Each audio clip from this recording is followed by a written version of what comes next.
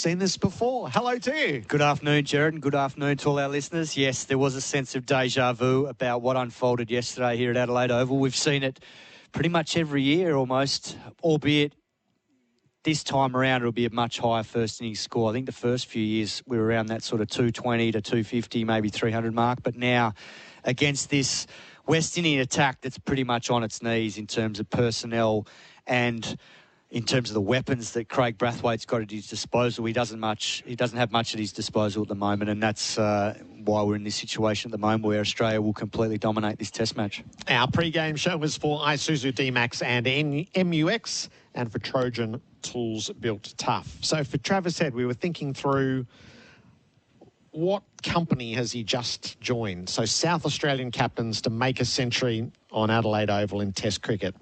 Joe Darling, Clem Hill, Sir Don Bradman, Ian Chappell, Greg Blewett, Travis Head. There's every reason to think this is the defining achievement of his career. Well, there's no doubt as a South Australian captain, he's in very, very good company there with those names. I think it'll be tempered because of the quality opposition in his own mind. I think he'll be realistic to know that what he's come up against these first two tests is nowhere near what he's probably going to come up against in the South African series coming up, or the challenge he's going to face away from home, where he has had his issues in both India and England in the past, or the subcontinent, I should say. So he'll temper it, but he's also going to be very confident within himself about the way he's playing, because what we've seen these first two Test matches is on the back of what he did in the Ashes last year. He's found the blueprint for how to be successful in Australian conditions, playing the way he does, which is to take the game on, score quickly, and see what the opposition have to come up against that. And at the moment, they've got absolutely no answers for him. What he's doing in Australian summers, so man of the series in an Ashes, and then so he's gone 99, and then he gets his 100 and readies himself for South Africa. So he is making himself a permanent fixture in the middle order. Oh, without a doubt, particularly in these conditions where he's so confident in playing, the way he does, which is aggressively right from the word go. But he does it in a fashion that just comes naturally, because he doesn't have to do or play or take any undue risks. He's just a natural stroke player. So when he gets a bad ball, and he got a number of them yesterday, particularly wide of off stump, he just puts it away, because anything from backward point to cover point is so strong for him. He's got an amazing eye, but he's also got a game where if you give him any width, probably his middle stump, I think Buck said it really well last night, his middle stump is almost like most players' off stumps. So the bowlers don't have much margin for error, and the fact is, in these conditions, he's hard to stop. They just fed the width, didn't they? They bowled right into his hitting zone. And probably the two signature shots were the cuts that he played either side of backward point. I think they were consecutive deliveries, or they were 2 out of 3 deliveries. And the margins, just the piercing of the gap, it was so finite, and he hit them either side of the fielder. I mean, it was just perfect batting. It was precision batting. I remember those shots very well, Gerard, because there was a deep backward point in play. And normally those sort of protective fielders get found out. But when someone's in top form, they beat those fielders by 10 or 15 metres, because they just know exactly how late to hit the ball, where to lay it off, and to beat the infielder first to then beat the sweeper. And he did that last night beautifully. And Marnus Labuschagne, it's another century. So this is the way that he started the 2019 summer, where he went 3 in a row, Pakistan twice and New Zealand once. It's not a bad feat. In fact, I was just searching around as one of the best parts of the end of a day's players, just the accumulation of things that happen and where they sit. So batters to back up a double century with 2 centuries, Sobers and Voges. So she's pretty rare company that he's keeping every time he goes out to bat at the moment. Well, there's another one that has players to have scored 3 Test or 3+ Test centuries in a row on multiple occasions. And in that one, it's Everton Weekes, Sunil Gavaskar, Aravinda De Silva, Kumar Sangakkara, David Warner, and now Marnus Labuschagne. So he's in elite company there. What I noticed yesterday is we talked about his discipline in Perth, and it was evident again yesterday, because this wicket probably wasn't the easiest wicket to drive on when it actually was fuller, because it just sort of holds in the surface And there's not a lot of pace in the West Indies attack. So hitting the ball probably to mid-off and just wider mid-off through cover, if you don't get it right, you're probably going to pay the price. And when I saw the wagon wheel of his innings late last night, there was very few runs scored in that sort of mid-off quadrant of the field. And that, to me, suggests that he realised, and he's played here a number of times now and is the leading run scorer in day-night Test cricket, surpassing Warner yesterday, is that I think he's realised that's the area of danger on this wicket. If you can take that out of the equation and score everywhere else, because he knows they're not going to be disciplined enough to hang in there long enough, he'll play the percentages, and he did that, and he's reaped the rewards. What's he building? He's in his 30th Test match now. What did we recount? He was the third fastest to 10 Test centuries for Australia. So just jumped in front of Matthew Hayden in that list. Number 3 was a trouble spot for Australia for so long after the Ricky Ponting days. He volunteered for it. He owns it. He's just imperious on home soil. And then his challenge is to start to travel that around the world. Yeah, and I think he will do that because he has the game. He's got the all-round game. He obviously had a very good start in that England series when he came as the concussion sub. And that's not an easy place to play, particularly at the top of the order. And in this situation here, I think there's no doubt he's got the game to dominate Test cricket in all conditions. And he'll hopefully prove that over time. But I think what we're seeing is someone that is completely confident in their game, but also is prepared to tinker with things if he needs to adjust to different conditions and different tactics. And I think we saw that yesterday. Everyone talked about how he's probably going to get bounced a lot more after what we saw in Perth. Well, they don't really have the attack to sustain it, and that might happen more against South Africa coming up. But when they did bump him, he found a way to obviously nullify that. He played a couple of nice pull shots. They put it away. And then if they got a bit wide, he just carved it over deep backward point. So he'll figure out ways because he's that type of player that puts the time and effort and energy into trying to develop his game to counter everything that gets thrown at him, because it just seems like he wants to be a great. What did we think of the pitch? So our pitch reports are for rainbirds, smarter irrigation, the intelligent use of water. When Labuschagne spoke, his ball striking wasn't at the standard that it is when he's at his absolute best. There were moments where it felt tricky and the attack just wasn't good enough to be able to exploit that. You never really know until the Australian quicks get on it. It didn't feel like it. Certainly is not a road. That much I'd feel confident in saying. Yeah, I think, as always here, it's always a good cricket pitch.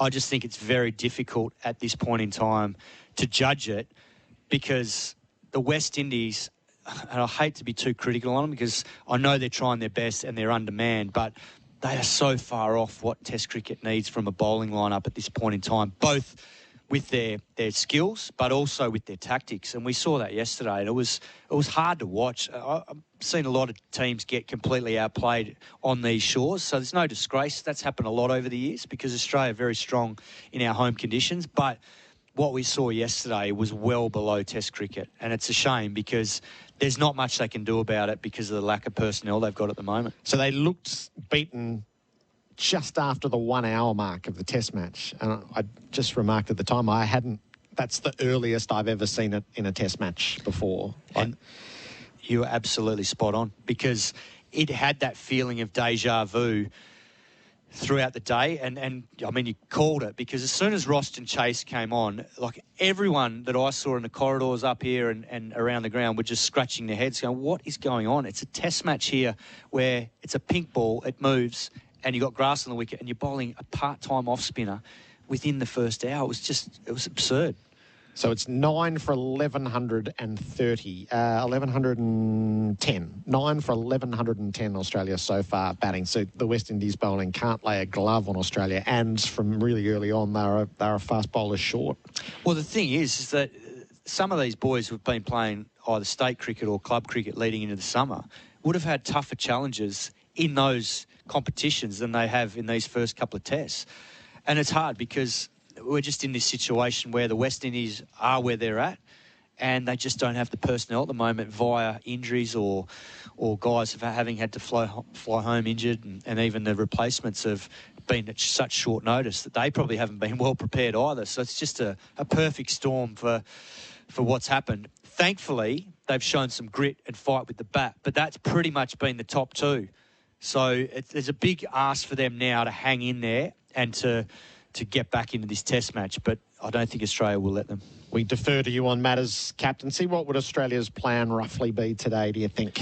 Well, I think we talked about it yesterday. Australia's blueprint for this test match is to bat first, try and bat into probably the second session of today, if not maybe just before the tea break, and then have a crack for the last session when the lights are fully on and unleash Stark and I guess now Nisa and Boland. So I can't see that being any different. The only way that changes is if these two get knocked over in the first half an hour and then potentially, Australia get bowled out and then they're out there a bit earlier.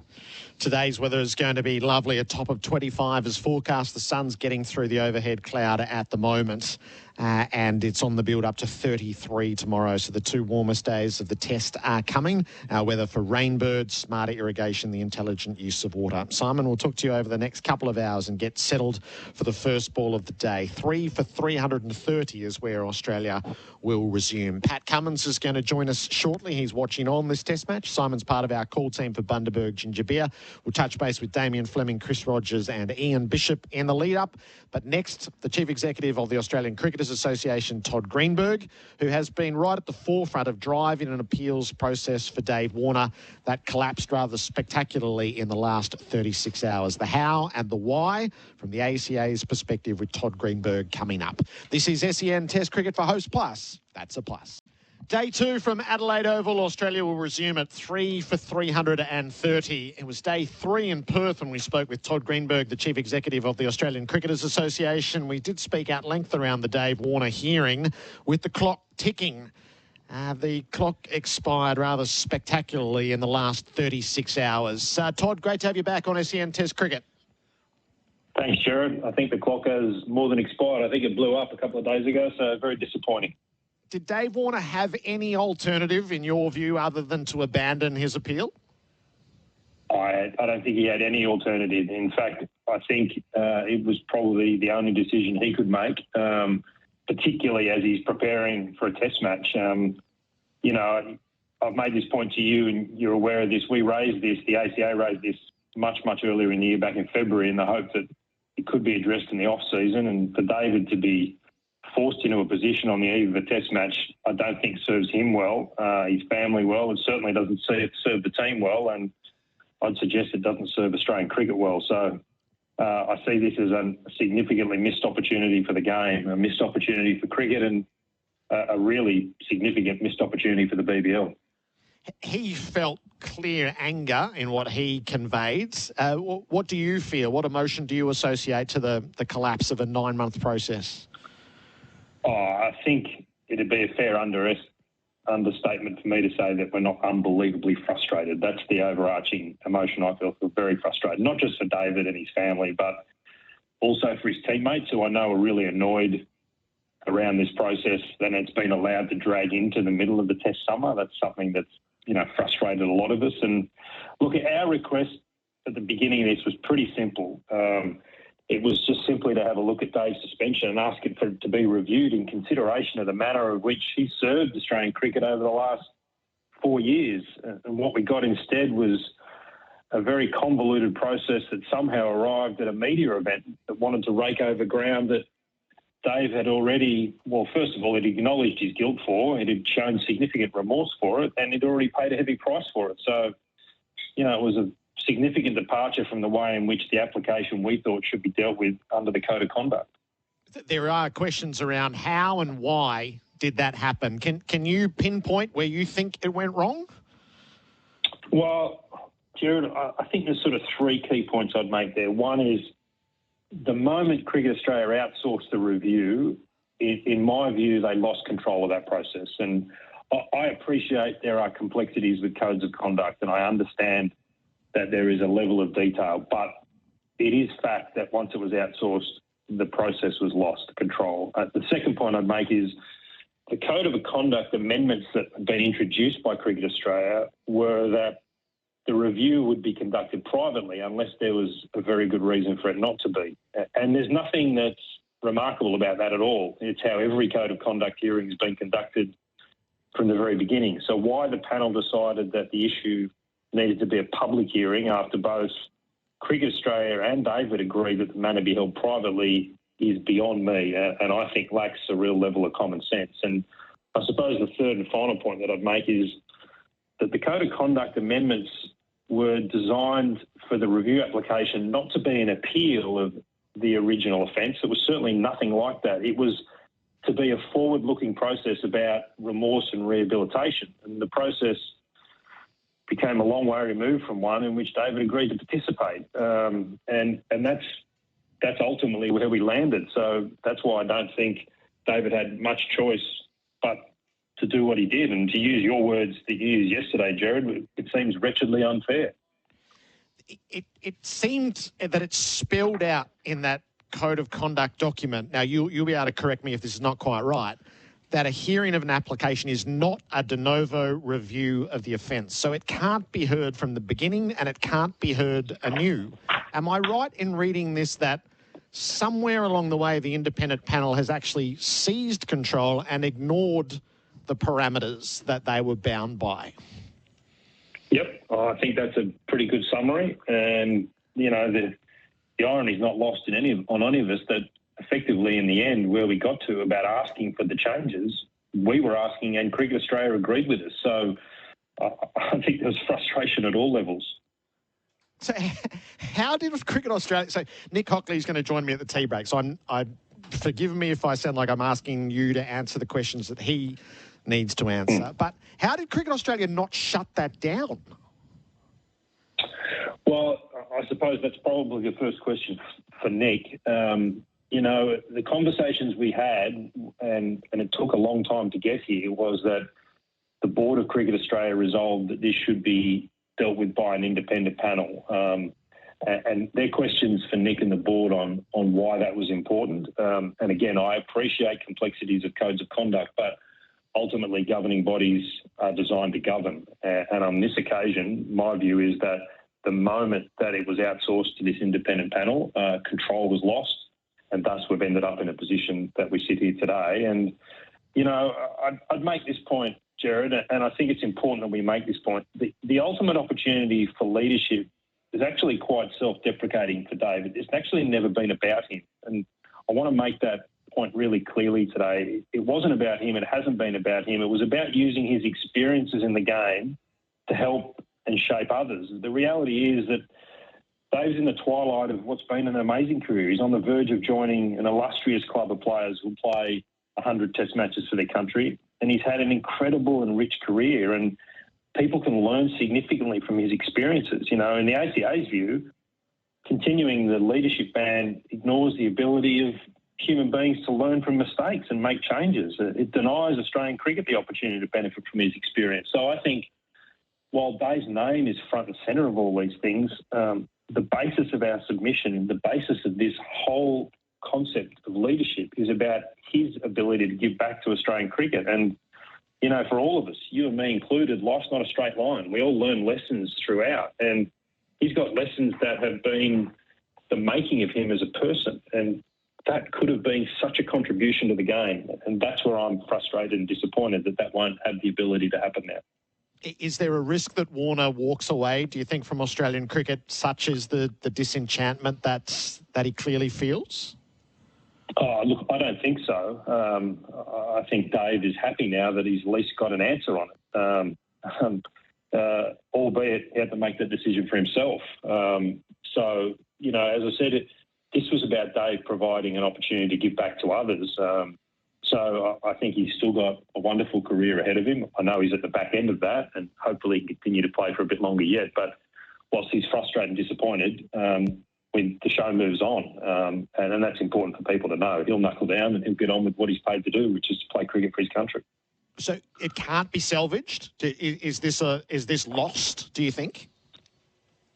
Oh, look, I don't think anyone, let alone Dave and his family, has an appetite to drag this out more than it already has. So I think there's a clear full stop on the end of this one. Okay. So by outsourcing it, Cricket Australia lost the capacity as a board to sit and make their own decision, so they've almost tied themselves in knots that would be that would seem to make the most sense, but maybe that made the most sense right at the start and was sidestepped. Yeah, and as I said to you, Gerard, the hard part to reconcile in all of this is that Cricket Australia will agree with a lot of my comments. The frustration is the process that was established has failed us, and the outcome is a loss for the game. I think that's the ultimate frustration, yeah. So to tap into yesterday, Todd, is Warner spoke really bluntly around a public lynching. Was there a public lynching yesterday anyway? In some respect, you could probably say there was. I mean, you've got to understand the lens that David looks at it through. You know, he's been through a lot over his career. He and his family have been through a lot, and a lot of that's been very difficult. And David's been the first to admit he made a serious error of judgment, and he took ownership of his conduct. He never tried to minimise it or trivialise it. But I think he's learnt over time the expectations of leadership and the risks that are associated with it. And I think since his return to international cricket, he's represented his country with absolute distinction. So, again, I say the same thing. It's such a missed opportunity because there will be young cricketers in the BBL who would shine from learning some of the examples that David has been through.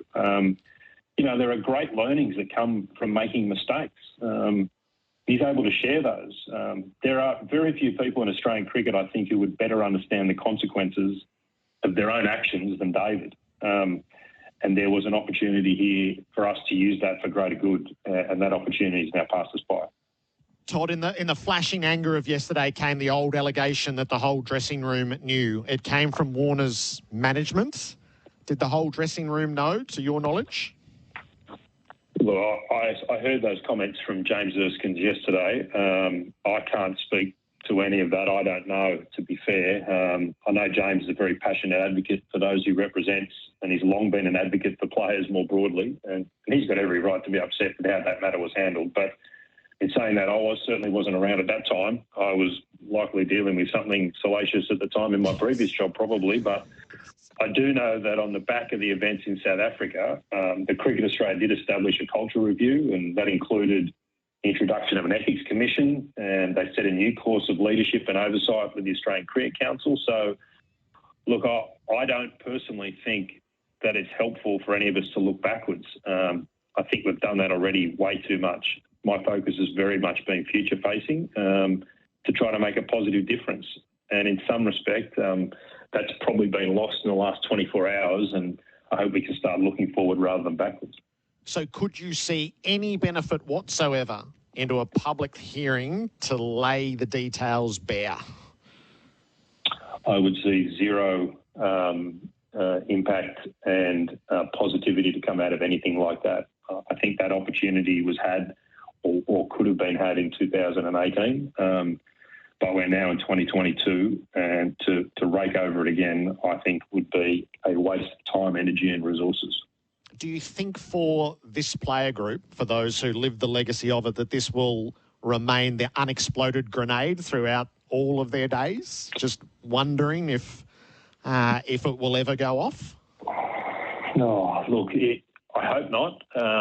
But as I said before, you know, people make mistakes through their careers, and other people will lay in judgment of those mistakes.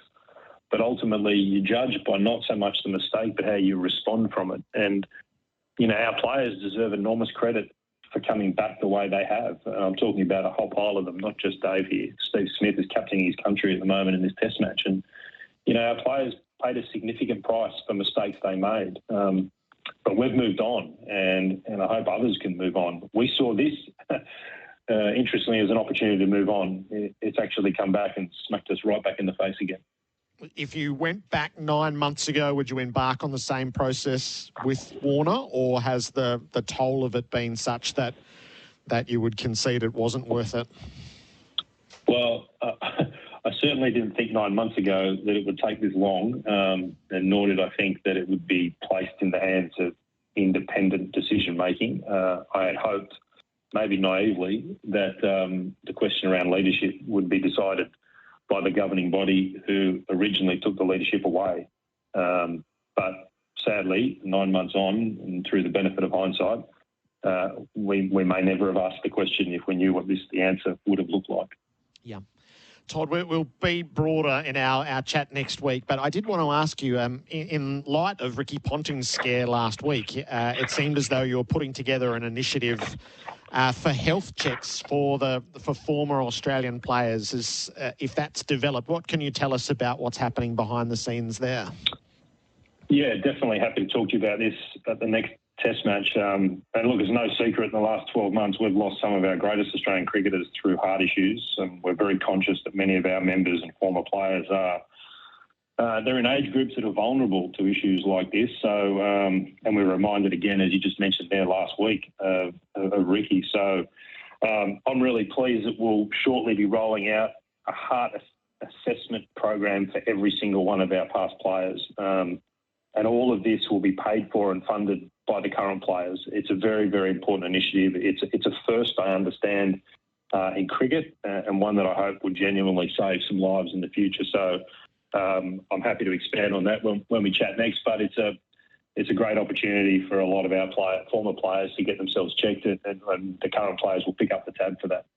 Well, actually, let me ask you about that, Nat. How have you come to this? Is this the desire of the current day player to have a legacy of care for those who went before them? Give us an idea into the motivation and the dedication toward it.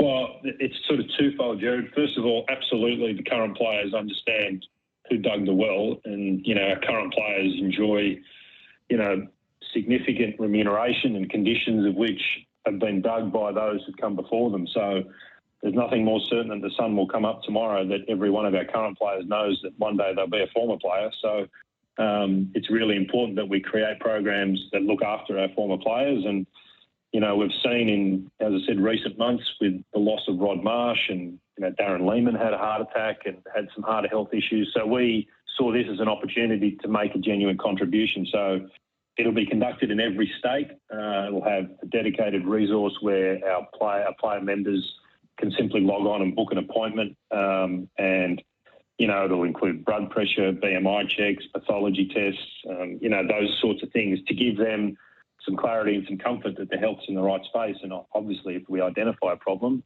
we will follow that up with their own GPs. But I think it's a proactive step and an important step for us as we demonstrate the level of care we have for our former players and past players. It's a lovely gesture at a time where had been talking about friction between the current and the past players, that there's that pastoral care aspect from the younger to the older. That's a lovely synergy in Australian cricket. It is, yeah. It's not lost on us. There's a lot of things happening in that space. Our players have recently just purchased nearly 200 AEDs. For those who don't know what an AED is, a defibrillator that sits at community cricket grounds. And we went out to grassroots participation and offered them the opportunity that the current group would pay for an AED to be installed at their community ground. And we partnered with one of the Wiggles, Greg Page, to do an initiative. And we actually are just about to put in 200 of them, if you can believe it, around the country. And that will genuinely save lives, not just of young cricketers around the country, but probably other sports will benefit from that as well. And it's just a good example where, as I said, the players enjoy a revenue share model. They enjoy good remuneration and benefits as a modern day cricketer, but that didn't come by chance. It came because those who played before them set that up, and hopefully it's a give back philosophy, not just now, but into the future for the ACO. Terrific, Todd. Great to have you with us today on SEN Test Cricket. Thanks a lot, and we'll talk again next week. No problem, Gerard. Nice to chat. Cheers.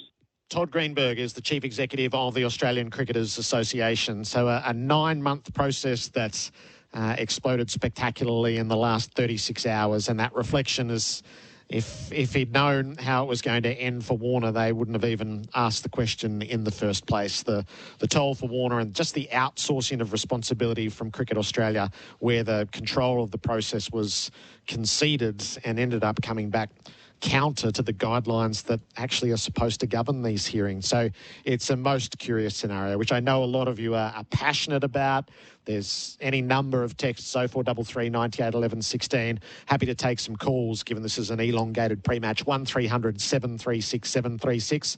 Now, you've heard the perspective of the ACA, and Nick Hockley is going to join me during the dinner break, the Chief Executive of Cricket Australia. 1300 736 736. Pat Cummins, the Australian captain, is going to join us shortly as well. The pre-game show is for Isuzu D-Max and MUX, and for Trojan Tools Built Tough.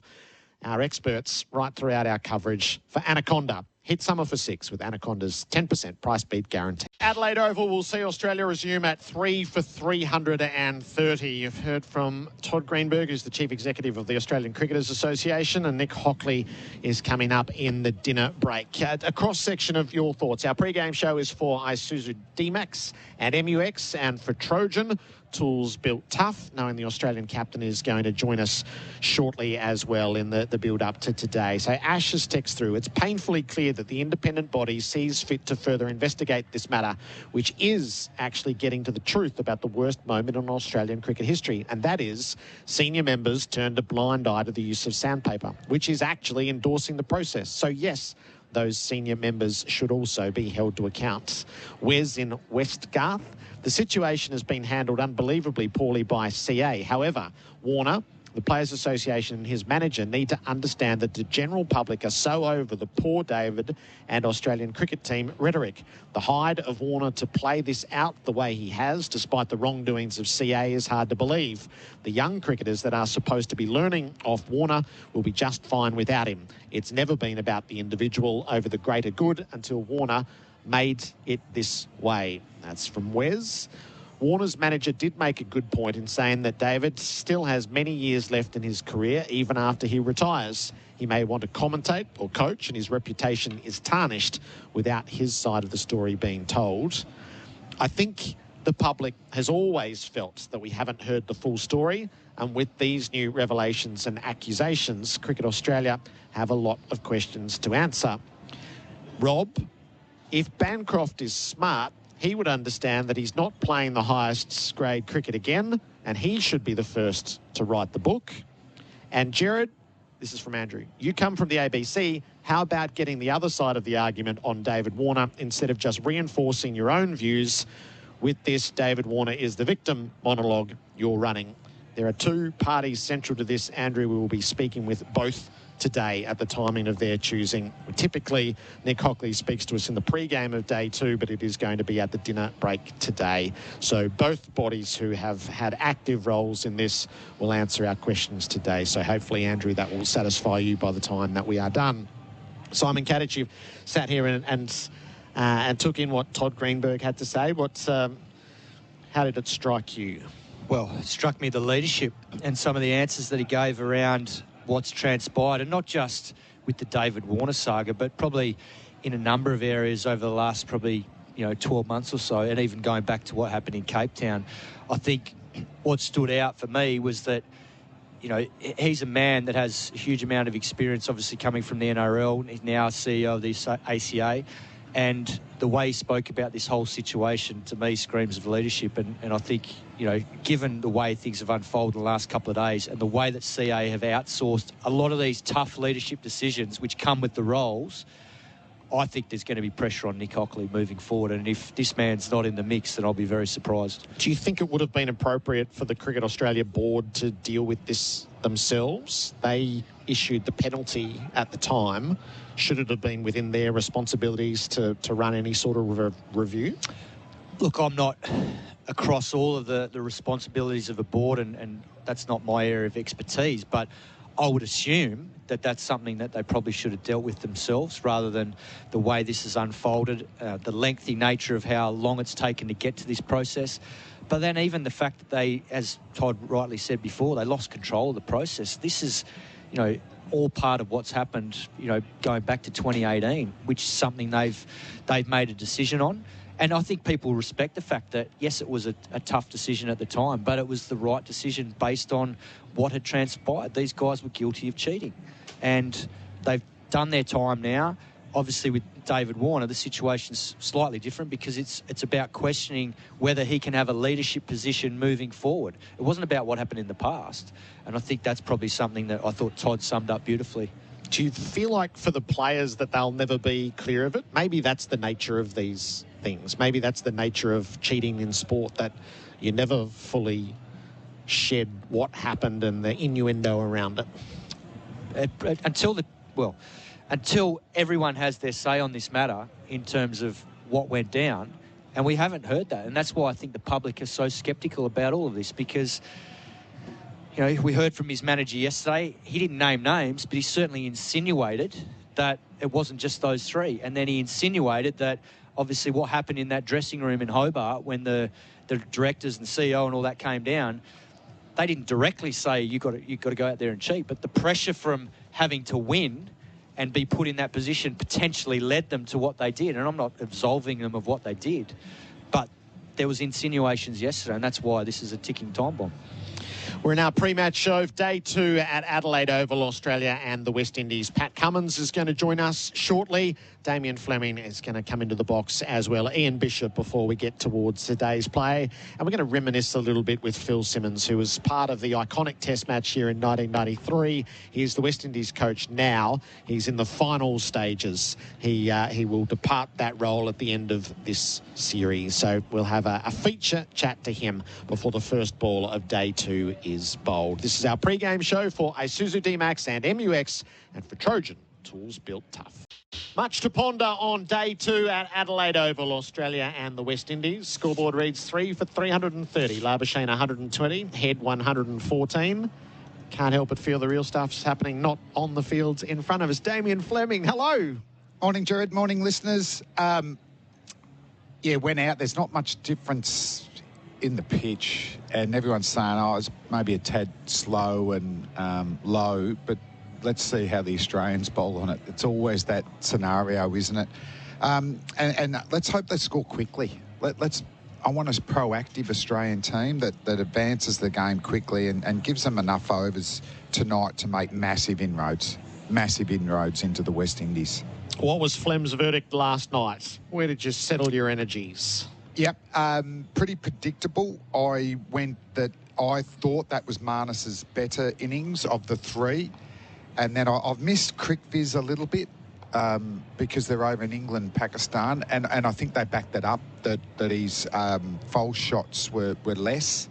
And I thought it was quite significant for Travis Head. Match-winning hundreds against England last year, a 99, which did accelerate the game. That's good.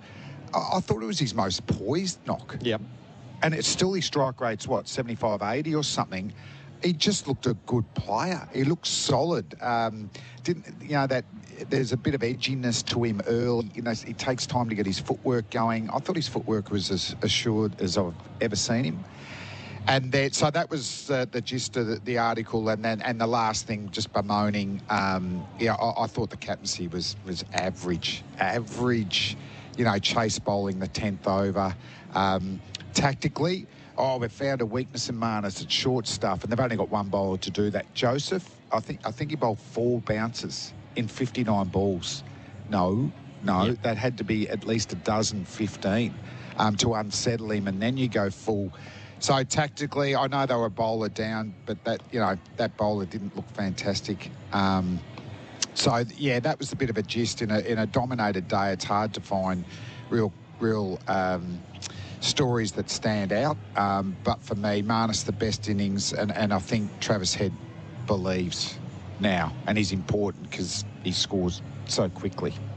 There was the lovely aspect to Labuschagne, which even Travis ribbed him about, was it was a chanceless innings, and one of the takeouts from Perth was that he's got a lucky streak going. He didn't need any luck yesterday. Yeah, that's a good call. We talked about it, but I didn't really reflect on it later on. But that probably fits with the narrative where I thought it was the best of his 3, that he looked more assured. As a player, we talked about it yesterday, like he gets into position so quick, and you've got options then. He can defend, he can attack. And then I think there was about 4 or 5 shots where, he could have hit the ball in front of point on all 4 or 5 occasions, but he hit a couple in front of point, and then he just opened up the face and ran it for 4. He's so strong if you attack the stumps, whipping you through the leg side. But, you can't draw him up outside off stump unless it's a peach of a ball, because he gets into position so quick. I think we don't want to be cruel to the West Indies. Their circumstances are very real. They're very real politically. They're very real in the T20 space, which we know. And then they've had zero luck with injury in that. But this must be the worst bowling attack to front up in a test match on these shores in, well, God, I want to say in living memory. Pakistan got put to the sword, but they had young quicks who we have watched develop. You could tell those two were going to be guns. Yeah, they just weren't ready for what was in front of them. But they just feel wretchedly undermanned. Yeah, well, I can't see if you had options, Joseph's the only one that plays out of all those bowlers. I just can't believe, was it an anomaly that they just produced all these express dominant fast bowlers from mid-70s to mid-1990s? Was it just a 20? I'd love one of those studies. Yep. Is it Malcolm Gladwell? People like that do research. I remember them seeing in, might have been Kenyan marathon runners. So just a general thing, Kenyan runners like that. No, but they put it down to an actual specific area. Yeah. That was high altitude. A lot of the kids ran to school. So, why did it happen? And it didn't happen in one island. It happened in generally all the islands. Yep. So you'd be thinking that'd be a pace barrier for years. And they had some express bowlers in the 1930s, Considine and Martindale, I think his name was, Wes Hall, Griffith. But for 20 years, there was a battery. The players that weren't getting a game would really shake up the Australians here, wouldn't they? Sylvester Clarke, Wayne Daniel and co, Stevenson, yep. Mosley. And the hard thing I find is there's no definitive answer from the West Indies legends themselves.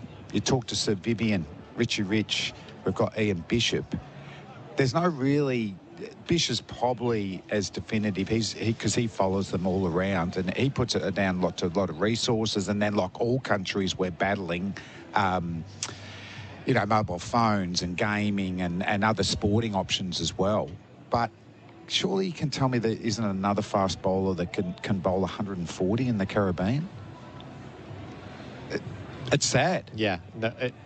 So there's one thing of it being the theory, and then we watch it and you go, oh, right. So that's long-term strife. Yeah, like Seals, I could see in certain conditions handy. He swings the ball, but the pace is 130 again. Where's the hostility? You see Jason Holder.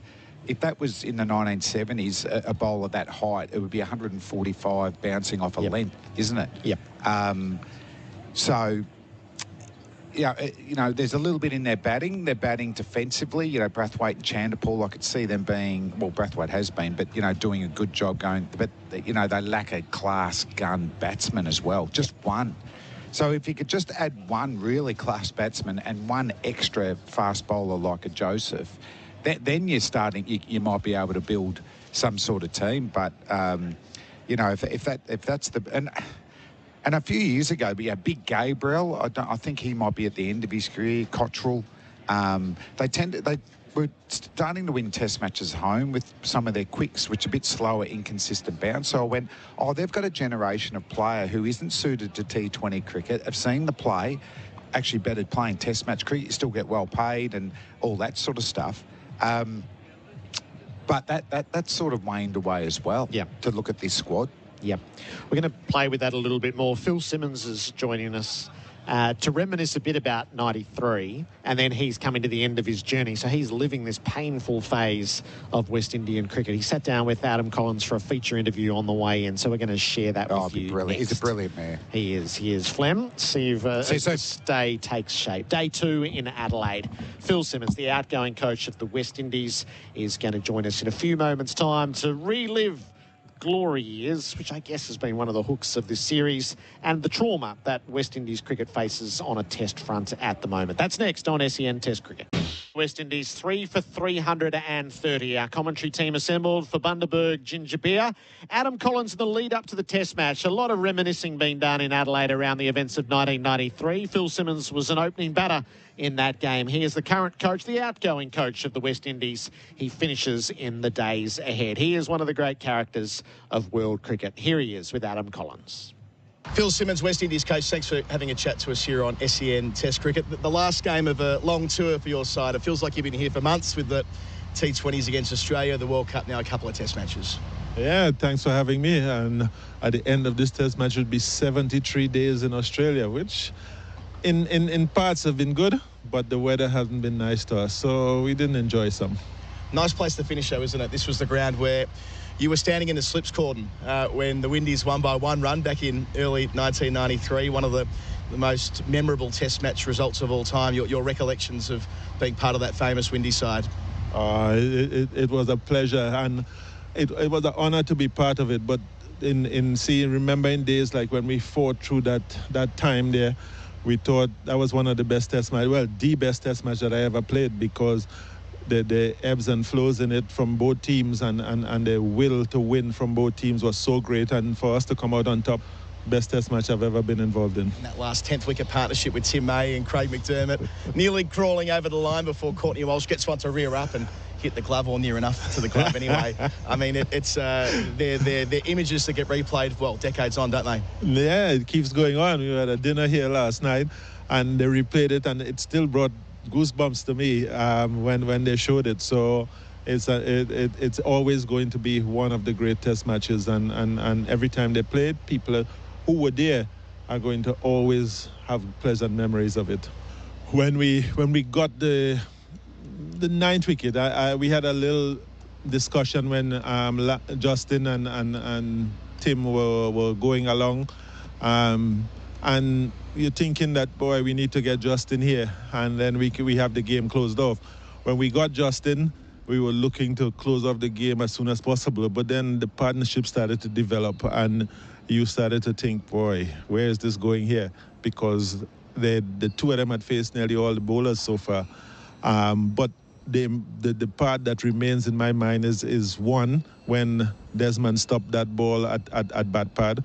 I keep remembering that might have been the game there, and he stopped that ball. And then the next thing is that I know I'm chasing down Courtney Walsh, and we all jumping for joy in somewhere in front of the pavilion.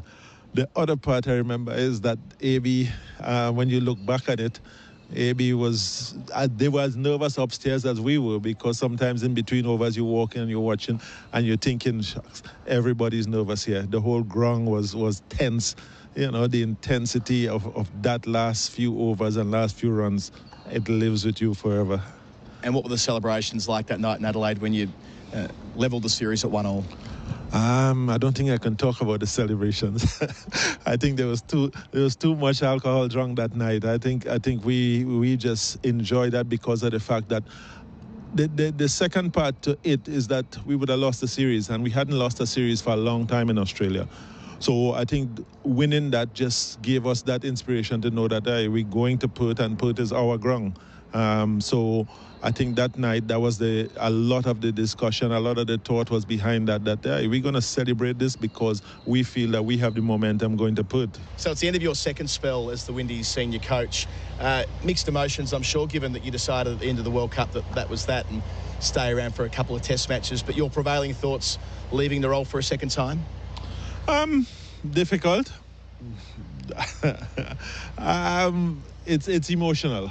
At the end of the day, it's always going to be emotional, because West Indies cricket is always going to be a part of my heart, and leaving it in any form, whether we had won the World Cup, whether we number one in Test cricket, it's always going to be emotional and difficult. So I know I'm going to have a few weeks after we leave here where it's not going to be as easy to relax and to just forget things, but it's going to be pleasant memories. One question we were asking on our coverage last week, appreciating the World Cup didn't go well at all, but your Test side's developing really nicely. Was there any thought given from your end of maybe staying on just in the Test role? Thought was given, but again, stay on in a test role, but you need everything to be working in the right way. And if you don't feel that you can contribute or make sure that things get better, then you need to leave it for someone else. And right now, I think that someone else needs to try and get it to the next level. Your team last week, whenever we interviewed them, all talked about playing for you in this test tour and wanting to give you a nice sign-off. And I suppose you would have been proud of the fact that they batted for so long in the second innings and nearly made it to 100 overs in the first innings, which the skipper spoke about last week as being one of your main goals through this tour. I mean, they're fighting hard here. Yeah, I'm really chuffed to hear that they wanted to play for me and to make sure that they try and win the series and the test match for me. But I just want to see them continue to grow. I think the amount of growth that we've seen in that test match from 2-3 years ago when we just started to put the squad together for me is a delight, and it continues to grow. And the leadership, the captain continues to lead from the front. Vice captain continues to lead from the front in the way they are doing things. So for me, that's the pleasure I take from this job. It'll be a tough ask this week. Australia have never lost any of the 10 day-night test matches. You've played the Windies, on the other hand, have never won when they've played 3 around the world. But I suppose the attitude here is that you need to find a way to take 20 wickets, and whatever happens from there, happens from there. Yeah, and I think we need to make sure that, first of all, we have an 11 on the pitch. I think we're behind the 8 ball a little bit where that is concerned, but I'm sure that everyone that goes on the field in that 11 is going to give everything. And as you say, we just got to find a way to take all 20 wickets. But it's a case where in the last test match, the first 4 hours of the test match, I think we won top because of the way we bowled and the attitude we shown. So it's about us starting that way and making sure that attitude is the same. You got to go back a little way to the last time the Windies didn't lose against Australia in Australia. It was actually here in 2009. That week it was DJ Bravo and Chris Gale making centuries. And I suppose in a way their departure from the test game, especially Bravo, reflects some of the challenges that you've had in both terms as senior coach, that you haven't always had the players to choose from that you would have liked. Well, that is the case, but again, when you look at it, the guys who we have chosen as we went along, they have started to bear fruit for us. Sometimes that's you play with the cards you dealt, as we say in the Caribbean. You get limes, you make lemonade. So it is a case where the guys are continuing to improve, and as you say, it's a good omen that the last time we won here in a long time was here at this ground. It's been an ongoing problem for West Indies cricket, though, hasn't it? Availability, not least in the test format of the game. Do you see that changing anytime soon, or do we think that now it's reached a stage where there'll be players who are available for the test side and those who aren't, and we just need to reconcile that fact? I think that we are at the stage where we need to just live with it, that if you want to play test cricket, you're going to make yourself available for the test team. When you're selected, you're going to be up and ready to play for the test team. And if that's not the case, then we don't select you. We just make sure that everybody wants to play for the test team. And once you want to play, we're going to continue to move up. If you pick anyone who doesn't really want to be here, then they're going to pull the team back down. So we've got to live with the fact that these guys want to play test cricket for West Indies, and they're going to do their best for West Indies and live with that. You've already mentioned your captain, Craig Brathwaite, who's been an inspired choice as leader in the last couple of years. The last 11 test centuries that have been made by a West Indies opener has been Kay Brathwaite. I mean, he's spoken a lot about wanting to develop a team in his image, about wanting to have men around him who want to play test cricket. I'm sure that's sentiment that you can then share and agree with. Yeah, and that's something we always talk about. We pick people who want to play. If you are even hesitant when we ask if you want to play, then we need to move on. And that's one of the things that we think along the same lines with, and that's been the good part of us moving forward. And him not just wanting people who he feels is going to help him win the thing, but people who want to be here for a long period of time and help develop the team. And then last week, Tay Shandapal coming into the side with, I suppose, that name recognition, the sort of thing that might be able to inspire younger cricketers to prioritise red ball cricket over the 2020 opportunities around the world. Yeah, and just now you said the last 1100s. as an opener for West Indies has been scored by Craig, but I don't think that's going to be so for too long with the way how Tej came in and started to play. I think his attitude and the way he played showed that he's going to be here for a while, and Craig is not going to be the only opener scoring hundreds. Just zooming out from the team at the moment, more generally at West Indian Test cricket, do you sometimes get a little bit worried about what Test cricket might look like in 5 or 10 years' time for the West Indies if, for example, the World Test Championship didn't exist anymore? Yeah, if it didn't exist, we would be in a sorry state. I think world cricket would be in a sorry state if the Test Championship didn't exist. I think the Test Championship has given a lot of meaning, and when we watch the way how the final played out last year in England, a lot of teams want to be in that final now, and I think that's one of the things we've been looking at and how we can get points down here in Australia, which would give us a chance to be in that final. And if it's not there, then you're just going to have people playing Test cricket for so. But over the next few years, we're going to see where Test cricket, and I know T20 is here to stay. The next 2 formats is where you're going to see where they're going from now. I'm sure when you finished your first term as coach, you would have looked back at the T20 World Cup triumph of 2016 as the high point. What about the second time around? What has been the high watermark of your career as West Indies coach Mark II? I think the improvement of the Test team, definitely.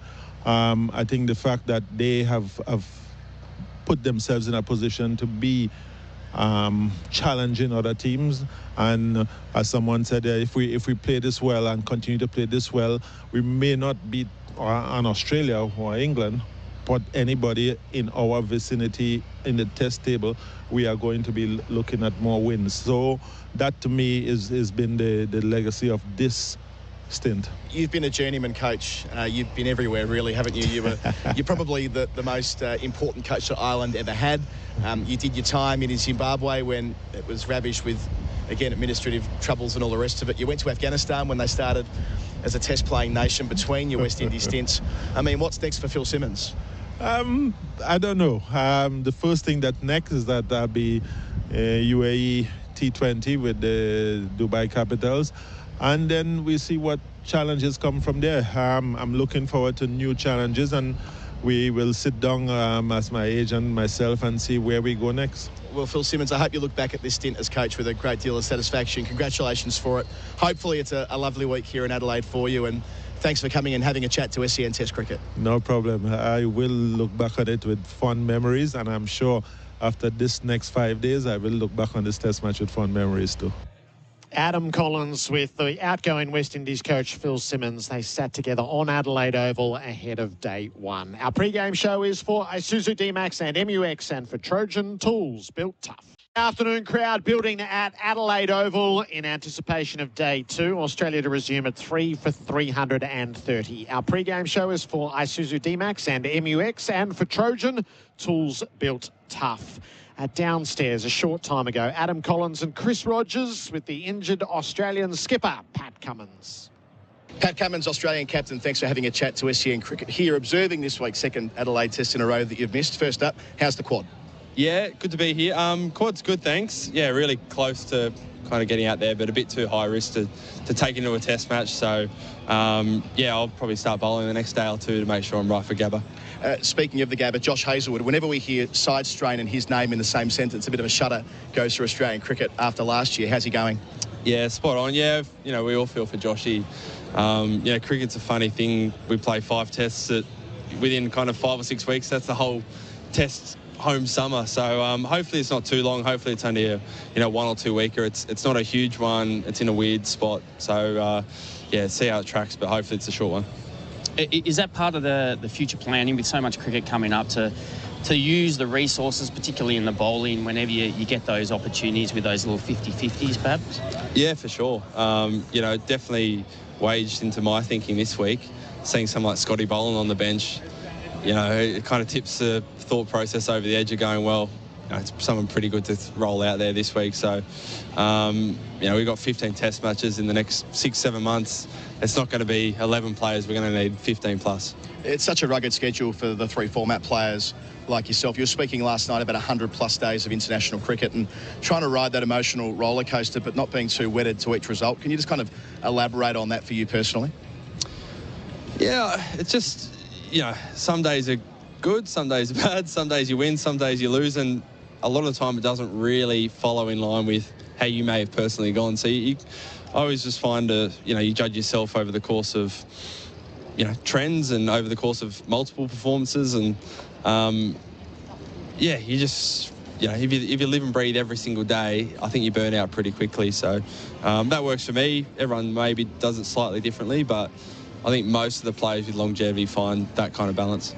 And is that something that you're talking about with the group, the kind of concept of not riding the roller coaster, trying to, particularly with the younger guys, understand the ups and downs that are probably exaggerated in this environment? Is that the conversations you're having? Yeah, absolutely. We talk about once a day of cricket's finished, go and find other things to take your mind off it, go and find other passions, bring your family along, go and play golf. And it's not to I suppose, say that cricket isn't important, but it's, that by release, having space to release and concentrating on those other things, when you do turn up to cricket, you can switch on and do what's needed, I think a bit clearer than if you're focusing on cricket 24/7. Interesting you make that observation. Like Marnus Labuschagne last night at his press conference said something similar. All the gesticulations and the roaring into the stump mic and all the rest of it last year seems to have kind of vanished from his game, and he drew the link between that and becoming a father. I suppose that's something you can identify with as well. Yeah, spot on. You just find a balance. You find out that, even I find, so much when you're early on, you feel like you have to have the perfect preparation, and then, I'm sure, Bucky, you'd be the same. You go into a game with a niggle and you have a different kind of preparation. You still perform well, and you just work out what's important, and that's normally the playing aspect. And, training's about making sure you're right and improving. But, yeah, spot on with Marnus. And then in terms of your leadership, now a multi-format captain, how are you finding the balance of dealing with the players, the relationships, the nurturing, all those kind of aspects, and then having to look after your own game as well, batting and bowling? Yeah, I'd say looking after, relationships is my favourite part of the job. It's something I've always just loved doing, best days of your lives, you're playing with your mates. So, I find that's not anything too different or anything I need to be super conscious of. In terms of looking after my own game, it's probably something I took a little bit of time to balance. I feel better now that I can just know that everything else is being taken care of, and in some regards, my most important role is to make sure I'm right bowling and batting. So I think 12 months on, I have got a little bit better at that. And having senior players around you, Travis Head last night, first South Australian to make a test ton at Adelaide Oval since 1995, I think it is, but sort of broadening that leadership base inside the dressing room for you to support you through the next couple of years. Yeah, exactly. We're big on that. We've got lots of state captains in the side, past Aussie captains, guys that have played, 50-plus test matches. So, I keep saying that's what makes my job so easy, incredible support staff. Especially the batters, I don't know the first thing about batting, so I just kind of leave them to it, and it seems to be working for them. Pat Cummins injured, Australian skipper down there on the boundary a short time ago. The gear then cut out ahead of the last couple of questions. Colo did ask about the Warner scenario, and Cummins reiterated what he'd said on Fox Cricket last night. That's his main messages were supporting David all the way. So maybe Colo will tell you a little bit about that as the day unfolds. But the gear cut out, so we can't share that with you. It doesn't exist. It's out there in the digital ether. Our apparel partner is Ringers Western. Whether it's the paddock or the pub, Ringers Western has the kit to keep you cool this summer. We'll touch base with Pete Lawler and Bharat Sundaresan next, ahead of day 2 in Adelaide, Australia, to resume shortly. 3 for 330. Indies warm-ups have finished. Australia just going through the final stages of theirs. The sun it's bright. It's a glorious afternoon here in Adelaide. A very pleasant 25 degrees is going to be the top on a Friday for day 2 of this test match. 3 for 330. Our pre-game show is for Isuzu D-Max and MUX, and for Trojan, tools built tough. Peter Lawler's the chief cricket writer from The Australian. Hello to you, Pete. Good morning, Gerard Whateley. This is the quintessential cricket city. It is. I think I could go so far as to say it's the capital of Test cricket in Australia. Yeah. Walked down Montefiore Hill this morning. There's always these guys down there that they've set up a little barbecue under the gum trees. You got the smell, the eucalyptus smell, the the magpies are warbling. They're not going hard at it. They're starting. Well, some of them had a coffee, but you know, it's a gentle, long day. But there is no better Test cricket experience than the Test cricket experience in Adelaide. And I say that even though I hate day-night cricket. But there you go. Yeah, I concur with the first half, and I think it's enhanced by the fact that it shifted. But that's a provocative thing to say, apparently. Bharat Sundaresan from Crick Buzz. Hello to you, Bharat. Hello, Gerard. No wonder I moved to this wonderful city. Also because it has the best viewing nets anywhere in Australia. You clown. Your parameters are slightly different to the socialites who come here. Nah, but honestly, I know there's a lot of controversy and a lot of cricket to talk about, but I'm very happy with my morning. My wife had asked for a tiered chocolate cake for her birthday, which is next Tuesday. Like always with deadlines, I pushed it, but I found a place this morning, a bakery, who said they will have the cake ready by Tuesday morning. So, success. I thought he was going to say he spent the morning baking and planning and drawing diagrams, planning to cut cakes. He talks a good game in the kitchen, this bloke, but he never actually produces. Where's my idli sambar? It's coming tomorrow morning. Thank you. But it is just, I don't know, there's something that's uplifting about the cricket experience in Adelaide, particularly out the back there around that Montefiore Hill with Colonel Light coming in, right arm over from the Montefiore Hill. He was, of course, the guy, he designed the city, didn't he? He was the Surveyor General of the city. Yeah, and deserves that spot up there because he's got it just right. I reckon if you're going to design a perfect cricket city, it's this one. So Barrett's done a Cricket Australia. He's outsourced responsibility for his cake. And he's lost control of the process, and it won't. It'll come back. It'll be a Lamington, mate. A stale Lamington. Yeah. Todd Greenberg with me a little earlier on. So that's been posted on all our socials to catch up with the thoughts of the Chief Executive of the Australian Cricketers Association, Nick Hockley, who's going to join me during the dinner break. So in a couple of hours' time to answer the pertinent questions. The day after, Pete, where do we find ourselves today? Still I'm still recovering from the series of events that's happened in the past 2 days.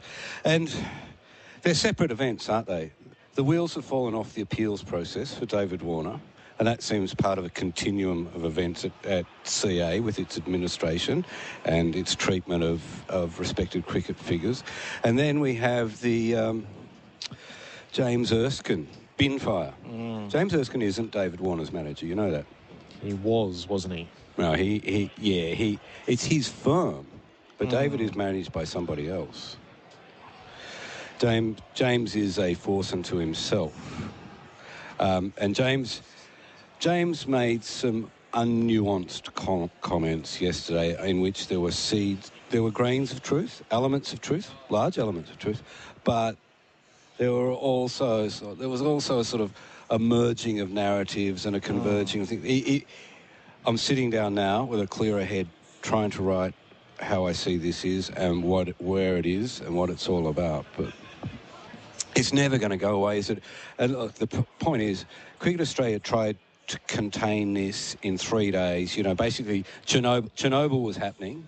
They've got in the plasterer and they've tried to sort of cover it up and move on very quickly, and it was never going to be contained by that limited inquiry, the nature of that inquiry and its findings, and basically they lit a long fuse by banning David Warner for life, by that excessive punishment. That's one of the long fuses that they lit there. Yeah. But there are others too, aren't there? And it will continue to play out for some time. It's just it's a bin fire that won't go away. I don't know how it goes away. Do you have an amnesty and a cleansing like the commissioners suggested? But that was obviously not fair to Warner, that suggestion. It might serve a grander purpose. There's a great line at the end of the mini-series Chernobyl, and I think I must get the exact wording of it, but it's something like the Russian authorities acknowledged 24 deaths. Yeah. Right. So you sit through 8 hours of it, see the full catastrophe, and then there's that kicker at the end. Yeah. We're just trying to contain this and maintain. Well, that is the official. Day. I think that is the official immediate death tally from there. The environmental impacts and the long-going impacts on the health of the population are quite significant. But Chernobyl. What do you think of yesterday, Bharat? We finished with Travis said, I was actually a little bit disappointed with the Adelaide Advertiser front page. Unless I didn't see the special edition, he was sort of the inset rather than the blazing front page. Wait for Sunday. Yeah. That's when they blow it up. Get my lift-out poster. Yeah, I mean, there you go. I mean, they had a full-page piece about me in the Sunday edition a few years ago. So if I get one for just having found the right place, as the headline said, I think Travis Head will have like a proper inset. It'll be a few pages long. And what a reaction, though, it was. Like, it was so good to be here. I think if you ask 20 or maybe 15,000 of the 24,000 who showed up yesterday and asked them how many balls they watched, they'll maybe say 5 balls, the 5 balls that mattered when Travis Head got to 100 and raised his bat. Yeah, but the sound when he walked out to bat too, Yes. you know, that ecstatic sort of ovation he got as he walked down. He's a hometown hero. Did he edit the Adelaide Advertiser during the test last year? Or was I that reckon he was the guest editor, yeah. Yeah. He's essentially, he's referred to by Pat Cummins as the mayor of Adelaide. Of course, we know who the real mayor is, and he's sitting to our left. But it's a triumphant moment when the hometown boy makes a century on his own ground. And given how we had Colo crunch the numbers a little earlier on, how rare it is in South Australian history, and as a captain as well, he's one of only 7 to have done so in an honour roll that includes Ian Chappell and Sir Don Bradman. I love it. I love watching him bat. That cut shot is so exciting. Yeah. It's a trademark cut shot. It's almost his intellectual property. Reminds me a little bit of the cut shot of Philip Hughes. It's a bit different, but he profits so much from that square shot, doesn't he? He's a great character, and he did have a big grin on his face when I spoke to him on the ground this morning. I said, nice. Yeah. He said, that's an Adelaide crowd. 20, and he knew, how many was it? 24,000. Yeah. They come to the cricket here. He's very proud of his city. And he's in a very good place as well. His new father loves talking about daddy duties. I bumped into him in Perth before and after the test, and he's so happy to talk about it. He's enjoying it, and he was telling me that how during this test his partner and his child are staying at the hotel right here, so that they're getting the baby used to life on the road. Life. Oh, really? Yeah. Oh, my God. Yeah, so life on the road as a cricketer, which is also good. He has a busy year coming up, so yeah, she might get to travel with him. All right, so a great crowd yesterday. I imagine the Friday crowd is bigger. The weather is certainly better, and then it peaks tomorrow in the 30s, and it's one of the great social occasions on the calendar. So the cricket is terribly lopsided, it's a real pity. But the event holds the city in thrall. Yeah. So there's different measures on Test cricket, which I'd like to chat about during the day. This test has purpose, regardless of what's happening in the middle. Yes. Perth has no character to it, through no fault of their own to a certain degree. That Melbourne and Sydney do. Brisbane used to be the first test of the summer, but this is an enshrined event. Yes. And while we wish it was more competitive, it actually doesn't detract from the overall of a test match here in Adelaide. Yes, and it's not just because it's a day-night test. I don't want you to go there, No, Gerard, with your bias. it's not. It's always been an That's enshrined right. event. Yeah. You know, and all the people sort of taking the rooms out at Aquinas College, where I'm saying, Yeah. you know, the farmers from the Western Districts and blokes who've driven down from the Adelaide Hills, that is their date every year. And it's hilarious too to us. I know a group of boys that drive over, they're sort of Western District farmers from Victoria. And I've watched them one year, one by one, the numbers diminish. Right. And I asked Lockie, one of them, you might remember him, Lockie Patterson. Yes, He's I do, in yeah. Australia. Yeah, he's one of them. The Wombat. I said, how does this work, Lockie? He says, oh, well, it's only so long you can stay away from the wife. Eventually they all get called back home. Or from the cows or the street. I must admit, it's a very male crowd. Okay. Well, that sounds like a sexist thing to say, but I don't know any female cricket fans staying at Aquinas College at the moment. Good stuff. Unfortunately. Pete Bharat will talk to you as our day unfolds. Our pre-game show is for Isuzu D-Max and MUX, and for Trojan, tools built tough. It's away from the first ball of the day, 3 for 330. Labuschagne is 120, Head is 114. Our pre-game show is for Isuzu D-Max and MUX, and for Trojan, tools built tough. Maybe we might just crunch a few numbers before we delve into all of this with Adam Collins. Hello, Collo. G'day, Gerard. Nice to be sitting next to you in the other chair. It's been a while. What did Pat Cummins, what did you ask him about the Warner scenario just as our gear dropped out? Yeah, I simply put to him that obviously the James Erskine intervention last night and whether it was fair to be having to revisit these topics around the dressing room in Cape Town. And look, he played a very straight bat. He simply said that they support David Warner and didn't really want to get into it. And I sort of followed up with, well, how does this ever get put to bed with the speculation swirling around the issue? And again, he kind of reiterated his first point. So I don't expect we're going to hear much out of Pat that's more expansive than that for the time being. When the process, well, I say when the process is underway, maybe there is no more process. Yeah. While the story is hot. Yeah, as Todd Greenberg said, that's it. There's just no way to manoeuvre from here. It's up to Nick Hockley now from Cricket Australia during the dinner break to say if that's the case or not. It'll be really interesting to see whether Cricket Australia choose to pivot here. From a, you know, obviously the media cycle, it's swirling at the moment, but do they intervene here? Do they show some leadership and go, well, as you point out, the process has gotten away from us. You know, the old adage in politics, never set up an independent review you don't know the answer to before you start. Sure, that's a bit cynical, but it has gotten away from them to such an extent. Maybe they do step back in and say, look, it's a matter for the CA board now, and we're going to make a decision around David Warner that goes outside of the independent review and see where that lands them. They'd have to rewrite their code of conduct for the second time in 6 weeks to do so. So that would be abject humiliation, but it might be the most practical thing to do. Hey, South Australian centuries in the home tests, as we fooled around with this morning with the Fullers. How many centuries have there been and how many have been made by Australians? Yeah, well, there have been 187 test tons at Adelaide, 107 by Australians, not many by Redbacks, though. And then it's such a small cohort. And some good ones, too. Like, I love the story of Clem Hill. Great test match here where Australia had a first innings deficit in 1908. And you read about it. Apparently, it was 50 degrees in the middle of Adelaide Oval, and he was so crook with the flu, he didn't think he'd be able to get out to the middle. He dragged himself to the middle, and he made 116, batting with Roger Hardigan, who made a century on debut. They put on 342 for the 8th wicket, and they end up winning the test comfortably. So great stories like that. Bradman's 299 not out, where down the other end, the number 11, Pub Thurlow is run out. His only test match for Australia, this sort of journeyman Queensland seamer, and he's most known for being the guy run out at number 11 with Bradman down the other end on 299. So good. So good. So Joe Darling's in there. I love Nip Pellu. Now, there's a name from the dim, dark past. Yeah, one of these guys who made more centuries than 50s, 2 tons, 150. Barely played for Australia, but, yeah, had a brief test career. Played in that Warwick Armstrong side where they won 5-0 in 1920-21.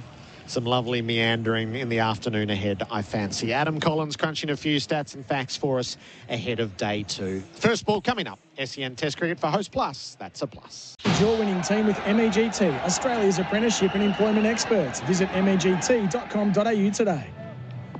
It's a picture-perfect afternoon in Adelaide. Day 2 of this Test match. Australia poised to resume. 3 for 330. Travis Head is scratching out his mark. He's on 114.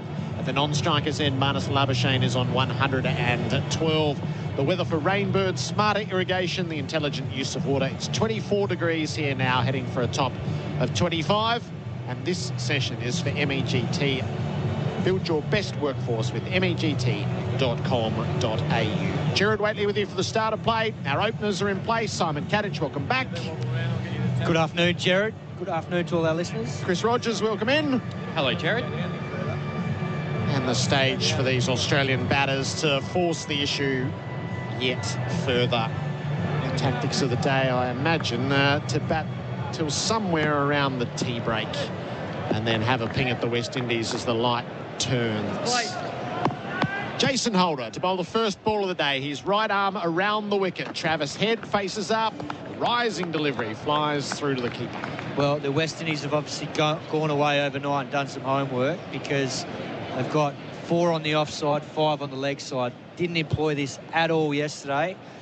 Holder's coming around the wickets ahead, so with 2 men back plus the extra man just behind square leg catching, they're obviously going to attack Travis Head short here or potentially on a much straighter line. Floating slip and a gully. Holder in and bowls to Heads, who punches the ball out to deep points. And the first run of the day is away. 3 for 331. And that is the 200-run stand between this pair. They thought about a single off the last ball last night to bring it up, but slept on it and bring up that milestone, the backbone of this innings. It's come from 284 balls. Head's got 115 of them. Labuschagne 79. It's a little bit of you, but not much. Yeah, that's better. Rod Tucker with his instructions for Marnus Labuschagne to mark his guard. 2 slips and a gully in place for the right-hander. And Holder over the wicket. Bowls, and Labuschagne is forward defending. Yeah, I mean, interesting tactics that the West Indies have come out with today, and that's on the back of Travis Head scoring 80% of his runs on the offside and 12 boundaries all on the offside. It's just the fact that it's taken to day 2 that, you know, you've got to recognise that in the moment. But they've at least they've come out. They've got a plan. Let's see if we can just try and change it up, not make him feel so comfortable. Holder in, bowls. Labuschagne off his pads, perfectly timed through mid-wickets. The chase is on into the deep, and it'll be just hauled into the field of play. That's a good disciplined chase, and they keep it to 2. 3 for 3, 3, 3. It's interesting too when you come out and you've got 2 guys on 100. I know the ball's pretty new. Is the 2 slips gully, or do you just see if you can build some pressure and get a mistake that way? It's a ball that's only 10 overs old. Holder bowls, and Labuschagne repeats the deed as he clips off his toes and sends Blackwood scurrying to no avail this time. That even better time than the previous from Labuschagne. A Rotaflex boundary by Blunston, 3 for 337. Well, you set the tone first over the day, and Jason Holder is basically saying that I don't have any answers, because that was just an absolute throwdown. Marnus Labuschagne just clipped that easily through forward square leg. It's exactly what you want in the first over of the day as a batsman to start again. Jason Holder's got a lot to answer for there. 7 from the over with 1 to come. Labuschagne plays a glorious off drive, but mid-off gets around and cuts it off. So 7 from the over, 3 for 337. The GWM Ute scoreboard. GWM go with more. What have you got pegged for the Australians, Buck? What's their approach to getting things ticking along? I think historically they've shown their intent in these matches. Day 2, they're going to look to get to the tea break, then attack West Indies with the ball under lights. But for the time being, it really is just bat. They've got wickets in hand, but they need these 2 just to set a platform. So from this first kind of half hour of the session, they'll just be batting and reacting to what's being given to them, and they'll know that they'll get a lot of look at spin as well as the day goes through. So there's no stress from their point of view about how they perform in this first bit. Elsari Joseph bowled 21 overs yesterday, 2 maidens, 1 for 81. He's down below us, the Riverbank end. SEN Test Cricket for Host Plus, that's a plus. 1 slip and a gully. A deep point, cover, mid-off, mid-on, mid-wicket, deep backward square, fine leg in place. Joseph's over the wickets. He's crunched away through points by Heads. The sweeper in the deep, called into action straight away. So Heads 116, Labuschagne's 126, 3 for 338. I wonder if it'll be a short spell for one of these bowlers, Joseph or Holder, because at the moment they're going to have their 2 best bowlers bowling. So after that, you know, what do they have left? Really, they're probably going to need to hold from one end and try and attack a little bit from the other. But at the moment, if these 2 bowl a big spell each, then really there's nothing left. If I was Craig Brathwaite, that over of Jason Holder, he's got a short spell of 1 over. He's off. That was absolute rubbish. If you set the tone first over like that, you're going to have the rest of the day unfold like it did yesterday. And I agree with you, Buck. You can't afford... I wouldn't say Holder's his best two. He's his most experienced. But at the moment, what I'm seeing from him, he's definitely not in the best two. Oh, I love it when Cat gets ruthless with his captaincy. It's my favourite part. To be fair, he got 1 for 49 off 22 yesterday, but well, even better actually, because that's including today's over. Joseph de Labuschagne throws it down the leg side. There's a leg slip that's gone in. Yeah, I'm going on the fact that he's got the new ball. He had the new ball yesterday, which is the best time to bowl with it, and he just did not look threatening at all.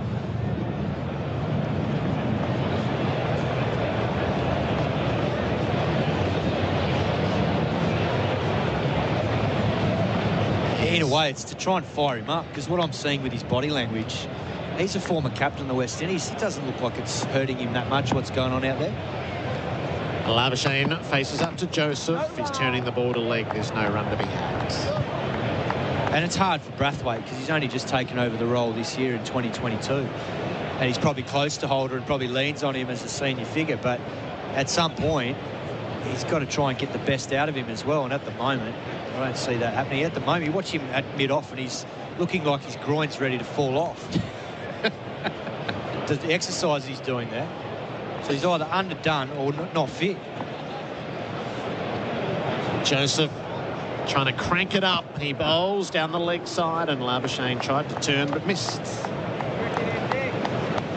Slip at the leg slip, the fine leg and the deep square, as well as the mid-wicket and the mid-on. See, I don't mind this, because at least he's thinking of how he's trying to get Labuschagne out here, and he's got a clear field to be able to bowl to it. If he gives him any width, he's going to pay the price. But if he gets the line right here and he wants to bounce him, he's got a couple of guys there that might be in the game, whether it's deep square, the leg slip / leg gully. Joseph in, bowls, pitch down the leg side again. Labuschagne's happy to chase them all. He's just not catching up with them. Because I think they've gotten...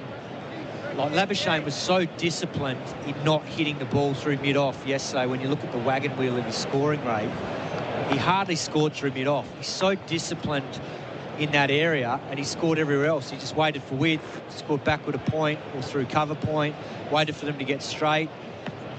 And so they're going to have to play a different game to try and remove him now. Last ball of Joseph's over. A little bit of cat and mouse about this. He pitches down the leg side. Labuschagne goes after it and misses again. 3 for 338. The GWM Youth Scoreboard. GWM, go with more. Here's a friendly reminder from SEN and Bendix Brakes. School zone hours are now in effect. Put your foot down with confidence in school zones with Bendix Brakes, the market-leading brake pads to match your driving style. Learn more at bendix.com.au. If you have a family member that is currently troubled by or addicted to gambling, there is help for you. Call the Gambling Helpline on 1800 858 858. Life-changing strategies to support your loved one are available. Find out more at thegambling.helpline.org.au. SEN Sky Traffic. SEN Test Cricket for Host Plus, an industry super fund for all Australians. Maybe Jason Holder's on probation. Craig Brathwaite is going to give him another go from the Cathedral end at the start of the day. To those who've been texting through in the last half hour, Margaret's Banter, who is a horse that SEN owns in honour of Margaret from Sunbury. She's a caller on Saturday morning off the bench with Hutchie and Pickers. The horse was named in her honour and gifted to her. It had had 14 starts before today and honestly looked like she'd never win a race.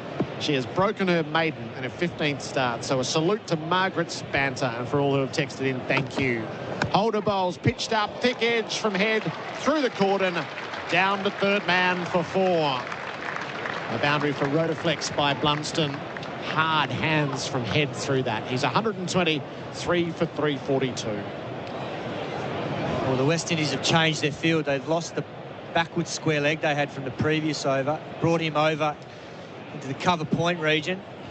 Holder's pitched up and Head's got away with that one, just nicked between first and probably fourth slip at the moment. I actually think this is the right field. That field that he had, that 5 on the leg, it was a bit overkill, I think. So this is probably the right field. He's moved gully now almost to a third slip. Holder trying to challenge from around the wicket. Head on the back foot, knocks it away to cover. No run. And this way you can attack the stumps, knowing that if you miss a little bit, you've still got a bit of protection on either side. So I quite like this field, and this is something that they should have potentially thought about and really try to attack the stumps. And I think we'll see when the Australian bowlers get the ball. I mean, Boland and Nisa, they'll be right up attacking the stumps almost every ball. Holder striding in, bowls and heads off his pads, flicks down to backward square. So that's a single. That's better. That's kind of middle and leg. Travis Head still going harder. That's a thick inside edge down the fine leg. You're in the game there, and even if he hits it, you've got a bit of protection. Yeah, no, definitely in the game. The interesting thing is that ball went exactly where the fielder was in the first over. So if you're thinking that you're going to attack him on that middle and leg line, which is the right line to attack him from, particularly if you're going fuller, shorter it's harder because Holder doesn't have the pace to trouble him really on the short stuff unless he gets it high and then he's reaching for it. But that line there, that fielder was in the game. So I know what you're saying. I agree. It is probably the right field now. But if he's going to attack him straighter, he may as well have another one over. Labuschagne's on 126. Holder over the wicket to him, and Labuschagne knocks it away to mid-on. No run. I guess Katich just... Yeah, if you know you can execute, but if you're missing, then it's harder to set that really attacking field that way. You almost got to have a footy both camps with what you're trying to do. And it clearly isn't putting the ball where he wants it to be.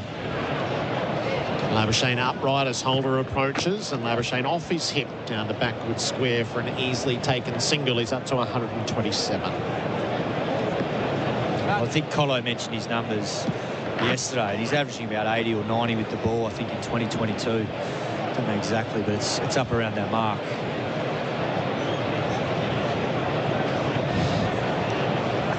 It's just body language for me is the thing. It just doesn't look like he's up for the contest at the moment.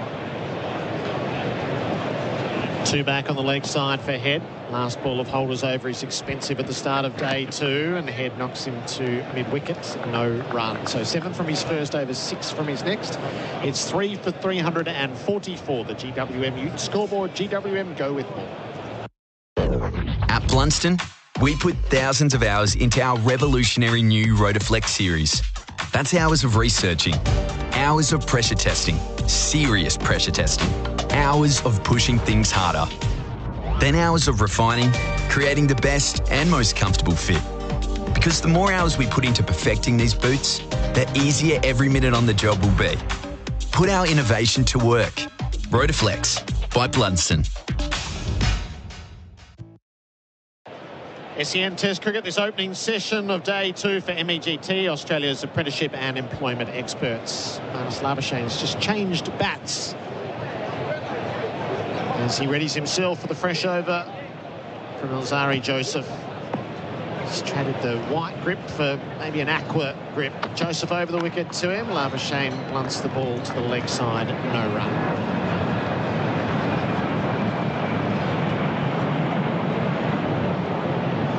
Scores of 204 and 104 not out in Perth, 308 runs there, and add 127 with, you would imagine, plenty more to come here in Adelaide. Just entirely dominant in a 2-test series. Joseph bowls, Labuschagne turns him away to square and takes an easy single. 3 for 345. Reminds me of Adam Voyages have a series against the West Indies. That was in the 500s he ended up averaging, wasn't it? Is it the series where he didn't get out and didn't end up with an average?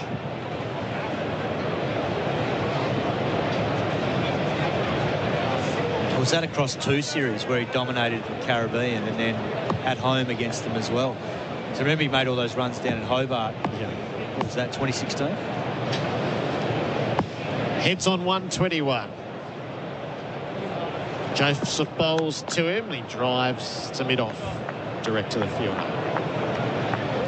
Maybe 2015. It was the last time they were here 7 years ago. Yeah, 2015, yeah. He and Sean Marsh put on, what was it, 440 or something? Yeah. Thankfully, in that Test match, Australia did enforce the follow-on. That was when James Pattinson roared back onto the scene.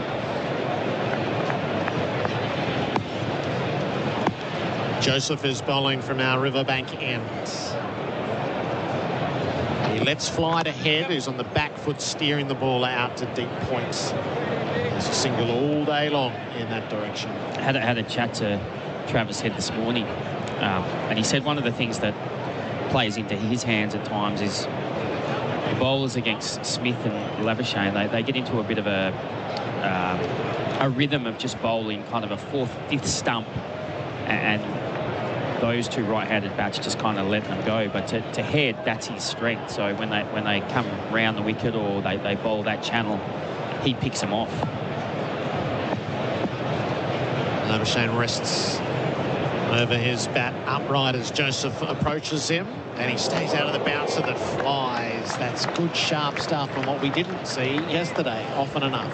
That's a great example of what they're lacking in their bowling lineup. They've only had one guy that can do that, Joseph, and one guy in Perth. And this is the issue they've got, is because it's not just Labuschagne, it's most batsmen. To unsettle their footwork and to get them thinking about what's coming next, you've got to have a bouncer. And they don't have it in their attack. And that's the other part of Travis Head yesterday. He's been tested at times in the last few years against a couple of attacks with pace. And when he's had that happen to him and it's been sustained, he's found it tough. Joseph with the follow-up comes at Labuschagne, and it's easily glanced to fine leg for a single. End of the over. 3 for 347. 3 from it. The GWM Ute scoreboard. GWM go with more.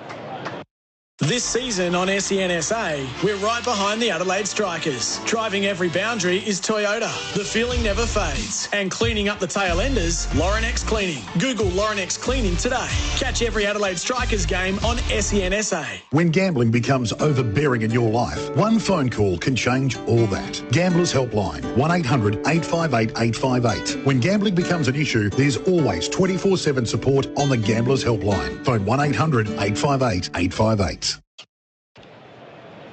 SEN Test cricket for Host Plus, that's a plus. Marnus Labuschagne's up to his third bat for the day in 4 overs. He's gone for one with a red handle now. You batters. He's just knocking a few in, Gerard. He's that confident. He knows he's batting for another 3 or 4 hours today. He's just going to knock a couple more in. And what about you batters? I used maybe 2 bats a season. I used about 2 over about 5-year period, mate. I hung on to him as long as I could. He's used 3 bats in 18 minutes. Changing gloves is the other thing. Labuschagne faces up to Holder. He is defending the ball up near the splice of the bat. I had to in the Caribbean when I got concussion and I had to act as 12th man, and then I had to keep taking gloves out for Steve Smith. Every 15 minutes, I was like, come on, mate, they're brand new gloves. And then I took one and a drop of water landed right in the middle of a new glove, and he was not happy. And I said, mate, you can get your own gloves from now on. Holder just false starts at the Cathedral end. Labuschagne's 129, Head is 122. The right-hander's on strike and Labuschagne is defending. So did you just miss the era where it was a free-for-all on bats, or were there players in your team who could get 10, 12, 15 for the season? Oh, no, there were guys, yeah, when I was playing, they'd take like 10 bats on tour. What for? You don't need 10 bats. When do you need 10 bats? So I couldn't work it out. There was one about Nick Compton who used to go through 50 bats a season. Good lords. Labuschagne plays from his pads to mid-wicket, no run. He would, he'd just not be happy with everyone he got, so he'd kind of, I'll have another one kind of thing. So, although one of my biggest regrets is I didn't really even think about it. And then I just, the bats that I did well with, I didn't think anything of it. And I don't even know where they are now. Right. Yeah. So is there a bag at home that's got some stray bats in it? I think I gave them away. Right. To a few people. A bit naive, that really, wasn't it? Yeah. There's a couple of bats that you'd love to have in hindsight. Holder bowls. Labuschagne is defending.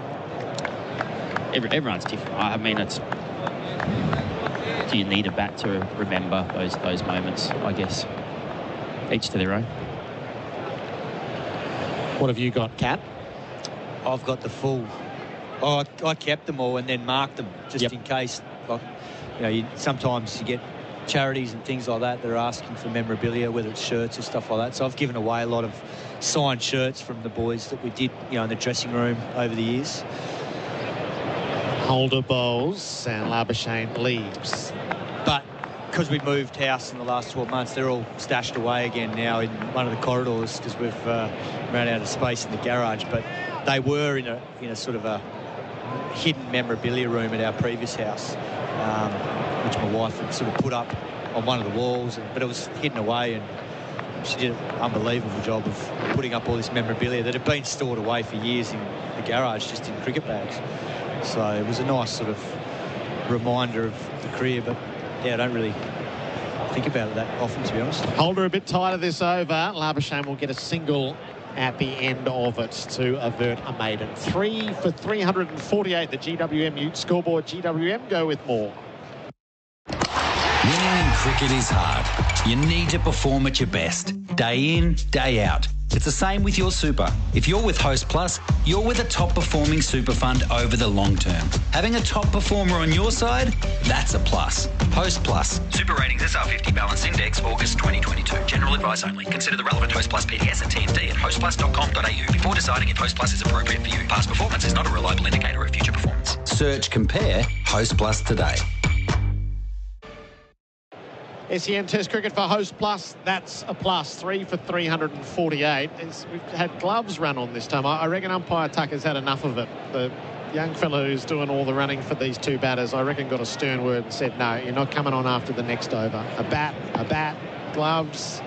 There needs to be some cricket played. Joseph begins his fresh over to Labuschagne. Oh, it's a bouncer that flew, and De Silva did a great job to get right up. It was a wide. It was two wides. It was that high. But Joseph's having a ping at the short ball, which was one of the tips in bowlology this morning from Damian Fleming, who's in the experts chair for Anaconda. Hit summer for 6 with Anaconda's 10% price beat guarantee. Yeah, Gerard, Caddo, listeners, 4 out of 59 balls he bowled was short yesterday. I would have been thinking 15 to 20. The talk before the test match was they found a bit of a weakness, not exposed. Joseph bowls, that's a little further up, and it's defended by Labuschagne. And there's no use saving up Joseph. You just got to let him go. If it's only 4 or 5 overs, that's it. But, he's here to make them uncomfortable. Even watching Travis Head again, Holder's first ball to him was about halfway down. Trav's first reaction was to jump in the air.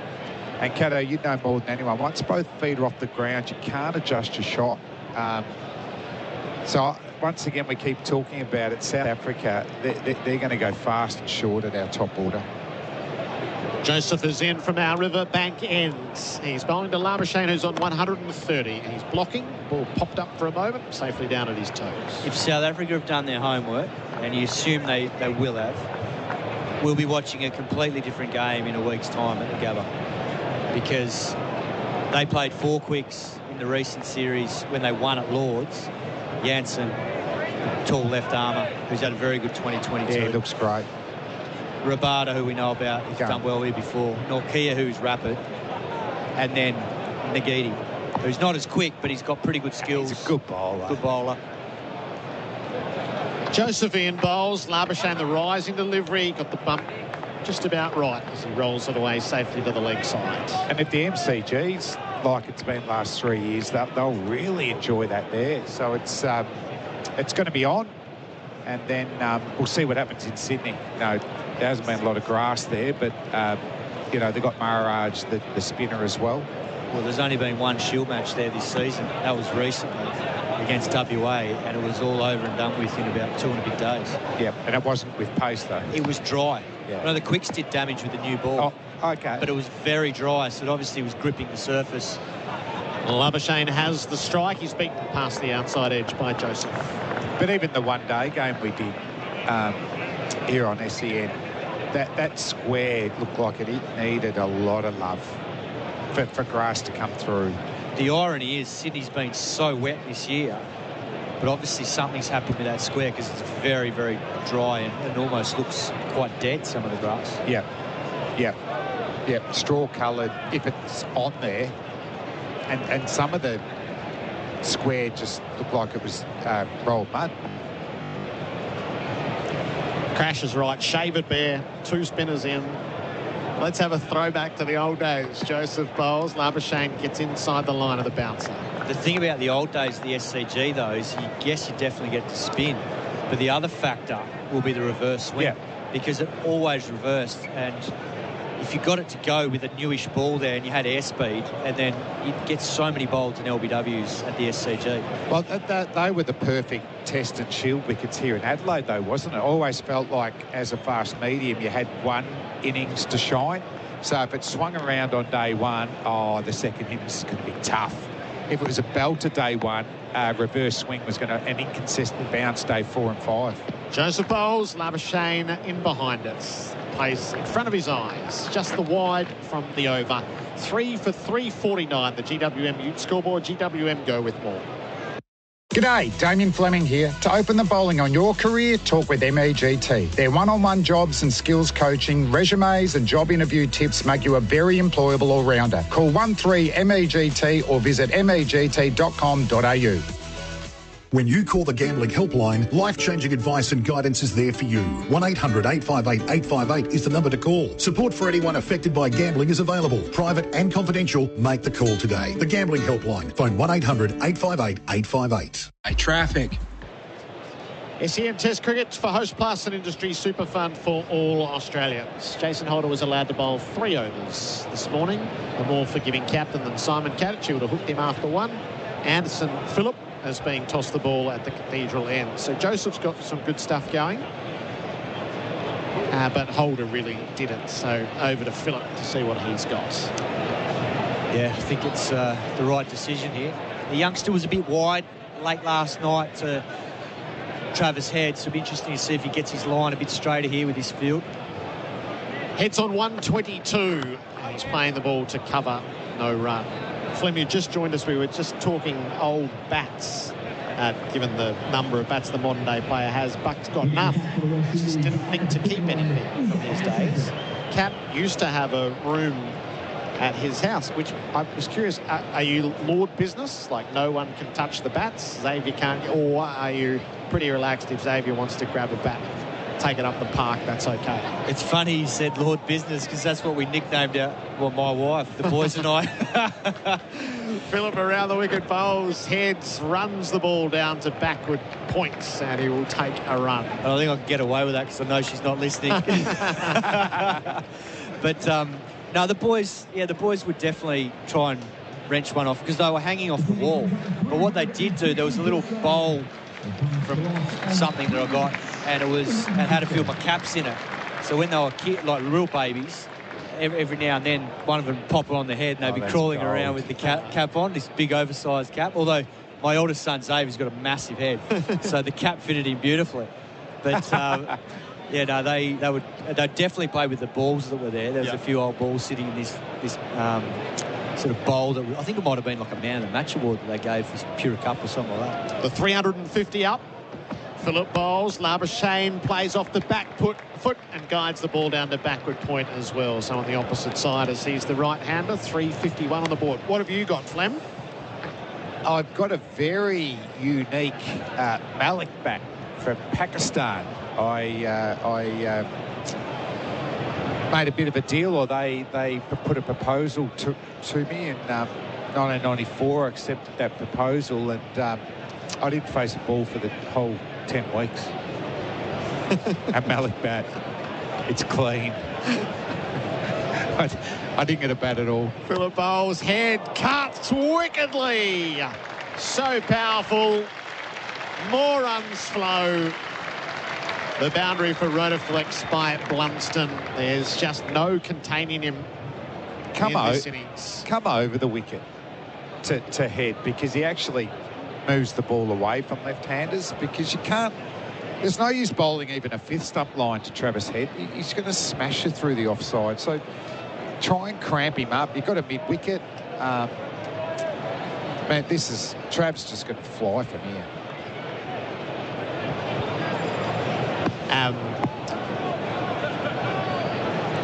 Yes, just watching that replay. No effort to keep it along the ground. Phillip Bowles. And again, all wristy on the cut shot. Not quite as powerful as the previous, but the same results. Back-to-back boundaries for Travis Head as he gallops to 131. Rotaflex by Blunston. I probably haven't mentioned this year, but come over the wicket. Come over the wicket. What are you doing? Well, it's line. line. It's going to be impossible. If you're going to come around the wicket and bowl to him, you've got to bowl middle and leg. You can't bowl anywhere outside off stump, because there's one bloke back there. He doesn't care about that. He knows he can hit it 20 metres either side of him. It's 4. He's backing himself, and he's that good a form. The deep square leg and the fine leg and the mid-wicket bowling that line are out of the game at the moment. Why has he got a backward square and fine leg if he's bowling wide outside of stump? A lot of questions. Head in behind this one as he knocks it away to cover. So 2 flourishing boundaries from the over. 10 from it. The GWM scoreboards. GWM go with more reads. 3 for 359 as Colo's coming in. Nothing says Aussie summer like listening to the cricket with an ice-cold Bundaberg ginger beer. Bundaberg ginger beer is a true blue brew. A quintessential classic, craft brewed over 3 days using real Aussie ginger and a traditional family recipe, which has been perfected over 4 generations. Treat yourself this summer to the great Australian brew, Bundaberg ginger beer.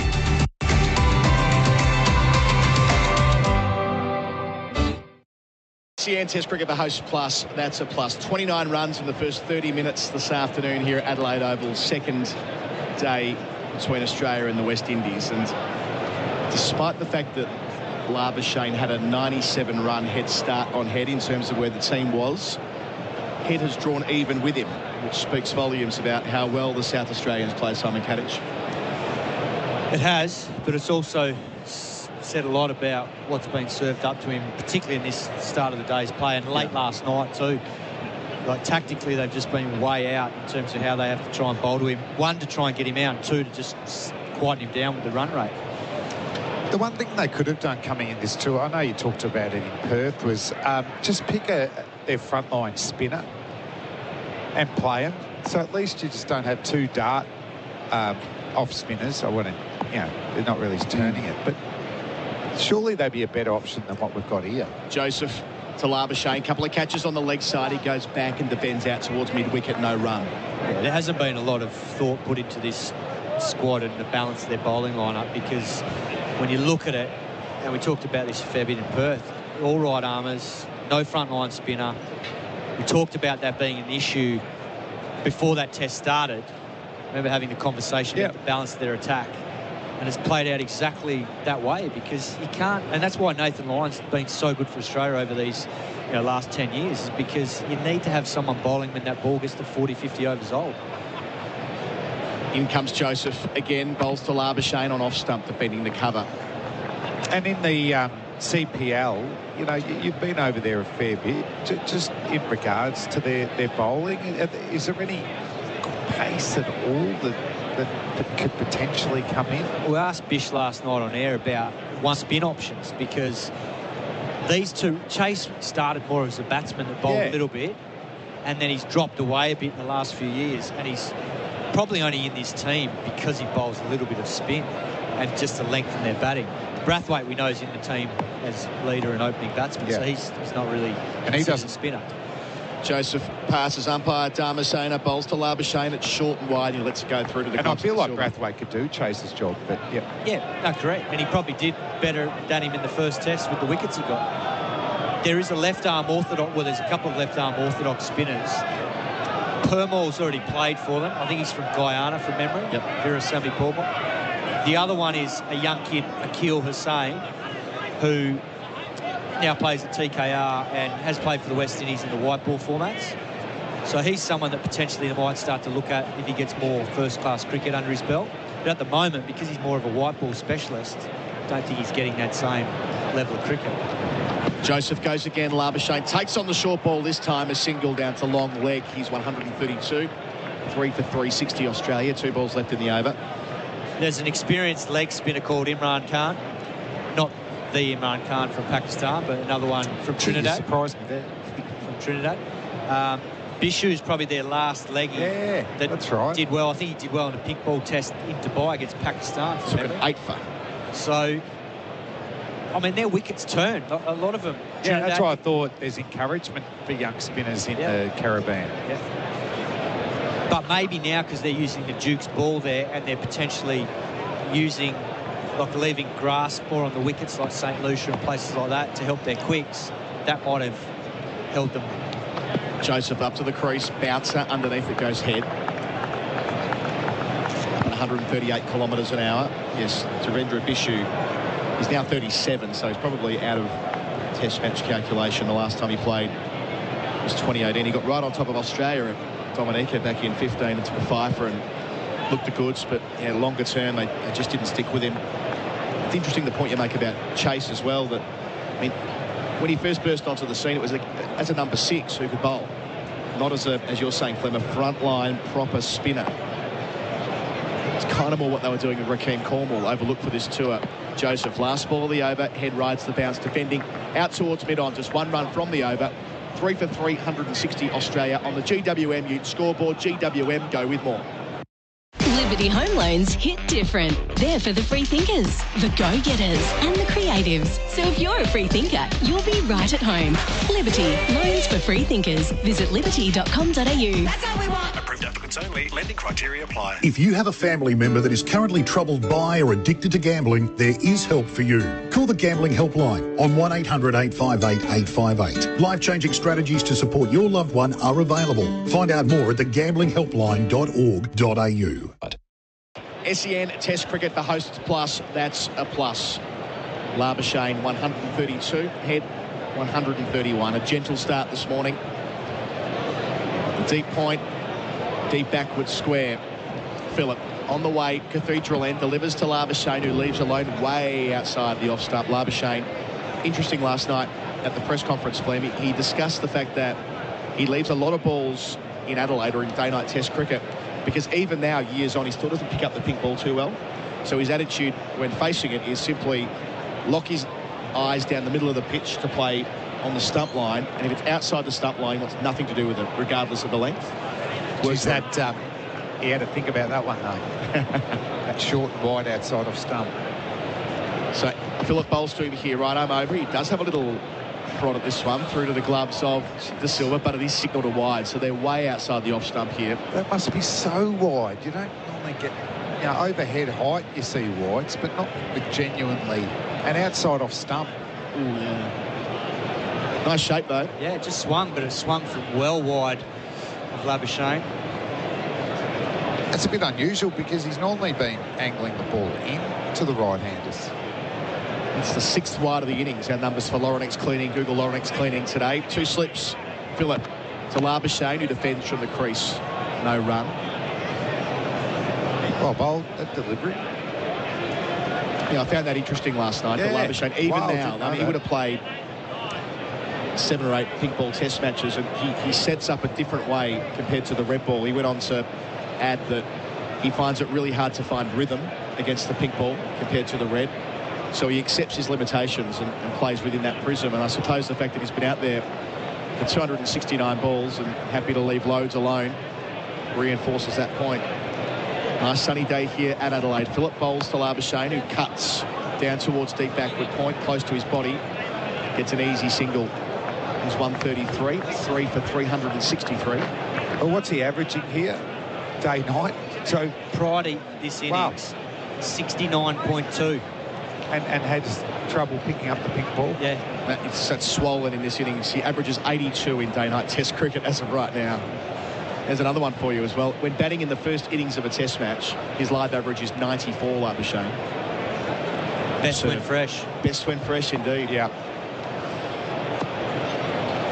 Up here, round the wicket, Phillip, to Travis Head, way down the leg side. De Silva does well, diving away to his right. Could have easily ended up 4 byes. The other number here for Marnus Labuschagne at home, he's up to an average of 77. Yeah, he's not on his Pat Malone there, is he? You know, Warner, Khawaja, Smith. Very dominant here in Australia. And really taking it to the next level, Labuschagne. He was good last night. We had to wait an hour for his press conference. He had an ice spa first. Wasn't popular amongst my press colleagues, but when he did come down, he gave us something. He did give us a fair bit. Heads facing up, 131. Phillip here, bouncer, tries to take it on. Ends up in the gloves of De Silva. Just when Head has been going through the gears nicely, has a little waft at one that he should have let go. Watching it back on our replay screen for Valvoline, the original engine oil, that was not far away, I suppose, for being a wide on height, Simon. Yeah, it was high. You'd rather be there than just get up to sort of waist level and it gets smashed through mid-wicket or square leg for 4 or 6. So if you're going to err on the higher side. Phillip to finish, bowls here to Head, who leaves alone outside the off stump. So a couple of runs from the over, 3 for 362, Australia, with Labuschagne 133, Head 131 on the GWM Ute scoreboard. GWM, go with more. Sometimes all it takes is a little switch. I was worried about the care Mum was getting at home.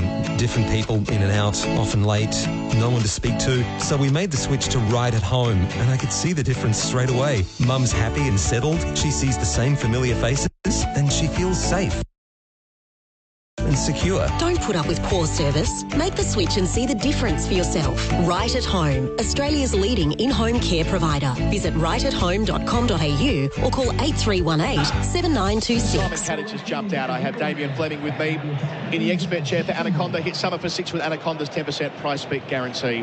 There's going to be a change of bowling from our Riverbank end. Our Zari Joseph replaced by Jason Holder, who bowled 24 overs, 6 maidens, 1 for 56 yesterday. Our bowling changes. Time for a change of scenery. Head to Mildura on your next long weekend. Holder sets off here beneath us. Not a cloud in the sky. Labuschagne on strike. Wide of the crease as ever. Labuschagne tucks behind square for 1. Might want 2. Takes on the fielder from the rope and gets through. Labuschagne desperate for runs as ever. He's up to 135. 3 for 364 the score. Yeah, Labuschagne last night at his pressure, you kind of put to him, you know, you don't do the no run, you don't do the waving of the bat and all the carry on, you don't scream into the stump mic with whatever you're thinking at the time. He's like, yeah, I was really nervous last year, and it came out with my mannerisms and the way I was basically carrying on in the middle. I think it was quite a concession that he went to the top of the world rankings in that series. I know he dropped off in the last couple of tests against England, but he was kind of conceding that there was a degree of anxiety there. He's facing Jason Holder. His second ball pushed out towards mid-wicket. No run. And the follow-up sort of put to him, well, has becoming a dad changing? So absolutely. Like, he's got other things to worry about more than just batting. And it seems to have given him a little bit of balance. And he's dominating this summer. Yeah, you felt like those mannerisms, that it actually was a confidence thing, that it actually was settling him as he was unsettling other people. But you know, it sounds like it was the opposite. Being a father, as you said, there's bigger things in your life than your cricket. Labuschagne facing Holder here, leaving alone outside of the off stump. But he's still putting in the time. You know, he's batting in the nets in between test matches late at night. He's cashing in as well. This innings has been the best of the summer because he's hardly played a false shot.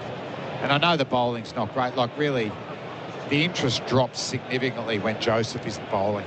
And we're talking about a guy who's got 1 for 90 or whatever. But there just doesn't seem any potency to the rest of the attack. And there's no pace either. Holder delivers here, and Labuschagne again tucking behind square. This time happy with the single. Moves along to 136. 3 for 365. That previous ball was 118 kilometres an hour on our screen for Valvoline. the original engine oil. I mean, it's just not quick enough to bother a player like Labuschagne, is it? Oh, I don't think it'll bother anyone. We could reverse the order, take Joseph out, score runs. My concern is actually when Green and Carey are going to get some time in the middle. I hope it's not in the first innings against a ramped-up South African pace attack. That's a good point. They may go through the entire series with DMBs next to them. I thought they might have changed the order in the second innings in Perth to get those two a bat. Holder gets a go at head here. 2 in the cordon, delivers. It's full and defended back down the pitch. No run. Because they might get out there and they might say, you know, play some shots to or declare a bit earlier. A lot of the sting out has gone out of the game. You know, there's sort of different cases for, and I don't want to get ahead of ourselves here, but if they rack up, you know, 550, 600 even, before they declare tonight, and they dismiss the Windies in a timely manner, because of the test starting next Friday, this might be one of those rare instances where the follow-on comes into their thinking. Holder delivers here, going back his head defending. That's the end of the 99th over. 3 for 365 on the GWM Ute scoreboard. GWM go with more. Labuschagne 136, head 131. Liberty Home Loans hit different. They're for the free thinkers, the go-getters and the creatives. So if you're a free thinker, you'll be right at home. Liberty, loans for free thinkers. Visit liberty.com.au. That's all we want. Approved applicants only. Lending criteria apply. When gambling becomes overbearing in your life, one phone call can change all that. Gamblers Helpline, 1-800-858-858. When gambling becomes an issue, there's always 24/7 support on the Gamblers Helpline. Phone 1-800-858-858. SEN Test Cricket for Host Plus, an industry super fund for all Australians. Yeah, I just think that usually the follow-ons off the agenda, but if they do well here with the ball later on, then day off before a huge series will be appetising. In here, Phillip, new over to Labuschagne, off the back foot, cutting down a deep backward point. There's a sweeper on the football stand side of the ground. He's 136, 3 for 366 to score. Yeah, it'll be a surprise though, because generally they bat again. Yeah, they just bat again. The concern in this one will be Mitchell Starc coming off 45 odd overs in Perth. It'll be how much he bowls in the first innings. And the other point, well, we were able to pick this up from Pat Cummins this morning. He described the Hazelwood injury as a 1 to 2 weeker with the side strain. He described it as being in an awkward part of the body. So the probability of them risking Hazelwood next week is so low that one of Neisha or Boland will play at the game with Cummins. So round the wicket goes Phillip now into his 19th over. None for 69 his figures. Delivers to Head, who tries to slap him through point, but off the bottom of the bat it goes straight back to the bowler. No run. If this pair do bat the whole way through to lunch or dare I say it, tea, we were here for David Warner doing that a few summers ago, and he was able to go on and rack up a 100. I mean, Test cricketers don't get many opportunities to walk out fresh on the second day with so much time ahead of them. One of these two could crack onto that today. Well, particularly Travis Head, because he scores so much quicker. He's on 131 at the moment. Facing Phillip, wide of the crease, plays him out towards deep point, or deep cover point. Gets one. It's 132, 3 for 367. We're not wanting to get ahead of ourselves, but as far as the historical marker from 3 years ago, we can get ahead of ourselves because there's a big batsman error in judgment that they cannot get out. They can't get out. There's just normally you're describing the battle and how you'd set up each batsman. Unfortunately, these West Indies bowlers don't. The one most likely for me is Thomas of the bowlers. As a bowl today, Phillip delivers here to Labuschagne, going back to defend behind point. No single, is it? That's without Joseph, of course. No, sure. We keep saying that. Well, when Warner came back here against Pakistan in 19, he was 166 not out to start day 2. And they gave him all the way until the tea break to not only go to 300, to go beyond Bradman and Taylor as well. So they're a bit behind that marker, but as we know, Travis Head could speed up.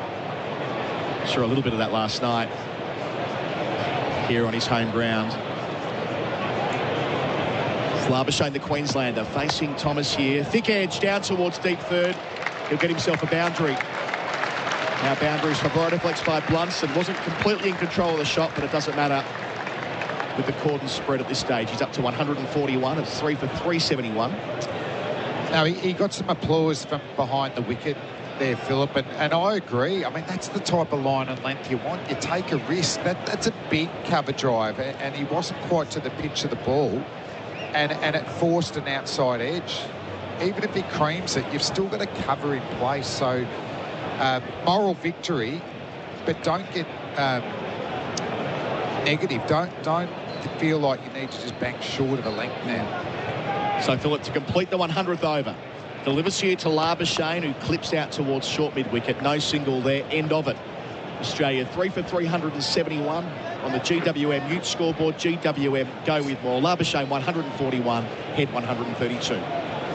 No one likes a messy office. Hygiene standards start to slip, so keeping your office clean is getting harder. Make the move across to Laurenex Cleaning. From office buildings to shopping centres, Laurenex Cleaning will deliver higher standards for you and your customers. Office cleaning, high-rise window cleans, preventative infection control, garden maintenance and much more. Laurenex Cleaning are your locally owned and operated industry leaders, keeping South Australian workplaces super clean. Laurenex Cleaning, securing workplace safety for your office. Google them today.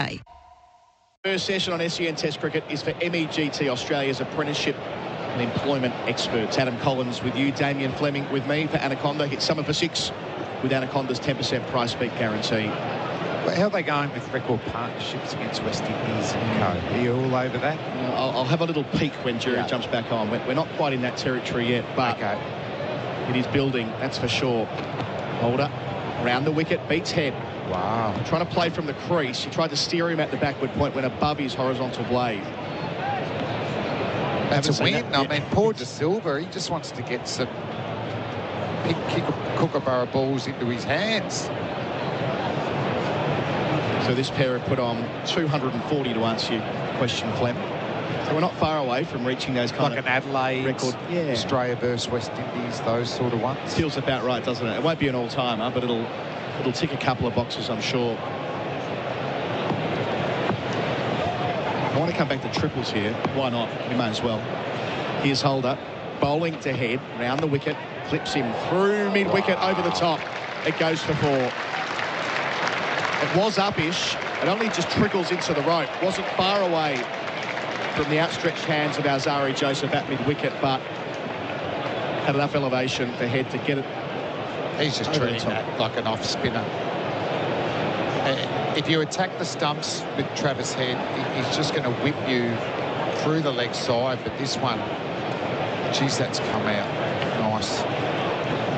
Now he'll be sweating on just getting a bit of width. And he'll hit it through point or cover for 4. It's a good comparison, playing him like a spinner. That was like a one-day international with mid-wicket up. Yeah. More than a test match against a seamer with all the experience of Jason Holder. He'll want to go to mid-wicket next time if it's straight. On 36 now, it's full and driven. But straight to the man at mid-off, no single. 3 for 375. So 8 triple tons for Australia. The last 3 in Australia were Hayden, Clark and Warner. And it just feels like it's that kind of day where it might be possible.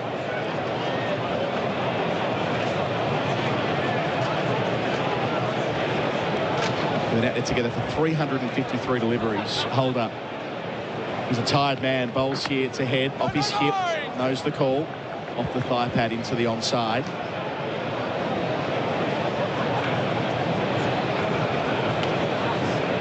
Is that Chase warming up? Is he at first slip Chase? Yeah, and they're down a rotation as well, of course. Markino Mindley, who bowled 2 overs yesterday on. He reminds me a little bit of Mohammad Musa Khan, talking about that triple ton, the Pakistani seamer who came out here in 2019, played the Adelaide Test match. Warner hits him for 300. Bowling, here's Holder. Head clipping through the onside again. A repeat of the shot earlier in the over. That's a better one. It was aerial, but it was timed. Into the rope it goes. Our boundaries for Rotoflex by Blunston. Stability meets the freedom to move. He's up to 140. Australia 3 for 379. He's played that with contempt. He's just it's just playing him like an off-spinner who's not turning it. And if you attack the stumps, I mean, most of his runs been through the offside. They've been a bit wide to him. But now, with the angle of coming around the wicket, even if you pitch on off stump, there's only a couple of fieldsmen on the leg side. He's happy to keep whipping it through that area. And he's unlikely, you have to get it low in the bat to be caught by those 3 catches. Supreme confidence to wrist it away as well. Watching it back on the replay screen for Whateley in the original engine oil. He's just seeing it so well, the hometown boy. What happens if he gets whipped now? He might just get that big gap at cover, hold it to finish, and he does slap it, but it's out to the man at deep point. Head will retain the strike. He joins Labuschagne on 141. Australia 3 for 380 on the GWM Ute scoreboard. GWM go with more. Liberty Home Loans hit different. They're for the free thinkers, the go-getters and the creatives. So if you're a free thinker, you'll be right at home. Liberty, loans for free thinkers. Visit liberty.com.au. That's how we want. Approved applicants only. Lending criteria apply. When you call the Gambling Helpline, life-changing advice and guidance is there for you. 1-800-858-858 is the number to call. Support for anyone affected by gambling is available. Private and confidential. Make the call today. The Gambling Helpline. Phone 1-800-858-858. Here he is. It's Roston Chase. 14 overs, done for 66. Didn't touch the sides of the Australians yesterday. He's the only frontline spinner, so to speak, the Windies have on tour. Now, just mentioned in the previous over, Mohammad Musa Khan.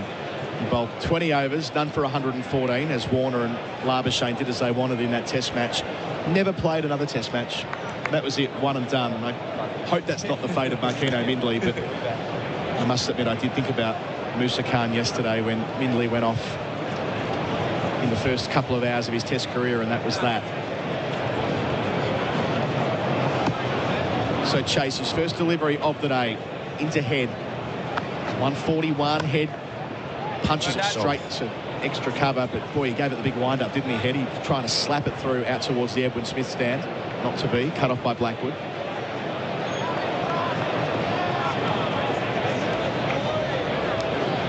Man back at deep point and deep square. Bowls here, Head.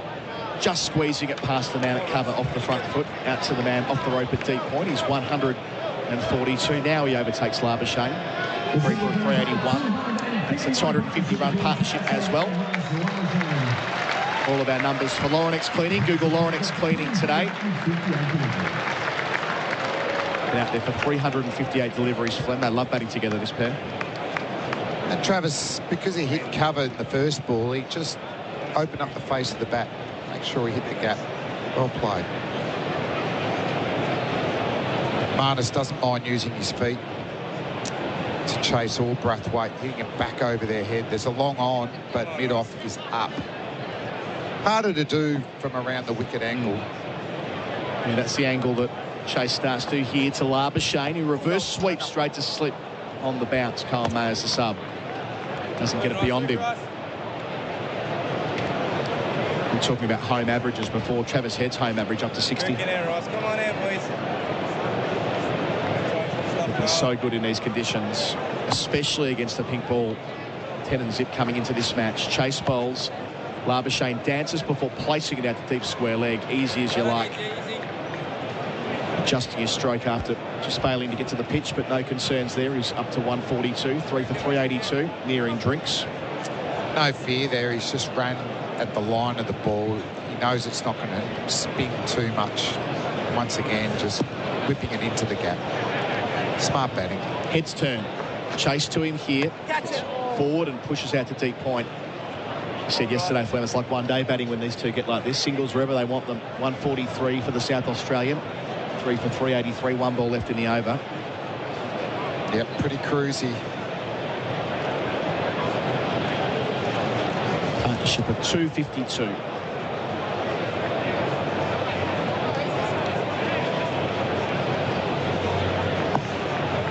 Long on, deep mid-wicket, deep point with Labuschagne on strike. Chase ran the wicket to him here.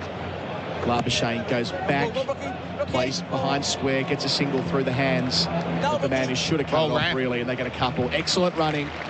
They really wanted that second run. Speaks to the determination they've started with today. End of the over, 3 for 385 with Labuschagne 144 and Head 143. Prefer Australian owned? Want to support local businesses? Believe in community spirit? Want a deal on your energy? Of course you do. So, should you switch to Lumo SA? Of course you should. We're 100% Australian owned with a rewards program full of local finds. We're actively helping communities and offering amazing energy deals to boot. Call 131 5866 or search Lumo. SA residential customers only. Lumo Energy SA not available in all areas. Eligibility criteria and conditions apply. See website for details. And Sky Traffic. Change in bowling for the West Indies with Anderson Phillip being spun around to our Riverbank end. Damian Fleming's jumped out. Simon Katich jumps in for Anaconda. Hits summer for 6 with Anaconda's 10% price beat guarantee. Today again, Kat. Good afternoon, Colo. Good afternoon to all our listeners. It's drifting. These two are doing what they want, aren't they? It's carnage. And it feels a little bit odd to be talking about huge tallies when we're in the first session of the second day, but there's just no venom here for the Windies. Phillip, though, the best on show this afternoon so far. Change of ends. Bowls here, head well forward, pushing to mid-on. There'll be a single there. Up to 144. 3 for 386. Our coverage is for Host Plus. That's a plus. They're just hoping for a mistake here, and these two aren't providing it. They're going on their merry way.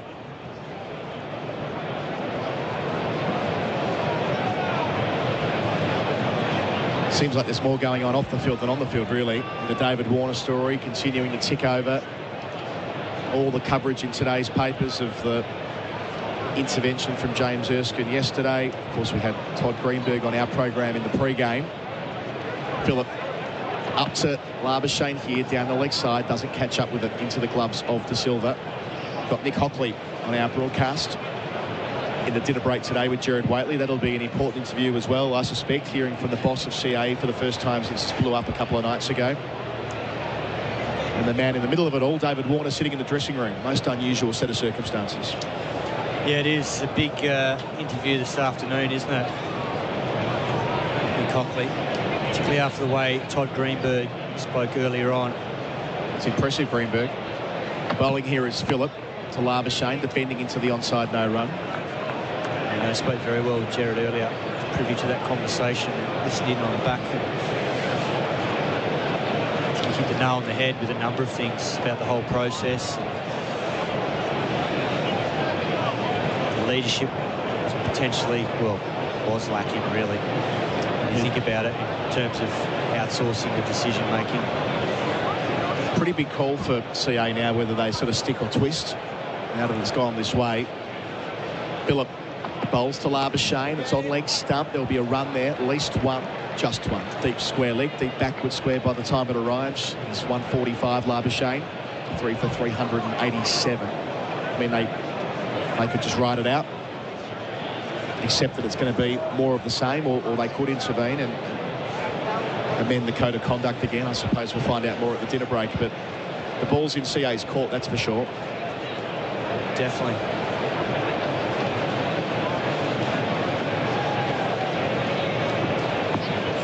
So head 144. We'll get to 150 first. Phillip delivers here, head slaps through the offside, but straight to deep backward point. Whenever he unfurls like that, I get excited. Joining Labuschagne on that tally. 3 for 388. One ball left before drinks. He pinned the ears back on that one. Just didn't quite get it where he wanted. I think he wanted to get that one over cover. Just sliced it a little bit, went out to deep backward point. It's a lovely exercise in contrast, isn't it? Because Labuschagne just does not play at those. Whereas Head's eyes light up. And fair enough, given how well he strikes the ball through the offside. It's back to Labuschagne here. Last ball of Phillip's over. Stays with 2 slips. Delivers, and Labuschagne plays into the onside again. Just behind square for an easy single. He'll retain the strike at the drinks break. Labuschagne 146. Head 145. Australia 3 for 389 after 103 overs. So a wicketless session for the Windies. Our drinks break is for Bundaberg Ginger Beer. On the other side of it, Gerard Whateley coming in to replace me. This season on SENSA, we're right behind the Adelaide Strikers. Driving every boundary is Toyota. The feeling never fades. And cleaning up the tail enders, Laurenex Cleaning. Google Laurenex Cleaning today. Catch every Adelaide Strikers game on SENSA. If you have a family member that is currently troubled by or addicted to gambling, there is help for you. Call the Gambling Helpline on 1800 858 858. Life-changing strategies to support your loved one are available. Find out more at thegambling.helpline.org.au. This is Professor Michael Kidd, Deputy Chief Medical Officer, with some important ways to protect yourself, others and our healthcare system from the current surge in new COVID-19 cases. When leaving home, please wear a mask when indoors or in crowded places. Cover your cough and wash your hands. Remember physical distancing. Test if you have symptoms and stay home if you have COVID-19. Together we can help slow the spread. Find out more at australia.gov.au. Authorised by the Australian Government, Canberra. Sky Traffic. This season on SENSA, we're right behind the Adelaide Strikers. Driving every boundary is Toyota. The feeling never fades. And cleaning up the tail enders, Laurenex Cleaning. Google Laurenex Cleaning today. Catch every Adelaide Strikers game on SENSA. When gambling becomes overbearing in your life, one phone call can change all that. Gamblers Helpline, 1800 858 858. When gambling becomes an issue, there's always 24/7 support on the Gamblers Helpline. Phone 1800 858 858. Holder bowls and Labuschagne repeats the deed as he clips off his toes and sends Blackwood scurrying to no avail this time. Philip Bowles' head cuts wickedly. So powerful. More runs flow. Philip Bowles, and again all wristy on the cut shot, not quite as powerful as the previous, but the same results. Back-to-back boundaries for Travis Head as he gallops to 131. Bowling his Holder. Head flipping through the onside again. A repeat of the shot earlier in the over. That's a better one. 59 runs added in the first hour of play. The GWM Ute scoreboard. GWM go with more. Australia 3 for 389. It's a head-to-head race as to who gets to 150 first. Labuschagne by a nose, 146. Heads 145. Gerard, Whateley and Simon Katich is in the experts chair for Anaconda. Hit Summer for 6 with Anaconda's 10% price beat guarantee. Ian Bishop joins us as well. Ian, welcome. Thank you very much. Where are the wickets? Show me the wickets, please, someone. How are the spirits? Are you trying to keep them up as the visiting commentator? Dwindling. All I'm seeing is the broad face of 2 bats. No, they played well. When we played, you always talked about not wasting good form, not wasting opportunities. As the bowling attack as is presented to you, just go as big as possible. And then you're going to have that bowling later on this evening, whether it's just before twilight or just after. It'll be a fascinating day set up. It will indeed, as Australia knows the script, and they're enacting a pretty familiar outfit at the moment. The drinks break just coming to its conclusion for Bundaberg Ginger Beer, the great Australian brew. What would the chatter be like between the two batters at the moment? Kat? Keep going. They just look ruthless at the moment, these two. Realistically, the only way they look like getting out at the moment is a mistake by themselves, really. It doesn't look like there's any sort of set plan as to how they can get them, well, from the West Indies perspective anyway. Just hoping they miss hit one to a fielder or play a rash shot to the ball that's not quite on. And as Bish rightly said, these are the days where as a batsman, you don't flirt with your form. You get told as a youngster, when you're in form, you've got to make the most of it. Don't take anything for granted. And that's exactly what these two are doing, because who knows, in a test or two's time, never know, bad decision, someone takes a free catch, you get on a tough wicket, or the South Africans bowl well and you get nipped out a few times and all of a sudden you start getting into a rut. So when you're in these rare veins of form, you've got to make the most of it. SEN Test Cricket for Host Plus, that's a plus. Roston Chase is bowling from the Cathedral end. After the break, Labuschagne will see the first ball of it. Long on is pushed back. There's a deep mid-wicket and a deep point. A slip in place. Chase around the wickets. Bowls. Labuschagne advances, slices it into the deep. Didn't get that at all. It gets past the mid-wickets. Blackwood and rolls out into the deep. A single taken. But that was merely the error you were speaking of, Simon. Well, maybe the chat at that drinks break was about moving the test forward and getting on with it. So maybe they've had their hour of laying the foundation, and this hour might be acceleration. It actually spun. For the second time in a couple of overs for Ruston Chase, it's actually just gripped and spun, and you start thinking Nathan Lyon later on, what can he present? When Nathan Lyon starts his work, he's in a tie for Shane Warne for the most wickets at Adelaide Oval, so history calls to him. It's Chase at the moment, heads, flurry of the bat through cover, so two really aggressive strokes after the break. Simon might be onto something here. A single again. They're 146 and 147, Labuschagne by a run.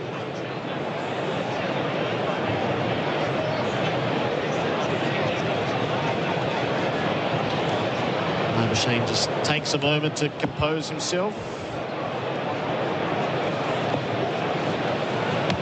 Chase off his half a dozen steps bowls, and Labuschagne inside out, drives to extra cover, knocked down, no run as Anderson Phillip intercepts.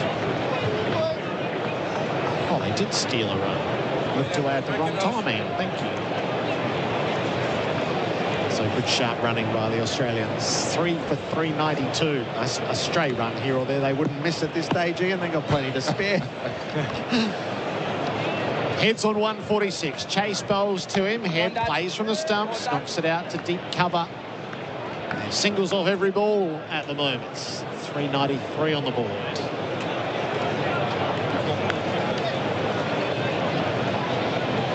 The West Indies must be tiring of the side of Marnus Labuschagne. He's taken them for so many runs in the series already. He won't get one on this occasion as Chase does his own fielding to the drive.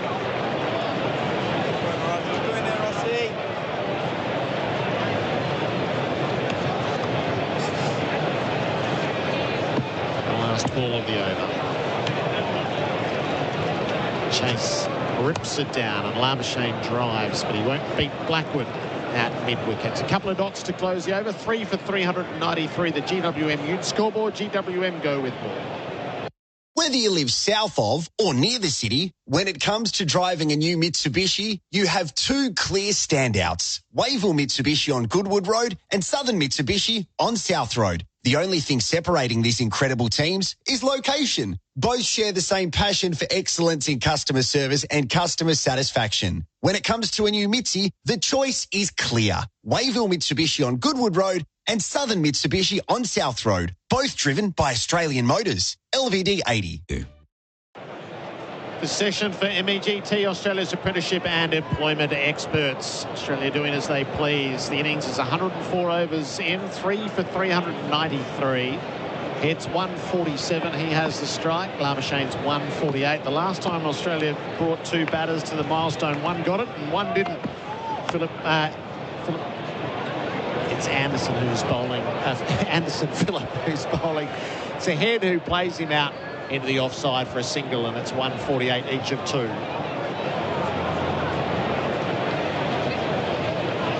Have you seen a pattern of how they're trying to conjure a wicket, Ian, in the hour of play we've seen today? Well, Anderson Phillip has come round the wicket, which I think was the right thing to do to Travis Head, but he started giving him too much room. The plan would have been to try to close him down. They started with two fielders in on the leg side and two out. Phillip over the wicket, bowls to Labuschagne. He just nudges him into the leg side for an easy single. 149 up. And the hope there would have been to bowl straighter to Travis Head, who scored all 10 boundaries yesterday through the offside. Alzari Joseph tried to go at Marnus Labuschagne, tried to go short with the leg slip, but Labuschagne just sort of negated everything. So there have been a few plans, but quite often one or two of the bowlers haven't been able to bowl to the plan. Two slips in place. Phillip in, bowls to Head, who's on the back foot punching. He can't get it through points. Denied a run by the diving Chase.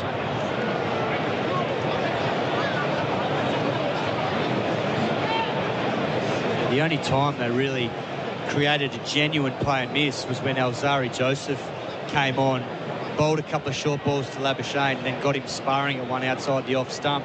And that's the only time they were really able to sort of unsettle his footwork, make him think about what was coming next. Phillip bowls to Heads, who cuts again to chase a point, no run. And even when they went straight, Jason Holder went straight to Travis Head, and then he started hitting him over the onside for a couple of boundaries where he hit. So whatever they've tried, I just think the ammunition, to be quite frank, the ammunition that they have isn't potent enough in these conditions against this batting lineup, and we have to be honest about that. Patrons pretty lively here in Adelaide, watching their favourite son go about his work. Head turns to leg, but he nudges it to mid-wicket. No run. That's where the captain's on patrol.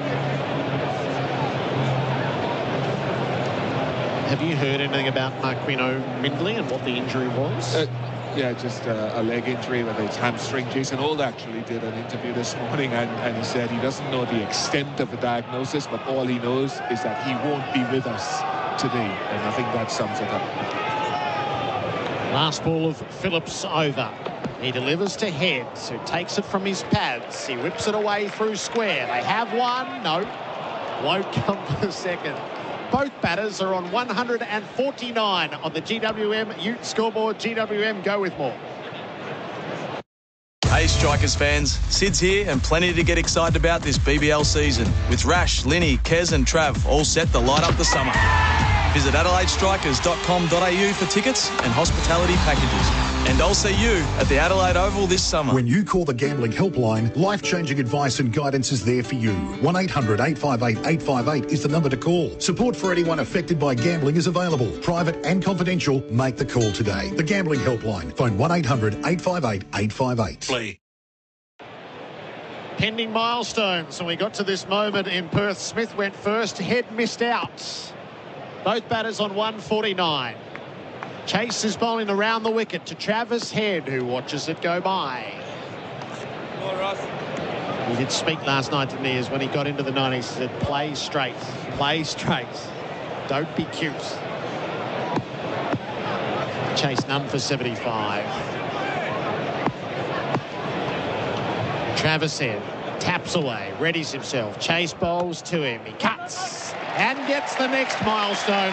A beautiful shot out through cover for 4. And this most cherished of knocks for Travis Head reaches its next milestone. The third time in his Test career he goes through 150. And the Friday afternoon crowd rises to him and ponders how far he might push it. Head is 153. 18 boundaries in the knock. He still has the strike. Chase bowls to him. He's back and playing the ball to cover, no run. Has the South Australian captain got a double 100 here at the Adelaide Oval? Yes, there's Bradman's 299. Colo and I did the deep dive on this morning. Head drives. Chase couldn't quite knock it down. He takes the pace of it, and it will allow for a single for Labuschagne to come and take his turn. So I won't get buried in this just yet. I'll give you all the South Australian numbers in Test matches here in Adelaide through the years. He's in rare company, and rarer still awaits. And now to Marnus Labuschagne. You'll see his 291st ball. He's on 149. Chase to him, and Labuschagne drives. It kicks away off the boot of Chase, but not far enough to pinch a run. The 400 up, incidentally, for Australia as well. So all the milestones coming in this one over. Labuschagne, no, it won't be in this over as he defends the last ball of it. 3 for 401 on the GWM Ute scoreboard. GWM, go with more. Here's a friendly reminder from SEN and Bendix Brakes. School zone hours are now in effect. Put your foot down with confidence in school zones with Bendix Brakes, the market-leading brake pads to match your driving style. Learn more at bendix.com.au. G'day, Mike Hussey, aka Mr. Supercoach here, reminding you KFC Supercoach BBL is starting very soon. There's No time to waste. Play today at supercoach.com.au. T's and C's apply. New South Wales authorisation number TP/01005. SEN Test Cricket for Host Plus, that's a plus. Brett, listening to you guys with my 6-year-old son, and he's slogging me around the backyard, and our dog is doing the fielding at mid-wickets. So, Brett, you're suffering the same fate as the West Indies bowlers right now on Adelaide Oval.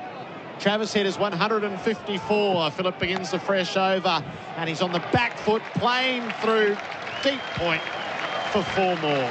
That might have been the signature shot that he's wheeled out half a dozen times in this innings. Ian Bishop's in the experts chair. Chris Rogers for Anaconda. He's hit summer for 6 with Anaconda's 10% price beat guarantee.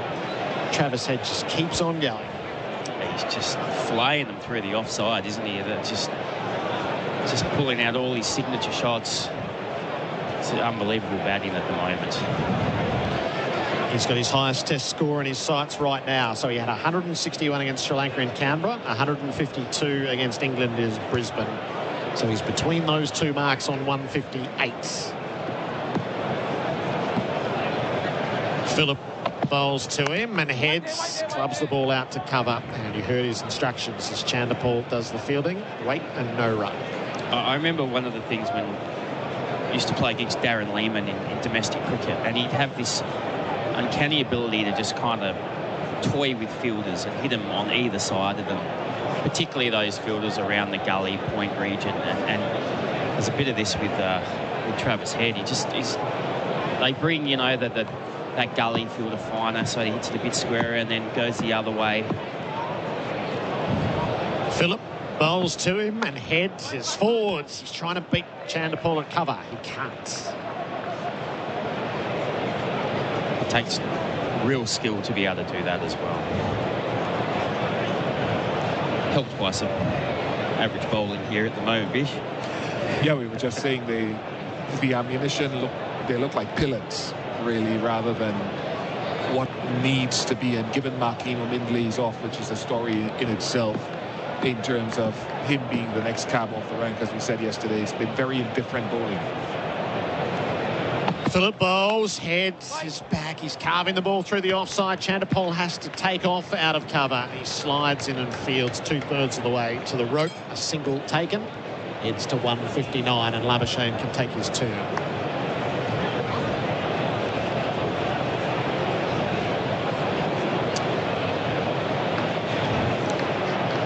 West Indies did start with a plan of trying to attack Travis Head a little bit straighter, but either they haven't been patient enough or they couldn't execute, but they seem to have just gone back to setting a defensive offside field. Marnus Labuschagne readies himself. Phillip bowls to him. He turns from his pads. He is the boy who wants more and more and more. 150 to add to a double century and a century in Perth. He knows no bounds right now, Marnus Labuschagne. A hug with his batting partner. 150 off 293 balls. Yeah, it's just been a class innings from Labuschagne, and pretty much from the moment he came out to bat, he's just played with a single-minded intent to be batting for a long period of time, and he hasn't disappointed. Phillip now bowling to Head, who reaches and smacks the ball through cover for the most wonderful boundary. It's his highest score in Test cricket, Travis Head. He's on 163, and Australia at the end of the over, 3 for 411 on the GWM Ute scoreboard. GWM, go with more. The GWM Ute is up for the challenge. Born tough and built smart to give you more. More features, reliability, comfort and safety for less. GWM Ute. Go with more. If you have a family member that is currently troubled by or addicted to gambling, there is help for you. Call the Gambling Helpline on 1800 858 858. Life-changing strategies to support your loved one are available. Find out more at thegamblinghelpline.org.au. SEN Test Cricket for Host Plus, that's a plus. This partnership is worth 280, which is in the top half dozen at the ground. The The next markers are all in the 300s. So Head and Labuschagne have a head of steam up. Chase around the wicket begins the new over. The deft sweep from Labuschagne gets it wide of De Silva, the keeper. They set off after it down to fine leg. The batters will get 2 as Devon Thomas arrives on the scene. 3 for 413. So we're talking Ponting and Clark 386, Warner and Labuschagne 361, Barlow and Pollock 341, Collingwood and Peterson 310, Dravid and Lakshman 303. These lads are in the 280s. Chase bowls. Labuschagne stands up and she jumps away from the stumps and fiddles the ball into the covers for a single.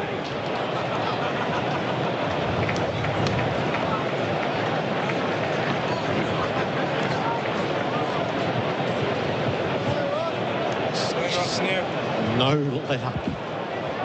No let up at all.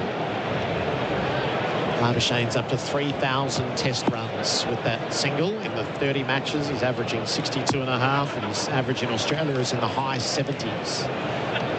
10 centuries to go with it. Head turns from the stumps, rolls it out to square leg, just ambles through a run 164.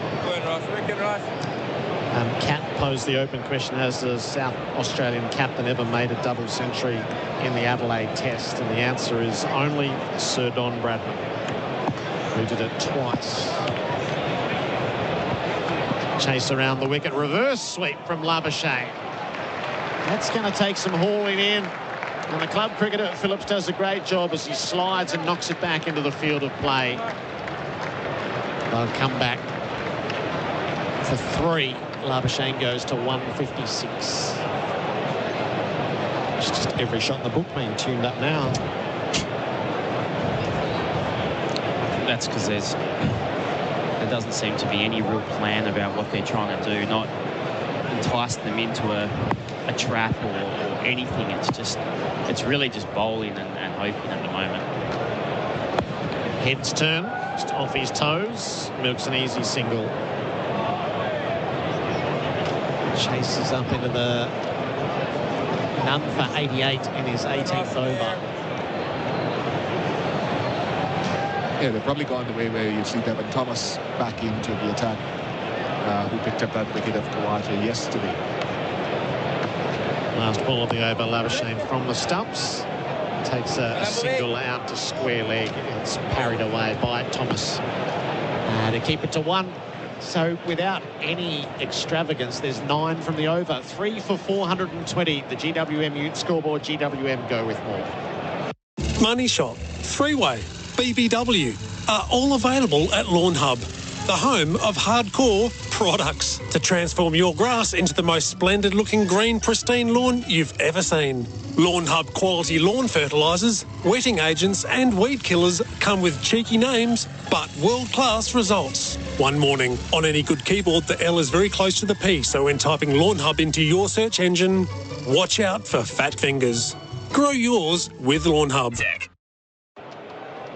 This opening session on day 2 is for MEGT. Build your best workforce with MEGT.com.au. Is going to be the change of bowling below us. Devon Thomas, as Ian Bishop referenced, 9 overs, no maidens, 1 for 43. Australia 3 for 420. Labuschagne 157, Head 165. Took the wicket of Khawaja for 62 yesterday.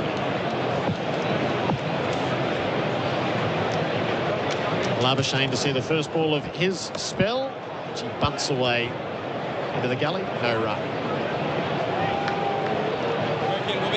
Did look okay in the overs that he bowled, Ian. You told us at the start of yesterday's play we were hoping for a test wicket and he got one pretty quickly. Yeah, I think he'd be happy with that. His time will come where the runs that he needs to score will be of even greater significance and greater appreciation for him. He bowls inch past the gully, diving away to his left. A streaky chance from Labuschagne, just out of reach. And down to the rope for 4. So even when the false moment comes, it is just out of reach, Ian. Yeah, Shamar Brooks, I think, was the fielder fair, and the length was good. Devon Thomas, as we said, can be sort of, if you're too casual with him, he's a little bit stiffer in his pace than sometimes batters suspect. But generally, it's dry pickings for the West Indies if Devon Thomas has to be the guy that you really rely on. I was talking about Makino Mindley. He's just about medium pace even when he's fit and at his best, and it represents a situation in the Caribbean where we're running out of that. Thomas to Labuschagne, cracks the drive through extra cover. There's a sweeper in position to keep it to 1. The type of seam bowling necessary. I was sort of picking my brain with one of the guys this morning, trying to think what were the options back at home. And the one guy, Shannon Gabriel, who was here, was injured. There's Dominic Drakes, the son of Vasper Drakes, who played for the West Indies, left-arm seamer. But they didn't think that he was as fit for 4-day cricket right now as maybe that he would have or could have been. So those are 1 or 2 options that you could have thought about. There's only one player who's reached 3,000 test runs quicker than Marnus Labuschagne for Australia, and that is Sir Donald Bradman. Stats for Laurenex Cleaning. Google Laurenex Cleaning today. Travis Head's on 165. The score is at 425. Thomas doesn't bowl.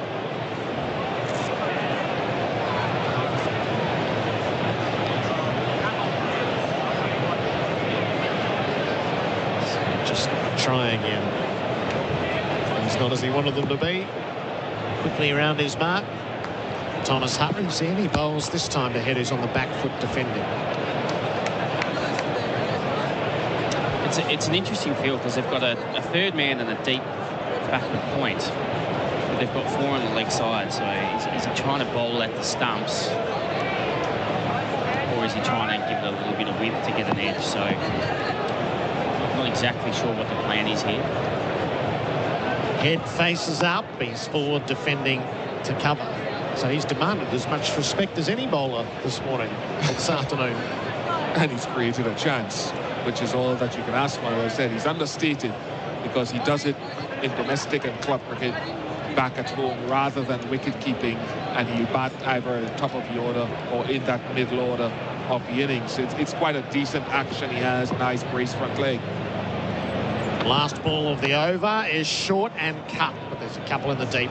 Third man and points. Point does the fielding. Head gets a single. He's 166, 3 for 426 on the GWM Ute scoreboard. GWM go with more.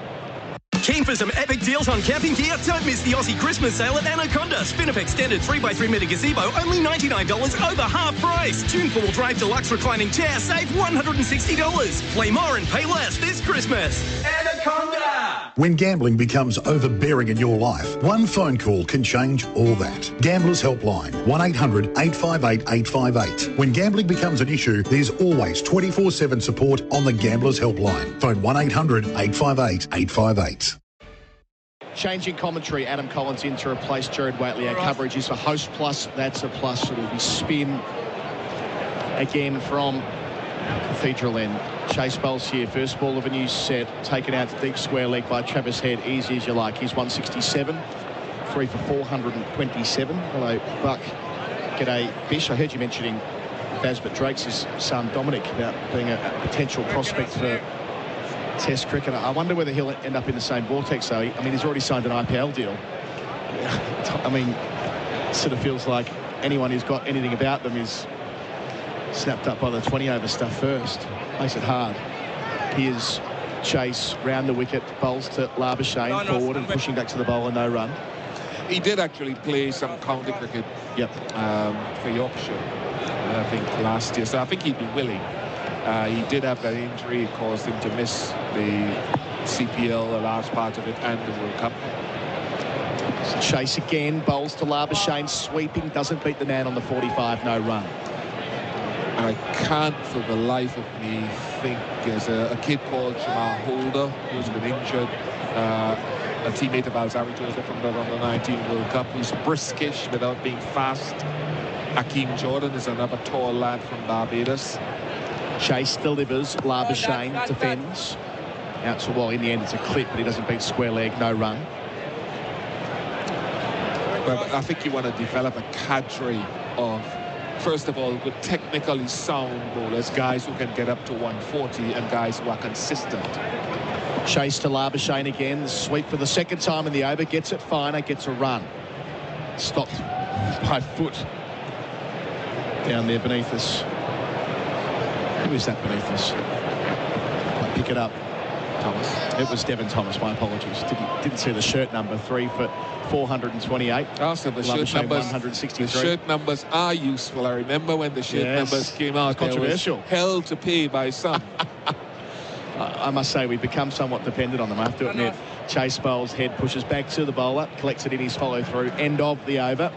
Just the 2 singles coming from it. 3 for 428 on the GWM Ute scoreboard. GWM go with more. Labuschagne 163, Head 167. All right, golfers, do you want to survive around the greens or do you want to score? Then you need a wedge that creates the purest spin possible, like the new Jaws Raw from Callaway. The most aggressive groove in golf, now with a raw face, delivers maximum one hop and stop spin, and with the optimised tungsten weighting, you get noticeably better control and trajectory for all-round better wedge performance. Simply put, Jaws Raw gives you pure spin in its rawest form. Learn more at callawaygolf.com.au. 63 runs from the last 11 overs, I'm told by a statistician, Chris Rogers, for Laurenex Cleaning. Google Laurenex Cleaning today. Yeah. Thomas, new over, caught behind. At last, a wicket for the West Indies. Marnus Labuschagne playing away from his body, thick edge. And Josh De Silva up to the stumps, makes no mistake. So the brilliant partnership between this pair, which has taken them from 131 up to 428, so 297 all told, comes to an end, and Marnus Labuschagne, his long stay complete. Caught behind for 163, Ian Bishop. Get Devon Thomas again. That man, Devon Thomas. A good catch, too, by Joshua De Silva, as you mentioned, standing up to the stumps, because Devon Thomas is not, in the context of things, the slowest, but it's an excellent knock again by Marnus Labuschagne. Wonderful. 14 boundaries out there for 305 deliveries. Chris Rogers, his 10th test ton. Careful, considered, mature, laying a massive foundation for the home side once again. Yeah, I think it's Marnus really at the peak of his powers as well. It just the way he went about it, I think he knew that he had to get it through a little tough period yesterday at times, but apart from that, just had to get his head down, not really make a mistake, and just churn the runs out. And the best players do that. They put their ego away and they get the job done, and that was a fine innings, and to back up what he did in Perth as well. So you can see that discipline to go again. That's impressive from him. That is a wonderful catch. Watching it back on the replay screen for Valvoline, the original engine oil, getting his snaffle strut on at snaffle.com.au was Josh De Silva. Thick edge, went to his right, one glove, stuck. Yeah, it's stuck. I remember chatting to a young bowler, and I said, he doesn't have a 5-wicket haul yet. I said, are you worried about it? He said, no. He said, I spoke to one guy, and he said, if I get 2 or 3 wickets a test match, 2 an innings, maybe another couple, over 100 test matches, it'll accumulate for so much. But I said to him, yeah, but you're not guaranteed to always get conditions where you will get the numbers you want. Some matches you'll go very barren, and when you've got to make up when you get the opportunity in conditions that suit you, and that's from a batting perspective what Marnus Labuschagne has tapped in and soaked into. He won't always get those hundreds. He'll fail more than he succeeds. So Cameron Green, his first ball in the series, edge to first slip, put down. Through the cordon it goes. It might have just bounced on the half volley. Either way, Green's off the mark with a couple from a genuine edge. So 2 balls in a row. Ian Bishop, get you to talk us through the replay for Valvoline, the original engine oil. It's good. It's bounced short, but it's also stood up off a nice, what I call a 3/4 length. And I go back to Devon Thomas again. It's a nice high action, snaps over his front leg, and is deceptive in his pace. A good ball for Green. First time we've seen him with bat in hand in the middle of the series. Yeah, so it landed about 6 inches in front of the fielder at first slip. So Green is off the mark. Nervous prod to begin. First opportunity to bat in Test cricket against the West Indies. Thomas to him, Green forward, defending out towards mid-on, no run. Green has averaged 44 in Test cricket this year with 4 half-centuries, all falling between 74 and 79. So had a good time of it, especially in Pakistan. Not sure that ready position from... Is that Mars in correct. In first slip? He was almost standing upright. Pretty hard to get low down from that position. Thomas bowls to Green, short ball, goes over the big West Australian who ducks. Probably should have... That was probably a catch there to be taken, I think. You know, with Devon Thomas bowling as well, I mean, it's more likely it's going to be around your ankles than up near your chest. So you need to be ready for those. We missed the chance to cheer on a man on a hat-trick, Bish, as well. It would have been the case had he snaffled that one at first slip. Not to be. Thomas again, he's got 2 wickets on debut. Short ball, back of a length in the end. Green shoulders arms. I've heard enough of hat-tricks, having spent 2 days with Damian Fleming at one luncheon, one lunchtime or dinner time interview, and this morning the hat-trick conversation keeps coming up. It's made him a lot of money, Flem, that after-dinner speaking routine. I wonder who comes from the other end, though. Here he is again. Thomas 2 slips in the gully and Green leaves alone. A successful over for the West Indies. At last seeing the back of Labuschagne. Caught behind for 163 Australia. 4 for 430 on the GWM Ute scoreboard. GWM go with more. The GWM Ute is up for the challenge. Born tough and built smart to give you more. More features, reliability, comfort and safety for less. GWM Ute. Go with more. When you call the Gambling Helpline, life-changing advice and guidance is there for you. 1-800-858-858 is the number to call. Support for anyone affected by gambling is available. Private and confidential. Make the call today. The Gambling Helpline. Phone 1-800-858-858. SEN Test Cricket for Host Plus, that's a plus. 1 for 100 across the session. Our numbers for Laurenex Cleaning. Google Laurenex Cleaning today. They're going to stay with spin from the Cathedral end via Roston Chase. Into head. He's on 167. Facing up here, leaving alone outside the off stump. We said goodbye to Ian Bishop. Just Chris Rogers and me through to lunch. For Anaconda, hit summer for 6 with Anaconda's 10% price beat guarantee. Can they go bang, bang? Just the slip. Chase bowls, head goes back and punches down. Well, not quite. Doesn't beat extra cover, no run. Travis Head. He's been the leading run scorer so far today for Victoria Police. Made for more. Next delivery, pushing out to cover for the 2nd time in a row, unable to beat that fielder who's on the edge of, let's call it, the one-day fielding circle. Feels so at ease at the moment, Travis Head. Any sort of anxiety and spot in the pecking order has subsided over the last couple of weeks. Chase bowls and Head gets forward and finds a single down to long off. 168. He's now faced 200 deliveries, 4 for 431. He did see you, Colo, this morning too. He made a beeline for you. He was more than happy to have a chat. So you've obviously bailed him up a couple of times out and about. Oh. As you know, you run into all sorts of types when you're on the cricket tour. Different parts of the world. You had a good conversation a couple of weeks ago? Or? Yeah, I mean, I think he's just in a really good place with his cricket. My sense is that he finished those tours of Pakistan and Sri Lanka probably thinking that he needed runs this summer, despite having played so well against England. Round the wicket, slip at a short leg. The new man, Green, gets forward, catches the call, doesn't beat the bowler in his follow-through. 1 ball left in the over.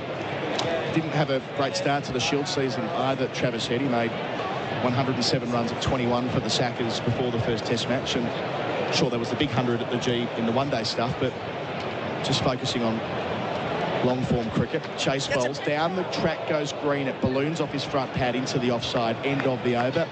Just a single from it. Australia 4 for 431. Green's the new man on 2. Heads on 168. And all our numbers are for Laurenex Cleaning. Google Laurenex Cleaning today. You staying up watching football's big show too? Why not use this time to get started in crypto with Kraken?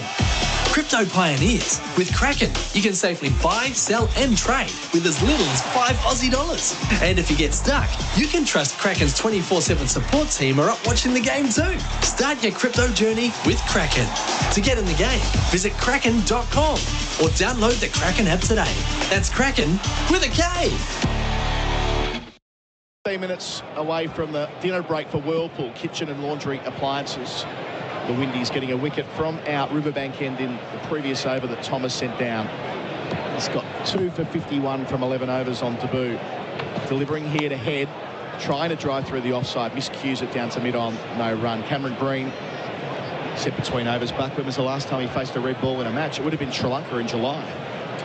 Yeah, I have him so far this season playing in 4 one-day internationals and 3 T20s, and that's it. And he actually looks just a little bit off at the moment. Even that last ball where he went down the wicket, he completely misread the length from chase. And that's just time in the middle, isn't it? Yeah, I suppose. I mean, we were talking to Pat Cummins about it earlier today, Buck. The schedule this year just didn't permit many of the multi-format players to get any Shield cricket in. Slightly unusual beginning. Thomas round the wicket to head, who goes back and rides the bounce in defence out towards cover, no run. I suppose when you were playing in generations that came before you as well, of course, you'd need to play at least a couple of red ball games before even considering fronting up for a test match on tour. You'd have preparatory matches against counties or regions or whatever else. Now it's like, well, once you're there, just crack on and play. Thomas bowls here, head, goes back again, doesn't beat mid-wicket. Yeah, I think Pat Cummins even spoke about, the fact that they didn't have an opportunity to play in Shield cricket. They weren't too disappointed with, because they could do centre wicket practice and taper it their own way. But I don't know, from my point of view, I still think there's nothing that compares with actually being out there in the contest and spending time in the middle, whether bat in hand or ball in hand. Head on strike, facing Thomas, slaps him or tries to slap him out through the offside, but trickles down to cover. There's no single there, and so it'll be next year, I suppose, with a number of the Australian players will sign up to the IPL. I'm sure Cam Green will end up there based on what he was able to do for the Australian T20 side. He'll be highly sought after. He'll rock up in England for the World Test Championship final, and there's not a lot of space there. Maybe some county cricket. Thomas bowls, and again it's head trying to slap it through cover, but there's a man at mid-off who he can't get it beyond. That's Anderson Phillip. I mean, it's the right winter to try and get sort of a short-term county contract, isn't it? We heard from Steve Smith during the week, a report in England, that's what he's trying to do. Very accommodating by the counties too, isn't it? True enough. Can he complete a maiden here, Thomas? He won't. Head takes a single towards mid-on. He retains the strike. He's 169. Australia 4 for 432. 13 minutes until the next break. We're here for Host Plus, an industry super fund for all Australians. You wouldn't use a chainsaw blindfolded. Yet not checking before you dig online first is like digging blind. Avoid high voltage electricity cables and high pressure gas mains every time. Search before you dig online every time, and never dig blind. Hi, Alex Carey here, Australian cricketer. Toyota genuine accessories are manufactured to meet Toyota's stringent quality standards and will integrate seamlessly, fit perfectly, and complement the styling of your Toyota vehicle. Oh, what a feeling, Toyota. In Sky Traffic. Text coming on 043398 1116 for tyre power, and there's Summer Scorcher Sale. Chase starts a new over, bowls here to head, who takes an easy single out to deep square. He's 170, 4 for 433. Yeah, there's that ongoing debate about whether they should be so accommodative, the counties, before an Ashes series, but I suppose if you're looking after one of those clubs, you can get a Steve Smith for a month, you're going to say yes. Yeah, I think too that when you can strengthen the competition and you can allow other players to watch and learn as well, that's not necessarily a bad thing. I mean, imagine sharing a young county player sharing a change room with Steve Smith. I'm sure that would be a very positive experience. Catching mid-wicket in, round the wicket for Green. This is leg stump by a long way, and Green can't catch up with it into the gloves of De Silva. I did see county cricket are going to trial the Kookaburra. They are. Everything goes full circle because we were trialling the Dukes in Shield cricket a couple of years ago after the 2015 Ashes. Chase bowls, Green forward, pushing between the two catching men, out to mid-wicket, no single. So we've dispensed with the Dukes ball in Shield cricket. They're now moving to use the Kookaburra for some of the county season in England, so they want to beat Australia over here. Chase bowls, Green goes back and defends, out towards short mid-wicket again, no single.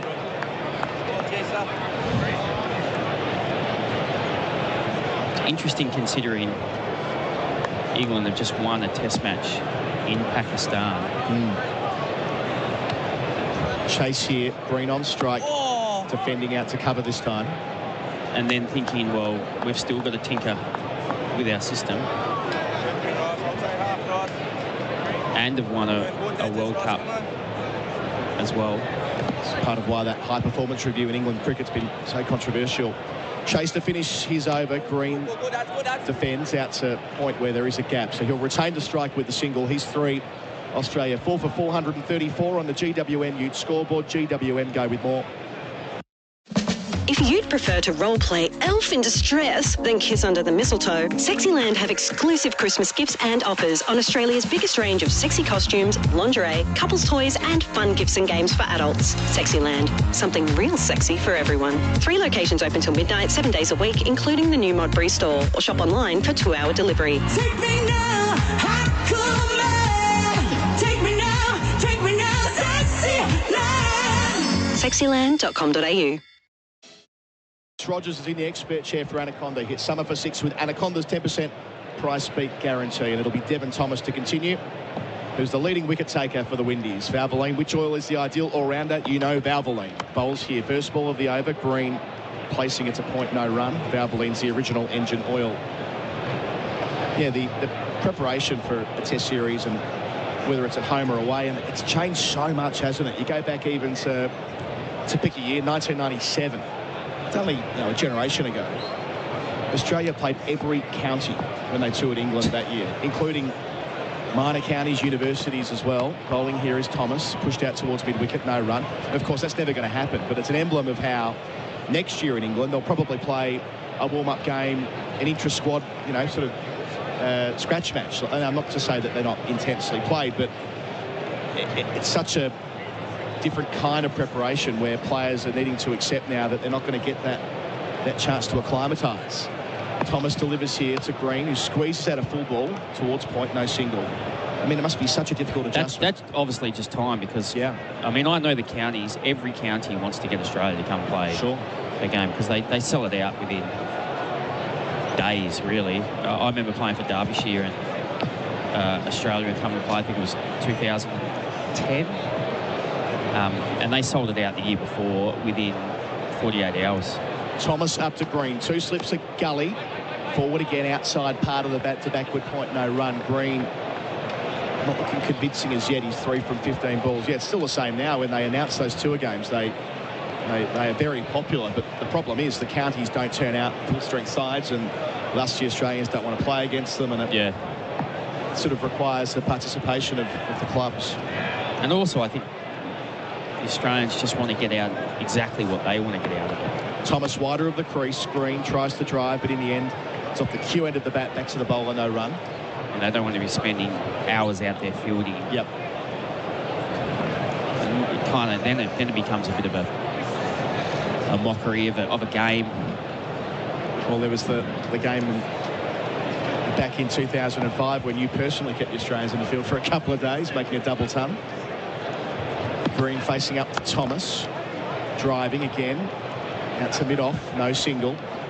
They weren't too thrilled with you, were they? They wanted you to get out and let them bat again. And I tried. I nicked one off Jason Gillespie. I threw the kitchen sink at it and nicked and caught behind, and it was no ball. And that was the tour. I remember standing down the non-strikers end, and Kasparitz in particular just kept bowling no ball after no ball, and I said to the umpire, I said, mate, he keeps bowling no balls. You're going to call him? He said, if I call him, we'll never finish this game. But But I think Gillespie and Kasprich had no ball issues that series. Yeah. So new over, Chase to bowl it. 4 for 434 the score after Thomas's maiden. Lunging forward his head, defending. No run, heads on 170. He's the player of the day thanks to Big Lee so far. Head facing up, round the wicket. Chase delivers here with his off breaks. He goes back in the crease and defends. No third umpire action so far today. When we see, we'll hear from them. It'll be for BizCover, business insurance made easy. Chase bowls, head back on the cut, doesn't get it out past cover. You always hear from the players who are frustrated by when they arrive in a new country not getting to play the warm-up games they feel they need. I mean, India will be really interesting in February on that part, as Chase bowls wide of the crease. It's full head, gets it out through cover, but there is a man at long off. He'll only get a single. 171, 4 for 435. I mean, will they even have time for a proper tour match, given they'll be flying out there towards the end of the Big Bash? It'll be so complex with the schedule as it is. From memory, didn't last time they travelled to India to play, they went to Dubai to prepare? And they said it was the best thing they ever did. Yeah. Especially the batters when winning that first test at Pune. Chase bowls round the wicket, Green defends into the offside, no run. Did you commentate? Yeah, we were there in India in 17, Gerard and myself and Kat too, and they all said to us, like, that I think it was 7 days in Dubai made all the difference. Yeah. There's no way they'll have time for it this time around. Chase bowls, Green defends out towards mid-wicket once again. End of a brisk over, 4 for 435 the score. Just 1 run from the last 3 overs. Green's 3, heads 171, and we are not far away from dinner. 4 minutes, so they might sneak 2 overs in, given its spin from the cathedral end. Our apparel partner on SEN Test Cricket is Ringers Western. Whether it's the paddock or the pub, Ringers Western has the kit to keep you cool this summer. And all the texts we've got coming in for tyre power and their summer scorcher sale. Quick question between overs for you from Brett. Who's the best part-time bowler you ever played against? I suppose that's in reference to Thomas at our end at the moment in your career, Buck. I don't know about that, but I think I'm Jamie Cox's only first-class wicket. That's a claim to fame. Yeah. Thomas round the wicket to head, who drives and doesn't find the gap at cover. Does well enough, though, to the right of mid-off to get a single. 172, 4 for 436. What were the circumstances? He was bowling filthy off-spin. He bowled, I think, a knee-high full toss, and I smacked it straight to mid-wicket. Was that him playing for Tassie or Somerset? No, that was for Tasmania. It's quite the claim to fame. How many first-class scouts have you got? Or did you get? 1. Thomas bowls here. Green on strike. Let's 1. Go. Test century for England. Can you guess him? Test century. What era are we talking? He's still playing. Still playing for, as in still playing for England or playing for England. Test centurion, still playing for England. Wasn't a Johnny Bairstow type, was it? Up that part of the world, Yorkshireman. Shake of the head. No. Okay. Nottinghamshire. Bowling here over the wicket. Thomas beats Green outside the off stump. There's an appeal from behind the wicket. De Silva really liked it. I wonder whether they might consider a review here. 10 seconds on the clock. They've got the sort of hands out like, well, you may as well, skipper. 5 seconds to go. Brathwaite doesn't believe them. He does not believe them. Oh, he has. Yes. 1 second to go. Up he goes. Kumar Dharmasena has had his decision challenged upstairs this week. Umpire Richard Lee. Director. We have a player review for a catch behind. I've checked the front foot and it's a fair delivery. Can we have a look at front on, please? Okay, we'll go through the process. We'll also try and work out who your only first-class wicket was. And Stuart Broad placed for Notts. Wasn't Broady, was it? All I'll say is he got me out a lot more times than I got him. So, yes, it was. Does look like it's close, but can we have a look at offside hotspot, please? I'd be surprised if this was overturned. Buck? No, nothing on hotspot. Okay, I can't see anything there. So can we go to RTS, please? It's a clicky handle, I reckon. The Justin Langer clicky handle. Here's Sticko to confirm that it is a flat line. Confirmed as not out by umpire Illingworth. Okay, ball's clearly missed the outside edge. The replays for Valvoline, the original engine oil. What's fascinating about that, it wasn't just the keeper who thought he heard something. It was first and second slips. It was 3 people who all believed they heard something. It'll mean this is the last over before dinner. They won't squeeze another one in. 40 seconds until the break. Thomas bowls to Green, who leaves alone. It does mean that Green has been sort of shaky to start, hasn't he? So 3 from 23 balls. So many runs already on the board for Australia, but he'll still need to play himself in. Yeah, but if you ever wanted to come out, get a little bit of form, this is the match. Yeah, true as that is, but I mean, Travis Head said last week how nervous he was walking out at 2 for 400. Because you're kind of on a hiding to nothing a bit, aren't you? To Green here. He's desperate for a hit. Facing up, defending, out to cover, no single. There are just 1 ball to lunch. You can hit as many balls in the nets as you want, but it's just not the same. So you need to come out and find that rhythm. Even I think in the last over by Chase, he defended one and he almost fell over. So it's just, especially being a young player as well, it's not every time you go out to bat, it doesn't feel the same. Sometimes you have days it feels completely natural, and others it feels horrible. So 1 more ball to get through for dinner. Thomas away from us to Green. Couple of slips way down the leg side, wide signalled. So there'll be 1 more ball before dinner. Oh, no, hang on, my apologies. That was him signalling that's dinner, putting his hands out. Umpire Damian, no interest in an extra ball. The ball ticked over, actually. But they'll wind that back. It'll stay at 4 for 436, which will mean that Head will dine on 172 from 212. Green down the other end, 3 from 25. The only wicket to fall in that first session for Host Plus, an industry super fund for all Australians, was Marnus Labuschagne, who went beyond 150, got to 163, then edged to Devon Thomas delivery. Taken nicely up to the stumps by the keeper, Josh Da Silva, sticking out his right hand. Labuschagne, 14 boundaries, and in the process passed 3,000 test runs, the second fastest Australian to that mark.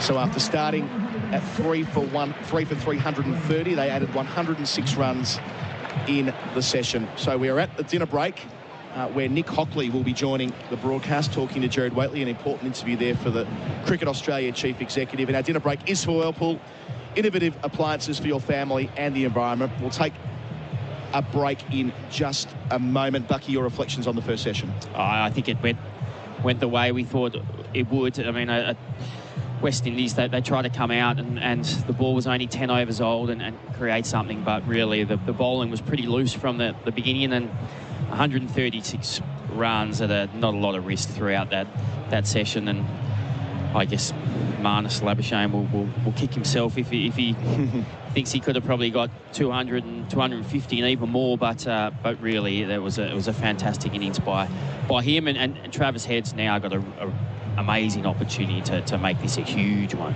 Thank you, Chris Rogers, our experts for Anaconda. Hit summer for 6 with Anaconda's 10% price beat guarantee. We'll take a break on SEN Test Cricket at the dinner interval. Australia 4 for 436. On the other side of it, Gerard Whateley. Case bowls to him, cuts and gets the next milestone.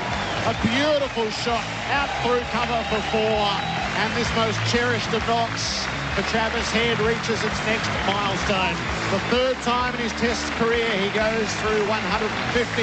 Marnus Labuschagne readies himself. Phillip bowls to him. He turns from his pads. He is the boy who wants more and more and more.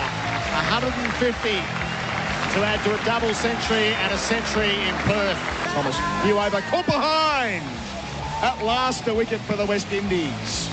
Marnus Labuschagne playing away from his body, thick edge. And Josh Da Silva up to the stumps, makes no mistake. The dinner break for Whirlpool. Innovative appliances for your family and the environment. 1 for 147 in the session of players. Australia advanced the scoreboard to 4 for 436. Travis Head is unbeaten on 172. And Cam Green, fresh to the crease, is 3. Labuschagne, the man out, for 163. It has been a tumultuous 48 hours in Cricket Australian circles. The Chief Executive of CA, Nick Hockley, is with me. Nick, thank you for being here on SEN Test Cricket. Thank you, Gerard. Good afternoon. Let's just go straight to it. Are you disappointed or relieved that Dave Warner has withdrawn his appeal on his lifetime leadership ban? Disappointed, I think. We worked really hard to amend the code of conduct. We absolutely believe in remediation and to give David an opportunity to have his sanction re-looked at. We respect David's decision, but yeah, ultimately we're disappointed. Is Warner under a misapprehension, Nick, that the intention of the independent panel is to rehear the original charge against him? I think we've been really clear with David. I've had a very busy time in meetings lately, but I have heard a few comments that are really looking back to the events of 2018. And just to be extremely clear, what we were looking at through this process is not in relation to the events, the original events. It was looking at the sanction and looking at behaviour since, and looking at modifying that sanction. So Warner is of the belief that they want to conduct a public spectacle to, in the panel's words, have a cleansing. Counsel assisting the review panel appeared to be determined to revisit the events of March 2018, and he's not prepared to expose himself to that. I don't think that's right. The hearing and throughout this, it's really important that an independent process is undertaken. Again, was purely to look at behaviour since, and purely to look at the sanction. And we've worked very hard with some very eminent experts in the field, in line with best practice, to ensure that a fair and independent hearing was able to be had. And so I just want to absolutely clarify that fact. So that's difficult to reconcile, that there are two parties and that one would have gone through the same process and come to a view that it's the opposite intention.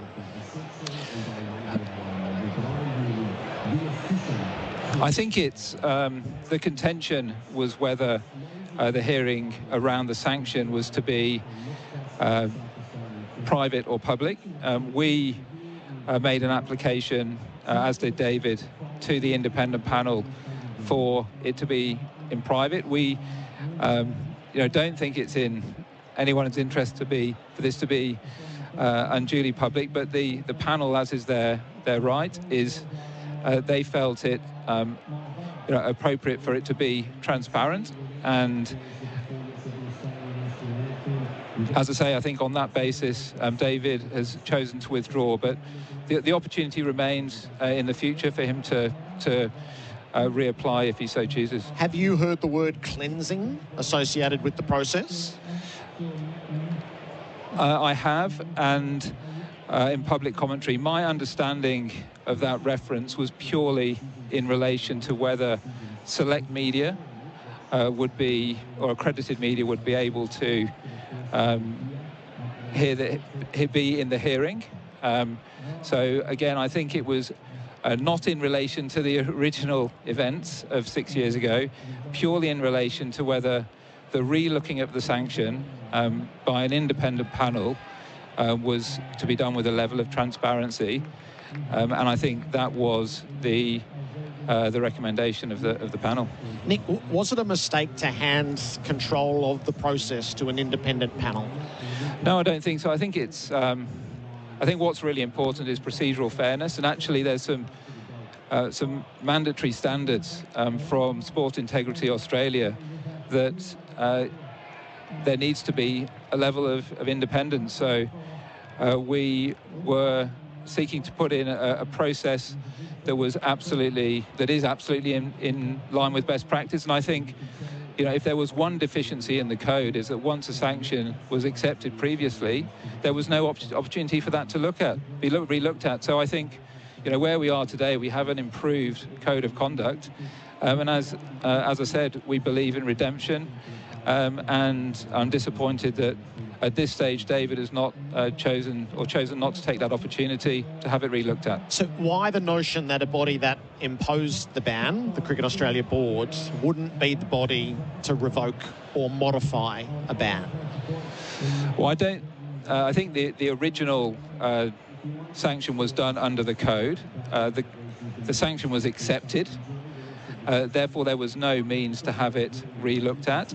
That is why, and we have kept people appraised of the situation right the way through. We made some announcements after our annual general meeting only just over a month ago that we were looking to amend the code to afford this opportunity. And we've been very clear and transparent, and we've sought to give David that opportunity in line with best practice governance arrangements. Was there friction at the directions hearing last week?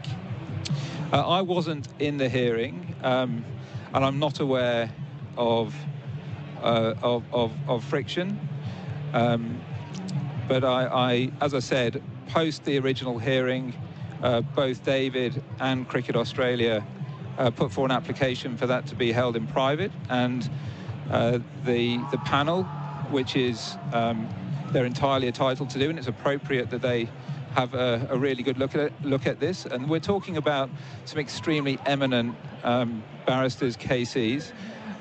They felt that it was appropriate that select accredited media be invited in, and there was always still the opportunity for David during that, if there were anything that he was uncomfortable with media being there or his representatives, to ask that be conducted in private. So, as I said, our intention all the way through is to put in place an opportunity for procedural fairness, an independent look at this, and we have a strengthened code as a result.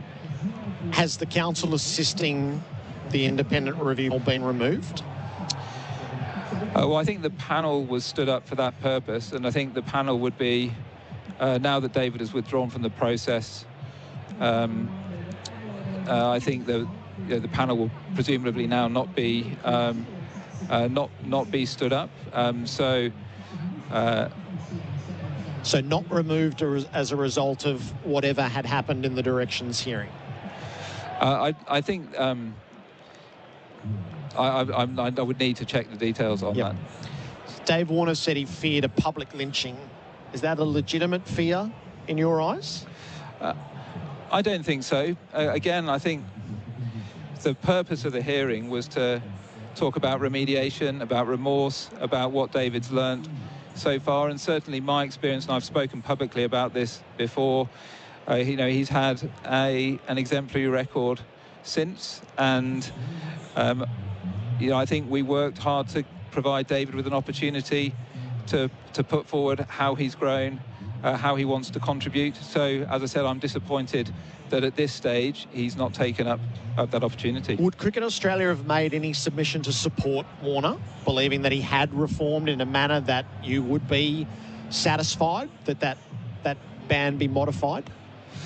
I think in that sense that's not necessarily our role, but I know that David had a very a strong submission, had some very relevant references. We stated our support for his submission. But ultimately, it is our responsibility is to put in place an independent process in line with best practice, and to really afford David that opportunity that prior to the amendment of the code he would not have had.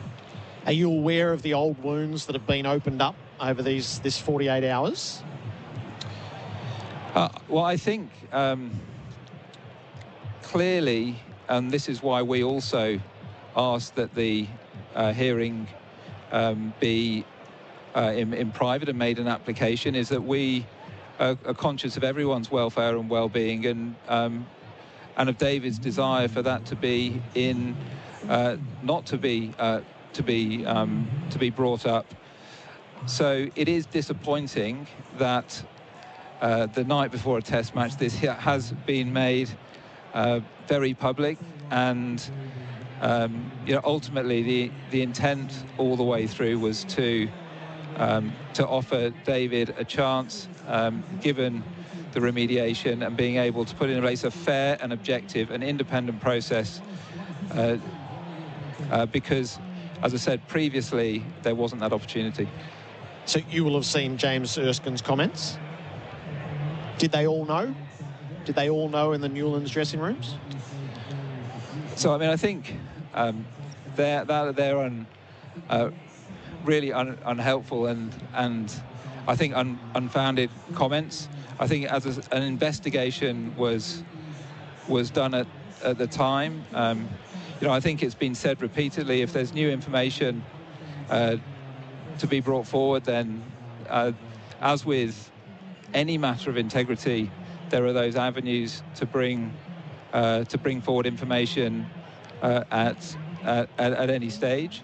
But I think it goes to the point that you raised right at the outset, Gerard. This was never, and this was not, about re-looking at the events or the decision. This was about looking at the sanction and whether the behaviour since and the remediation, the remorse, was such that the ban could be modified. So I think to open up,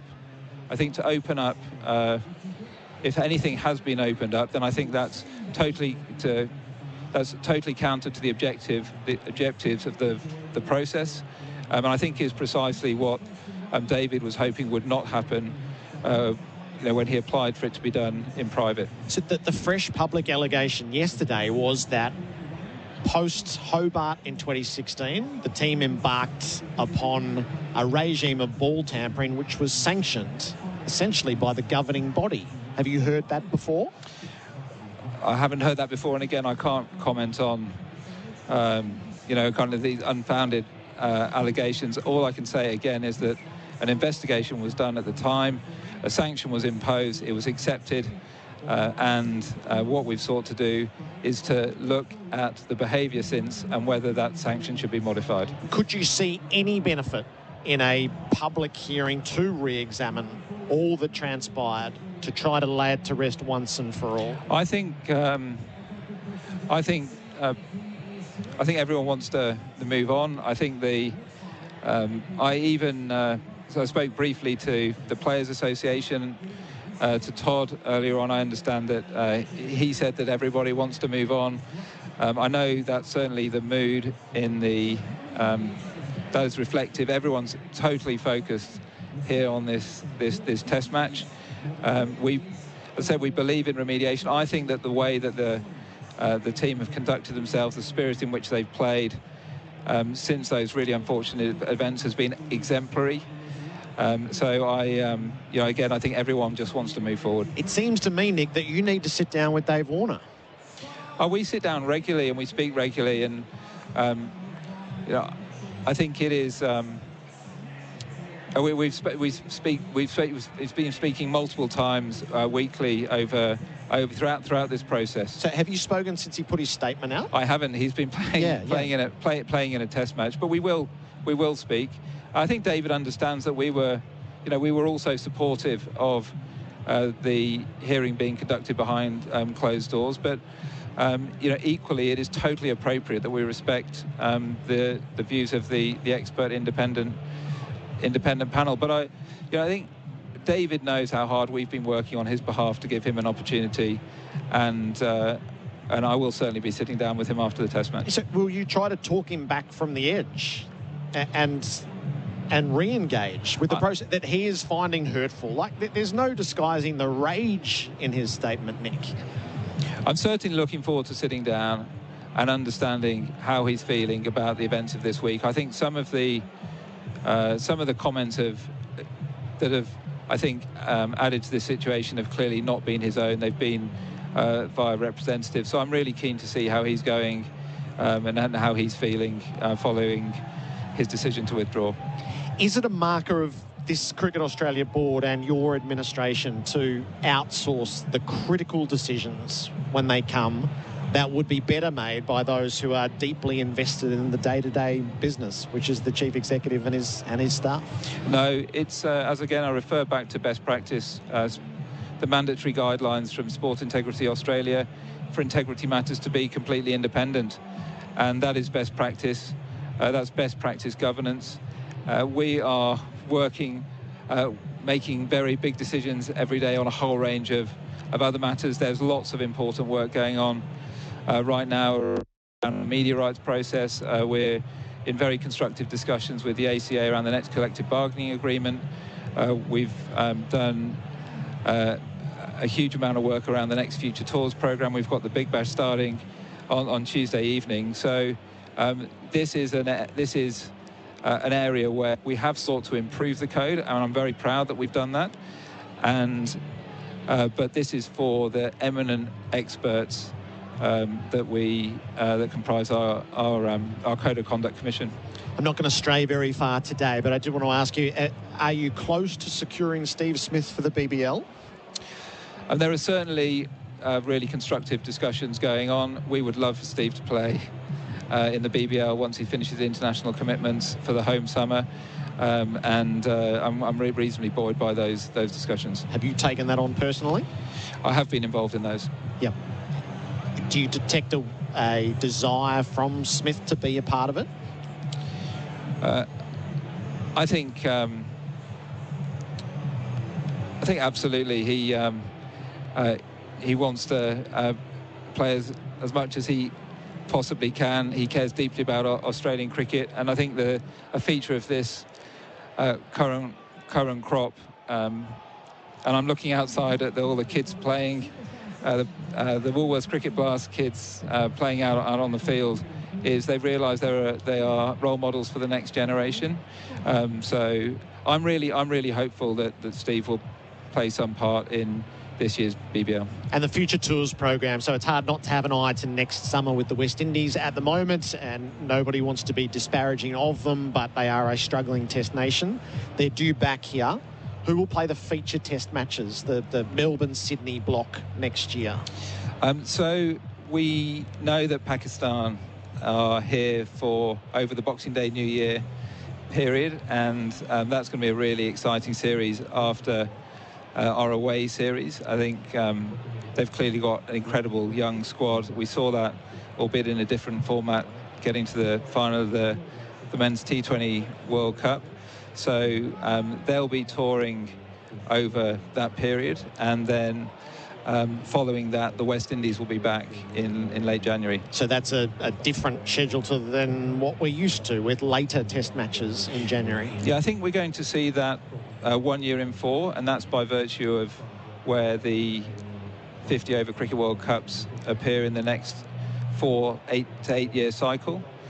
So the next World Cup has been scheduled for October, November next year, 2023, in India.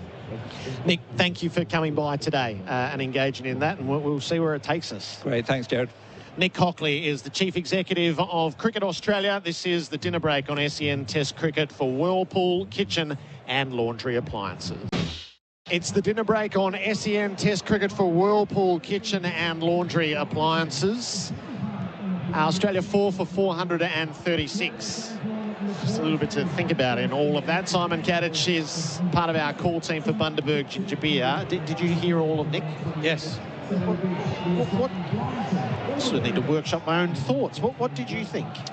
My take, and I don't understand the whole process of the independent review panel, but my take was that was required as part of best practice. So I can't comment on that because I don't have enough knowledge about it, but that to me is in contrast to what Todd said earlier about the fact that that critical decision has been outsourced to an independent panel, when I guess most of us probably assumed that it was Cricket Australia and the board's decision initially, with the initial sanctions around the leadership ban.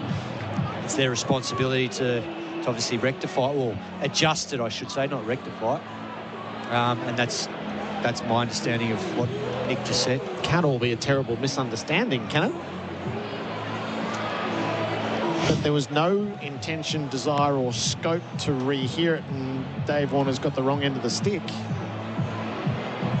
Which that's Cricket Australia's position. There was absolutely no intention of this panel to rehear the offence, and wherever that has come from has been misinterpreted. Yes, and that's the other part of it, that David Warner's feelings from that initial meeting the other day are completely different to what Cricket Australia are thinking about it. Let me just get a couple of quick categories on what we've seen on field, where Australia's 4 for 436. We're in the dinner break on SEN Test Cricket for Whirlpool, kitchen and laundry appliances. Who's had the free thinking play of the day so far for Liberty? Loans for free thinkers on and off the fields. Probably Travis Head. Yeah, highest score in Test cricket. Yeah. He's got a double century at his mercy. He's free-flowing, free-thinking. He is, every bit of that. Liberty, loans for free thinkers. We love free thinkers on and off the field. Liberty.com.au. And the GWM Ute is up for the challenge. Who's up for the challenge for the rest of the day's play? And I'm going to give up our off-air conversation. You said to me yesterday, Devon Thomas for 5. He's got 2, and he looks the most likely bowler. And the reason I said that was because I thought if he gets a sniff of bowling to the Australian tail when they're slogging, then he potentially gets that chance to get a 5. So I think between him and Joseph, they've been the 2 most threatening West Indian bowlers. GWM Ute is up for the challenge, a 1-ton payload and 3-ton towing, backed by a 7-year warranty. Just had my maths a bit wrong a little earlier on. So 1 for 106 in the session. Australia 4 for 436. Travis Head is 172. Cam Green is 3. This second session is for Lawn Hub Fertiliser. Real lawn fanatics use Lawn Hub Fertiliser. It is just gone 5 o'clock local time in Adelaide, and it's still a gorgeous Friday evening. The weather for Rainbird, smarter irrigation, the intelligent use of water. It's 26 degrees now. Oh, imagine the fun, Chris Rogers, they're having out the back. 26 degrees early evening on a Friday. I'm not sure we'd like to be out there, would we, Gerard? Oh, it's sort of got spring carnival vibes to it. I don't know about the Royal We. I suspect you might. No, wow, what a setup we have before us. So only Sir Donald Bradman has made a double century in the Adelaide Test as a South Australian captain, and that's the prize that awaits Travis Head.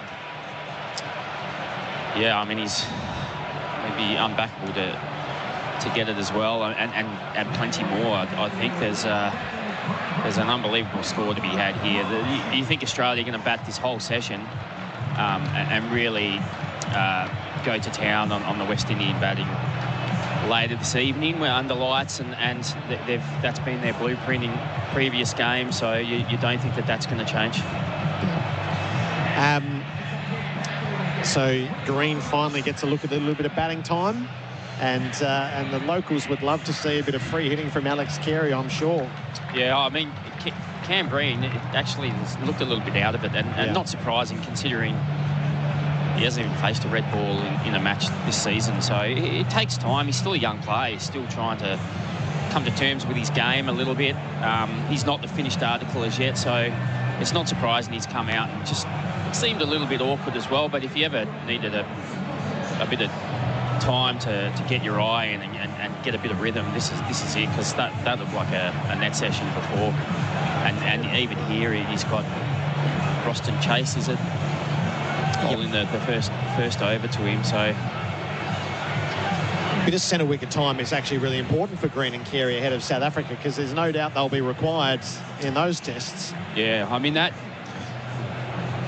it's looking forward to those tests just because of the South African bowling lineup, and I think if I was there, I'd be playing their 4 quicks in every one of those matches if they can. Roston Chase from the Cathedral end to begin after the dinner break. Travis Head on 172 has the strike, and he's leaning forward and defending the first ball. Really good start, Ross. Worth playing with some of those numbers. Great South Australians in the Adelaide tests. Headers put himself right in the midst of those. Chase around the wicket bowls to him. And he runs the ball to point. He won't get a run. So Bucket dates back to Joe Darling in 1898, who made 178 versus England. And then moves through Clem Hill, who you can nod to on the way into the ground, who made 116 against England in 1908. Chase bowls and Head drives. He really clouts the ball diagonally out to long off and takes a single. Nip Pellew wasn't a captain. He made 104 versus England in 1921. And then we get to the Bradman years. 299 against South Africa in 1932 and 212 against England in 1937. He also made 112 against India in 1948. And then Ian Chappell chimes in with a pair of centuries as the Saka captain. Cam Green. He's on 3. He's got fielders close in, and he's playing back, turning around the corner, and he won't get a single. So Chappelli made 104 against England in 1971 and 196 against Pakistan in 1972.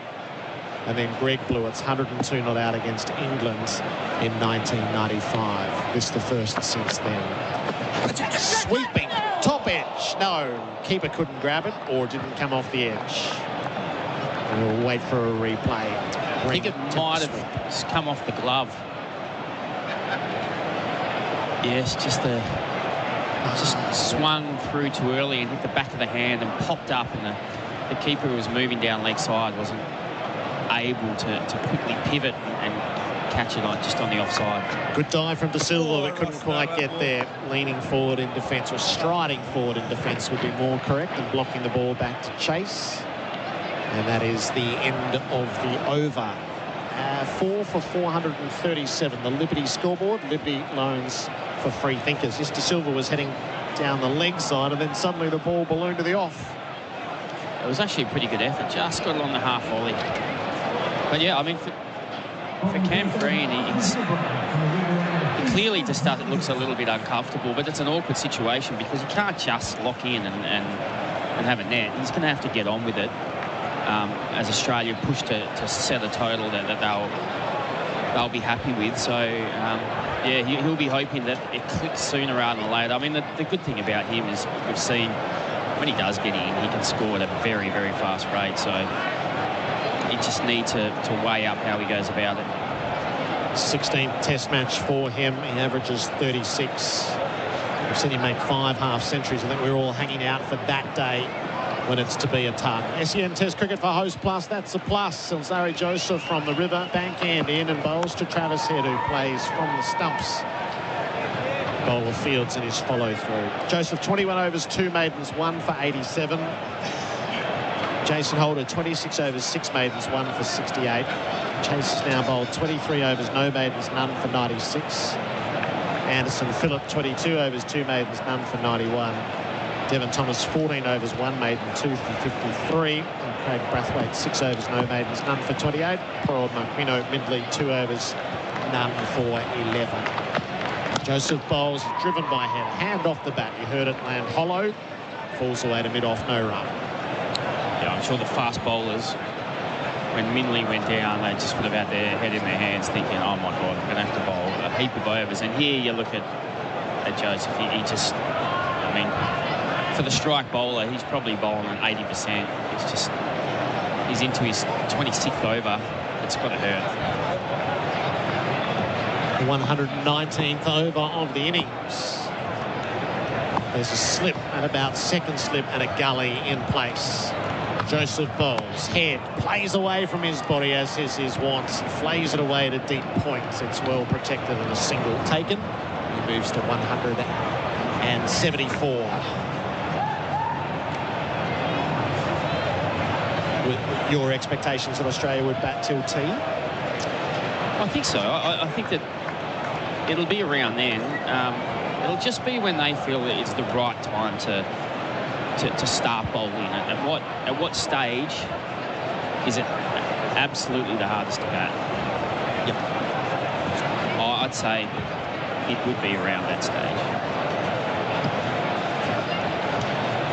Anderson Phillip is warming up down below us.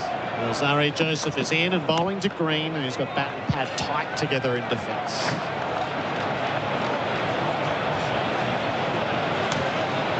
So he's 3 from 29.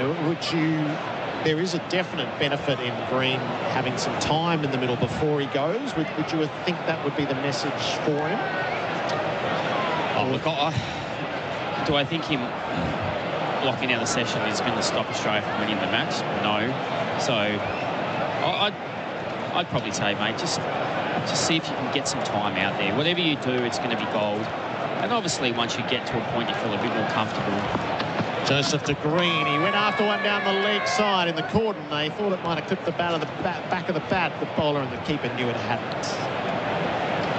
And then, then you can push the button. But, yeah, every ball he faces here is put a little bank for, particularly the South African series is going to be, I wouldn't expect South Africa's attack, if everyone's fit and ready to go, I wouldn't expect Australia to be 400. Yes. South Africa is in action against a Cricket Australia 11, so we'll update you there. And England is batting in Pakistan again. Joseph onto the hip of Green. He's able to tuck him away for a run off the last ball. 4 for 439, a couple of overs after the break. On the Liberty scoreboard, Liberty Loans for free thinkers. At the Unley, celebrations are in full swing. For you, any type of function, the Unley can manage it all. Anniversaries, birthdays, baby showers, corporate events, life celebrations and reunions, the Unley get 5 stars for organising what you need. Add to that all your pub favourites like happy hours, pub plates, including the massive Palmy, drive-through bottle shop and famous rooftop bar. The Unley is as Adelaide as it comes. Plan your function at theunley.com.au. Always drink responsibly. SEN Test Cricket for Host Plus, an industry super fund for all Australians. 4 for 439. Roston Chase is bowling from the Cathedral end. Cam Green is on 4 as he faces up and leans forward to defend. So South Africa 6 for 322 in their warm-up game at Allan Border Field against a Cricket Australia 11. Have a look there. Dean Elgar made 109. The Saffers captain. Green uses his feet, takes it off his toes, out through mid-wickets. A single under the Sir Donald Bradman Pavilion. 4 for 440.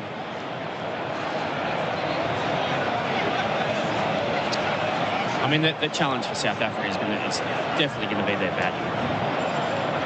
There's probably names there that I'm not too familiar with. Fascinating, Aidan Markram hasn't made the touring squad. Travis Head's on 174. Chase bowls to him. Off the toes he goes wide of mid-on. He'll be able to take one and just settle there.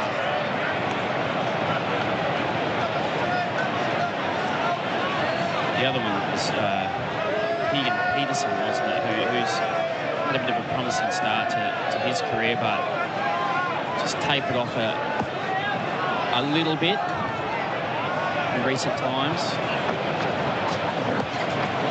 Green gets it away down the leg side, and he'll be able to get something down to fine leg. They have one. Header off for a second. Dives back. Stumps disturbed. We're going upstairs. A mix-up out in the middle.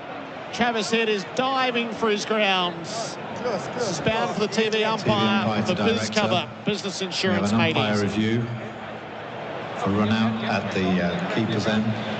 If I can have a look at your best side on angle, please. This is, look, the only way that Head might get out. Okay, short of his ground. He's out. He's out. The bails have lit up, suggesting that the bails are off, and he's short of his ground, so we can go to the big screen with my decision. That's a terrible pity.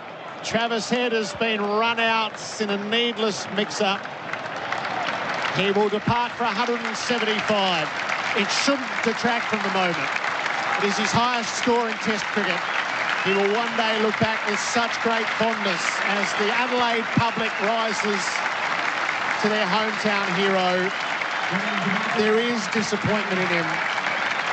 Just a cursory raise of the bat. It's not the glow that he would have imagined with that huge milestone not too far in the distance. He is run out, and Australia goes 5 down for 442. I'll tell you what, Gerard, he was absolutely fuming as he walked off there. He stormed off in almost record time. I mean, usually, you know, you get 100 at your home ground, you take a time to soak up the applause, but he was almost running off. He was that disappointed. And it was just out of nowhere, wasn't it? Yeah. Was it just a little bit of lackadaisical running between the wickets? I think he might have even sprayed Cam Green as he walked off. He's pretty cross with Cam Green, and watching it, I can understand why.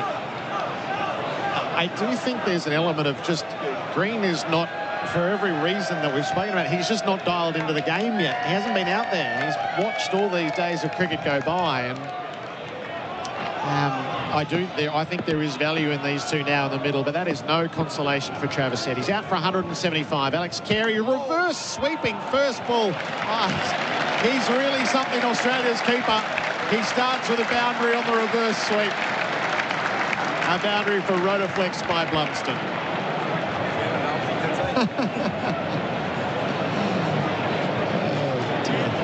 I think he went out first ball in that one day, a reverse sweeping at the SCG.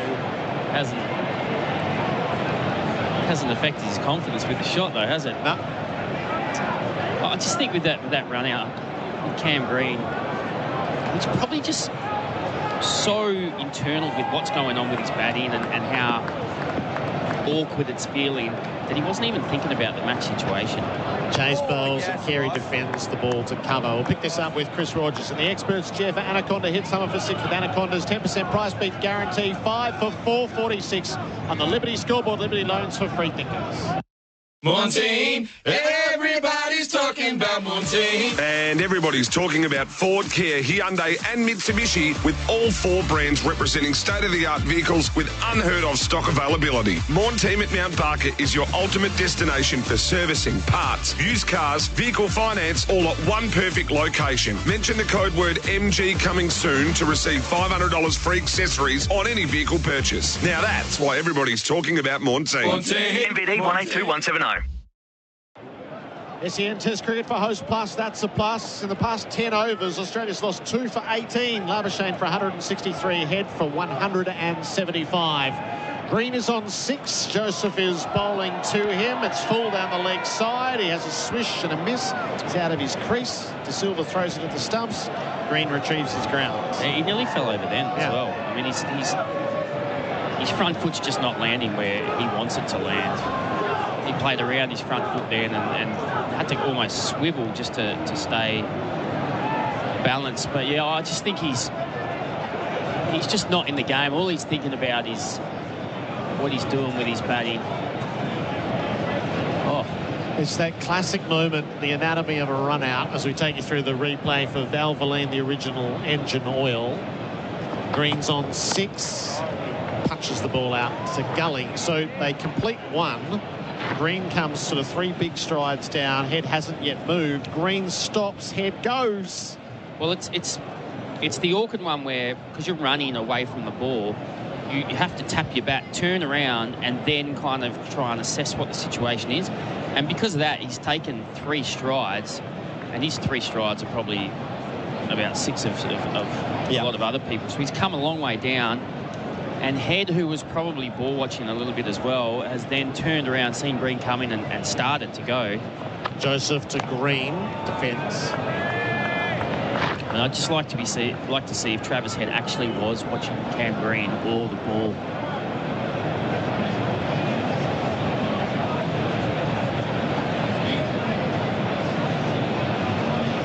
Jeez, it's been a bit of a dampener after the dinner break. Certainly for the crowd, which had swelled, I think, anticipating what was to come. They might have even come in from the back for a little while to see it. I did foolishly say he was unbackable to get to 100 as well. Yep. The only bit he was always going to run out was the only way. Joseph to Green, bouncer. The big fella gets down underneath it. No, he was always going to get out, man. Oh, run-outs, Buck. The counselling that's required. I don't know. I think I'd be pretty happy with 175, to be honest. Just want to put a few things into context. Especially, I hope he didn't walk off and say something untoward to Cam Green, because, you know, he's the youngest member of this side. Joseph bowls to him, and Green punches the ball out to point. He can't get a run. And clearly, like, he's battling out there at the moment. I know we're playing for Australia. It's not, you know, it's not kids cricket, but you can have that. You know, Cam Green's got to continue to bat. You can have that conversation later. Yep. Yep. But you do get caught up in the emotion of the game. Well, even the most experienced pair, Smith and Khawaja, readily comes to mind from Sri Lanka. Green drives the last ball of the over on the bump to cover. Hauled in, no run. 5 for 446 on the Liberty scoreboard. Liberty loans for free thinkers. Is your strata management team looking for professionals to clean your property portfolio? Sick and tired of low hygiene standards and dealing with on-site issues? From strata management to commercial property owners, Laurenex Cleaning can coordinate routine strata cleaning, perform emergency 24-hour cleaning services, high-rise window cleaning, plus our super clean services. Laurenex Cleaning are your locally owned and operated industry leaders, keeping South Australia safe and clean. Laurenex Cleaning, securing workplace safety for strata management. Google them today. SEN Test Cricket for Host Plus. That's a plus. 5 for 446, 121 overs bowled. Alex Carey's on strike to Chase, who blocks to the offside. Really good start there, buddy. Bit group therapy on a run out. Shall we bring Kat in? Who's got one of the more storied in Australian cricket history. For Anaconda, hit summer for 6 with Anaconda's 10% price beat guarantee. Kat, do you break out into a sweat when these things happen? Chase bowls, head is back defending. He's going for the cheeky single too. He placed it ever so well, just shy of points. Where was it? Shane Watson. Was it? Which one? Yes, that's right. I think the famous one's the MCG, isn't it? MCG. Well, my last Test match was here for a diamond duck. Oh, yeah, that one. That was the one. I ever got one in my career. It wasn't the MCG where we were both going for the same end. That was so bad by him. No, one person was going for the same end. Green carves the ball out to point. A couple of bounces, didn't get all of it. It'll be overhauled in the deep. They have 2, and Carey decisively calls for a 3rd. The 450 up for Australia in the 122nd over. The one of the G was on Boxing Day. There's about 60,000 there. It's mid-afternoon. We're both in the 90s. And I've hit one to sort of deep backward point, but he's not right on the fence. He's sort of, you know, just past normal. Called wait. Couldn't hear Watto. Next thing I know, I'm turning around. I hear this, oh, Cat, as he's trying to dive into the crease while I'm about a foot out of my crease. No, that was no good. Carey defends the ball to short leg. The first I knew was I turned around and there he's trying to dive into the crease to beat me home. And I was out by this far, but I sort of, watching this way at the backward point, got in, and then he's right behind my back trying to dive into the crease to beat me in. Chase around the wicket, reverse sweep from Carey. He'll get runs again out into the deep. Not the boundary this time. They'll come for a second. Throw comes to the keeper's end. Carey's got it well scouted. The problem was he got all the sympathy because he'd been out in the 90s all summer. And so had I. We'd both got like 3 90s each, so we couldn't quite get there. I ended up butchering. I got 98 that day as well. He got 93 run out or whatever. So I think he got the sympathy and I got nailed over it. If there's a meme for cricket as an individual game, it's that one. Oh, yeah. Carey defends the last ball of the over. 6 from it. We're going to get Bucksworks' experience next. 5 for 452, the Liberty scoreboard. Liberty loans for free thinkers. All roads lead to the Sale Greyhound Club this Boxing Day for Gippsland's biggest party, the Sale Cup. The venue is free for general admission, or you can choose to do it VIP in the Playtime Trackside Marquee. Maybe let the hair down with more than 1,000 others in the party paddock. AFL great Gary Ablett will be trackside, plus there'll be live music, entertainment and cash to be won in the Cash Cube. The Sale Cup Boxing Day. At the Sale Greyhound, come and SEN Test Cricket, this session is for Lawn Hub Fertiliser, 5 for 452. Green is 9, Carey is 7. Joseph is bowling from the River Bank ends. Group therapy for run-outs in the past. Green's bowled. He didn't offer a shot. And Joseph cannoned into the stumps. He looked like a young man scrambled, I think, Cam Green, and he has gone down looking.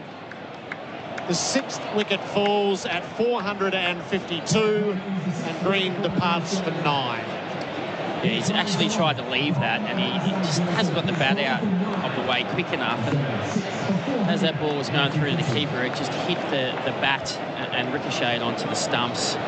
And he just looked out of rhythm, really. His movements looked late. He never looked comfortable. He was kind of falling over, playing a few shots.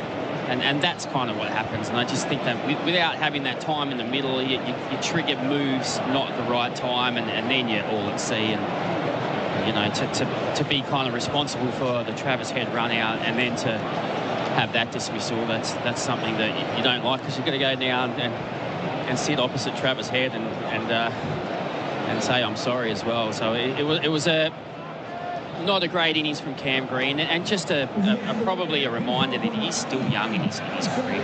Yeah, the telltale replay for Valvoline, the original engine oil. Yeah, as I've said, I think a few times when I've commentated with you, Gerard, sometimes you pick up the bat and it feels like a lightsaber, and other times it feels like a railway sleeper. You know, and there's no rhyme or reason at times. Yeah. When you're young, it just sometimes you can bat one day, bat beautifully, come out the next, and you're like, I don't even know which end of the bat to hold it from here. And as you get older, I think that goes away, but definitely when you're younger, those experiences happen. Michael Neser has been sent in his 2nd Test match. He made a sprightly 35 on this ground a year ago against England. Alzari Joseph 2 for 89. 2 slips come in, and he bowls to Neser, who is leaning forward and defending. I did say that to you too, Gerard. He'd come out the bat before. Yeah, he did. Before Stark, and right. So he's actually been batting really, really well for Queensland. I spoke to Wade Second, and they had been saying to him, look, mate, you can be actually a genuine batter as well, not just a very good tail ender. You can get up that order, and that number 7 role, I think Queensland's been his. Yep. He's got a chance at the start of this session, Neser, and he's leaving with good style, decisive movement. Yeah, you feel for young Cameron Green, because he just hasn't had time at the crease, hasn't had a lot of preparation in red ball cricket leading into this Test series, and he just looked like a young man that was really indecisive, really lacking in a bit of confidence, and just, as Buck rightly said, that rhythm from being and having spent time in the middle leading into the Test match. So tough one for him. He looked scrambled, and I guess the run out summed it up. 6 for 452 as a result. Joseph is in, bowling to Neser, who drives. He won't beat Brathwaite at cover. No run. I think if Neser will try and get himself in here, but if he gets any width, he'll throw the kitchen sink, and he hits it hard as well. Yep. So this really might get lively. We would assume Australia were either going to bat this whole session or blaze away and get out during it. It might propel the game along. Being 6 down. Head for 175, Green for 9. Neser's looking for his first run today. He's in behind it, but he won't get a run to mid-wickets. Well, this is the other part of the game, Gerard, where the bowlers have got a chance to bowl the Aussie tail. They didn't get that chance in Perth. They should be putting their hand up here and just tearing in to finish the job off. So whether it's Joseph, whether it's Thomas gets another crack, or Phillip, or whoever, this is the time where, say to the skipper, let's finish this off and bowl them out, because that's part of their development as well, being able to bowl a team out in the first innings of a Test, not just waiting for the declaration every time they play. Yep, having taken so few wickets in Perth. Joseph bowls, and it's a wicket maiden as it's blocked out by Nisa. The Liberty scoreboard, Liberty loans for free thinkers, 6 for $4.52. Money Shop, Freeway, BBW are all available at Lawn Hub, the home of hardcore products to transform your grass into the most splendid looking green pristine lawn you've ever seen. Lawn Hub quality lawn fertilisers, wetting agents and weed killers come with cheeky names but world-class results. One morning, on any good keyboard the L is very close to the P, so when typing Lawn Hub into your search engine, watch out for fat fingers. Grow yours with Lawn Hub. SEN Sky Traffic. SEN Test Cricket for Host Plus, that's a plus. I'll give you the scores in Pakistan as well in this next little phase for Laurenex Cleaning. Google Laurenex Cleaning today. Oh, we have to find out who Buck ran out. That's actually where we were when that wicket fell. Carey's on 7. Chase is bowling to him, and he's beaten past the outside edge. So England won the toss, elected to bat 3 for 155 in the 28th over. Duckett 63 from 49, Pope's 57 from 56. Joe Root made 8. And Abra Ahmed has 3 for 57. Chase bowls reverse sweep. Carey struck in front. Keeper wanted it. Bowler was less inclined. Who'd you run out, Chris Rogers? As a young player playing for Western Australia, there was one person you didn't want to run out. Kat? Do you think you know who that is? I think I know. He's just down a couple of boxes to our left. I ran him out the whacker, Justin Langer. And Carey back, plays from the stumps out to deep point, will take a run. And unfortunately, worst thing about it, I ran him out at the far end from the pavilion as well. So he had to walk all the way back past me to get to, and he did not take his eye off me the whole way off the ground. I've never tried to not get out so much, because the last thing I wanted to do was go back in there and cop an absolute spray. And your fault? Absolutely. I hit it straight to point and ran. 6 for 453. They're going to crowd in around Nisa. Short leg slip. Chase searching for a wicket. And Nisa stands up, drives to mid-wicket, no run. So you reverse the roles on him. That's what he normally used to do. Right, yeah. He would have got you a few times, did he? No, but I don't think so, but I do remember the crowd yelling out to me at the whacker one day to run him out. That's how bad he was batting.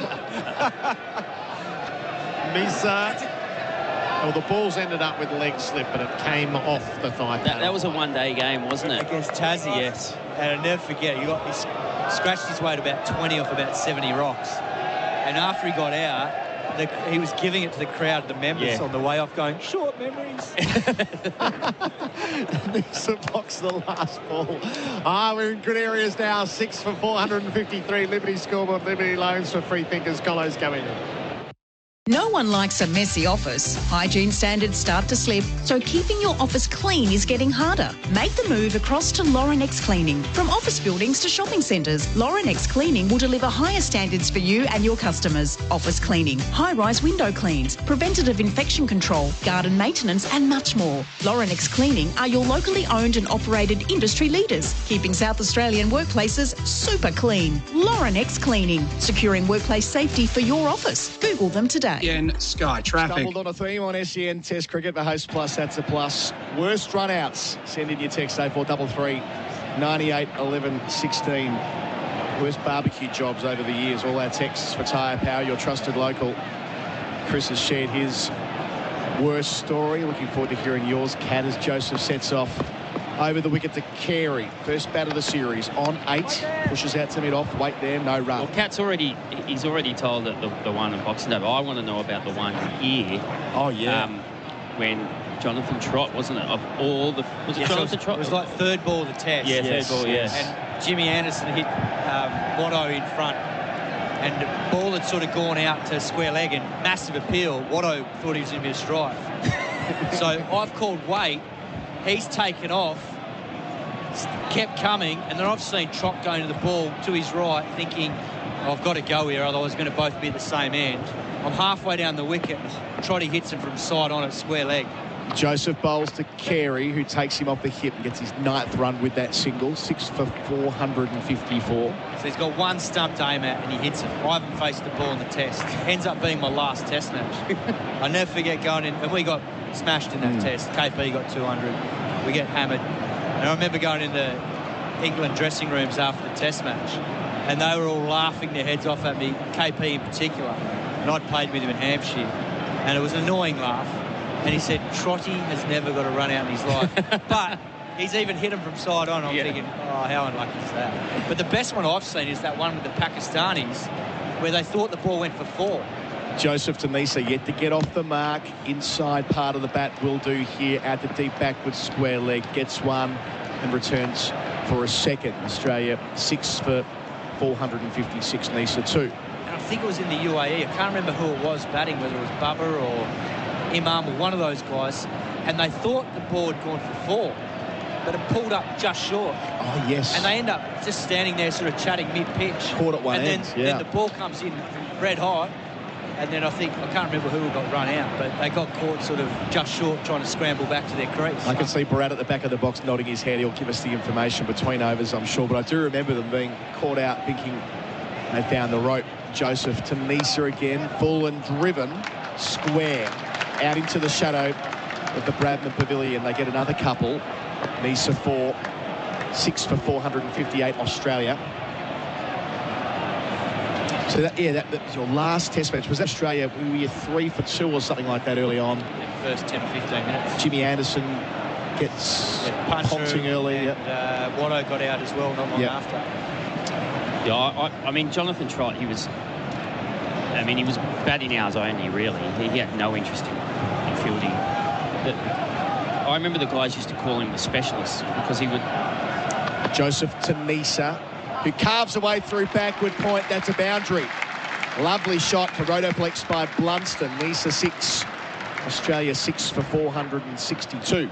He's just sweating on any width here, Nisa, because he would field it fine leg. He'd almost run from fine leg to fine leg when the quicks were bowling. And then Graham Swan would come on and he'd just go and stand at first slip. Just could never quite make sense of that. What a life. Fine leg to fine leg. So Joseph has 1 ball left in his over. The 125th of the innings. Australia have lost 2 wickets since dinner. Head run out for 175 in green, bowled by Joseph for 9. He finishes here to Nisa. 2 slips, Nisa shoulders arms. It stays at 6 for 462 on the Liberty scoreboard. Liberty loans for free thinkers. This festive season, choose Trojan Tools. Tackle your DIY projects this summer with a great range of products, all at unbeatable value. Backed with a lifetime guarantee, Trojan Tools are tried and tested to keep you painting, building, fixing or digging. And you'll be up for any task with Trojan's 13-piece screwdriver or 40-piece stubby set. Trojan Tools. Tools built tough. Find them at Bunnings Warehouse this festive season. Boys. It was Azhar Ali and Asad Shafiq, Simon, to answer your question, back in 2018 in the UAE. I should remember that. I was doing that game. But, yes, Tim Payne got the bails whipped off. They had no idea what was going on. SEN Test Cricket, the host plus. That's a plus. Can Carey make the most of this opportunity? Batting with loads of runs on the board. Facing Chase here. Carey gets forward. Gets a single after Chase doesn't get down quick enough to his right. Carey into double figures. 6 for 463. It is a rich genre, isn't it? Worst run-outs. Of course, there's the compilations on YouTube of Inzamam Al-Haq. I think he was run out more than any other Test cricketer. I'm looking again towards Bharat for confirmation of that. Something like that, but there were so many. One where he ends up on his bum. 3 catching men round the wicket. Bowling to Nisa, who's forward in defence. Speaking of ending on our colleague from last year, Michael Atherton, when he ended up on his bum at Lord's, run out for 99 by Merv Hughes of all people in the 93 Lord's Test match. The commentary on Test match special. It's a tragedy. Chase bowls here and Nisa gets forward in defence. Possibly the funniest I've ever seen, though, is Sammy Patel. Yeah, I was going to bring that one up as well. Talk us through it. At Nottingham, he plays for Notts, doesn't he? Yep. It was like there was a banana peel halfway down the wicket because he tried to put the brakes on and then he landed flat on his back. 2 out on the leg side for Nisa, 2 catching men as well, but he lunges forward in defence. Flat on his back and he couldn't get up, could he? It was like he was in quicksand. It's worth YouTubing that one, I think. I did that between overs. Sanat Patel. Chase, 2 left in the over. Bowls here going back is Nisa, no single out towards mid-off.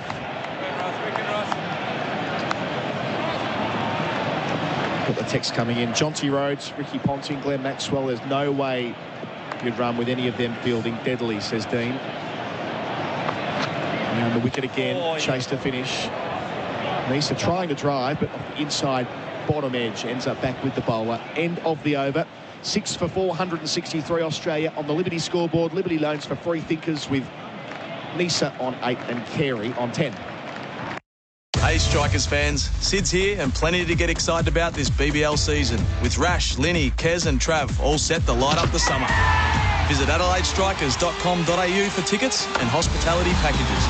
And I'll see you at the Adelaide Oval this summer. Liberty Home Loans hit different. They're for the free thinkers, the go-getters and the creatives. So if you're a free thinker, you'll be right at home.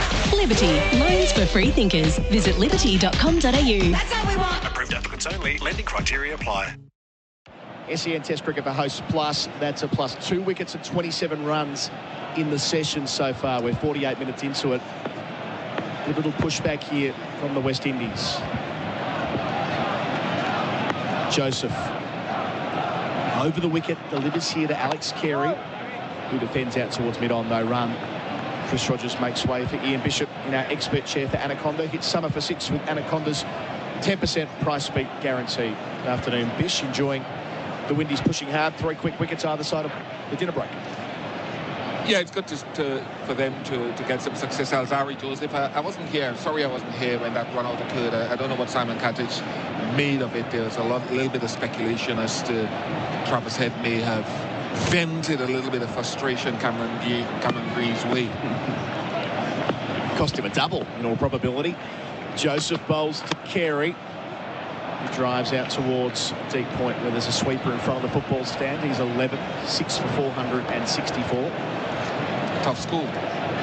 I think he got away pretty lightly, Cameron Green. Oh, really? I think back in the day he would have copped more of a spray than that, depending on who it came from. But and that looked pretty tame from Travis Head, to be honest. Okay. But it definitely looked like he vented something towards him. Because from all reports and just reading about Greeny, he's a very introverted, stay in your room, quiet sort of guy, and I always felt that if someone dropped a catch off my bowling, if that person was a hard worker, wasn't a show-off and gregarious, that I'd have a lot of empathy.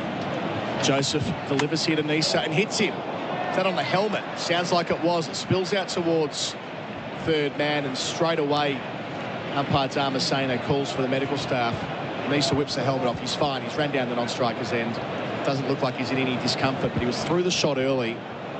And Joseph has pinged him on the lid. We'll watch back the replay here. Simon Katich wanged it in short. Nisa looking to pull and, oh yeah, on the grill. It's done him for pace, that. Yeah, when I heard early, throw the shot earlier, I thought, ooh. But I thought he would have gone there. In the previous over, he bowled at Nisa when he played that back foot punch. He came and over later, but I think it's a short ball that was a long time in coming. Yeah, and it had good movement because it changed its line after it pitched, which makes it hard for the batsmen then to adjust their hands once they've committed to the shot. And he got cramped, and that was a good bumper. It was right on the money.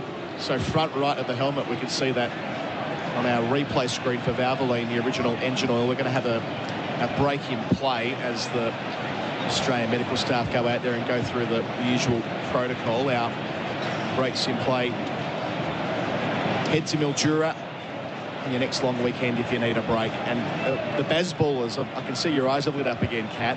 The Baz bowlers have lost another wicket. They're 5 for 167 off 30.5 overs. But I think he's on debut, Abrar Ahmed. Yeah, I reckon check he is. that. Yeah. 5 for 60. 24-year-old leg breaker. Yeah. 5 for 60 before lunch. Is it still first session then? No, it would have been. I think they would have had lunch there by now. But nevertheless, first 5 wickets. He's on for a Jim Laker. So he's on debut.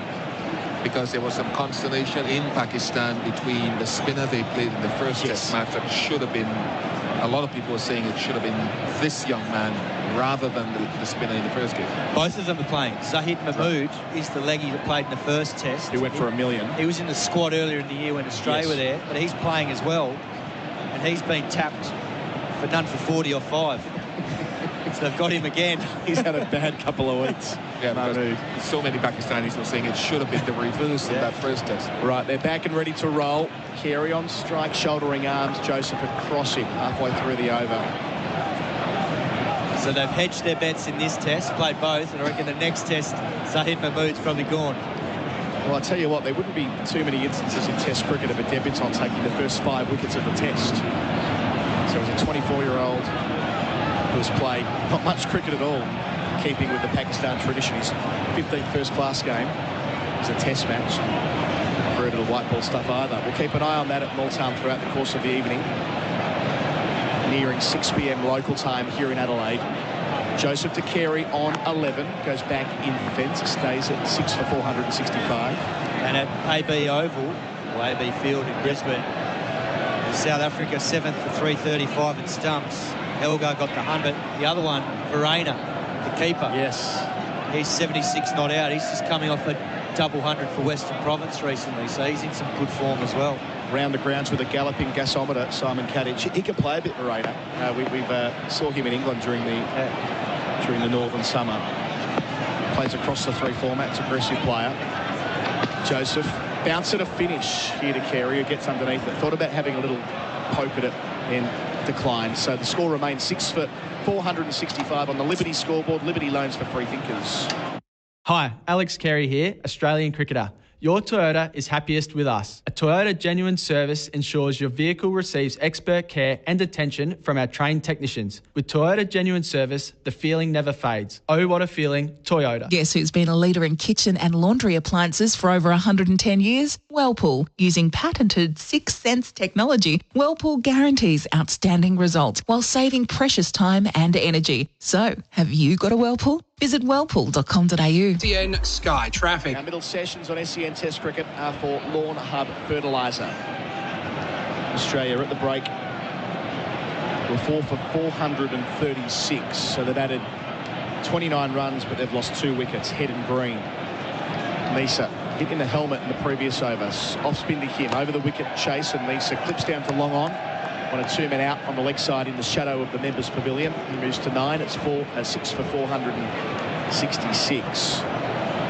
For the first Test match next week at the Gabba. So South Africa having won tour match. And the other one that's done well there today is the young left-arm orthodox, Matt Kuhneman. Yes. Top forfer.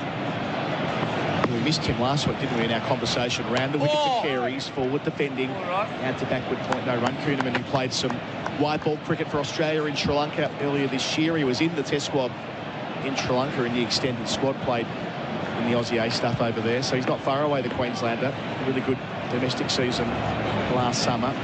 Playing overhead as chase bowls, reverse sweeping, getting it perfectly. There is Carey. He plays that shot so well. Deep backward point for 4. Our boundaries for Rotaflex by Blunston. Carey up to 15 from just 20 balls. Australia 6 for 470. Well, it just goes to show how much the modern game has changed. Alex Carey came out and played that shot first ball for 4. He's done it again there. He plays it as well as he'd play a cover drive or an off drive, and he's so confident in it that he can pull it out whenever he sees fit with the line and length. Played beautifully. So Carey's second 4. Backward point comes a little bit squarer. Carey gets forward in defence. So that South African touring squad doesn't include Aidan Marker, and he's had a shocking 2022. It does include a couple of players we haven't seen much of in recent years at Test level. But the big quicks, he won and lost. Catch it, rookie.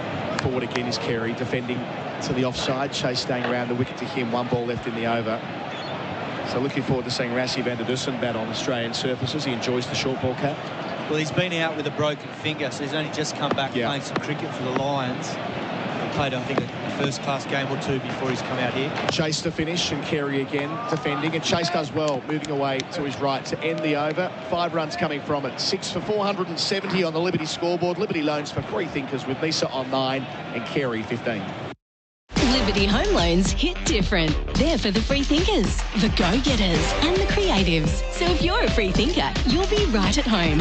Liberty, loans for free thinkers. Visit liberty.com.au. That's how we want. Approved applicants only. Lending criteria apply. Want to save big on four-wheel drive gear? Don't miss the Aussie Christmas sale at Anaconda. Dune four-wheel drive deluxe double swag, only $179 with free swag bag. Dune four-wheel drive 2x2 metre awning, only $99, save $130. Play more and pay less this Christmas. Anaconda! You.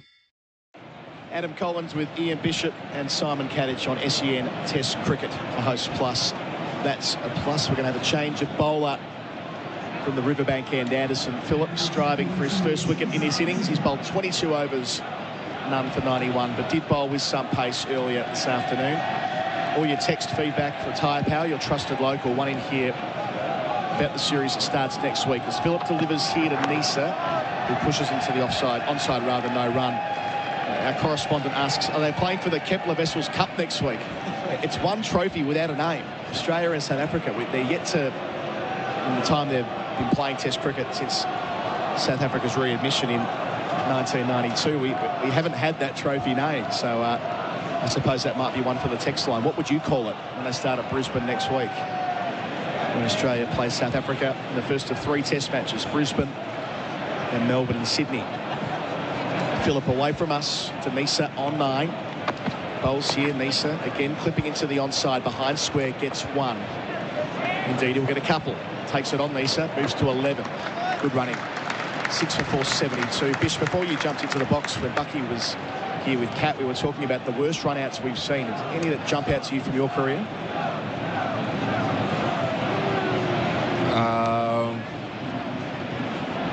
No. Apart from myself getting run out for my 3rd duck in a row in Pakistan one year. That'll do. So 3 in a row. Yeah, I stepped on a Yorker from Wasim Akram in the first innings of the first test, and Waka Yunus cleaned me up. And then we went to play a warm-up game. Phillip, 2 slips to Nisa, bowls here. Nisa throws his hands at it, but it's stopped at point. Saving 3. They get through for a single. Out there, it's the vice captain, Jermaine Blackwood, playing his 50th Test match. Good piece of fielding, but they still get up to 6 for 473 with the single. Nisa 12. Yeah, I had 2 ducks, and then we went to play this side game leading up to the next Test match, and I knew the guys as I walked out to bat would be watching at me. I think Desmond Haynes was down the other end, and I knocked the spinner down to long on, and I thought, yes, my first run. As I took off to run, my back foot just slid and I fell over about halfway down the pitch, and this guy picked it up at long off, shied up the stumps, and there was I ambling in thinking, no way he's going to hit this, knock the poles out the ground. Phillip round the wicket to Carey, away from us, he defends back down the pitch. So as I walked back into the dressing room, all the players were sitting on the front, so I thought I'd look up and see their reaction, and they all sat stony-faced, and as I passed them, put my bat down into the dressing room, I just heard this raucous laughter and everyone falling over in the front of the pavilion, but they didn't want me to see the embarrassment, so but it was embarrassing. A long one turned into run out for naught. Here's Phillip again. 3 runs from the over so far to Carey, who drives and finds enough of a gap to get a single out towards mid-off. He's 16 at 6 for 474. Bish, were you an aggressive batsman? No. Couldn't hit it anywhere. Phil Simmons, the current West Indies coach, always used to laugh and tease me that I couldn't hit the ball anywhere. I was sort of like at school, right? I was an opening batsman, and they would call me Jeffrey Boycott. I didn't understand what that meant at the time for several reasons, because I'd bat for very long periods at the top but not score many runs, and 6 hitting wasn't my forte. Got to 48 at the SCG. Walshy walked in, tried to hit a 6, caught mid-wicket. Last ball here to Nisa. Phillip bowls Nisa, takes on the short ball. High quality pull shot out towards the eastern boundary. His second 4 there for Rotoflex by Blunston. That ends the 129th over. Nisa 16, Carey 16, Australia 6 for 478. The GWM Ute is up for the challenge. Born tough and built smart to give you more. More features, reliability, comfort and safety for less. GWM Ute. Go with more. Snaffled a wicket? Get your strut on. Bagged a new phone? Get your Snaffle strut on. Shop the best brands with Snaffle and pay with bite-sized payments. Visit snaffle.com.au. Terms, conditions, fees, charges and lending criteria apply. Credit provided by Walker Stores Proprietary Limited. Australian Credit Licence 393023. High quality pull shot there, watching it back for Valvoline, the original engine oil. And Nisa to finish the over. Carey's turn, chase to him, defends into the onside. Given Nisa was whacked by a bouncer in the previous over, nowhere near the same amount of pace with Anderson Phillip bowling, but that takes some doing. Yeah, obviously he's got a little bit more time to play that shot, but he played it beautifully at deep square leg. Chase, 2 out on the offside for Carey, including a deep point. He's forward defending out to cover, getting some suggestions in for the trophy next week. The Ponsing Smith, the Warren Cullinan. One here, a cheeky one, probably not the Duplessis Warner. I like that one perhaps the most. All for tyre power. All about social correspondence through the course of the series. Your trusted local. Chase bowls and Carey defends again from the crease out to the offside. What about the greatest all-rounder, Jack Case? Yeah, get him on then. Who with it? Who would we pair him with?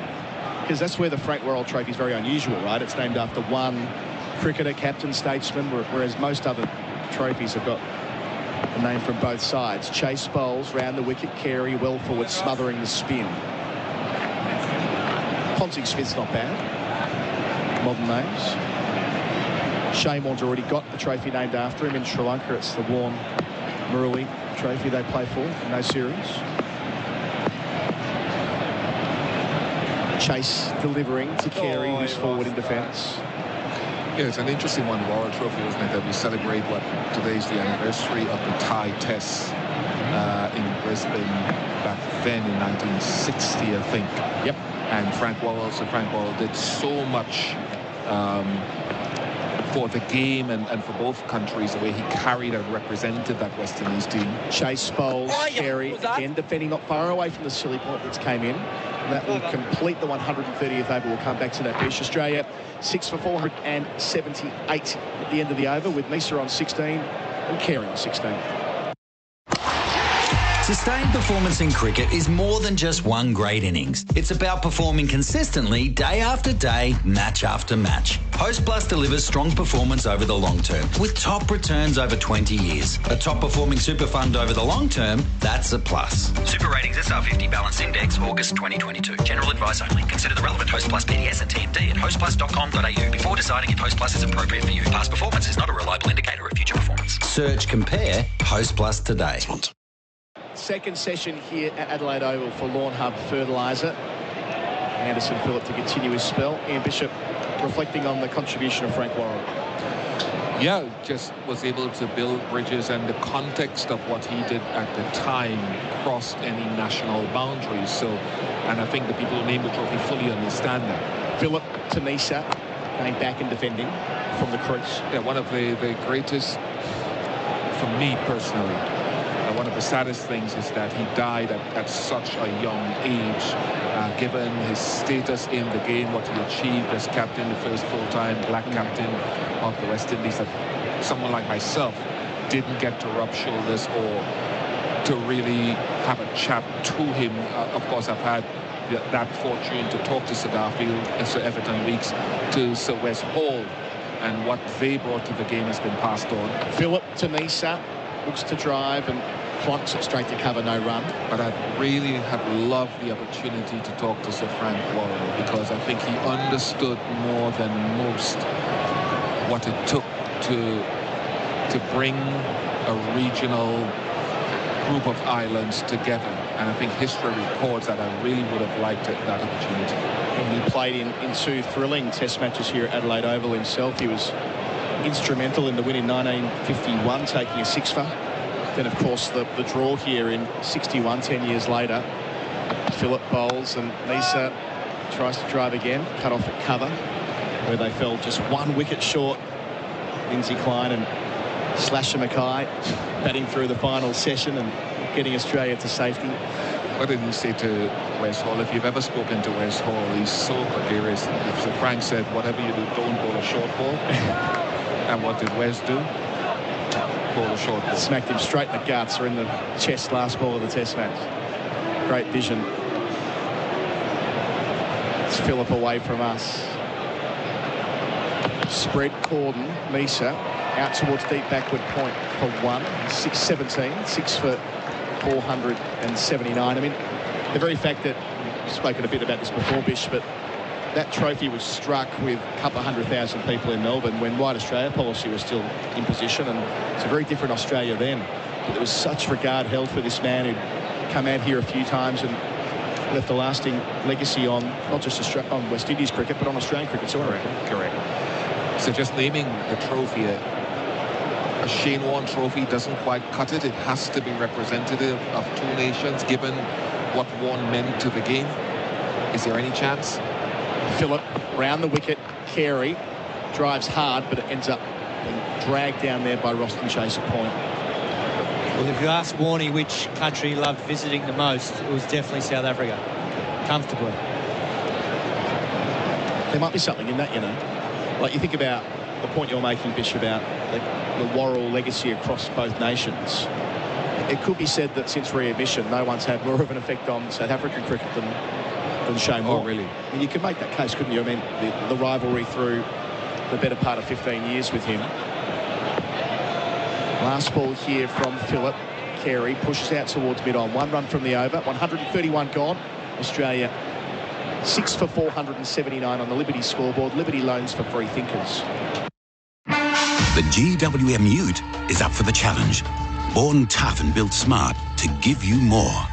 More features, reliability, comfort and safety for less. GWM Ute. Go with more.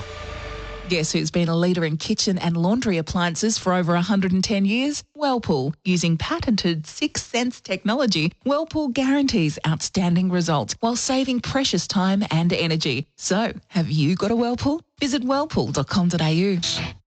SEN Test Cricket for Host Plus. That's a plus. Got Ian Bishop and Simon Katich with us for Anaconda. Hit Summer for 6 with Anaconda's 10% price beat guarantee. We're drifting. We can. As the game's drifting out in the middle.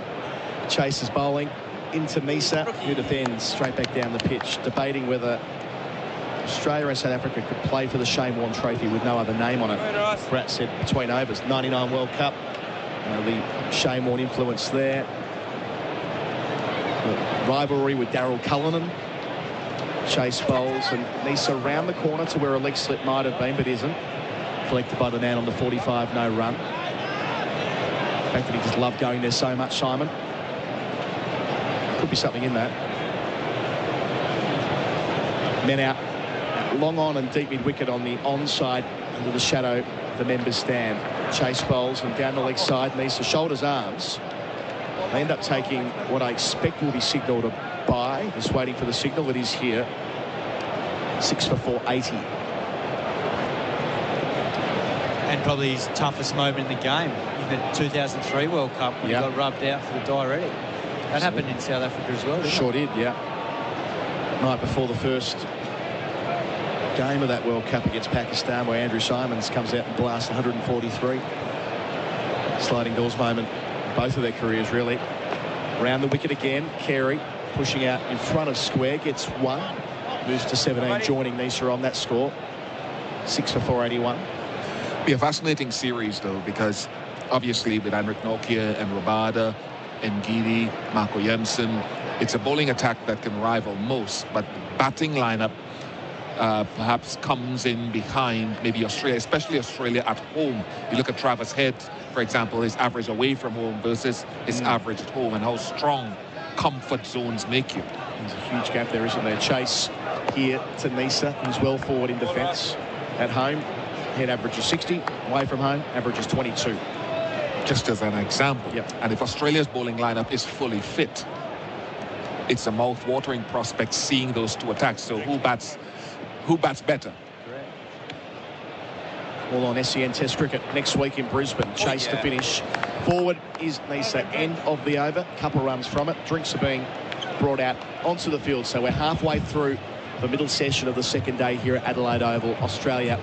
Starting at 3 for 330, they're now 6 for 481. Nisa's still there on 17. Carey as well. The wickets to fall in that third hour of play. Travis Head run out for 175, and Cameron Green bowled for 9. We're at the Bundaberg Ginger Beer break. Drinks are on the field. When we return, it'll be Gerard Whateley joining Ian Bishop. Money Shot, Freeway, BBW are all available at Lawn Hub, the home of hardcore products to transform your grass into the most splendid looking green pristine lawn you've ever seen. Lawn Hub quality lawn fertilisers, wetting agents and weed killers come with cheeky names but world-class results. One morning, on any good keyboard the L is very close to the P, so when typing Lawn Hub into your search engine, watch out for fat fingers. Grow yours with Lawn Hub. Hi, Alex Carey here, Australian cricketer. Before any Toyota servicing, you'll know the exact cost. Depending on the model, we will cap the cost of your standard logbook service for up to your first 5 years. With Toyota Genuine Service, the feeling never fades. Oh, what a feeling, Toyota. Liberty Home Loans hit different. They're for the free thinkers, the go-getters and the creatives. So if you're a free thinker, you'll be right at home. Liberty, loans for free thinkers. Visit liberty.com.au. That's how we want. Approved applicants only. Lending criteria apply. Money Shot, Freeway, BBW are all available at Lawn Hub, the home of hardcore products to transform your grass into the most splendid looking green pristine lawn you've ever seen.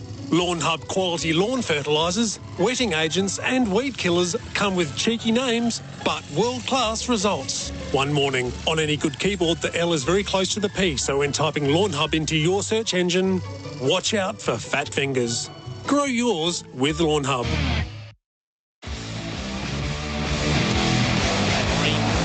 Away down the leg side, and he'll be able to get something down to fine leg. They have one all hitter off for a second, dives back, stumps disturbed. Oh, a mix-up out of the middle. Travis Head is diving for his ground. Green is 9, Carey is 7. Joseph is bowling from the Riverbank ends. Green's bowled. He didn't offer a shot. And Joseph cannoned into the stumps. So Philip bowls Nisa, takes on the short ball. High quality pull shot. In that hour of play, 2 wickets for 45 runs as Australia just stalled a little for what might have been the onslaught. 6 for 481. Head dismissed, run out for 175. And Green bowled at Joseph for 9. This drinks break is for Bundaberg Ginger Beer, the great Australian brew. So potentially an hour left in this session for Australia to push as far as they might with both batters on 17. Nisa and Carey. Nisa wore one in the ear roll up around the grill, and Carey started with a reverse sweep. But so there's been an amount of enterprise to it, but perhaps not the acceleration that we might have forecast at the dinner break. Damian Fleming is in the experts chair for Anaconda. Hit some of the 6 with Anaconda's 10% price beat guarantee. Flem, welcome back. Gerard, listeners, the acceleration hour, I think they gave themselves 90 minutes to bowl England last year. Let's go a full session. Yeah. There's no reason why not. We're 1 up in the series. Not as competent West Indies batting lineup compared to England. We might be more runs than we were against England. So let's see some stroke play. Let's see. We've got Starkey to come. Yes. Starkey hits big. Yep. If we need Bolo and Gaz, you beauty. But these guys have batted well. They look well set. So let's get after them. Yes, it was 9 declared for 473 a year ago. So Australia's already 481, and at stumps it was 2 for 17. So every reason to launch the onslaught sooner than that. Anderson Phillip is in. Oh, bang! my God. Up goes Carey. Pull shots. Whack. Right out of the gates. And now just to work out whether it's 6 or 4. But she flew. That's for certain. It's a 4. Rotaflex for Blunston. Powerfully struck 4. Gee, that's not in the 1982 coaching manual, was it? Wow, that's there's a little bit of helicopter action about this. I'll say it's a pull shot. but there's a flick and a little bit of a swish of the bat at the end. Yeah, it's the flick that's signature in it, isn't it? Phillip bowls to Carey, and on the hip, he drops it to the leg side, can't get a run. That was brilliant. So some real highlights in Carey's. The reverse sweeps aren't even in doubt with him. It's like a forward defence, isn't it? He smashed 3 of them. I did. So it was in that one day at the SCG, wasn't he? Reverse swept first ball, got out for a golden duck. Yes. And so he just walks into his home test match and goes, I'll just hit this in 4. Yeah. Unperturbed. It's a different era, but it's like we like seeing the merging of all the 3 formats and see bits of it in all. Carey's on 21. Phillip bowls to him. He runs the ball out to point and helps himself to a run. 6 for 486. Yeah, you're probably more likely to see some T20 action in a test match than test match play in a T20. But I think of Josh Hazlewood, who does bowl a lot of tests. He's got himself back in as a T20 player, bowling a lot of test match line and length. But he's got that knuckleball as well. Besides that, I haven't got a lot. Phillip stretches out from below us. He bowls to Nisa, who flashes the blade at 1 through backward point. There's a sweeper in the deep, so just a single. Good old swing at that. 18 for Nisa, 6 for 487. He looks a very handy bat, doesn't he, Michael? I mean, he's backed it up again in this in Shield cricket. I picked a sort of a second 11 / COVID who can replace straight away a few days ago. Really tough. No middle order players in form at all. Right. Carey has the strike. Phillip bowls to him. He leans on a ball out to cover. Not fielded cleanly initially by Chanderpaul, but the scramble was good. No run. So that's when Neese's runs look even better. In probably, there was a couple of flat tracks early on, but they've generally assisted the bowlers, and he's already got 100, averaging in the 40s. But you think 20 years ago, to fill number 5 and 6 for Australia, there was about a dozen blokes. At the moment, I'm telling you, there is not a lot of options. More up the top of the order, you know, Renshaw, Bancroft. Phillip bowls. Carey turns the ball to square. He'll run through for a single and keep the strike. 6 for 488 on the Liberty scoreboard. Liberty loans for free thinkers. Hi, Alex Carey here, Australian cricketer. Toyota genuine accessories are manufactured to meet Toyota's stringent quality standards and will integrate seamlessly, fit perfectly, and complement the styling of your Toyota vehicle. Oh, what a feeling, Toyota. Liberty Home Loans hit different. They're for the free thinkers, the go-getters and the creatives. So if you're a free thinker, you'll be right at home. Liberty, loans for free thinkers. Visit liberty.com.au. That's how we want. Approved applicants only. Lending criteria apply. And Sky Traffic. 6 for 488. Carey 23. Nisa is 18. What's the captain going to do? He's going to have a bowl himself from the Cathedral ends. Craig Brathwaite. We are 133 overs into this Australian innings. SEN Test Cricket for Host Plus, an industry super fun for all Australians. And this session of play on a Friday evening for real lawn fanatics. Use Lawn Hub fertiliser. Brathwaite bowls. Carey back on his stumps, plays the ball to cover. He's snipping wickets, the captain. He slipped in beautifully, didn't he? I like it. In Perth. Yeah. Cat's got Devon Thomas for a sneaky 5, but he wants him back into the attack. Carey plays back and knocks the ball out through cover to the sweeper under the Bradman Pavilion. 6 for 489. But besides Joseph, I mean, he's the one most likely, Thomas. He definitely has. Because he's bowled fuller. Yeah. And he's moved the ball. I sort of watched him bowl and thought, well, Nisa and Boland will be looking at that, going, That's Nisa's have me a piece of that. Yeah. Nisa goes back, knocks the ball out of the off stump to point, no run. Who have you had? Yes. No, we're going to do this in the next pace in the one over. Who's culpable for the run out in your collectives that you've been involved in? Nisa sweep struck in front. Brathwaite wants it, gets it. Give it. Umpire Tucker raises the finger, and it's going to review. DRS called into play. Tough to get it from around the wicket, but we have a player review for LBW. Umpire Tucker shot off Kawaja earlier in the Test match. There's just enough happening. It's not going over this one. We're sure about the bounce. We're curious about the line. This is the way to get the game moving, is don't worry about declarations. Oh, that was out. Yeah, surely that's plum. People are laughing. Yeah, under the bat. Pitches in line and straightens onto the back leg, which is planted. He's walking. Yes, he's seen enough. So you shouldn't be allowed to come back if somehow or another the DRS does something weird. Was Dave Warner the first to do that? And it was wrong. Once you walk, you walk. You've conceded. Yeah, like if we can have a look at RTS. Nick's got 2/3 of the way to the boundary. He knows he's as out can be. But he really is barely interested in seeing. Flat line. But maybe it's Rod Tucker that's told him stay, because it will waste time. But I can't see how he's not out. We're going through the replays for Valvoline, the original engine oil.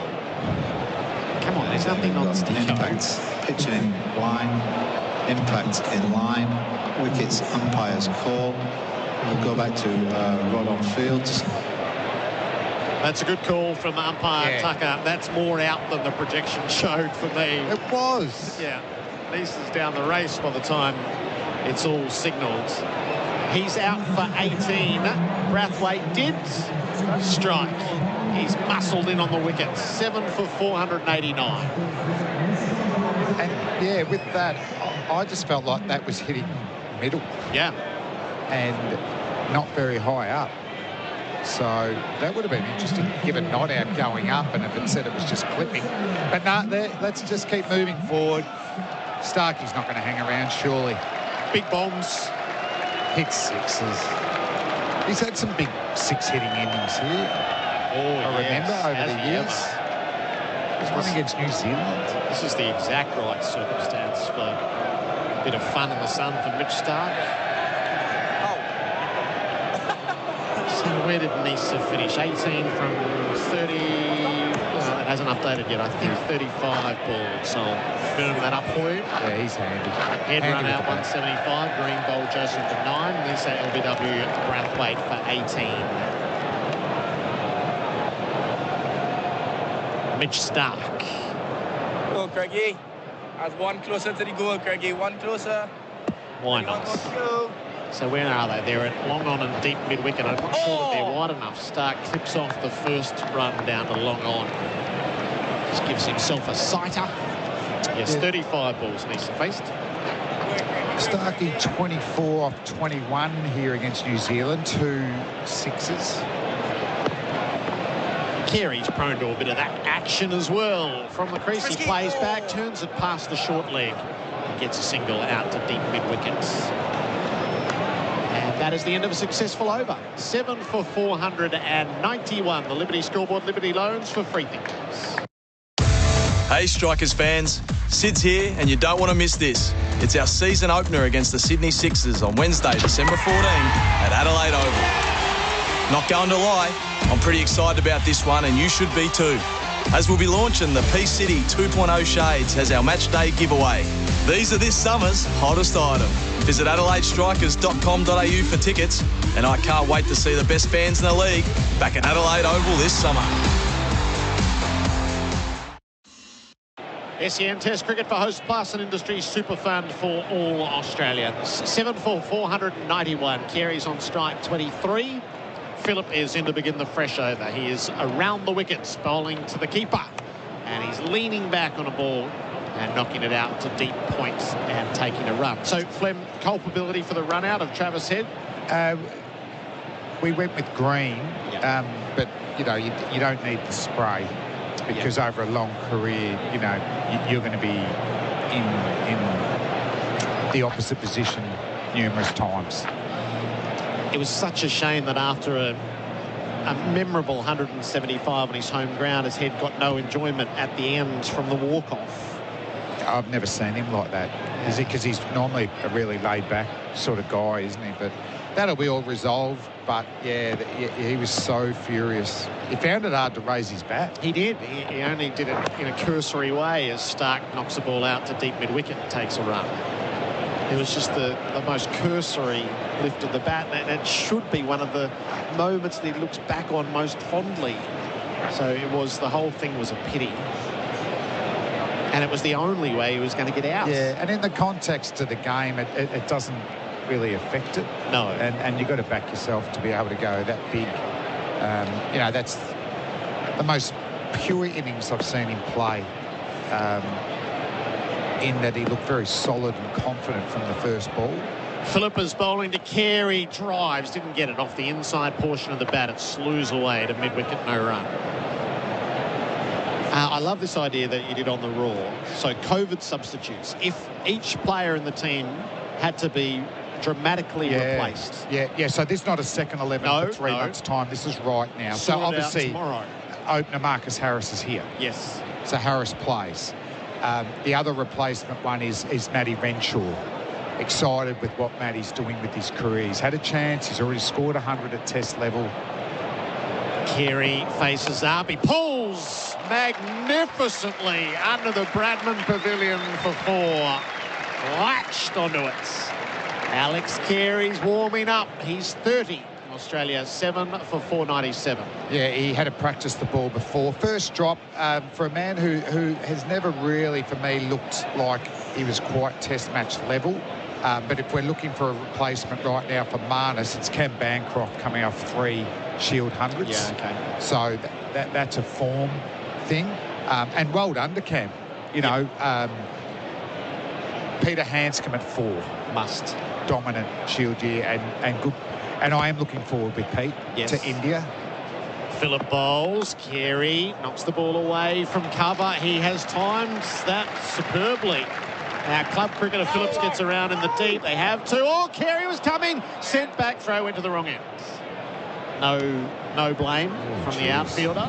That was nearly our second run out. 7 for 499. And this is where it gets tough.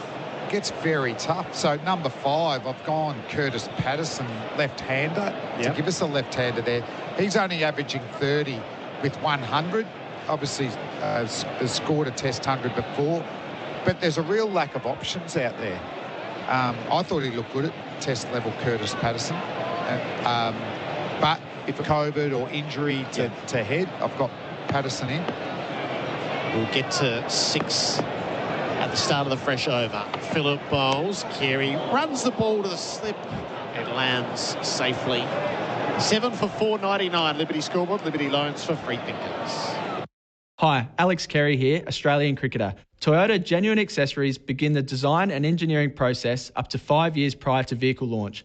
This ensures Toyota Genuine Accessories work with the vehicle as an integrated system. Oh, what a feeling, Toyota. Guess who's been a leader in kitchen and laundry appliances for over 110 years? Whirlpool. Using patented 6 Sense technology, Whirlpool guarantees outstanding results while saving precious time and energy. So, have you got a Whirlpool? Visit whirlpool.com.au. Apply.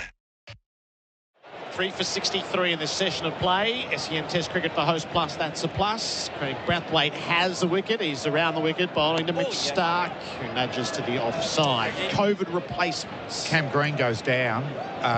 Wow, who's the all-rounder bowler? I'm actually going for his replacement in Western Australia, Aaron Hardy. Who played Australia A early in the year. Brathwaite bowls, Stark waits. He's biding his time as he plays to point no run. I like the look of him as a player. He may bat 7 if Carey's in the team, and Hardy bats. Carey bats 6. Stark thins the ball just wide of the short leg.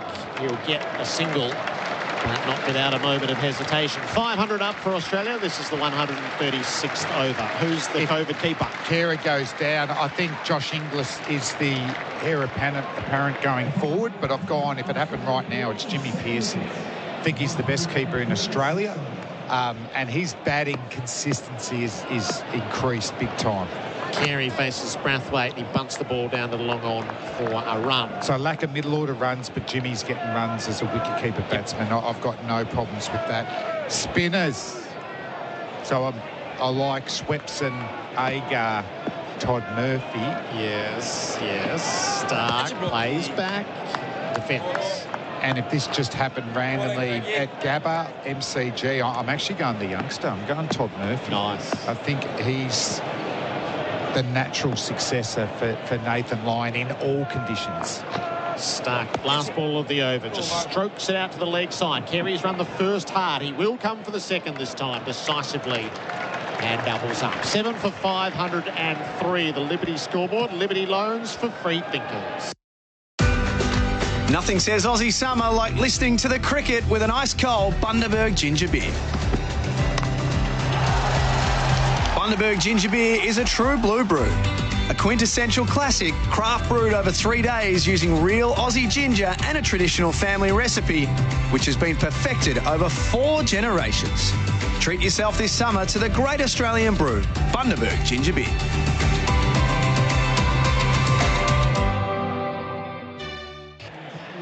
SEN Test cricket for Host Plus, that's a plus. A bowling change at the Riverbank end. Alzari Joseph is coming back on bowling changes. Start your journey with in Mildura. Plan it at visitmildura.com.au. Bharat Sundaresan is going to fact check Damian Fleming's emergency COVID-11 as a great follower of Sheffield Shield cricket. Bharat, welcome back. Thanks, Gerard. Hello, Flem. Bharat, how are you, buddy? We're up to the seamers. Joseph is bowling to Carey, who's on 33, and he's driving the ball through extra cover. He waited for it rather expertly and helped it on its way. The boundaries flow from the blade of Alex Carey. They flow for Rotoflex by Blunston, 7 for 507. He's played some numerous shots, not in that Cricket Victoria coaching manual from 1982, but that's how you cover drive. And I've just finished with Murphy and why. Yep. I've just seen him bowl enough that if it's not turning, he's still got enough tricks, which is how Nathan Lyon's found a way to get wickets in Australian conditions. So Todd Murphy would be the emergency replacement for Nathan Lyon.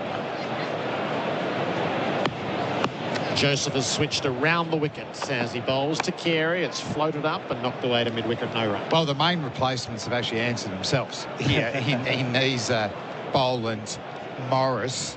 But the backups for the backups, which can happen with injuries with the quicks, is Steckety from Queensland. Tall, bouncy, over the top. It works in Australia. And that's assuming Jai Richardson's injured. Yep. Which, for the moment, he couldn't play tomorrow if this is the exercise. Yes. So that's it. Yep. A bit of fun. I'll get you to run us through it top to bottom. Carey drives. Oh, that's such a good shot. He clouted that ball threw mid-off, gave the field no chance. He's 41, and he's the accelerator.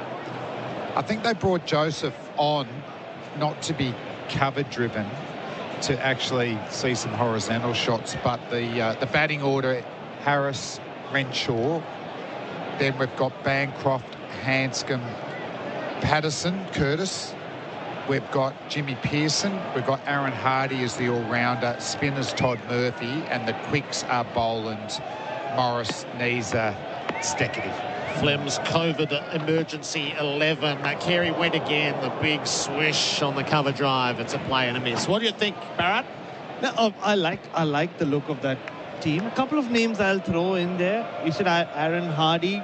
I've seen a lot of Will Sutherland, your fellow Victorian, and I really look... And I'm always looking for improvement. I saw him make his debut. He's improved. Oh, very much so. Like you said, 2020, 2021, he debuted here over in Glenelg, in Adelaide.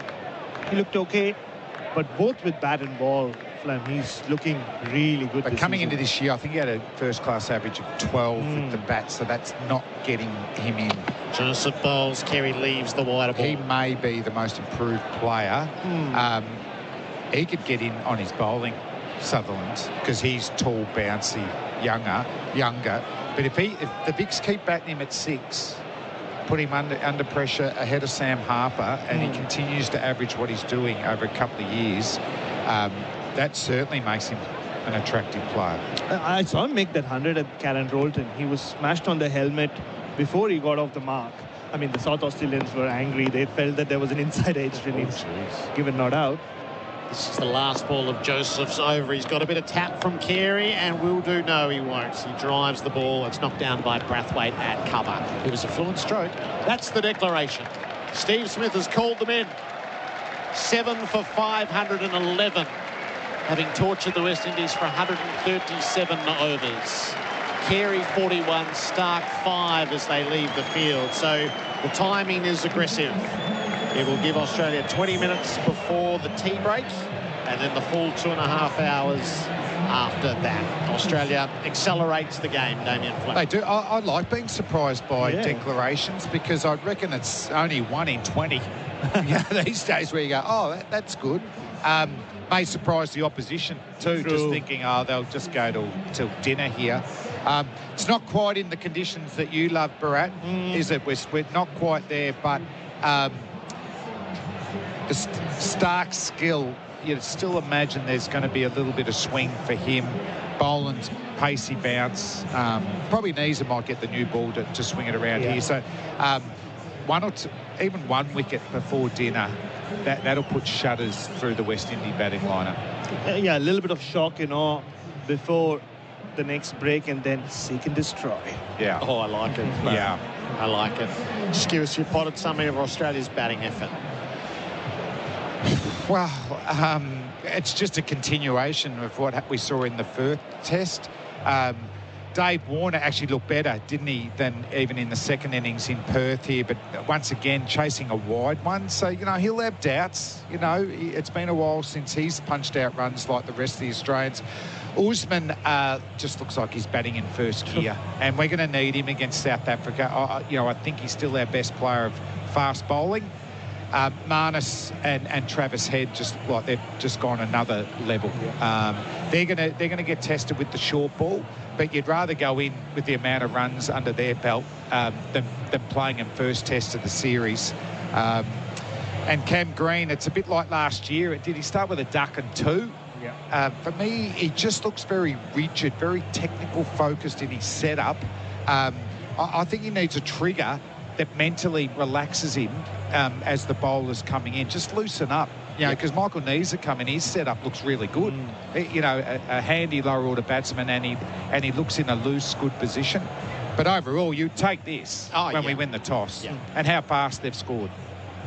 Damian Fleming for Anaconda hit summer for 6 with Anaconda's 10% price beat guarantee. Let me give you the call of the card. The Liberty scoreboard, Liberty loans for free thinkers. Australia won the toss, elected to bat. Warner caught to silver bowled Joseph for 21. Kawaja, LBW, Thomas for 62. Smith caught and bowled Holder for 0. Labuschagne caught to silver bowled Thomas for 163. Travis Head run out for 175. Green bowled Joseph for 9. Nisa, LBW, Brathwaite for 18. Carey not out 41. Stark not out 5. The declaration came at the end of the 137th over. 7 declared for 511. Travis said the leading run scorer for Victoria, please made for more.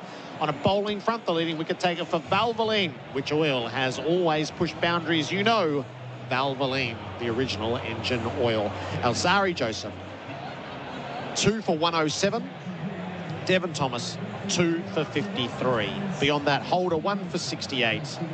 Brathwaite, 1 for 35. Chase, none for 117. Anderson, Phillip, none for 115. And Mindley, none for 11. The Liberty scoreboard at Liberty Loans for free thinkers. 7 declared for 511. Australia to let loose at the Windies shortly. Adam Collins will be with you for it. SEN Test Cricket is for Host Plus. That's a plus. Hi, Alex Carey here, Australian cricketer. Every Toyota performs its best with genuine parts and genuine expertise from our trained technicians. Keep up with your services, and the longer and more economical life is for your engine and your car. At the same time, sticking to the recommended maintenance intervals is a great way to preserve your car's future resale value. With Toyota Genuine Service, the feeling never fades. Oh, what a feeling. Toyota. Visit whirlpool.com.au. I remember as a boy tagging along with my mum for the weekly shop. It was exciting because if I behaved, once we got to the local grocers, I'd be able to get a Nippies flavoured milk. Now, as a dad myself, I can share that joy with my own kids. They love the juices. This summer, quench your thirst with Nippies fresh juices. Proudly South Australian, farm grown, family made, picked by our family for yours for over 50 years. Tree to table. That's Nippies. Delicious! Why haven't you heard of a grand utility vehicle until now? Introducing the 8-seat Kia Carnival. With a bold and modern SUV-inspired design, class-leading tech and advanced safety features. Don't compromise on space, comfort and style. We didn't just make an 8-seat family car. We made a grand utility vehicle. Book a test drive and experience the thrill of the Kia Carnival GUV. Kia. Movement that inspires.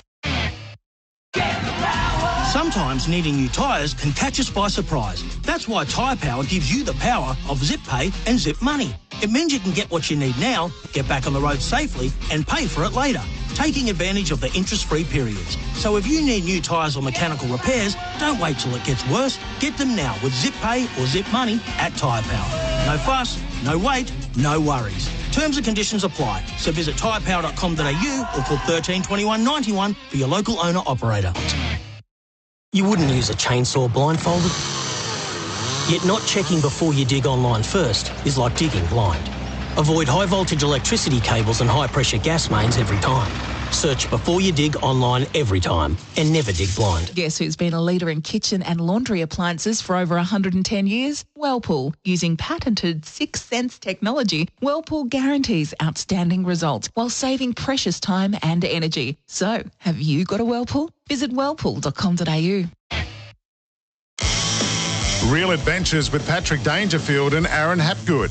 Everything fishing, boating and outdoors. Sailfish are sort of like salmon of the kingfish. Really? Yeah, they do nothing for me. Salmon of the kingfish? Yeah, so like kingfish is like the prize fish. Oh, we got a couple of salmon on the way in. That's what I see as sailfish. They're a cool looking fish and I've caught a fair few sailfish. They're the fastest fish in the ocean. I know, but they're really slow when you've got a rod hooked up to them. Patrick Dangerfield and Aaron Hapgood. Subscribe and listen today wherever you get your podcasts. Anderson Phillip is in. Oh, bang! My God. Up goes Carey. Pull shots. Whack! Right out of the gates. And now just to work out whether it's 6 or 4. But she flew. These sweep struck in front. Brathwaite wants it, gets it. Give it. Umpire Tucker raises the finger. That's a good call from umpire Tucker. That's more out than the projection showed for me. It was. Yeah. Carey faces up. He pulls magnificently under the Bradman Pavilion for 4.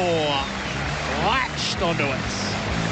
Not without a moment of hesitation. 500 up for Australia. This is the 136th over. Carey drives. Oh, that's such a good shot. He clouted that ball through mid-off. Gave the field no chance. And that was enough for the acting captain, Stephen Smith, who declared with Australia 7 for 511 after 137 overs. Alex Carey not out 41 at the end with Mitchell Starc unbeaten on 5. SEN Test cricket for hosts plus, that's a plus. Play to resume in a couple of minutes. They'll get 23 minutes at the West Indies to get a dent before the short break on the Liberty scoreboard. Liberty loans for free thinkers. Chris Rogers. It'll be Mitchell Starc certainly to take the first over, the pink ball specialist. I wonder who'll take the second. Yeah, I feel Michael Neser will take it. Just the fact that he's probably the one who's going to get the most out of the new ball in terms of his own bowling. I think Scotty Boland, whether he bowls with the new ball or first change, I don't really think it matters to him. So perhaps if they're trying to use Neser the best, that they'll give him the new ball. So we'll have to wait and see. But it's going to be a tricky little session here for the West Indies openers. It's a terrible situation to go. You're going to go out, pad up, obviously, go up, pad up, get it there, have a bit of a stint, then come back, sit down and go again. And it's just not great for your rhythm. Yeah, we'll go through that with you as they walk out. Chris, you would have done this job many times after spending a couple of days in the dirt. Bharat, we're 23 minutes away from the Bundaberg ginger beer break upon their resumption. Last year, Michael Neser bowled under lights here at Adelaide Oval on evening 2 and got rid of Hasiba Mead, and we all got very excited. His first test match, he got an important wicket in the second innings as well of David Malan when he was just looking like he was set in that big chase. But an unexpected opportunity and one he's got to make the most of. Yeah, and you could see it when he got his chance to bat. He was enjoying himself there. Would be a little disappointed with the way he got out. Who knows when his next test opportunity is going to come, but he did bowl first change last year. They had Jai Richardson, who, with this ability to move the ball around, that extra pace, got the new ball. Like Chris said, it will be Michael Neser. But before we get into the cricket, there's been so much talk of David Warner in the last couple of days, Adam. I was just noticing him while they were warming up. I think he noticed his kids sitting right above us, just broke into a little jig, and he's in that happy space though, where his personal life is.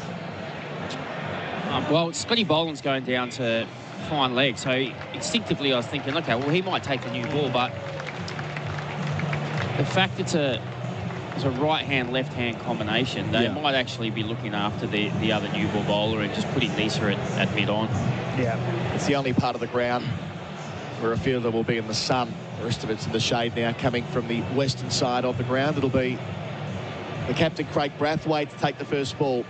Had a splendid century last week at Perth Stadium. Half century in the first innings as well.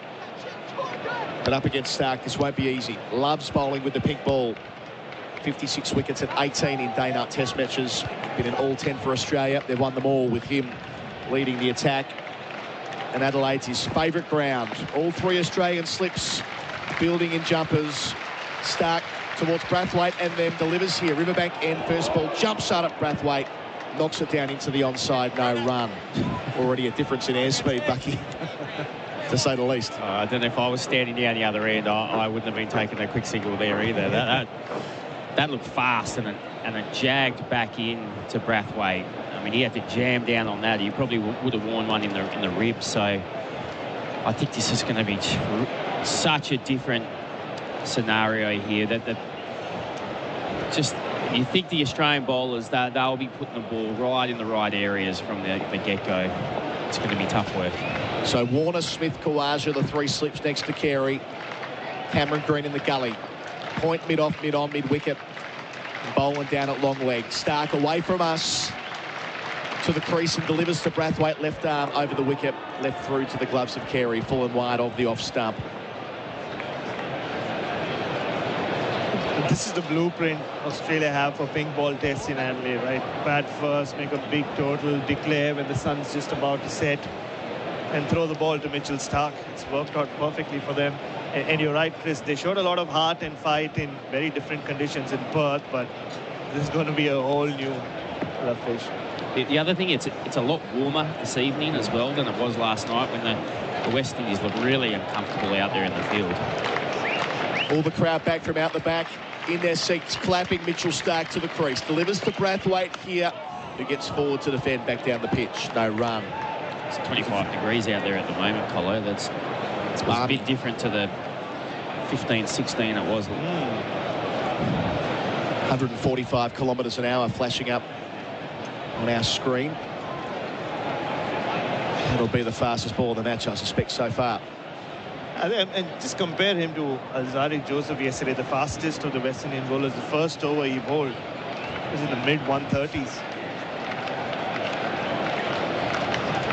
Stark, who picked up 3 for 51 in the first innings last week at Perth.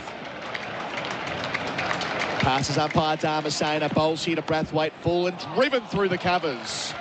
Nice shot out towards the rope. Work to do for Labuschagne, but he won't get a chance to dive. He dives anyway, doesn't need to. 4 runs. Our boundaries for Rotoflex by Blunson. The Windies away, none for 4. Well, that's excellent batting. Brathwaite's got quite an open stance here, because the last thing he wants to do is cross his feet over and get one to swing back and blow his front foot off, really. So then from there, all he has to do is just really drop his bat on the ball. The ball's coming down so quickly. If he just gets it anywhere near the middle of the bat, it's going to race away. So you don't need to do any extravagant drives. Just punch the ball. Brathwaite averaging 74 in Test cricket this year. Facing Stark, delivers, and Brathwaite plays from the crease off leg stump, both feet in the air, spits out behind square leg, gets a single. He's got all of the 5 Windies runs so far, 5 balls gone in the innings. Yeah, he's a very compact batter, isn't he, Chris? Not any major footwork. Plays the ball very, most of the times under his eyes, and it's all hands then. Yeah, I mean, there's not a big flourish of the bat. It's not a big backswing. He's almost just kind of jabbing at the ball, letting the pace of the bowler do the work for him. Katich, Gerard, Chanderpaul taking guard. Made 45 and 51 last week. 4 men in the cordon waiting for him.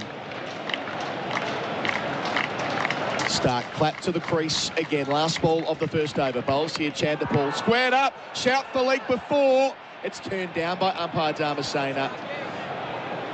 And he says to the bowler, it's too high. I don't expect they'll review. Stark happy with the decision. 1 over gone for the Windies, none for 5 on the Liberty scoreboard. Liberty loans for free thinkers. Try it again.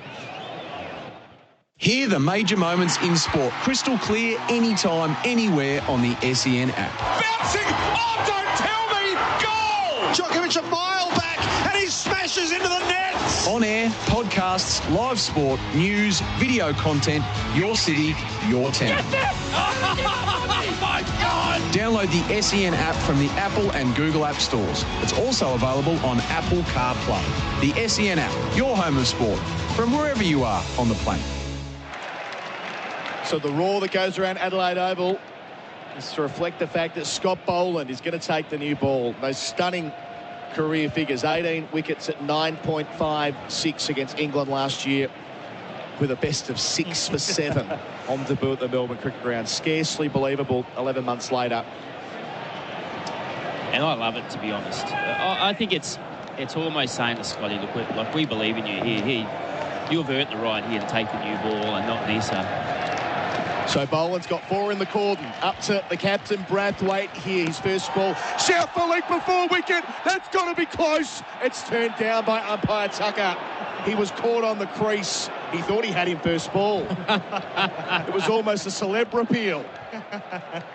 But they're not going to send it upstairs, Chris Rogers. You almost expected once there is an appeal for that to be given out. Talk us through the replay, Buck. Oh, he's got it. The border jag back. I mean, that's hit actually above the pad. So going over the top, that's considerable movement back into the batter. What we saw so much last year, Boland hitting the seam straight away. Such a threat. Bowls here, Brathwaite gets forward. Plays it well with soft hands through backward point. At least one, they'll get a couple. Nathan Lyon doing the tidying up. The Windies none for 7. Brathwaite 7. 2 balls right on the money, really. That ball there, I mean, that's almost exactly where you want to be putting it. Top of off stump. Get the batter defending on the front foot. That's called a thick outside edge. Round behind point. Not far off from a finer edge into the slips cord. So 3 slips, a gully. Boland delivers and Brathwaite is beaten. It's a different ball game with the Australian seamers. And Boland's had to wait all year for another opportunity after what he did at Melbourne, then Sydney, then Hobart.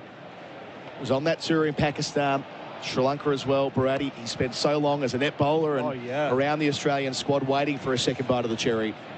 Yeah, I mean, he's one of those guys as well, and Chris knows this better than anyone. Just loves bowling. One of those guys who come out during the lunch break, warm up, bowl a few balls. Boland out past umpire Tucker, delivers here. Brathwaite goes back on the stumps and defends out towards mid-on. I wonder what the nerves will be like second time around for him, Bucky, after performing so well last year, but having this long, not layoff, but just not selected for various reasons, and now getting another opportunity at age 33. Yeah, no doubt there will be nerves. I actually asked him yesterday, how does he feel about that? He said he was a lot more comfortable this time around, so you can see from how he started. I mean, he hasn't missed here, has he? He's bowled well at Adelaide over the years as well. 36 first-class wickets here at 19. Best of 5 for 38. Up to Brathwaite, 2 left in the over. Boland delivers, back of a length, let through to Carey. Taken with his fingers pointing towards the sky. Good pace up at 137. It's interesting because you face Stark, who you know you're going to get a jaffa from at some stage. But equally, you think there will be quite a few balls. You probably don't even have to defend. You can leave. But with Boland, you just think, I'm going to have to play it for 5 deliveries and over and hope that the ball doesn't nip at me. Yeah, that really high lead percentage that Australia had yesterday. It won't be the same for the Windies. Boland to complete his first over to Brathwaite here. Again, an inside edge onto the pad out towards mid-wicket. A fine first over from Scott Boland. The West Indies, none for 7 on the Liberty scoreboard. Liberty loans for free thinkers. Brathwaite's on 7. Chanderpaul yet to get off the mark. Hear the major moments in sport crystal clear, anytime, anywhere on the SEN app. Bouncing! Oh, don't tell me! Goal! Djokovic a mile back, and he smashes into the net! On air, podcasts, live sport, news, video content, your city, your town. Oh, my God! Download the SEN app from the Apple and Google app stores. It's also available on Apple CarPlay. The SEN app, your home of sport, from wherever you are on the planet. Our coverage for Host Plus, that's a plus. The Windies none for 7. Stark away from us, bowls to Chanderpaul, who moves across his stumps and defends out towards mid-wicket. Just for you, Chris, I'm so happy to see Boland and Nisa play together in a test match. For so long, they've been the yardstick, right, in Shield cricket. If you can score runs against them, as a young batter or an experienced batter, you know you're good enough. Oh, without a doubt. I mean, they're 2 of the bowlers, really, and probably the main 2. There's some other, good campaigners going around as well, but it's always a test when you play them. You never get an easy spell. Stark to Chanderpaul, Fuller on the leg stump, pushed out towards mid-wicket, no run. And they make the competition better. Especially when you don't have the test players available too often these days due to the scheduling challenges. In the case of Stark, Hazelwood and Cummins all playing across the formats for Australia. Yeah, I mean, and they're part of the education for the younger guys as well. They're the ones, I mean, Bharat talked about Scotty Boland will religiously be out there in breaks, bowling to make sure his first ball is right on the money. 2 back for the short ball for Stark. Bowls to Chanderpaul here. It's full on off stump. Squeezed out through backward point towards the old scoreboard. They'll get a couple. Fielding done by Marnus Labuschagne. None for 9, the West Indies. Chanderpaul off the mark. Steve Smith, my apologies. He moved quickly there too. I thought that was an easy 3. It probably wasn't the best bit of running between the wicket, but Brathwaite probably thinking the best way to play this attack is down the non-strikers. Hey, he's the captain. Just not used to seeing Smith have to chase after balls, Bharat. Sure, normally in the cordon. Stark already bowling in the low 140s. Settling into his groove. Halfway through his second over. Up to Chanderpaul here. He bowls and Chanderpaul defends again. He squeezes it through that gap at backward point. Cameron Green doing the fielding. Oh, wants to. Run out chance. He's got to be close there. They'll go upstairs. I reckon he's got back just, but Chanderpaul taking on Green, coming back for the second. The umpire to director. We have an umpire review for run out at the keeper's end. The Australians so don't seem too enthusiastic. Best side on angle, please. I think he's pretty safe here, but I don't think you want to take on Cam Green's throw too often. Okay, batter's grounded. So he is back. The throw was too high. Had the throw been over the bails and bulleted in, it might have been half a show, but decision. He's in by a couple of feet. But Green's one of those fielders who can slide, pick up and throw all in one motion, almost Andrew Simons like. Yep. So we go back to where they started. Stark just held at the top of his mark. Sets off here. Packed cordon. Chanderpaul waits. Bowls up around the rib cage, keeps it down towards the square leg umpire, gets himself a single. Chanderpaul up to 5. None for 13, none for 12. Nothing easy about this for the openers. I mentioned before, Bucky, that you've had to do this job quite a bit. I'm assuming over the years in your long career, walking out after such a long period of fielding. How do you reset in that 10-minute window? I think you get enough experiences in the meantime to when you get to this position. You've got a level of comfort with it, but just recognise that that's your job. That's what you get paid to do. So get out there, fight as hard as you can. Starks, that's all you can do. Last ball here to Brathwaite. The captain gets forward and pushes out to cover. End of the over. 3 gone. The Windies none for 12 on the Liberty scoreboard. Liberty loans for free thinkers. I think here with Stark to Brathwaite, I'd almost say, see if you can hold it across the seam a little bit and go across him, because the way Brathwaite's standing and he's so open, anything that's swinging back in, he's probably in a really good position just to defend. So if you can get the ball to kind of nip away from him, that's going to be a challenge. And he does have the tendency, Chris, to kind of just poke outside his off stump. If it's too wide, he leaves it alone. He's got the discipline. But what you'll also see, I don't know how much of Tej Narayan Chanderpaul you saw the other week, Chris. He does get squared up a lot. He's also one of those, he doesn't shoulder arms, he leaves with his back coming across his body. Scott Boland held here. Sets off round the wicket to Chanderpaul. 7 minutes until the tea break. Round the wicket he bowls. He's hit him on the pad, but it's far an inside edge. No meaningful appeal from behind the wicket. The other thing I like about this, Colo, is Boland's would have been listening to all the plans, would have done his own research, but first ball to Chanderpaul round the wicket. It's not, I just want to bowl a few over the wicket to film a rhythm. It's recognising that actually the first 3 balls might be the most important ones. And if that's the matchup, I'm going to start around the wicket.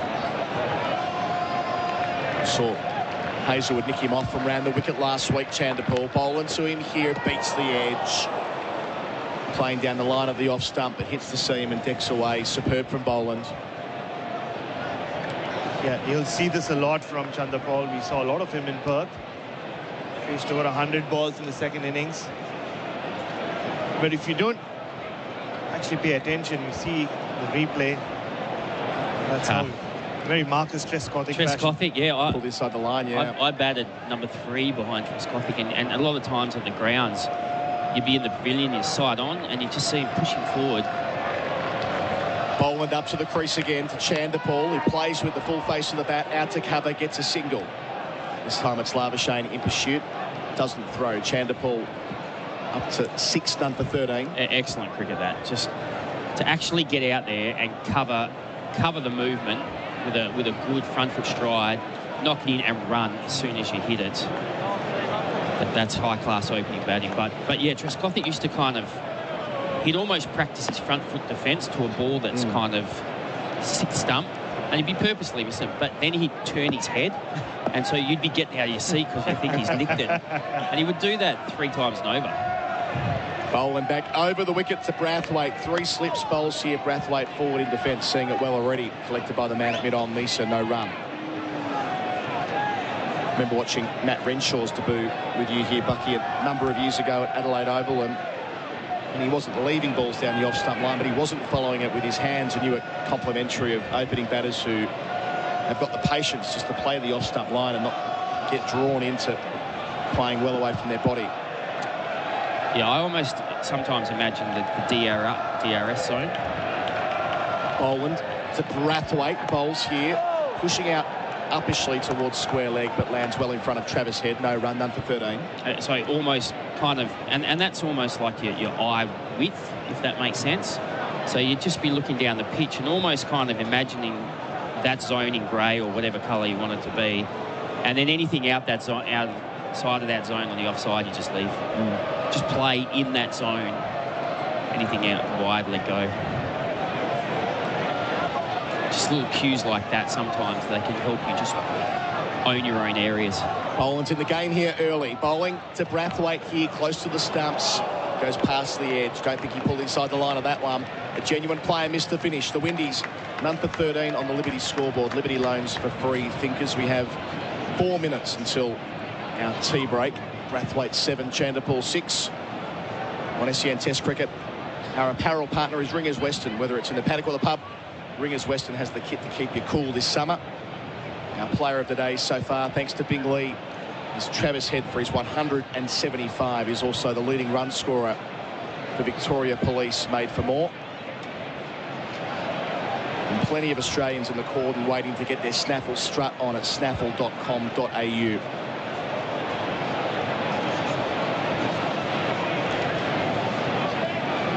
Last over before the break. Stark from the riverbank end. From shade to sun to shade again. Up to the crease. Chanderpaul beaten.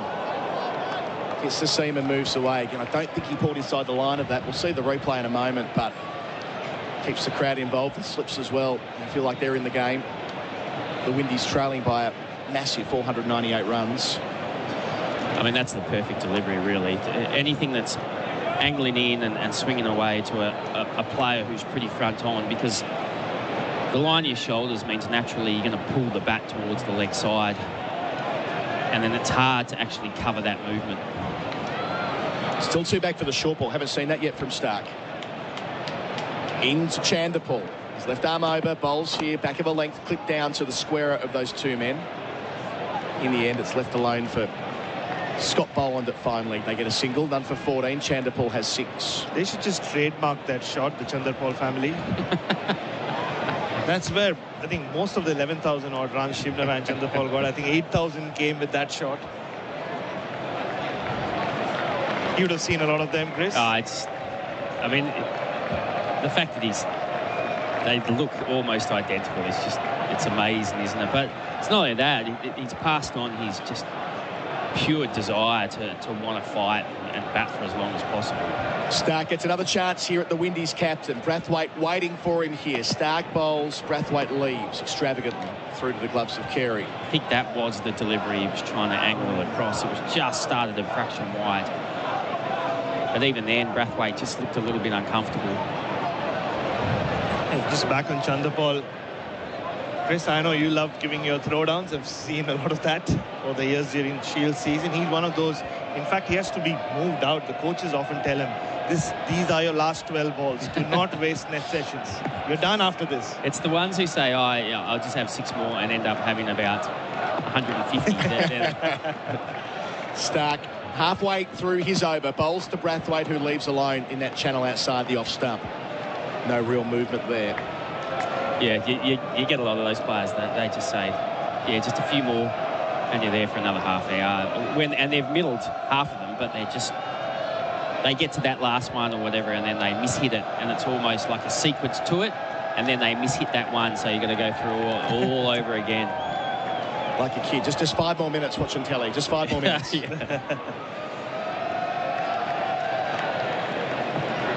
Stark in his 3rd over. Away to Brathwaite, bowls. Brathwaite has a little flirt with one well outside the off stump. That's not the play just before tea, Bharat. Yeah, but for all the discipline he shows, like I said in the last over, he can follow these balls. He didn't do it in Perth. I think he's setting him up for the big in-swinger here. He's gone 3 kind of across him. He'd be disappointed with himself because he hasn't had any of them online. They've all been too far outside off stump, but this is the one he's going to try and hoop down the line. So it's the final ball of the session for Host Plus. That's a plus. Stark up to the captain, Brathwaite now. He bowls and Brathwaite digs out the ball you saw coming. Bucky Green does well. Away to his right in the gully to deny a run. So that will be the tea break for Bundaberg Ginger Beer. The Windies none for 14 after Australia declared their first innings closed at 7 for 511 in the 5th session of this test match. They batted for 137 overs, and the Windies got through 5 unscathed. Brathwaite 7, Chanderpaul 7 as well. That's all on the Liberty scoreboard. Liberty loans for free. Thinkers, Bharat, Sundaresan, your thoughts? Yeah, not a bad start for the West Indies. It feels like a different ball game altogether with the Australians running in. great to see Scott Boland back. Feels like he started off where he left off last summer. But they did well, these two openers in Perth. Batted for a long time in both innings. But the real challenge comes now. After they come back, the sun starts setting, the ball will do a lot more. 7:54 is the time we were looking for yesterday, Bharat. That won't be long after the tea break. Bucky, the start from the West Indies openers? Yeah, I mean, Bharat said not a bad start. I think it was an amazing start, really. I mean, just to get through unscathed, that'll ease the dressing room as well. They can go in now that they can reset and think, okay, well, here's our challenge now. We're going to get through a couple of hours, or probably 2.5 hours of solid batting. We know it's going to be really hard, but we've just got to hang in there for as long as possible and get through to tomorrow. If they do, and they're only 2 down, for instance, that'll give them hope in the sunlight against an older ball. So it's going to be a big challenge, and Australia will feel if they can get the ball in the right areas enough, they're going to create chances. Thank you, Chris Rogers. We'll hear from you again in the final session. During the tea break for Bundaberg Ginger Beer, we have the quiz. It's coming up now, so jump on the line. 1300 736 736. Get in the queue. We have a $100 voucher from 7-Eleven to give away. And the theme today is Australian Test Debutants, yes. So the questions have been written. We're ready to go. It'll all be after the break. It's the tea interval here for Bundaberg Ginger Beer, the Windies. None for 14 in reply to Australia. 7 declared for 511. Get on the line now. 1300 736 736. On the other side of it, the lunch break quiz for 7-Eleven. Start with mobile quality fuel at 7-Eleven. Call now on 1300 736 736. Indeed, call now. Get in the queue. 1300 736 736. This is the tea break for Bundaberg Ginger Beer, the great Australian brew. The tea break quiz for 7-Eleven. Start with mobile quality fuel at 7-Eleven. We have a $100 voucher to give away. 5 questions. Bharat, as ever, you get the 5th question right. Yes. You win the prize. No second prizes, but a very good first prize. $100 thanks to 7-Eleven. Get in the queue. 1300 736 736.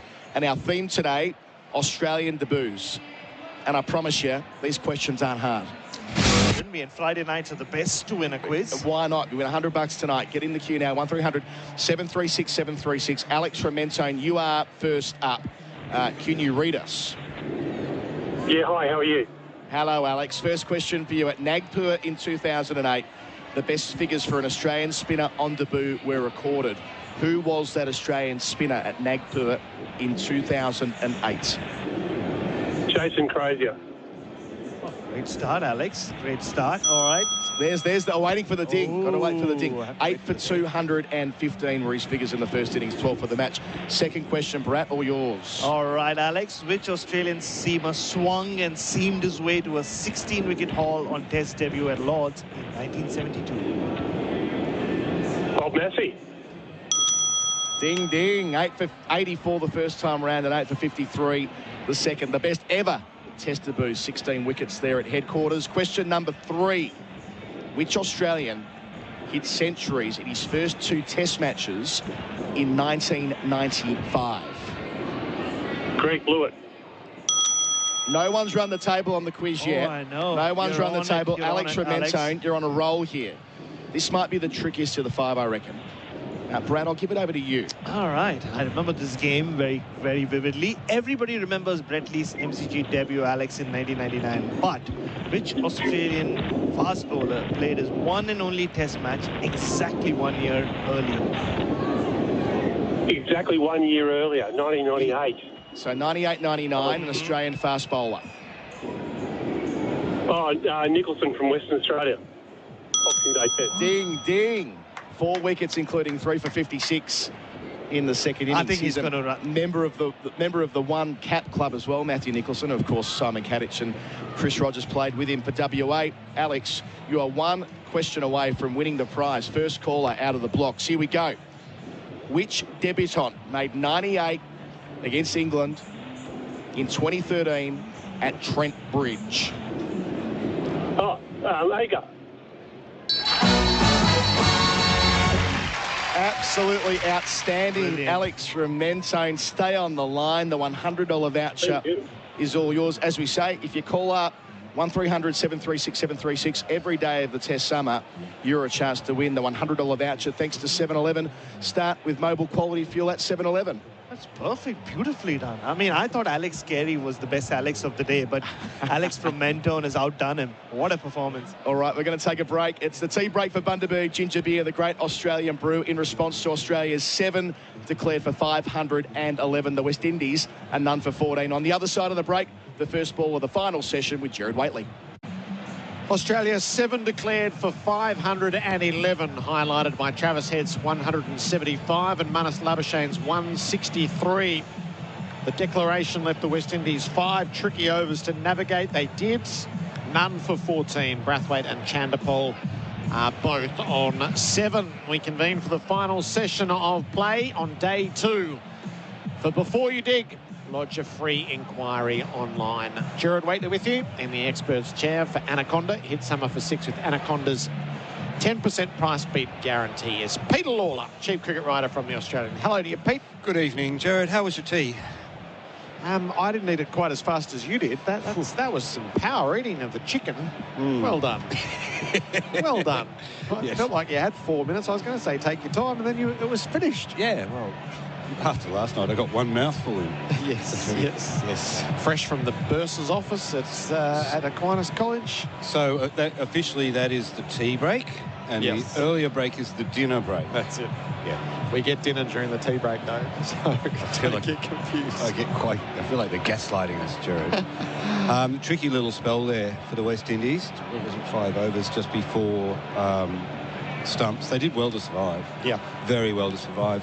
We thought Scott Boland was off to, another one of those fairy tale starts. Traps, Crag, Braithwaite, LBW, first delivery. It felt that way, didn't it? The appeal went up. You thought, oh, here we go. It's the Scott Boland show again. But it weren't to be. It's an interesting little time to declare there just on the eve of tea, isn't it? Aggressive, yeah. I kind of like letting them come out to bat and then taking them off, making the double change. But it's okay. It was it's a difficult time, I guess, because the shadows of the Bradman, Chappell, Edwin Smith stand sort of cast across the crease. And even Marnus Labuschagne was saying last night that he has a lot of difficulty picking up the pink ball through the day. He finds it difficult. So a side like the West Indies has not had a lot of exposure to pink ball cricket.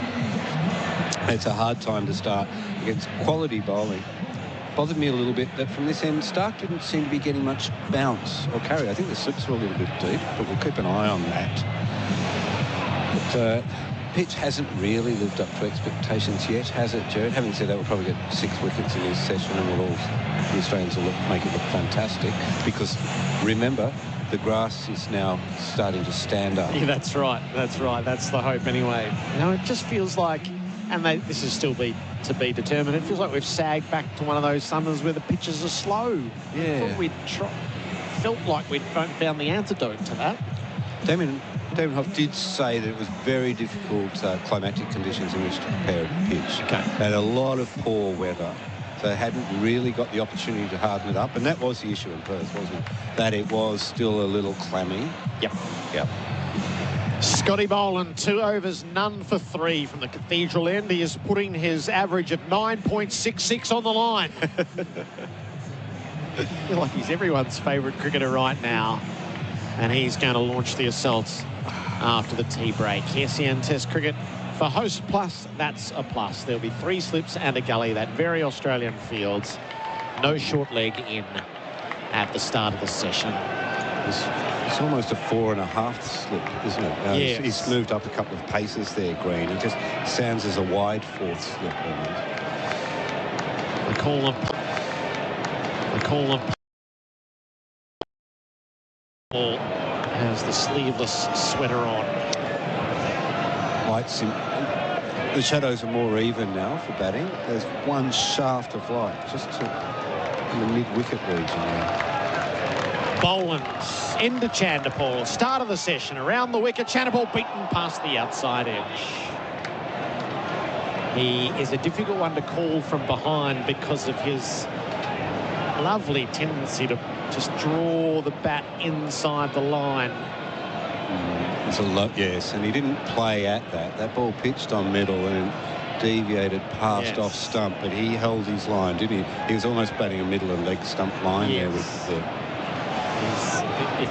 If a ball jags in at him, he'd be in strife, but he does have that lovely sense of where the off stump is and when he doesn't need to play.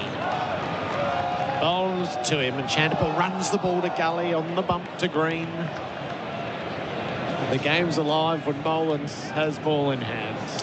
Looking there, I'm not detecting a lot of movement, Gerard, in the air or off the seam. There's a little bit on that first delivery. I expect to see a little bit more swing on a day like today. There's no wind to negate it.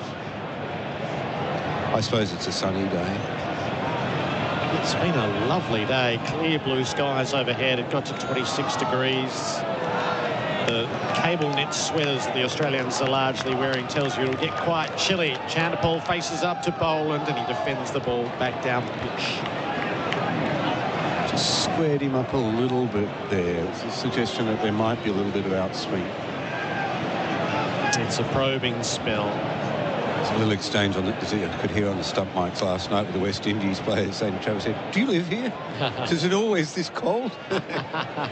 Very nice. The mayor of Adelaide said, "I'll be much nicer tomorrow. Don't you worry." Yeah, but it does get cold in the evenings. I wonder if you shared the same sense of lament I did with his dismissal. Chandimal readies himself. Boland delivers, and he's defending the ball to mid-off. Because of the run out, and he was most unhappy about it. I think it's pretty clear that he let Green know too. He didn't get to soak in that moment of leaving his home arena with 175 to his name and the love that was pouring down. It was just a cursory raise of the bat without an obligation rather than soaking it all in. Yeah. Having a bit of a cry on his birthday, wasn't he? But it was pretty disappointing. There was 200 out there. You had to run yourself out to rob yourself of it. Boland delivers. Chandimal drives through cover. There's runs to be had. Labuschagne set off quickly out of the blocks. They'll come back for two as Labuschagne overhauls under the Edwin Smith stand. And that's where they leave it. None for 16. Chandimal moves to 9. He's a very accomplished batsman, Chandimal, gets his head right over the ball, down low on his knee to drive that one. But he almost puts his nose over the ball before he plays it. The guy playing his second test match. Looks like he's been playing for a long time, doesn't he? He does. And hopefully he will. First look at a day-night test match. Boland Chandimal defends the ball away to point. So none for 16 at the end of the first over after the tea break. The Mate scoreboard make the switch to Mate Mobile. Pete, just before we delve into events here in Pakistan, England won the toss and elected to bat. They're 6 for 228. Yes. That is after 43 overs, so they're going at 5.3 and over. But the story that's brewing is Abra Ahmed has all 6 wickets.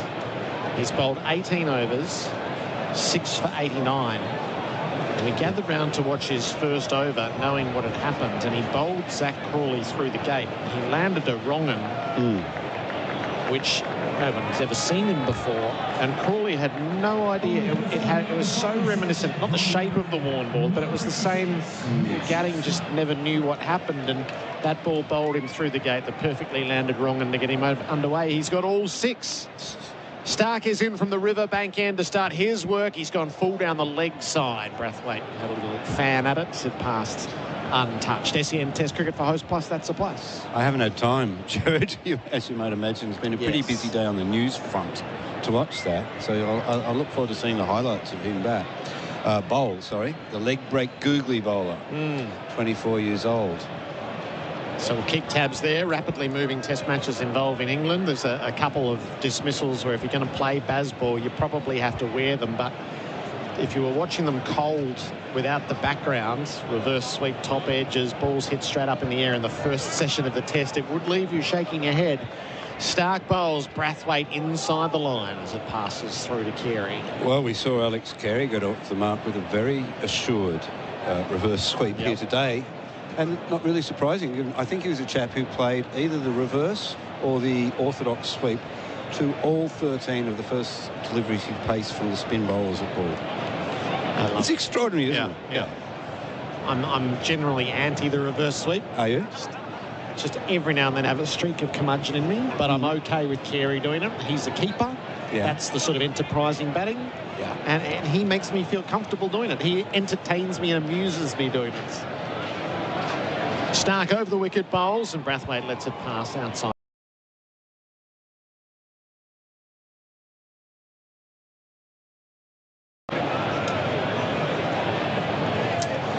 Yeah.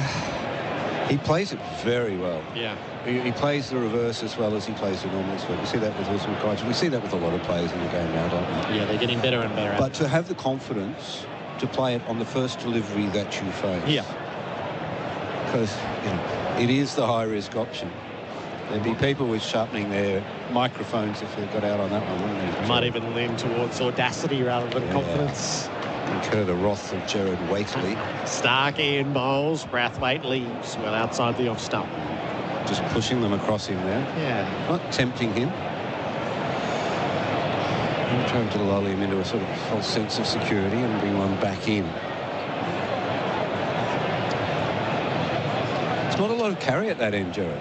I think it's, I said that earlier, West Indies weren't getting a lot of carry at that end either. It's unusual to see Stark with the new pink ball bowl with such little threat. And that point you make, it's not necessarily on the way he's sending them down, but maybe more on how they're arriving. Stark bowls, Brathwaite defends the ball into the offside. No run. Well, he's pushed that one up a lot straighter, but there's not much noticeable movement in the air. Yeah. Not to my eyes, anyway. Let's have a look on this. There's a slow motion over there. Oh, yeah, there's a little bit of shape. But it's not that shape that we know and love when Mitchell Stark's at his best and most dangerous, which you would expect him to be with a pink ball at this time of the evening. So maybe in 15 or 20 minutes' time, that's where Bharat has done his research and feels that's when it'll arrive. The replays for Valvoline, the original engine oil. So the last ball of Stark's over. He delivers, and Brathwaite is defending the ball to the leg side. A maiden over from Mitch Stark. None for 16 on the Mate scoreboard to make the switch to Mate Mobile. When you get a taste of Traveller beer, you're getting more than just your first taste of Australian summer. You're tasting adventure. You're tasting...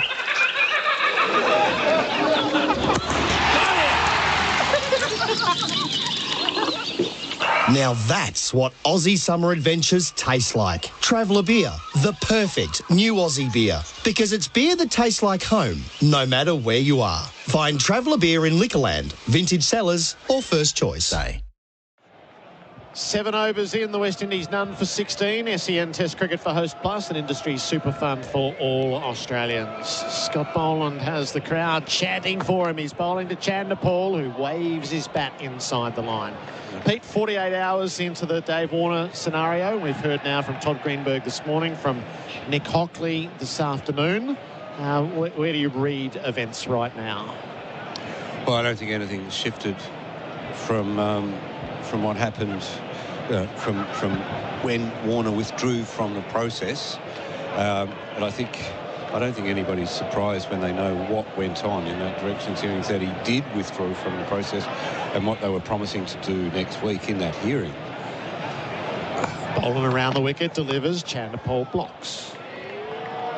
I'd say that the attention has really shifted to CA and their handling of it. I listened to your interview with him. It was a good interview, Gerard. You asked the right questions. Weren't very convincing answers. Is this, the process is sacred and nothing else matters. Well, your process, you fell on your face with your process in this situation. Chanderpaul faces out, Boland delivers through to the keeper, untouched. You know what I don't get is, like, when things go wrong, how about just holding your hand up and saying, this just went wrong. This was not what we wanted. This is not what we envisaged. This sort of kind of damage control speak and not really admitting anything. I was interested, My phone. I was listening on the phone to your interview, and the phone dropped out in the bit where you asked about the counsel assisting. Now, it's our understanding the counsel assisting was removed from the process. Did Nick confirm that? No, he didn't answer that question. Sidestepped it. Chanderpaul, I don't think he was beaten. I think he's pulled the bat inside the line. Yeah, he's just pulling his bat easily inside the line. He's picking the ball up pretty well. Yeah. It's suggesting that there's not a lot of movement. There's not much worrying the batter to worry the batter. Not a batter of his class. So that the nub of this, why can't that be confirmed, Gerard? Why can't you say, oh, yeah, that happened? Yeah. Somebody didn't like something. Somebody didn't like something, but there's umming and ahhing, and I can't really go into the details about this. It's all a little furtive. 2 in the deep on the leg side for Chanderpaul, who has shown himself to be a happy hooker. Bolins pitches it up past the bat. A little question asked from Labuschagne, and Warner throws his arms out. So, is it possible that the Warner count misinterpreted anything, that there was in fact no risk of the evidence being of the original charge being re-examined, which is the contention of Cricket Australia? Well, it's possible. We don't have the word of David's legal representative and sort of Nick's account of what happened, which wasn't very detailed. Bolton's last ball, Chanderpaul meets it, guides it away to Labuschagne, picks it up one hand, and that is the end of the over. None for 16. Made scoreboard, make the switch to Made Mobile. Montine, everybody's talking about Montine. And everybody's talking about Ford, Kia, Hyundai and Mitsubishi, with all 4 brands representing state-of-the-art vehicles with unheard-of stock availability. Montine at Mount Barker is your ultimate destination for servicing, parts, used cars, vehicle finance, all at one perfect location. Mention the code word MG coming soon to receive $500 free accessories on any vehicle purchase. Now that's why everybody's talking about Montine. MVD 182170. Consecutive maidens from the Australians. SEN Test Cricket for Host Plus, an industry super fund for all Australians. None for 16 in reply to 7 declared for 511. Brathwaite is 7 from 25 balls. He is an occupier. Stark is trying to unsettle him. He's in and bowls, and Brathwaite leaves outside the off stump. Just before we get back to that, Abra Ahmed has taken a 7th wicket. Gosh. He has 7 for 91, and England is 7 for 231. 7 wickets. That's what we've got. Yeah, before tea on the first day. We've got 7 wickets here in 2 days' play. Yes, excellent point by you. A little bit of your impatience might have rubbed off on me, Gerard. I'm not seeing much that I like about this wicket at this stage. We'll give it a bit more time as the evening settles. I'll tell you one thing that's come out of that process that's occurred to me in the break, Gerard. Yep. As Stark sets in from the riverbank ends. He is bowling to Craig at Brathwaite, who is leaving. Again, just pushing across the line, no movement, dying on the way through to the keeper. I wrote yesterday that I felt that had brought the end of David Warner's career closer and that it would wear him down. I think that may still be in play, but having spoken to David Warner, his attitude is the harder they kick me, the longer I'll stay here. I'm going nowhere. Right. I love hearing it. I love hearing it. He was very fierce this morning. Took issue with my piece. Right. Yeah. But he was okay with it. I mean, he was fine with it, but he says, but you're wrong, mate. Oh, I love it. Was it face-to-face or over the phone? Brathwaite faces up to Stark. He's edging past Green in the gully and down to the boundary for 4. He was drawn to it. It is a boundary for Rotoflex by Blunston. First runs in 2.5 overs, none for 20. He was drawn into chasing that one that was a little bit wider. They've left them alone, most of them. It's a bit more in the hitting zone. Stark brought that one back in a little bit. So did you see Warner or just hear from him? Oh, when you've written an article like that and upset them, you'd have never seen him face-to-face, Gerard. No. Well, gone are the days when the Australian put me up in the team hotel. Yes. Yeah. I'm staying University College, Gerard. Yeah, in the bursar's office.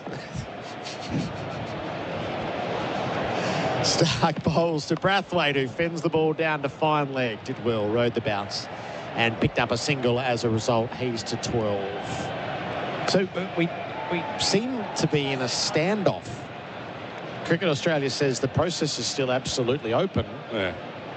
And Warner is misinformed around the threat of having his deeds re-examined. But he's not misinformed about the fact that it's going to be a public hearing, which completely breaks with tradition of all of these Integrity Commission hearings. This reassurance that you could request for issues to be heard, well, in camera essentially, you know, away from the public eye. Stark in bowls, Chandapal off his pads through the vacant mid-wickets. There's a sweeper who's gone back. They're going to hair back for a second. As the throw comes in from the non-strikers, Labuschagne gathers, tips the stumps over. Head did the fielding in the deep, none for 23. Give me a break, you know. That's we might provide you we might let you cover your nudity with a fig leaf if we feel like it. There's no guarantee that you can move in camera. And the picture given to us by Warner's legal counsel in that letter that I published the other day, that counsel assisting reserve the right to re-examine issues from 2018. Now, maybe they've got it wrong. Last ball of Stark's over. He bowls and Chandapal waves inside the line. So 7 runs from the over, none for 23. Mate scoreboard, make the switch to Mate Mobile. You wouldn't use a chainsaw blindfolded. Yet not checking before you dig online first is like digging blind. Avoid high-voltage electricity cables and high-pressure gas mains every time. Search before you dig online every time and never dig blind. When gambling becomes overbearing in your life, one phone call can change all that. Gamblers Helpline, 1-800-858-858. When gambling becomes an issue, there's always 24/7 support on the Gamblers Helpline. Phone 1-800-858-858. For Before You Dig Australia. There is going to be a bowling change at the Cathedral end. Start your journey in Mildura. Plan it at Mildura. Visit mildura.com.au. Michael Nisa is going to come in from the ends where he took his first wickets in Test cricket in this corresponding test last year. Well, I was just seeing there's not a lot of assistance for the out-and-out pace of Stark and to a lesser extent Boland. Maybe Nisa is the sort who can perhaps exploit the seam a little bit more here. Yes, and I imagine Boland will switch pretty quickly to this end. Brathwaite is on 12. He faces up. Nisa pitches up. He's defended into the offside. No run. Pitches up. Straight as a die, that delivery. Yep. Where were we on this? The letter that you'd published from Warner's legal team. Hockley said, you know, that they will not be revisiting the events of 2018. But it's our understanding that in that hearing, when Warner's counsel objected to revisiting that, they said your objection could be taken as a demonstration of a lack of remorse. So it was clearly a topic. Nisa gets himself busy. He bowls and Brathwaite is beaten past the outside edge. No mistaking the play and miss there. There's extraordinary sympathy for Warner on this. You know, Warner is not a person who sort of garnishes much sympathy from the public or from journalists or from anybody. But I think everybody realises he's been through enough, and to put him through that with his family situation will be to put him through too much. Unfortunately, I think the intervention of his so-called manager, but he's not exactly a manager, James Erskine, a man who's highly respected in cricket circles and deservedly so. Erskine in and bowls and Brathwaite's on the back foot defending.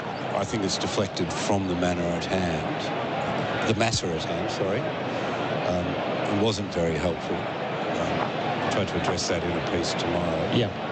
So there is no chance in what we heard today that Cricket Australia will take matters back into their own hands and do what might have been done in the first place. They are defaulting to best practice of the Sports Integrity Commission is to set up an independent panel. They are unrepentant on that front. Brathwaite drives, bat turn in his hands. It trickles away to mid-on, no run. He's just pushing that up at the stumps, 135 kilometres an hour. I don't think you can go back. I think it's, as I said yesterday, I think it's done. I think some of the journalists are calling for the board to make some sort of unilateral call on it. But you've adjusted your code, you've established this process, you've stuffed it up. Yeah, you don't get a second chance. It's too late anyway, Gerard. It was too late now to be doing it. Nisa to Brathwaite, who runs the ball to Gully. No run. And do you feel... So there's no question there's an exposition of Nick Hockley's leadership at Cricket Australia happening at the moment. And the last couple of hours will feed into that. How acute do you sense that is? The moment that I wrote the story, it was published about what had happened with this process, I got calls from senior people in cricket. Nisa bowls. Brathwaite's on the back foot defending. Apologies, I shouldn't have asked you that then. We'll pick it up in a moment. None for 23. Mate scoreboard. Make the switch to Mate Mobile. If you'd prefer to role-play elf in distress than kiss under the mistletoe, Sexyland have exclusive Christmas gifts and offers on Australia's biggest range of sexy costumes, lingerie, couples toys and fun gifts and games for adults. Sexyland, something real sexy for everyone. 3 locations open till midnight, 7 days a week, including the new Modbury store, or shop online for 2-hour delivery. Take me now, hot cool man. Take me now, Sexyland. Sexyland.com.au. SEN Test Cricket for Host Plus. That's a plus. None for 23. As the sun starts to go down here in Adelaide. Chandapol is 11. Brathwaite is 12. Stark is operating from the river end. He is bowling his 6th over of this innings. A gap at third slip, I'll just note. Oh, yes. Right. That's right there. Chandapol off his pads, turns to mid-wicket. We'll never find out. Boland picks up Shies. It hits Brathwaite's bat and ricochets down to third man. There'll just be the single, none for 24. So, Pete, yes, how acute are the questions around Nick Hockley's leadership? Well, that was the instant reaction from people in cricket to focus on the leadership and the failure of leadership again in this process, coming so quickly on the back of what's happened with Justin Langer and Tim Payne and these sorts of businesses. I think Simon Katich, and I'm not saying that just because he's sitting here, but is a significant voice in cricket. He doesn't say things for the sake of saying them.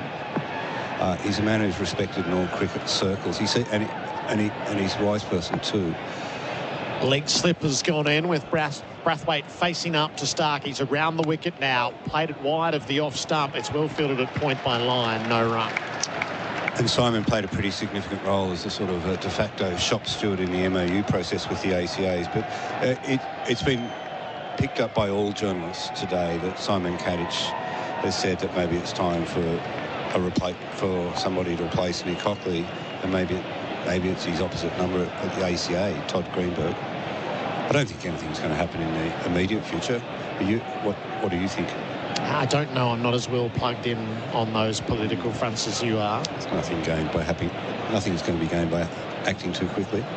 Stark bowls and Brathwaite drives the ball out through extra cover. Labuschagne sets off in pursuit. It's a decent race. Labuschagne won't give in without a fight. He slides and saves the boundary, tips it back in. And they will take 3. And playing Mitchell Stark with ease here, it's a bit of a worry. None for 27. Well, Simon Katich, you are here now. Hello, Simon. You're a man who's probably suffered at the hands of poor administrators through your career and battled them through that MOU process, but you don't say those sorts of things easily, do you, with what you said today? No, I said it on the back of, and good evening, Gerard and Peter and all our listeners. I said it on the back of what I heard from probably Todd Greenberg, and obviously he got the first chance today. Stark bowls. Chandapol sways out of the way of the bouncer. And I don't know either of them that well, to be honest. I mean, I wasn't involved. I haven't been involved with the ACA for the last few years since Todd's been the CEO. And same with Nick. He's obviously been CEO since James Sutherland finished up. But I think just comparing what I heard from Gerard's 2 interviews with both men and the questions he asked, Todd just sounded a lot more convincing about the whole matter and how it needed to be handled. Obviously, when Nick spoke, it just didn't seem as convincing to me. Chandapol faces up to Stark. Chandapol out of his pads, rolls the ball past the square leg umpire. There's a couple in the deep. Head comes in. They'll take 1, none for 28. But I also probably wasn't fully aware of the whole process with this appeal for Warner and the leadership ban around it needing to be an independent panel to do it. So look, that's something that I'm probably need a bit more information on, because I guess when Gerard asked the question, you know, the board and Cricket Australia have made this decision all these years ago, and obviously then they changed the constitution. But does it have to be an independent? Stark around the wicket. Brathwaite plays the ball just nice and solidly out through cover. Labuschagne slides in and keeps it to 1. Just will pick up in a tick. None for 29. Mate scoreboard, make the switch to Mate Mobile. You wouldn't use a chainsaw blindfolded. Yet not checking before you dig online first is like digging blind. Avoid high voltage electricity cables and high pressure gas mains every time. Search before you dig online every time, and never dig blind. When you call the Gambling Helpline, life-changing advice and guidance is there for you. 1-800-858-858 is the number to call. Support for anyone affected by gambling is available. Private and confidential. Make the call today. The Gambling Helpline. Phone 1-800-858-858. The West Indies at 11 overs into their reply. None for 29. Australia declared 7 for 511. Brathwaite is 16, Chanderpaul is 13. Nisa is bowling from the cathedral ends, and Brathwaite driving it back to the bowler. Pettit, Lalor and Simon Katich in conversation. So I guess the question I've got from Nick's interview, which I probably didn't understand before hearing it all, was around the best practice of all governance around this whole situation was to have someone independent judge the matter. And that's what I don't get. I mean, is that just... Well, I guess that's what they teach you at business school or, you know, at sports management classes, that's best practice is an independent process. But it's your car. You can do with it what you want. You know, why couldn't the board... Brathwaite fans at a ball outside the off stump. He's disappointed that he did. He is relieved to survive. He's lucky too, because there's no need for shots like that out there. It was a good delivery, but very streaky shot. You can do what you want, can't you? Well, look, the board said, said to the Integrity Commission, you go off and establish a new process, because it's a process we don't have. Surely they could have established a process. Well, the board made the decision, and the decision can only be turned by a majority vote of the board, or a unanimous vote of the board, or I don't know. Nisa back into Brathwaite. He plays the ball away from the body line, dives away to his right, coming out of point, parries it onto Labuschagne, no run. You could have done it by tossing a coin. It's up to you. You make the rules. But I would have thought no one imposes the rules on them. They're making it up as they go. I guess the thing I'm sort of grappling with is, but didn't the board of Cricket Australia change many years ago after that? Was it the Crawford report or something like that, to become more independent? A different sort of independence, yeah. By having a vast... And in that, this is getting... Nisa bowls, Brathwaite leaves. Because independent directors were seen to be best practice in governance, and therefore cricket adopted that. And ever since, we've actually started to sit back 10 years later, 15 years later, we're sitting back and going, you know what? It's not exactly best practice. The states have lost a little bit of input to the boards, and I feel like that we're actually taking a step away from that process and starting to think that the states have become disenfranchised and disaffected in that process. So maybe you can do better than best practice, Simon. Nisa rattles in bowls. Brathwaite in on the pads. They had a little strangled shout. And this relates back to cricket, because one of Australian cricket's strengths from the time I know, when I started in the mid-90s, was that the states had the autonomy to run programs as they saw fit to develop their players. Yes. And then it became a more centralised model with Cricket Australia controlling the shot, how things were run. And then once that happened, it felt like it was just this homogenous way of developing players, which didn't end up working. This is last ball of the over. Brathwaite got it away down to fine leg. So he'll get something out of the over. I wonder if, yes, a little bit of bat onto body. So none for 30 on the Mate scoreboard. Make the switch to Mate Mobile. Hello, Frank Walker from National Tiles. Castello Terrazzo look floor tiles are taking the market by storm. At National Tiles, these magnificent Terrazzo look tiles come in 3 beautiful colours and 2 sizes. And at National Tiles, we've been able to slash the price to an unbeatable $44.95 per square metre. But only while stocks last. So rush into National Tiles now and save. National Tiles, Australia's only lifetime guarantee tile company. SEN Test Cricket to host plus, that's a plus. Scott Boland picking up the attack from our Riverbank end. Start your journey in Mildura Planet at visitmildura.com.au. None for 30 though, and none for 14 at the tea break. Pete Lawler, I'm going to leave you and Simon to continue your conversation through the over. Yeah, just to pick up what's happening out there, Gerard predicted this, that Scott Boland would come on from this end. It's interesting, what you're saying about that best practice and Cricket Australia running, dictating to the states. Boland, first ball, new spell to Brathwaite, who defends from the crease and gets a single out through backward point. Nathan Lyon does the fielding. Brathwaite onto 18, none for 31. And apologies to listeners who find this incredibly dreary, because I have sympathy with them. Any talk of governance can But you look at the High Performance Centre. That was best practice, wasn't it, Simon? That was the shining light on the hill. We'll send them all up here. We won't have the states doing that. Guess what? 10, 15 years later, it's been pulled apart. They're not doing it anymore. It didn't work. There is better practice than best practice. Yeah. And that's my point, is that it took away creativity from the states. That's something that done very well for a long period of time, and some states have more success than others. Boland round the wicket to Chanderpaul. He's 13. Chanderpaul forward, defending out to point, no run. But as soon as that became a centralised model and you have one person controlling it, who's to say that one person is going to get it right all the time? Well, the Carter-Crawford report, I think it was the Carter-Crawford report, that's what it's called, it concentrated on the negatives of the states, and that was that they had parochial interests and they wouldn't work together and they wouldn't do all those things. You took that away and then you realised you lost the positives of that process, which is understanding your own backyard, your own cricketers, looking after them your own way, through your own club systems. Or three slips in a gully. Boland around the wicket. Chanderpaul beaten outside the line of the off stump, just standing up off the seam. Nicely bowled. And yep, we're in a correction, overcorrection, go around the block, and end up in the same place again.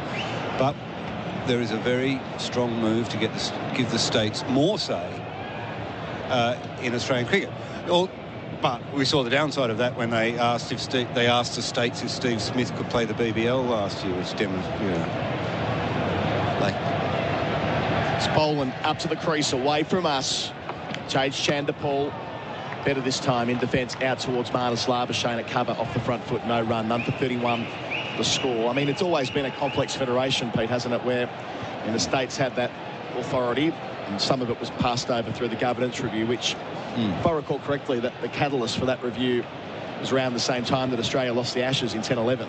And we got very worried when losing the Ashes at home. There was the Argus review, then there was the governance review, and I mean, it's a different world a decade on. Yeah, well, we want to pull everything down when we lose the Ashes at home. It's kind of my point. Yeah. When you lose the Ashes at home, everything gets thrown in the air. Boland delivers. Chanderpaul pulls inside the line of a ball just outside the off stump, well left in the end. But that had been brewing for a while, because there'd been a fair bit of angst, having been on the ACA executive for a good part of 6 or 7 years at the back end of my career, and having been privy to a lot of these conversations, particularly around the cricket side of things, with the under-23, the Futures comp, which was run at the time.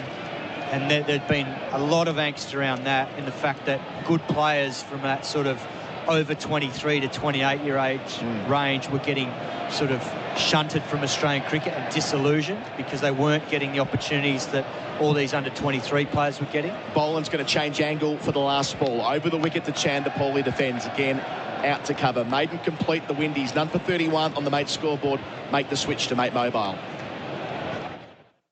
The GWM Ute is up for the challenge. Born tough and built smart to give you more. More features, reliability, comfort and safety for less. GWM Ute. Go with more. If you have a family member that is currently troubled by or addicted to gambling, there is help for you. Call the Gambling Helpline on 1800 858 858. Life-changing strategies to support your loved one are available. Find out more at thegambling.helpline.org.au. Tight passage of play since the tea interval. The Windies none for 31. Boland and Nisa into the side for this test match, bowling in tandem. Nisa here starts his third over, delivers to Brathwaite, who tucks him off the hip. Down to long leg, gets a single.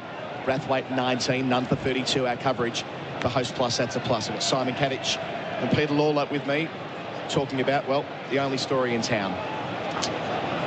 Yeah, and it was a situation that created angst because it became an issue when you had talent ID managers around the States looking at and giving younger players who were under 23 prime opportunities that hadn't probably proven themselves at grade level or even at second level, and they were getting these chances in the Futures League over and above guys that maybe had done the business purely because they were over 23. There became this big void for opportunities for guys that were still potentially going to play good cricket later in their careers. Second man back for the short ball with Nisa bowling to Chandapal. Over the wicket here, he drives nicely down the ground, off drive of the highest quality, down towards the rope. Marnus Labuschagne herring after it.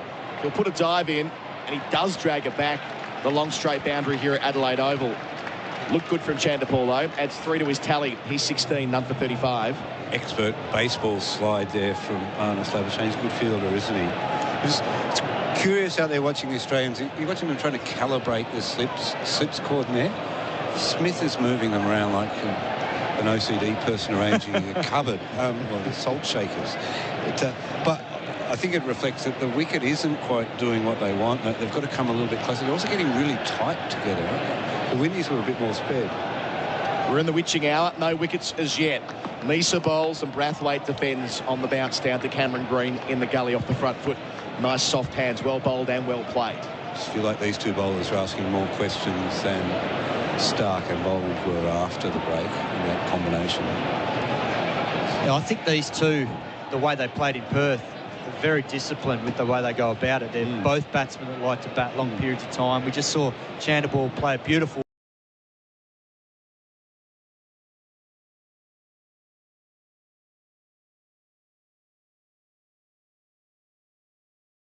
it just hits a good length just outside off stump, and there's not much footwork from Craig Brathwaite. He just feathers that through to Alex Carey. And that's a good start for Michael Nisa. He's happy. And Brathwaite departs for 19. Doesn't have a great record in pink ball tests. He was averaging just over 13 before this test, and it continues. All our stats and facts for Laurenex Cleaning. Google Laurenex Cleaning today. Brathwaite departing and watching it back on the replay screen for Valvoline, the original engine oil. That is a superb piece of bowling, Kat. Hitting the seam, moving away, and Nisa, who from the moment he came into the attack, he's been making them play in the channel, just enough movement, the perfect seamer's wicket. Yeah, it's in a great area, that just outside off stump on a good length. Didn't move a huge amount, just enough, but Brathwaite will be disappointed with the way he played that. Foot stuck on the crease, upright, probes at it with his hands.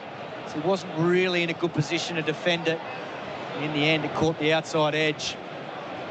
This time last week, Nisa might have been watching the test at Perth thinking, well, there's a possibility I'll never play again. I mean, he was in the squad for 25 consecutive test matches without playing until his debut here last year. I think that's a record in terms of Australia, overtaking, you won't be surprised to hear, Kat, your old mate Andy Bickle. And then upon getting that opportunity at Adelaide, bowling well, but then kind of cycled out of the squad throughout 2022. But back in, straight into the 11, and straight into the book. Bowling here to Brooks, his first ball leaving alone outside the off stump. One ball to come in this probing set. But it says a lot about taking the opportunity when it comes. Yeah. And I'll tell you what, it says a lot about the West Indian setup, is how good Chandapal is. You look at the way he's playing out there, not committing to those strokes, withdrawing from it. And when he does commit, he's got his nose over the ball. He looks like the senior partner in that opening partnership, and that's his third innings. Yeah, he's looked really composed. Yeah. You know, he's in his second test, tough situation here, or first pink ball test in his career. Nisa, Cathedral End to complete his successful over to Brooks, who pushes out towards mid-off, where Labuschagne does the fielding. 14 overs gone. Australia had their first wicket on the Mate scoreboard. Make the switch to Mate Mobile. The Windies 1 for 35. Prefer Australian owned? Want to support local businesses? Believe in community spirit? Want a deal on your energy? Of course you do. So, should you switch to Lumo SA? Of course you should. We're 100% Australian owned with a rewards program full of local finds. We're actively helping communities and offering amazing energy deals to boot. Call 131 5866 or search Lumo. SA residential customers only. Lumo Energy SA not available in all areas. Eligibility criteria and conditions apply. See website for details.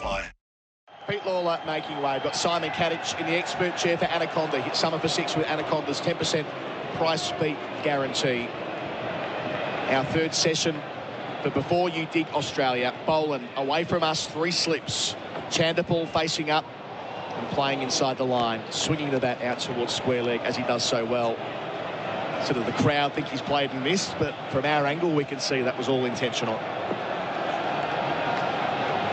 Yeah, he's missed that ball by about a foot. Yes. Has not even gone near it. The only thing I worry about a little bit with him and his technique, and I like the way he goes about it, is just the way he does swing. That his sort of bottom hand, which is his left hand, takes over a little bit. And he squares it up the top half, and it just changes his bat plane a little bit inside out. Boland to Chandapal, delivers here. Chandapal again plays inside the line. Green was interested in the gully, but he was the only man with his arms up. And that's what probably cost him his wicket a little bit in Perth when Stark came round the wicket. Because of that front shoulder just squaring up and his bottom hand taking over, he cut the line of the ball from around the wicket and ended up chopping it on. And I know it was a shot that he played in 2 minds, but that's the only thing he's got to worry about here with Boland coming in around top of off, is that if he does open up and brings his back plane across the line of the ball, he'll end up edging it through to carry all the slips. Expert analysis from Simon Katich. Chandapal facing Boland, leaving alone as we say good evening to Ian Bishop for Anaconda. Hit summer for 6 with Anaconda's 10% price beat guarantee just after that opening partnership has been broken up. But, gee, they did well for an hour. Yeah, they did well. Again, I wasn't around to hear the commentary, but it's another good delivery to get Craig Brathwaite. He's received a couple already in the series up at Perth from Pat Cummins, and that one was really good from Nisa, just coming in slightly with the angle and then nipping away. He had to play. Some news from Multan. England got through their 50 overs, but the problem is it's not a one-day international. All out for 281. Boland delivers and Chandapal again pulls inside the line of the off stump. So I'll bring up the scorecard, but it looks wild on face value.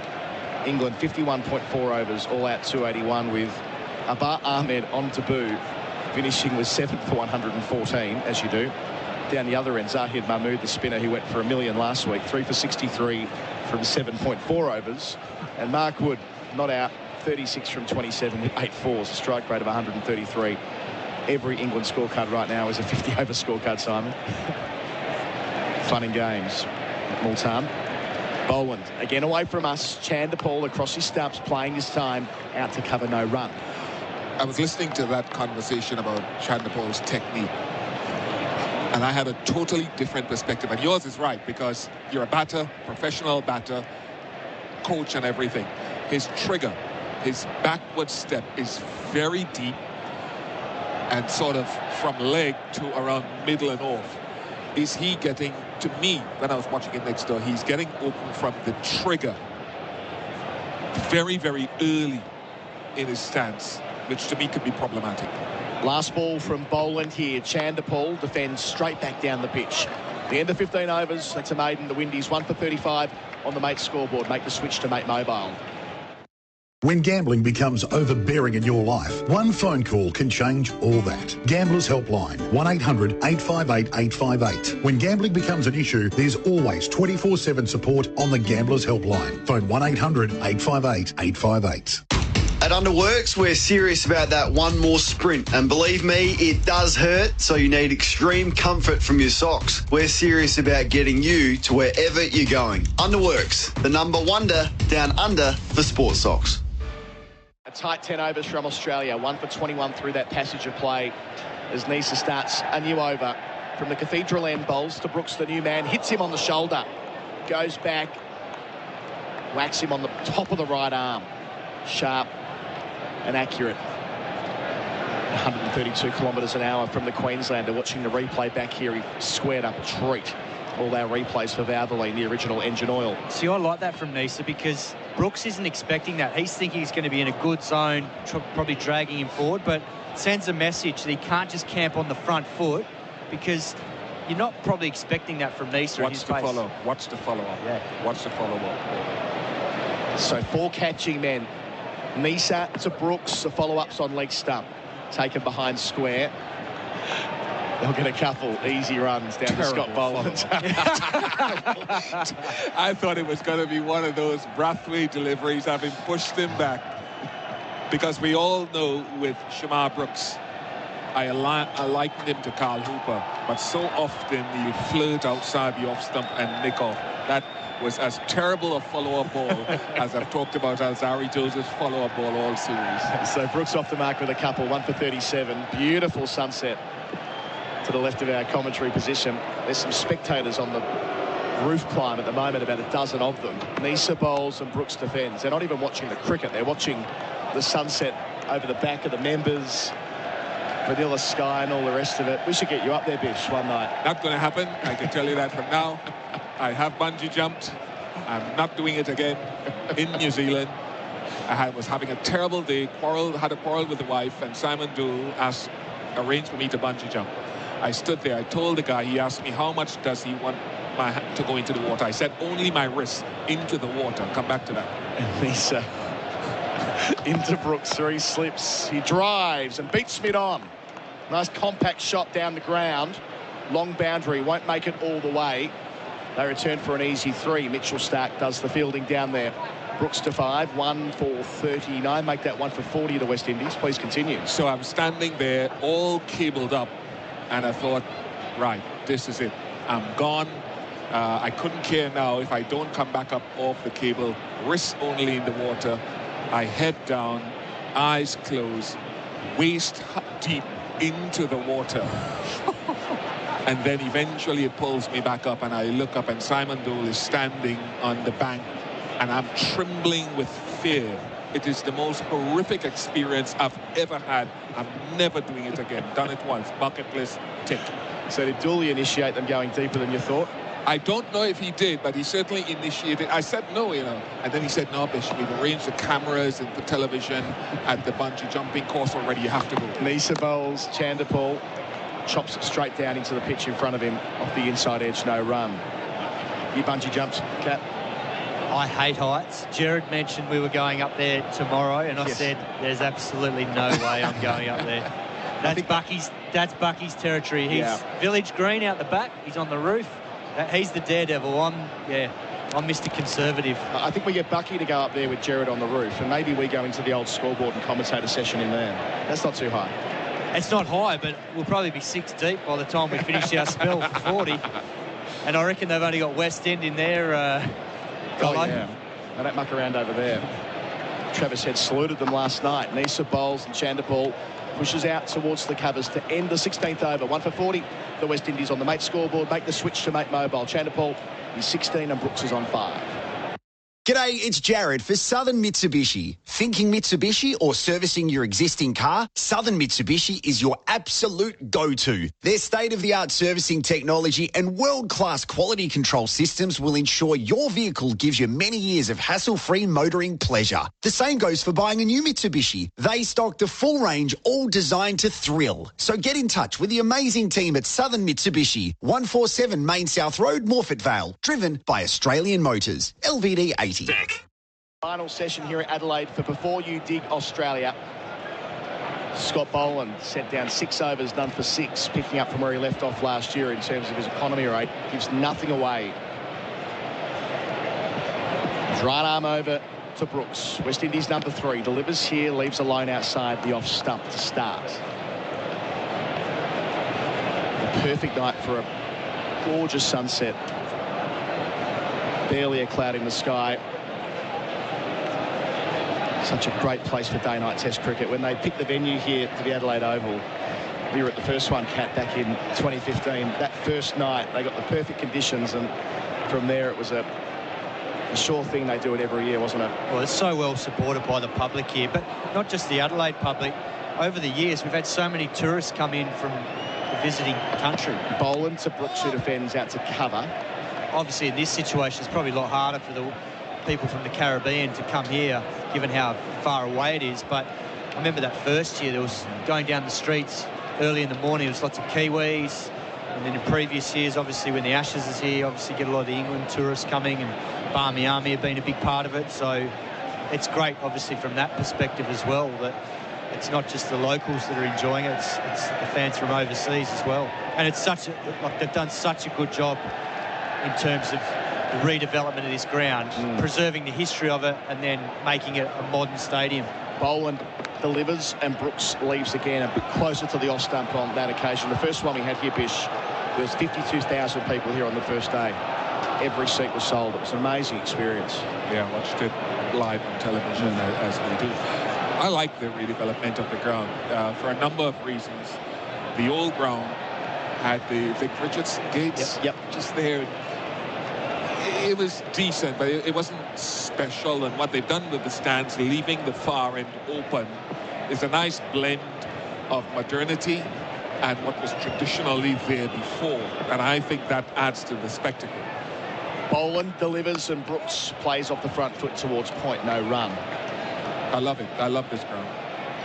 It's always in the conversation for the best grounds in the world, and often redeveloped stadiums don't get that kind of kudos. You know, you see a ground that once was and some work's done to it, and it doesn't quite sort of feel the same. But here, as you say, the integrity has been retained, probably because of the horseshoe. And at the far end, it's open up wide with the cathedral, the old scoreboard, the hill. But I think even out the back there, behind the Sir Donald Bradman Pavilion, where you've got, you know, the brick walls that have been there, I think, over 100 years. Boland delivers and Brooks again defends, this time to mid-wicket, no run. And obviously the old creepers have been retained, and then it leads out to where the nets are, and then the kids are out the back playing on the lawns where the new indoor centre is, so that all got redeveloped. But it sort of blended, you know, the feel between being a stadium but then still being a ground where kids can come and play cricket at, because that's ultimately, you know, inspiring the next generation. Yeah, I think the sculptures as well, the Basil Sellers collection around the ground, which they had obviously a set put up at the MCG, and then they got the idea to do it here and at Sydney as well, and it really adds to the experience on the way in. And out the back behind the members, Jason Gillespie and Darren Lehman, 22 yards from each other. Boland to finish here, and driving down the ground is Brooks. It's an off drive. He's checked the shot, so it won't go all the way to the rope. Labuschagne chases after it. They get back for an easy 3. So Brooks has started well. He advances to 8 at the end of the over. The Windies 1 for 43 on the Mate scoreboard. Make the switch to Mate Mobile. Get the power of safer tyres before you go on holidays. A road safety message from Tyre Power. Correct tyre inflation is the single most important part of tyre care. It helps keep them in good condition to provide optimum performance and maximum life. The best thing you can do before a long journey is check your tyre pressure and top them up with air if needed. And don't forget to check the spare tyre too. Get the power of expert advice. Get the power of Australia's biggest independent. Visit tyrepower.com.au for your local owner operator.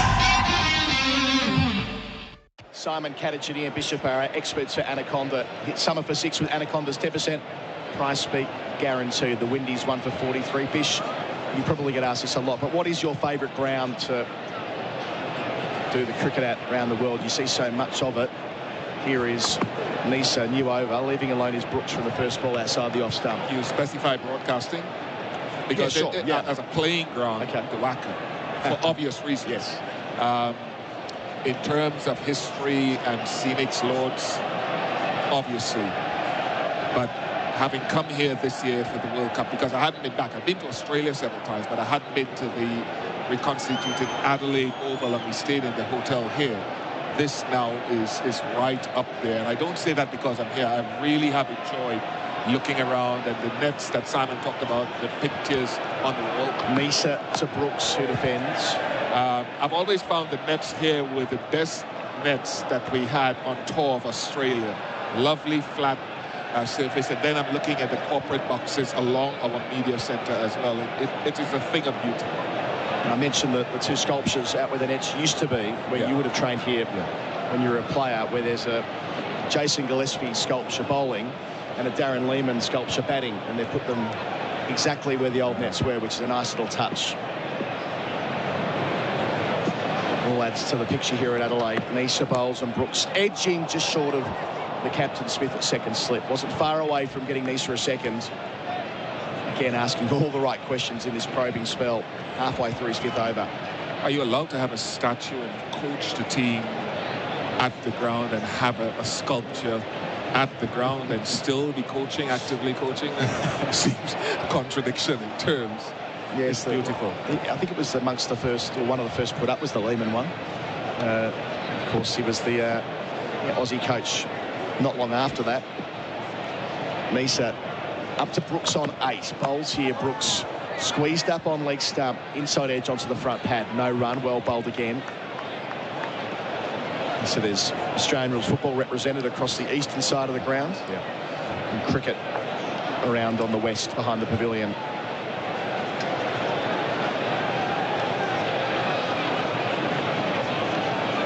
It always appears on those lists, doesn't it? The Basin Reserve in Wellington's another, which is always sort of on the podium for the nicest places to watch cricket. What's that one? The open one, the Pie New Zealand. Hagley, yeah, gorgeous. When it's dressed up. Yep. I find it unique, quite unique. I can imagine it looks differently when there's no cricket being played. Misa delivers and Brooks leaves alone on the basis of length. Yes, they played the Women's World Cup final there this year. Australia played a test match there, the first test match there in 2016, where Brendan McCullum hit his 54-ball century. It was quite the afternoon at the cricket. Replacing the old Lancaster Park, which has been decommissioned after the earthquakes in Christchurch 11 years ago. What about your home ground, Bish, at Queen's Park Oval? It's a pretty special venue. It is. I felt too much pressure, Simon. I don't know how you felt, but when I prefer to play away because the Queen's Park Oval crowd is unforgiving. They're relentless. Misa finishes here and Brooks, back to him in his follow-through, nearly pulls off a ripper. Went one hand, went with his left mitt, had to go full stretch. He's on the turf, head on his hands, or hands on his head even, to end the over. Fabulous effort. They stick or they don't. End of the over. The Windies 1 for 43 on the Mate scoreboard. Make the switch to Mate Mobile. When you call the Gambling Helpline, life-changing advice and guidance is there for you. 1-800-858-858 is the number to call. Support for anyone affected by gambling is available. Private and confidential. Make the call today. The Gambling Helpline. Phone 1-800-858-858. The Isuzu D-Max. Your favourite surfboard and a perfect right-hander. Getting ready for work has never been better. Live your own way in the Isuzu D-Max. Search Isuzu D-Max. Watching that back between overs, he certainly would have got his snaffle strut on had he taken that at snaffle.com.au. That was a great effort. Off the leading edge, went to his left, off balance. Did get a hand to it. Boland to Chanderpaul here, round the wicket. Pushing out towards mid-off, no run, but just didn't stick. Yeah, it was a good effort. I mean, from a batting perspective, Shamar Brooks looks comfortable and he plays some beautiful shots, but then on that occasion there, he's given Nisa an opportunity and he's playing a pretty big shot on this wicket. On drive's not the easy shot on this wicket, and it was on the up just slightly, and as a result, that's why he sort of opened up a little bit and sliced it back to Nisa. So he just needs to tighten up a little bit. He looks like he's got the class at this level, but when you're facing this quality of bowling under lights with the ball just doing enough, got to be right on the money with his shot selection, and that one was just off and it nearly brought about his downfall. So Brooks put down on 8. Chanderpaul twice that. Facing up on 16. Boland to him. Chanderpaul opens the face and plays through backward point. Off the front foot, out towards the rope. He'll get 2 more. Might consider a third. They call it off with Green fielding. He's 18. 1 for 45, the West Indies. Bang crash in the commentary box. Nearly took you out there, Kat.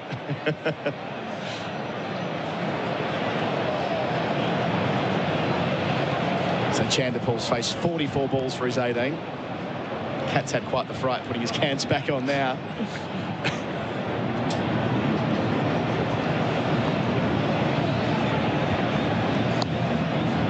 Boland conceded just 11 runs from 7.2 overs. Into Chanderpaul again. It's well behind it, defending down the pitch, no run. Boland takes his wickets here at 19 for Victoria. Enjoys the surface.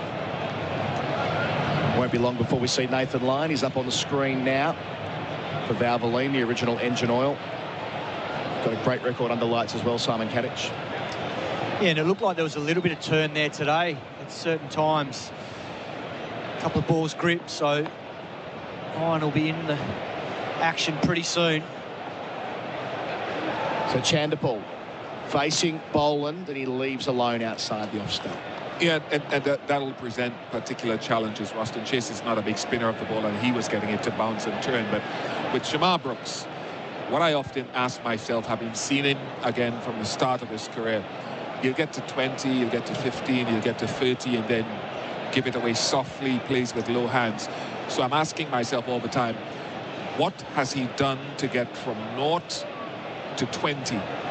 From 20 to 25, and what is he not doing that he gets dismissed so regularly in those mid scores? Boland to Chandapal, goes back and defends. And I don't know, I can't work it out. Is he going out of his comfort zone? Is he starting to try to expand his game? Fundamentally, why can't you sort of replicate, if you're getting to 20, 25, 30, playing a certain way so easily and aesthetically pleasing, could you then continue in that vein for longer, because there's some soft dismissals? Yeah, it's a really good point. And I think some of it comes down to temperament, and just if you start to feel comfortable and relaxed, you start getting out of your comfort zone and playing shots that you probably didn't play in those first 20, 25 runs. Last ball from Boland to Chandapal, looking to drive through the covers, ends up at mid-on from the inside part of the bat. 1 for 45 after 19. Brooks on 8. Chandapal on 18. On the Mate scoreboard, make the switch to Mate Mobile. After the break, Gerard Whateley replacing Mate.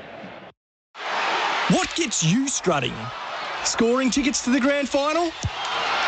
The start of the cricket summer? Or snaffling up a bargain on Snaffle? Because with Snaffle, you can shop all the best brands and get what you want when you want, paying with bite-sized payments. It's time to get your Snaffle strut on. Visit snaffle.com.au. Terms, conditions, fees, charges and lending criteria apply. Credit provided by Walker Stores Proprietary Limited. Australian Credit Licence 393023. SEN Test cricket for Host Plus. That's a plus. The West Indies 1 for 45. Oh, Nisa is the successful bowler. 1 for 10. He's in, and bowling to Brooks, who defends the ball back down the pitch. Gerard Whateley joining Ian Bishop, and in the experts chair for Anaconda, hit summer for 6 with Anaconda's 10% price beat guarantee. Chris Rogers, hello. Hello, Gerard. Hello, Bish. We're watching my favourite stat in cricket just blow out. Scotty Boland's average is out to 10.16. He hasn't been able to defend 9.55. There was only one way for that to go after the first couple of test matches. We're sorry. We thought that, and every time it would creep out to double figures, he would take a wicket and bring it back. It's an intoxicating 3 tests. Nisa rushes in and he beats Brooks on the outside edge. He's feathered it. Nisa strikes for a second time. Both caught behind. Brooks never looked likely tonight, and he departs for 8. The West Indies 2 for 45. Well, it was really just Nisa needing the ball to straighten. He was bowling a pretty good line and length, and that ball's just hit the seam, nipped away from Brooks, and it's got the faintest of outside edges. That's high-class fast bowling. There's not a lot you can do there as a batter. I mean, you just got to hang in, hope you either miss it or there's not much else you can do. I mean, that has nipped away. It is a great channel, though. It's when you're talking about a guy bowling mid-130s, and what I saw when I watched the Ashes as well with Scotty Boland and company, relentless around that off-stump, fourth stump, on a length, a little bit of movement either way. You don't need great pace to do it, but that, to get rid of Brathwaite, to get rid of Brooks now, really top-class deliveries. I think looking at that replay, you probably could have left it, though, to be fair. That's a fifth stump line. If it nips back far enough to hit the off stump, you're very, very unlucky. Both hot spots were the same. It's the faintest of touches on the outside edge, so Nisa's touch is immaculate. These are his best figures in Test cricket. He took 2 wickets across this Test last year, 1 in each innings. And he's taken 2 and looked more threatening, I think, than at any stage 12 months ago. But Bish, as a fast bowler, the blueprint for taking wickets is that front foot defence and nicking them off up near the stickers, isn't it? That's exactly the kind of wicket you want to get. 100%. And that's what I thought when watching West Indies bowl. It's what I want Alzari Joseph to do more of, and he's got higher pace. He can vary his bowling. It's what Anderson Phillip, Jason Holder. I'd like to see them be more relentless with that sort of length and line. Michael Nisa, the leading wicket taker for Valvoline, which oil ensures that you're never caught out. You know Valvoline, the original engine oil. Jermaine Blackwood is the new man to the middle. 3 slips and a gully in place. He's got the sleeveless sweater on.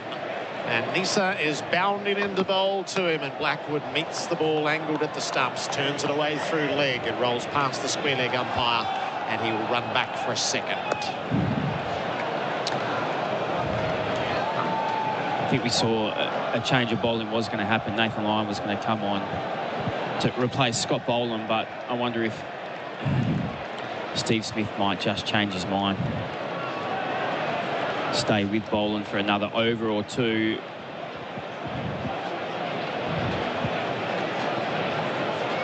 Lyon still going through his warm-ups. It'll be interesting to see what the captain does.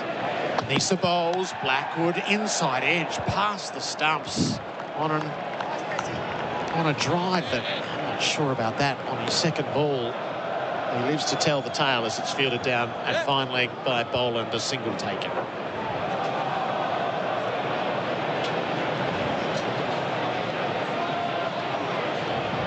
Front foot half forward, reaching away. The replay for Valvoline, the original engine oil.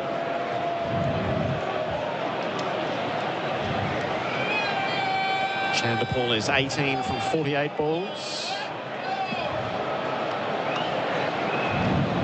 Nisa issuing the challenge. Chanderpaul fends the ball to the leg side, goes with the stroke, pick up by Stark, throws at the striker's end, misses, single taken.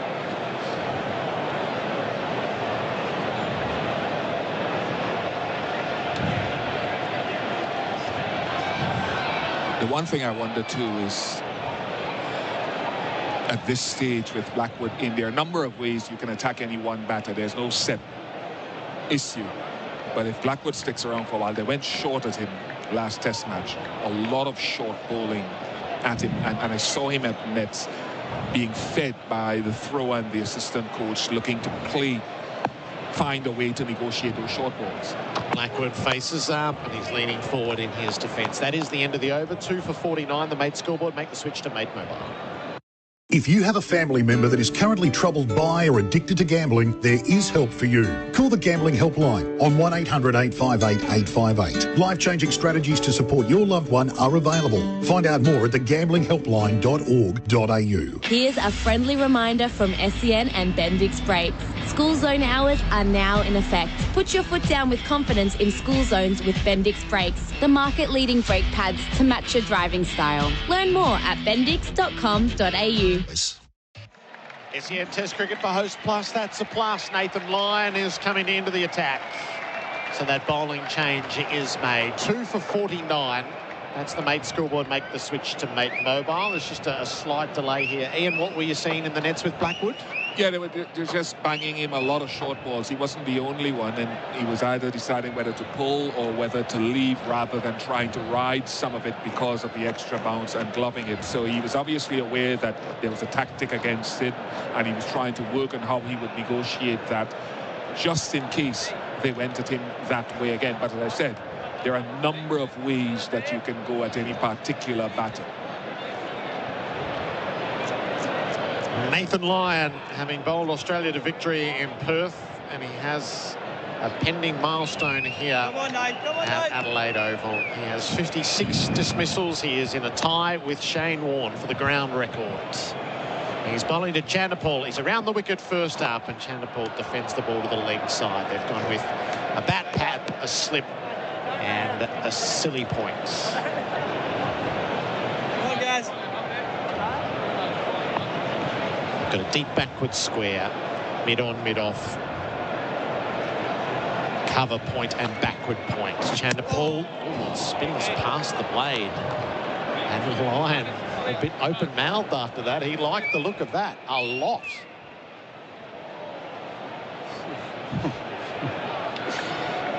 You saw the two that Chase got to spin. Yep.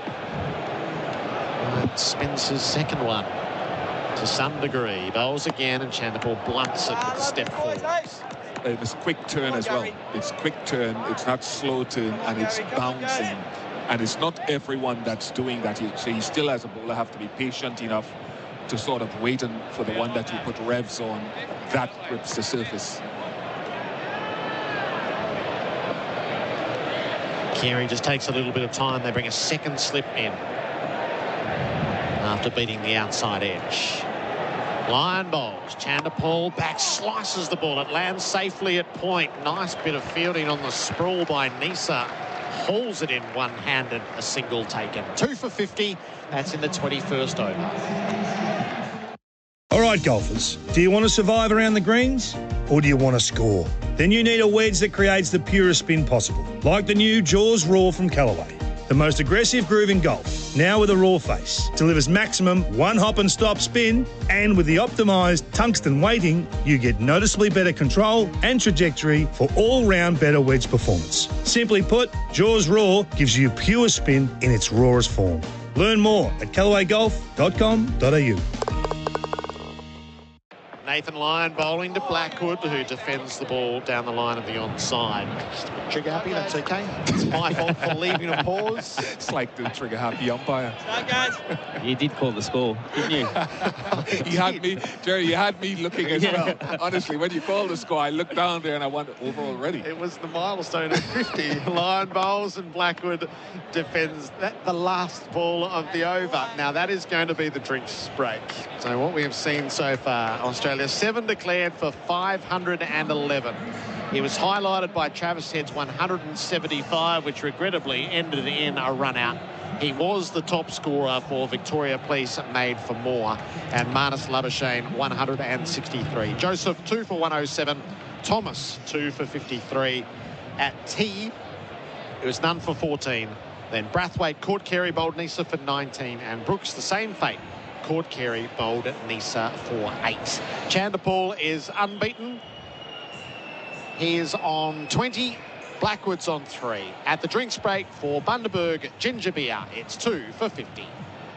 When gambling becomes overbearing in your life, one phone call can change all that. Gamblers Helpline, 1-800-858-858. When gambling becomes an issue, there's always 24/7 support on the Gamblers Helpline. Phone 1-800-858-858. Liberty Home Loans hit different. They're for the free thinkers, the go-getters and the creatives. So if you're a free thinker, you'll be right at home. Liberty, loans for free thinkers. Visit liberty.com.au. That's how we want. Approved applicants only. Lending criteria apply.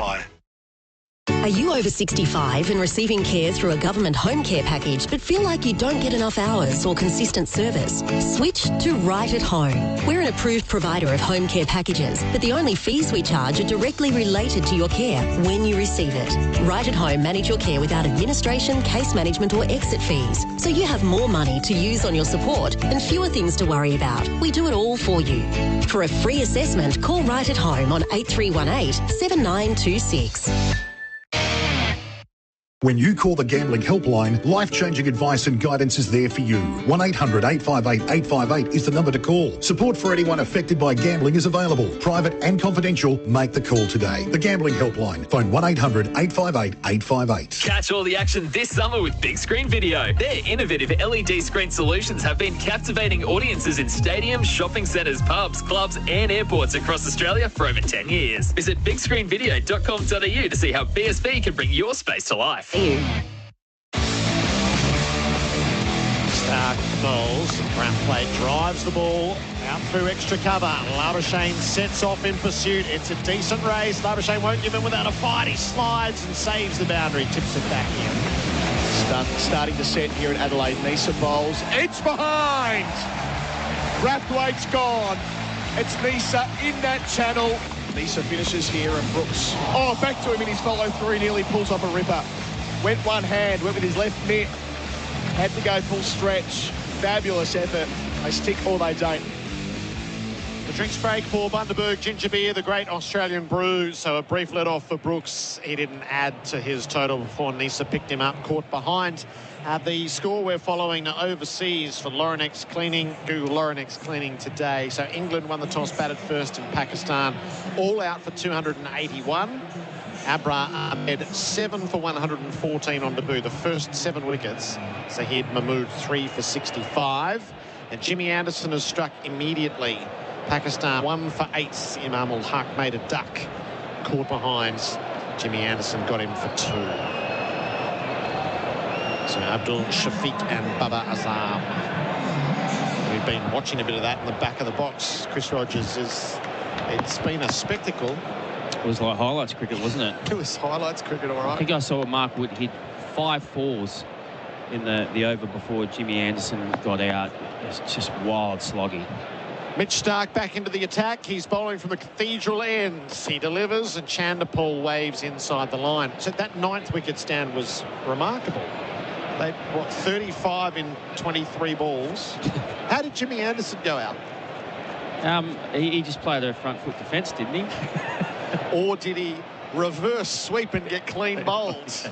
Jimmy Anderson, please. But they're all in, and to be fair, I mean, to get 280, they've just done it so quickly as well. And they looked like at one stage when they were 5 for 150, it could have been all out 220, but it's paying dividends. Starc to Chanderpaul, and again he waves inside the line and lets it pass through to Carey. Swap notes on Chanderpaul. Chris, you're seeing him live for the first time. Ian told us a lot about him in Perth and his journey to Test cricket. Yeah, I mean, I just looked up his statistics as well. I mean, first-class cricket, he's got 6 centuries. He's averaged 35, and I'm seeing actually not just a well-organised player, but he seems to have good match awareness as well. I thought a couple of those singles he got early on to get himself off strike, rotate the strike, was really impressive. 2 back on the leg side for him. Chanderpaul fends the ball up under the rib cage down to short leg, no run. So I'm kind of curious why it's taken so long for him to make his debut. And I think, Bish, you might have been talking, I heard you might have been talking about this earlier, but I missed the conversation. So, I mean, just for instance, I looked up Jermaine Blackwood's statistics, and they're no better. So what's the difference? I'll come back to it. Starc is in his 7th over, none for 24 in what he sent down earlier on. He bowls to Chanderpaul, who swings at the bouncer. He's a bit compulsive. Gets away with it. Yeah, it's been a fascinating career that started, Chris and Gerard said, in 2013, right? So he was sort of needling along, batting long periods of time like his dad, getting to 20, getting to 30, getting to 50, getting out. So he had 4 of those 600s were scored this year, including, I think, against the PM11 that he scored one. And he wouldn't have played first-class cricket this season had it not been for the illness of another stocky left-hander playing for Guyana. Vishal Singh is his name. Starc bowls to him. Chanderpaul lets it be. Because the average was going along at 25, 29. But then the Jamaican opener sort of abused his responsibility to have a drug test. And so he was banned. And that's why this kid is here. And the way that he's played and acquitted himself, it's no doubt that this season has been the one to catapult him into the line. But what I ask myself is, why wasn't he getting those conversion to hundreds more so before this year? Starc has a string of dots going. He bowls. Chanderpaul lets it pass up over chest high. That is a maiden over. The mate scoreboard make the switch to mate mobile 2 for 50. Money Shop, Freeway, BBW are all available at Lawn Hub, the home of hardcore products to transform your grass into the most splendid looking green pristine lawn you've ever seen.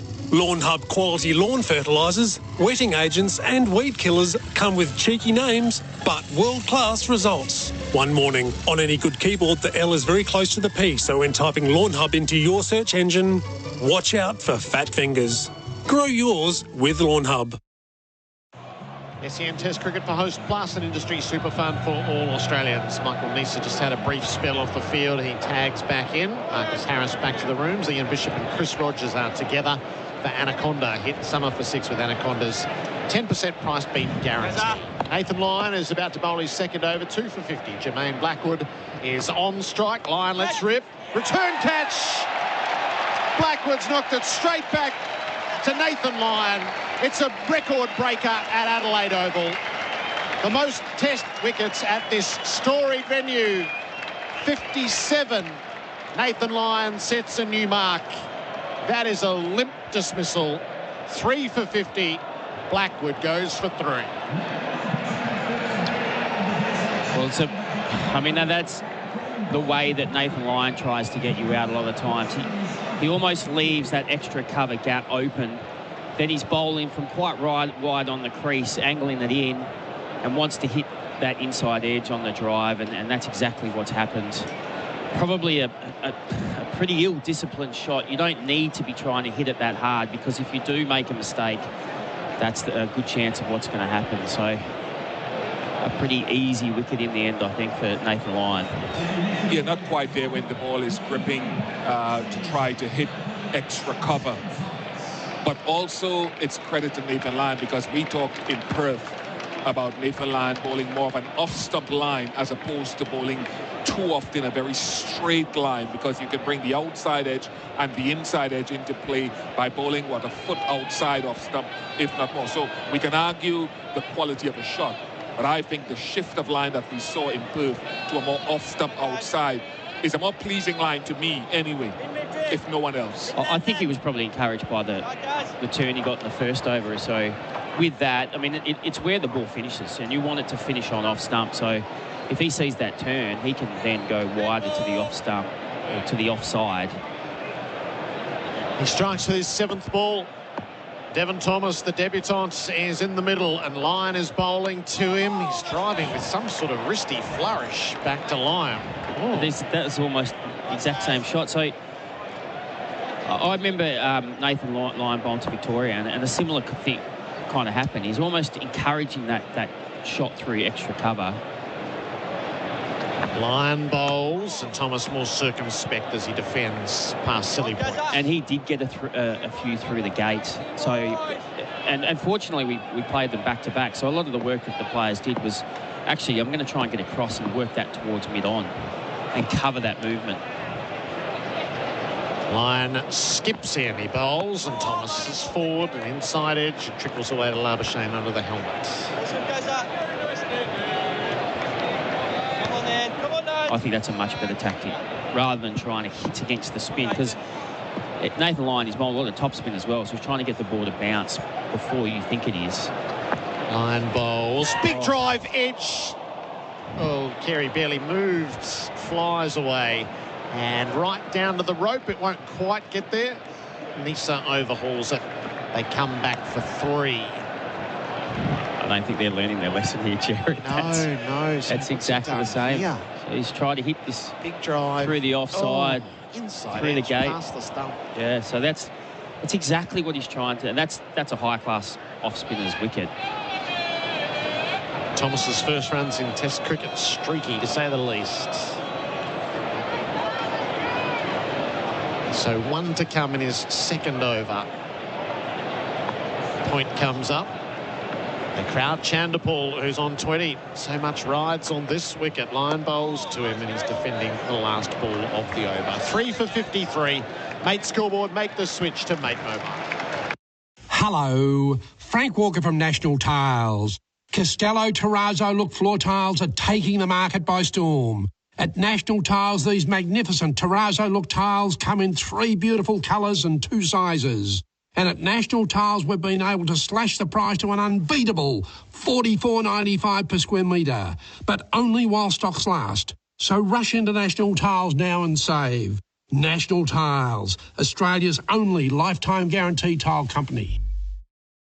SEN Test cricket for Host Plus, that's a plus. Nathan Lyon loves a caught and bowled. He's got the snaffle. Get your snaffle strut on at snaffle.com.au. 57th wicket at the ground. He's been in a tie with Shane Warne. They're on 56, and now Lyon has that overall record. 12 Test matches here. Warne played 13. Stark is bowling from the Cathedral end. He gets a look at Thomas. He leaves outside the off stump. Chris Rogers on duty. Damian Fleming comes in. Hello to you, Flem. Gerard, Bucky, listeners. Geez, it's exciting day-night cricket in Adelaide, particularly when the ball is providing some advantage to all types of bowling, isn't it? Swing, seam, and now that's quite a cute spin, isn't it, for Nathan Lyon? Yes, he's clearly got a big role to play on that. I think Starkey really wants to join the club. He's the #1 day-night man. He's getting shown up. He's in and bowling to Devon Thomas. And Thomas is leaving. Plants the foot, raises the bat, lets it go by. Yeah, the most impressive thing for me was probably the bowl and Nisa bowling partnership. Just that, it's that 6 to 8 metre length mark. If you constantly hit it, you get rewarded at test level. And you chuck in a little bit of movement. The first dismissal of Brathwaite, Nisa was 5.6 metres away from the bat. And as you know, Buck, the fuller you bowl, the more opportunity it is for the ball to move off the swing, and the later you've got to actually change your shot.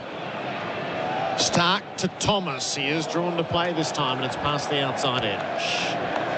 It's just the ability to challenge the front foot defence. That's the skill of what Nisa was doing, and bowling to an extent as well. But and from there, with this amount of grass on the pitch, if you present the seam well enough, you know you're going to get a little bit of movement each way. Yeah. And if you do it enough times, the odds are you're going to find an edge. I asked you yesterday if you would like to have bowled on this pitch, Fleming. But only for one session a day.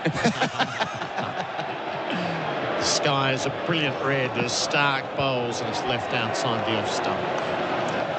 Yeah, it just amazing. Yeah, the change of character with the drop in, but Damien Hoff's found a way to get results, and generally each skill gets time to shine, and that was the old Adelaide Oval as well. You know, there was always one innings that was very, very good for batting, and then in the other innings, reverse swing and spin played a big part.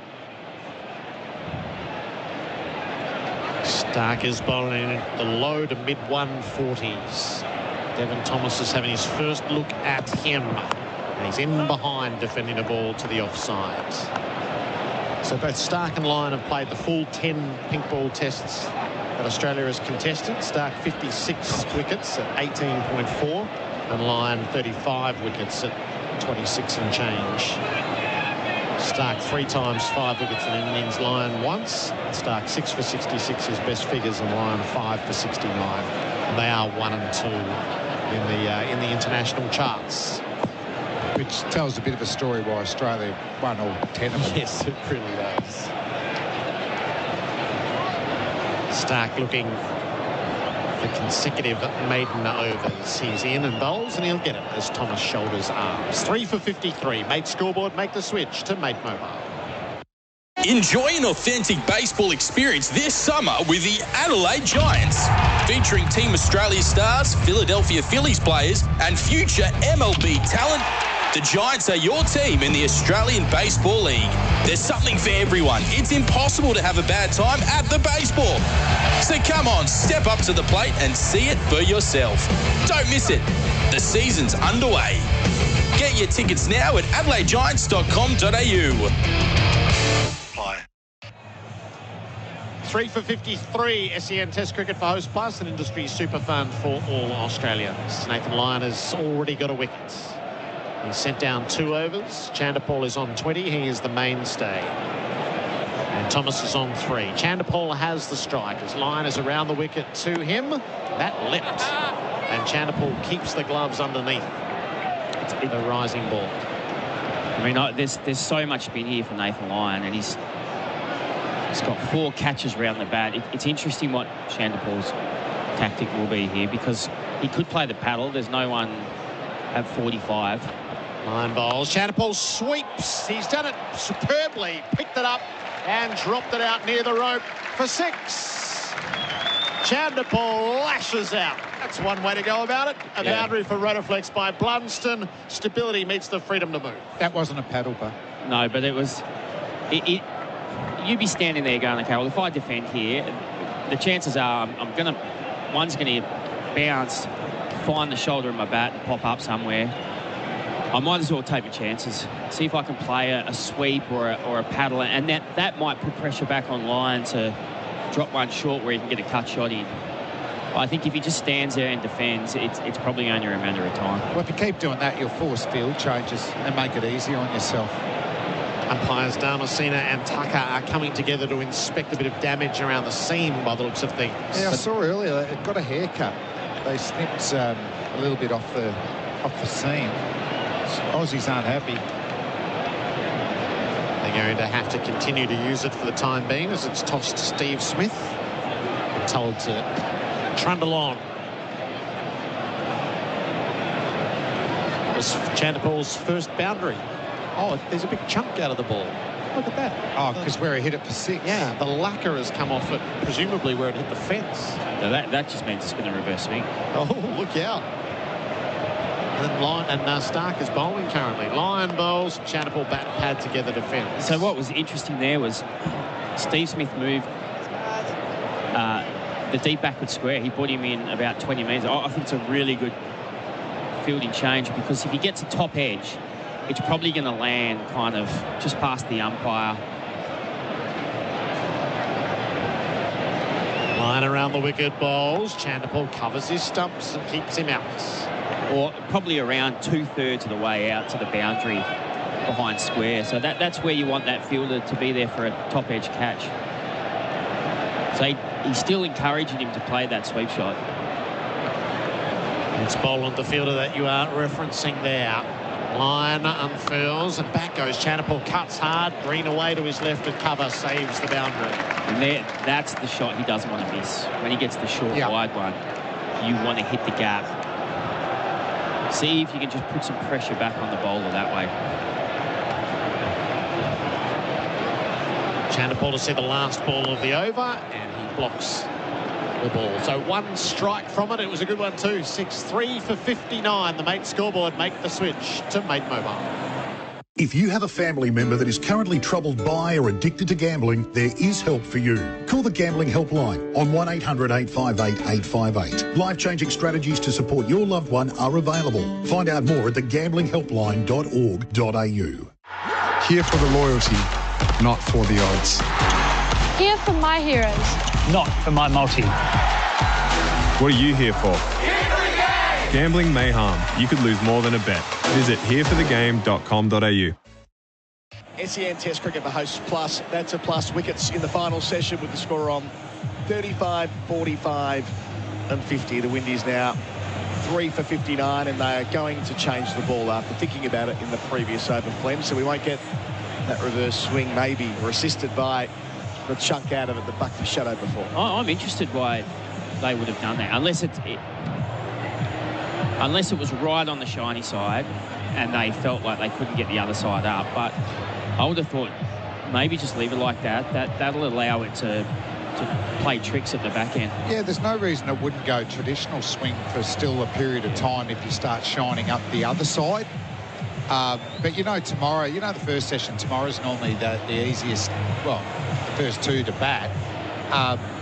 They could have got early reverse swing tomorrow. So still an hour of play to go. Well, 56 minutes until the cut-off. Mitchell Stark shining it up. He's giving the new ball a rub. Hey, give it a go. We were going through this when we were in Sri Lanka earlier this year, trying to get to the bottom of how they get the right number of balls that are beaten up just enough. And it's a bit harder with the pink balls. We learnt that occasionally they've asked teams to go out in the nets and get balls roughed up just the perfect amount. There's obviously fewer pink ball matches played. Maybe This could be one of those. Stark to start over number 9. Bowling to Thomas on 3. Over the wicket. Lets it go on the angle. Thomas, who had a pretty good tour so far. He made a half-century against the PM's 11. And 77 not out and 35 against the combined New South Wales ACT side the week before that. On test debut here at Adelaide. Just losing his wrist here, Flem. Just keeps kind of sliding it too far outside off stump. Doesn't seem to have his radar on.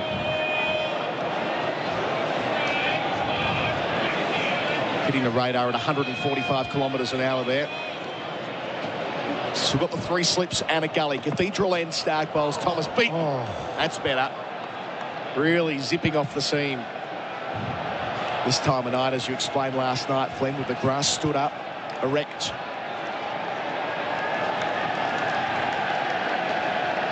It's just that, there's real reward if you bowl like Michael Neser has. That fraction fuller, commit them to play the ball. This is a tough period for the West Indies batsmen. And Thomas on debut. Had to wait a long time, 33 years of age.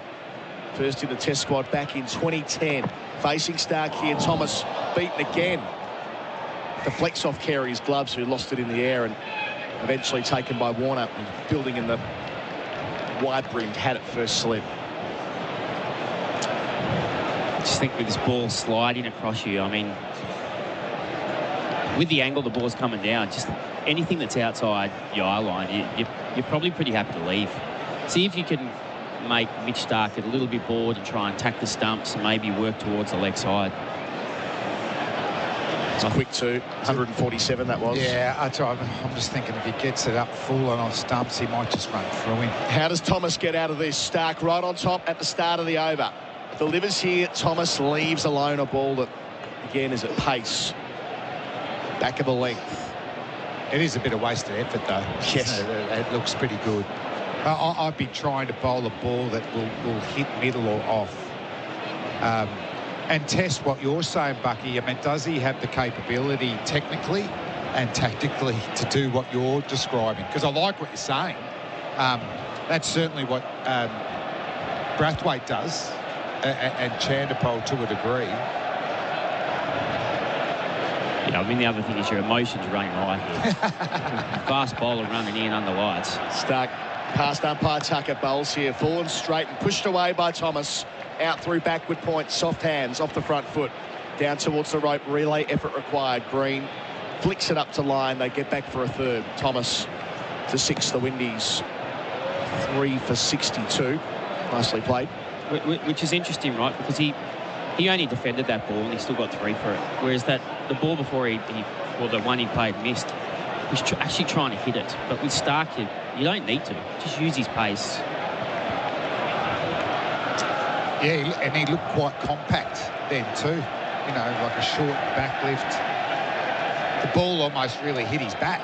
Yeah. And it's got enough speed, and there was a bit of angle on it. So, but yeah, I get down the other end. Yeah, I still remember though. The guys, when they're coming in, they're bowling 150 kilometres an hour. It's pretty hard to think clearly and just go, I'm just going to... Sometimes you're swinging harder against those guys than the... Short legs back for Chandapol. Stark, last ball of the over, goes back and defends, adding to the offside. End of a quick over from Mitchell Stark, the last ball at 145 clicks. The Windies 3 for 62 on the Mate scoreboard. Make the switch to Mate Mobile.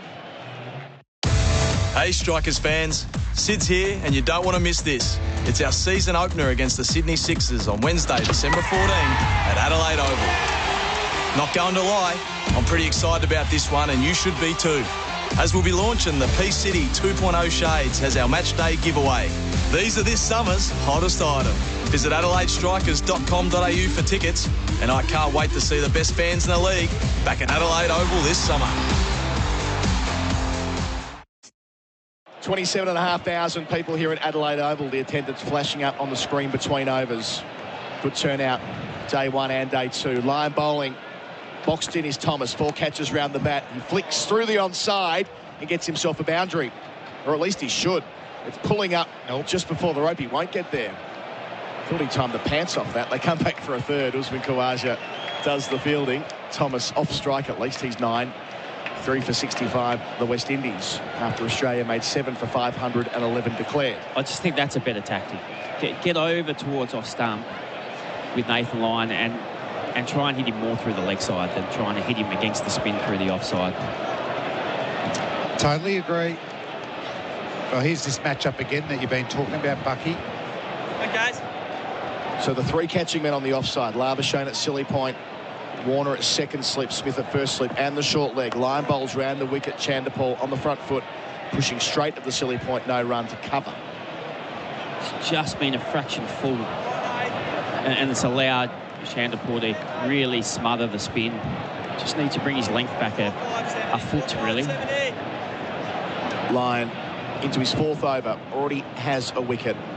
Delivers here. Chanderpaul beaten outside the off stump. Indeed, he might have just pulled inside the line, but the better length that you're talking about, Bucky. A bit quicker as well. That was 92 kilometres an hour. As the batter, you just don't want to let this ball bounce enough for it to the turn to take effect. Lyon wider of the crease. Chanderpaul plays with soft hands. David Warner moving to his left to deny a run at second slip. If you can just put a few more balls there, I think you'll see that sweep shot again. Lyon having a chat. I just think he doesn't play with a straight bat to that type of delivery. Easily edge that behind. Lyon delivers. Chanderpaul gets on the front foot and defends to short leg. 1 ball left in the over. I mean, I think he could play the paddle here. Just see if he can play with Lyon's line. The Aussie catcher's waiting. Lyon bowls to Chanderpaul. Oh, nearly. Was that an edge onto Carey's gloves? Either way, it spills out to short fine. They get through for 1. Watching for the umpire signal. Damian, no signal. That suggests there was an edge. We'll get a replay between overs. 3 for 66 the score on the Mate scoreboard. Make the switch to Mate Mobile.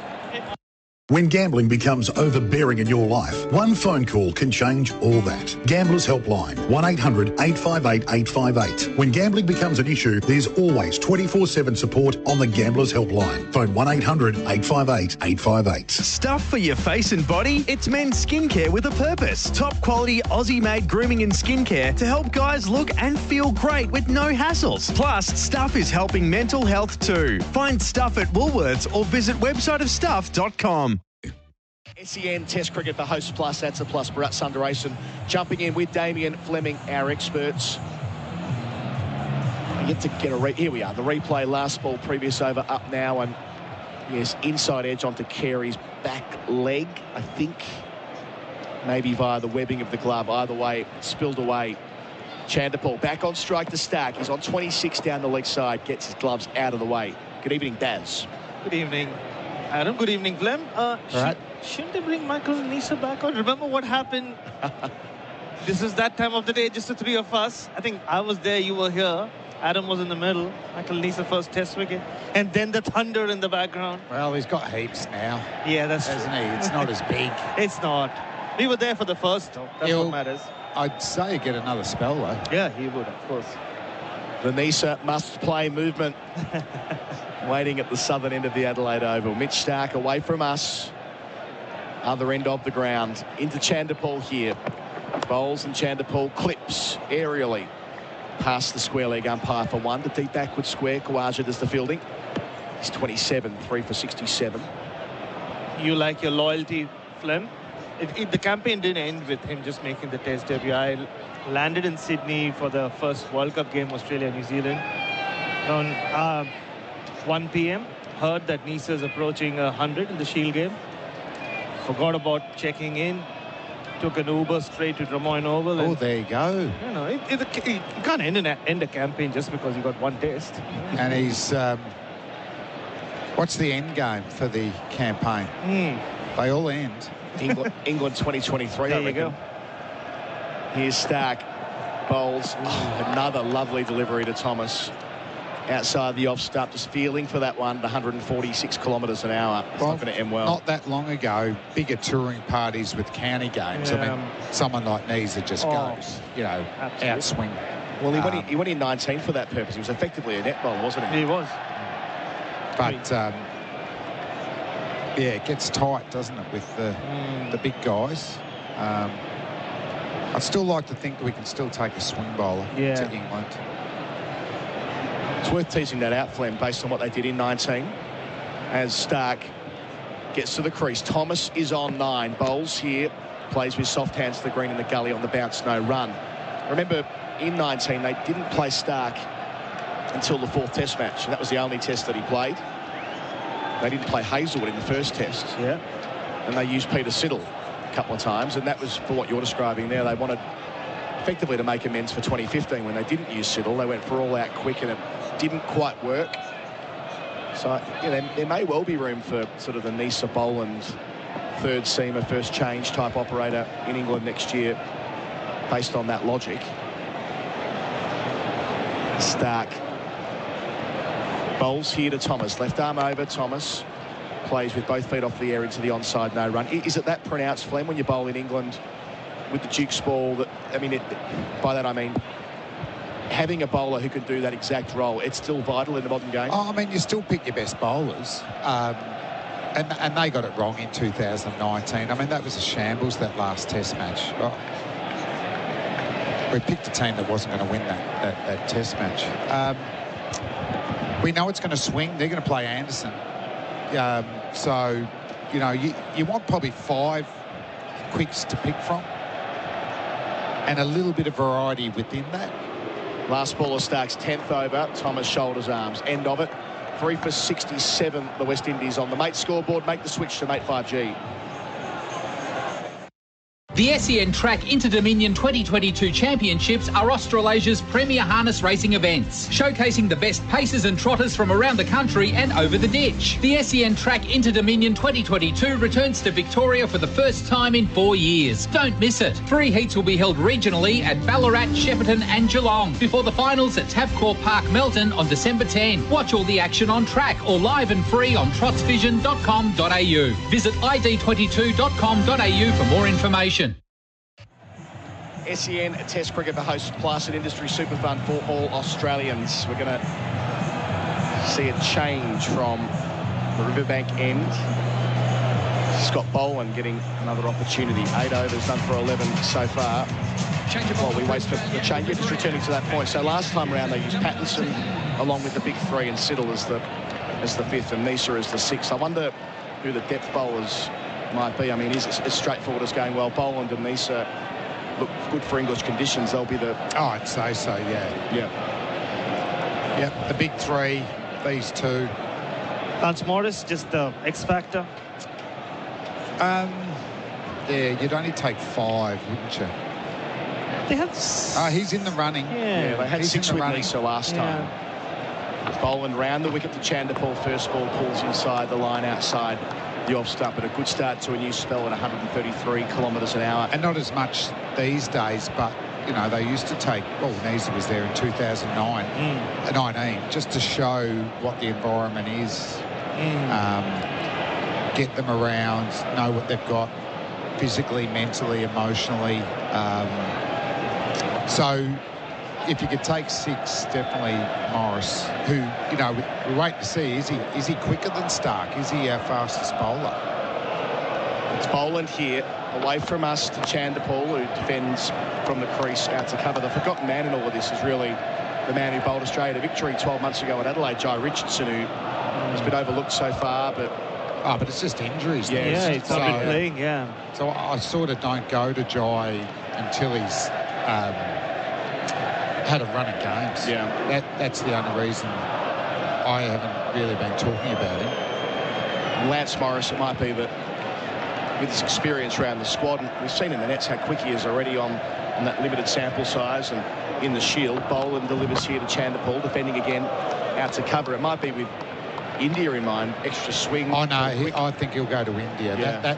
That suggests reverse swing for me, that action. Yeah. And we saw it against Pakistan. They were battling against Robinson and Anderson at barely 130, swing it both ways. You know, Morrison's 20 kilometres quicker than that. And more probably as a backup again for Stark. you know, they tend to go Stark and Cummins in the subcontinent. So if Stark was injured, you know, Morris is a real show. Boland delivers. Chanderpaul pushes out to cover, finds the gap this time. Third attempt at that in the over. They trail by 443, 3 for 68. Chanderpaul 28. Though having said that, just looking at the 4 venues that they're going to play the India tests in, February, still pretty cool in Delhi, Dharamsala. Doesn't get as abrasive. It's not that they're not playing any test match in the south. Okay. It should be quite warmed up, as you know, by then. So it's Nagpur, maybe. Nagpur can get warm, and it's got that kind of dust bowl kind of feel to it. Boland gets a chance here at Thomas on 9, full cordon. Full and straight, defended out to mid-on, no single. So then probably the bigger issue is, you know, who the second spinner is. Yeah. So we've seen Zampa playing Shield cricket. Chris Green as well, but put him to one side with Lyon already the primary off-spinner. Yeah, and Murphy's ahead of Green. Oh, sure, yeah. sure. For sure. Yeah, but just acknowledging that they've had some guys playing in the Shield who haven't typically done that. Kuhnemann was on tour last year in Sri Lanka. And was handy, wasn't he? Yeah. Did one days. But I think Agar's ahead of him. Yeah. Boland to finish the 29th over into Thomas, who does well forward, gets a single to the right of the man at point. Labuschagne. So end of 29 overs, 3 for 69 the score with Thomas on 10, Chanderpaul on 28. It's the mate scoreboard, make the switch to mate 5G. Mortein, everybody's talking about Mortein. And everybody's talking about Mortein Kia for immediate delivery on selected Kia vehicles. Mortein Kia at Cheltenham has secured limited Kia vehicles that can be delivered today. Call 8300 1200 and ask for Matt Broadbent to secure your new Kia today and enjoy the ever-reliable 7-year warranty. And that's why everybody's talking about Mortein Kia, for it's their uncanny ability to secure Kia vehicles for immediate delivery. Mortein. MVD 182170. Our player of the day is thanks to Bing Lee. We see Michael Neeser take a couple of wickets in the final session, putting his hand up for that. Send in your text to 0433 98 11 16 for tyre power, your tyre experts. Got one in here saying Terry Alderman, the greatest English condition Aussie. Pretty decent case for that. Here is Stark bowling to Thomas on 10, leaving alone outside the off stump. And I don't think he's officially retired, has he, Terry Alderman? Like Greg Matthews. He would, Yeah. I think, get a couple. I think so. I mean, that exactly what that text said, wasn't it? He was just born to bowl there. I know, absolutely. 81 test wickets in 2 tours. Across what, 81 and 89. So yeah, that's right. 8-year gap as well. Missed 85 because he was signed up to go to South Africa.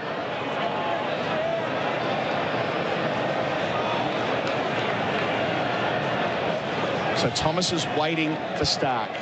Good contest between this pair so far at pace. Bowles here on the front foot defending, kind of pulled out of the shot after the ball hit the bat. Ends up at cover, no run. We were just going through the spinners for India. Obviously, Swepson was the incumbent second spinner in both Pakistan and Sri Lanka.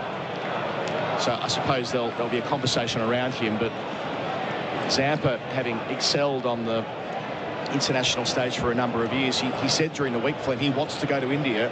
He wants to play Test cricket. Good on him. Yeah, but I would be a little unfair on Swepson, though, considering the investment that's been made in him and all the overs he's bowled in in Shield cricket. He first went into those squads in 2017 in India, Swepson, the apprentice for a long stretch. Stark bowls here to Thomas, edging over the top of third slip, 4 runs. Boundary for Rotoflex by Blunston.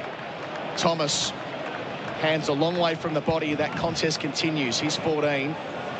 3 for 73. The Windies wasn't far away from Khawaja being able to drag it down. That'd have been Cameron Green, different story perhaps. When it's stump to stump, he's actually looked quite tight in defence, but as soon as the ball is wider than 4th or 5th stump, he just flashes at it, loses stability. I mean, that would have been an incredible catch.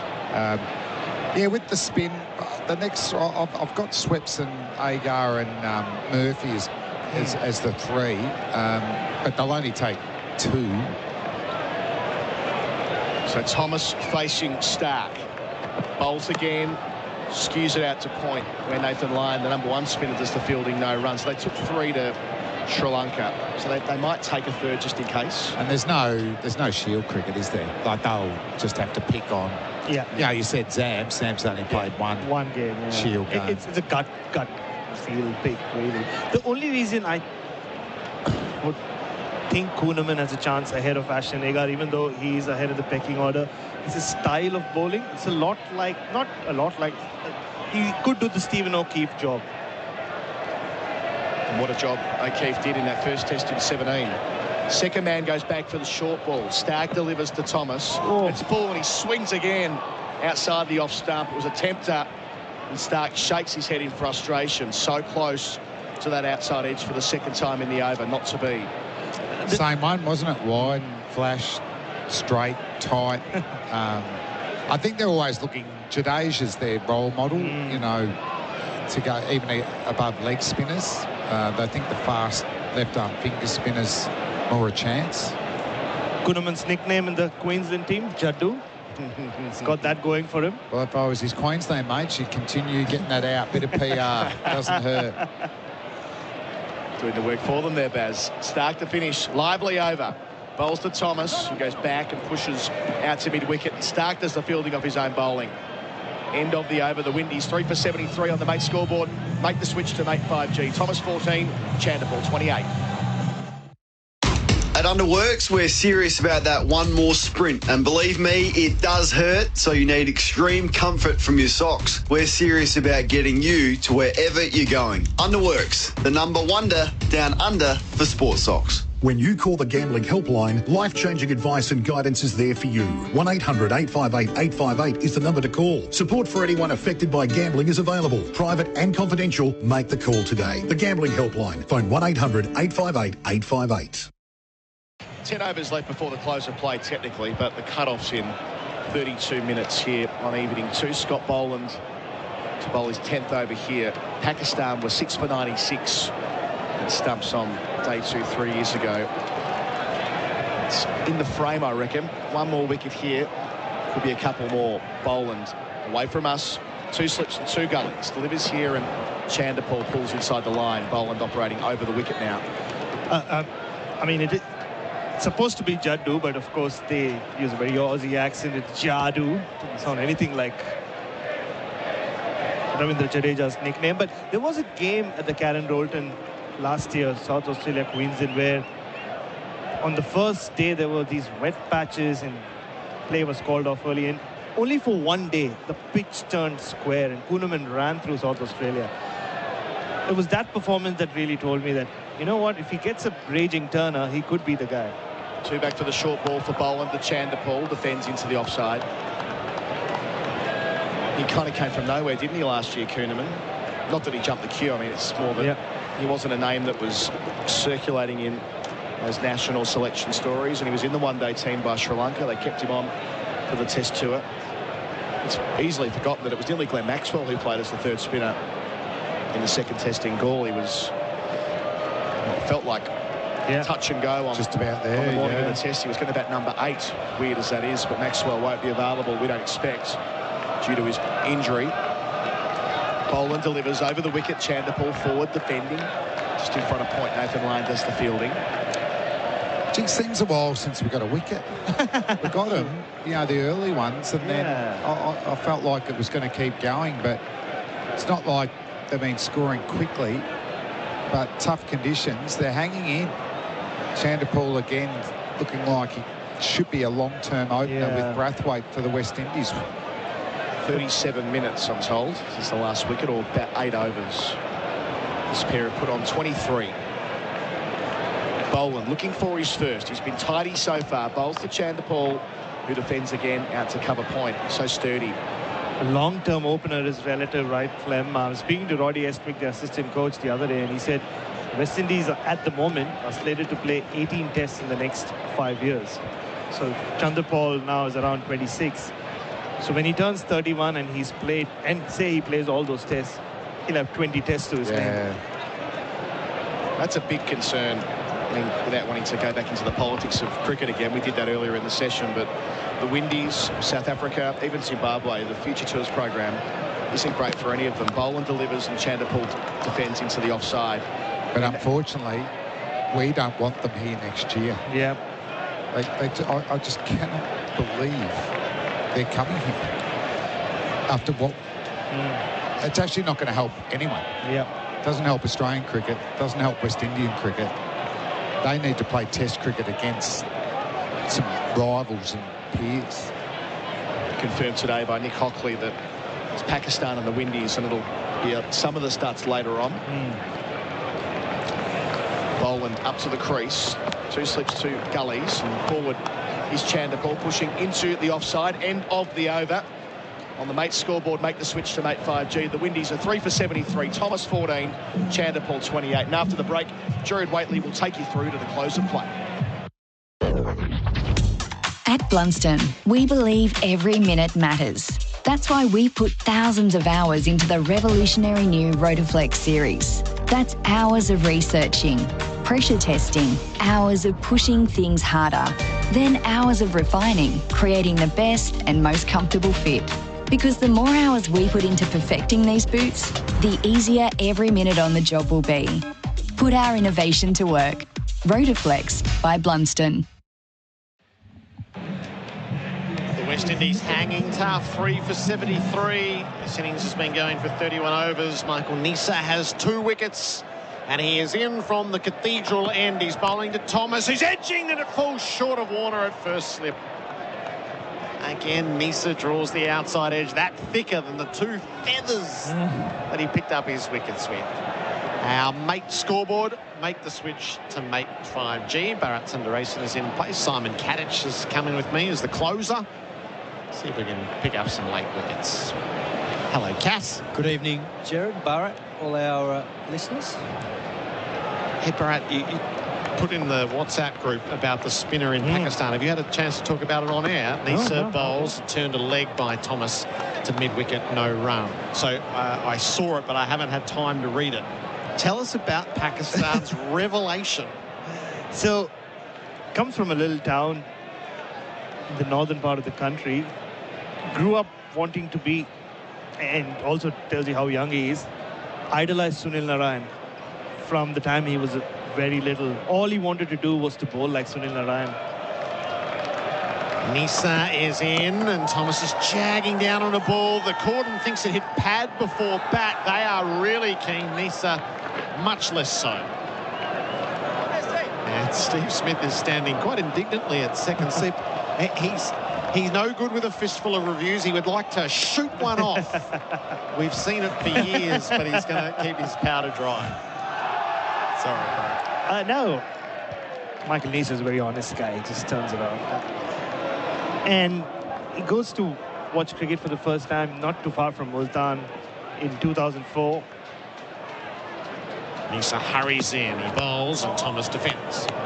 Famous test in Indian cricket history. That's when Virender Sehwag makes the first ever 100 for India in test cricket. Finally, this 6-year-old goes back home, and all he's telling his father is Saqlain Mushtaq, who was playing in that game, did this thing wrong. He should have bowled this way, he should have bowled that way. His father's like, maybe this kid could be something. Maybe this is beyond just interest in cricket if he knows what Saqlain Mushtaq is doing at 6. Nisa in bowls to Thomas. He's edging and he's out now. Carey takes the catch. It's given, not out.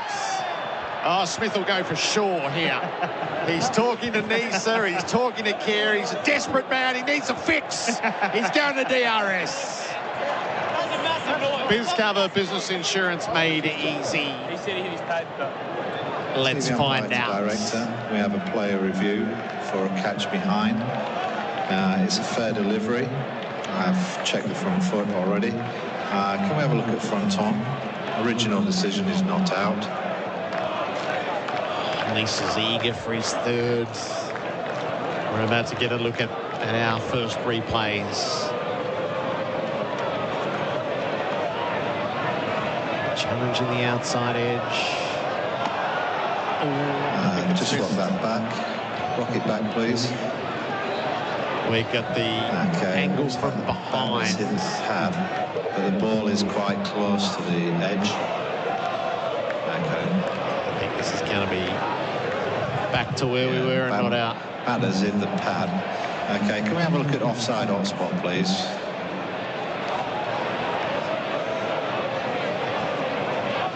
Okay, just rock and roll that as the ball goes past the... Okay, I've got no hotspot there. Can we have a look at RTS Snicko, please? So we get a look at Snicko. Yeah, okay, roll it through, roll it through. We've got a flat line and we've got daylight between bat and ball. So we go back to Rod on field to stay with his original decision. You're on screen now, Rod. Still think Smith will feel more comfortable that he's got one away. So Thomas survives. They liked it a lot. Not to be. Biz cover, business insurance made easy. Not out is the call. Let's finish the over, shall we? And then we'll get back to the story of Abra Ahmed, who on debut for Pakistan took the first 7 wickets against England. And in reply, Pakistan 2 for 51 after England bowled out for 281. Nisa bowls to Thomas, who defends the last ball of the over. 3 for 73, the mate scoreboard, and make the switch to Mate 5G. From cricket to NBL, A-League to horse racing. For all the big moments, expert commentary and the latest breaking news, when it happens in sport, SEN has you covered. Find your channel on the SEN app today. The 7-seat Isuzu MUX, a camping chair and 3 bars of 4G. These days, the office can be anywhere. Live your own way. Search Isuzu MUX. SEN Test cricket for Host Plus, that's a plus. The West Indies 3 for 73. Chandapol is 28. He is the leading run scorer for Victoria Police, made for more. Brathwaite 19. Brooks 8. Blackwood 3. The 3 wickets to fall. Thomas is 14. He's had his moments. And Chandapol solid as ever. Cam Green's about to get his first look at things from our river bank ends. He will be bowling to Chandapol with 2 slips and a gully and 2 in the deep on the leg side. He starts short, bang, picked up over point and set for 4.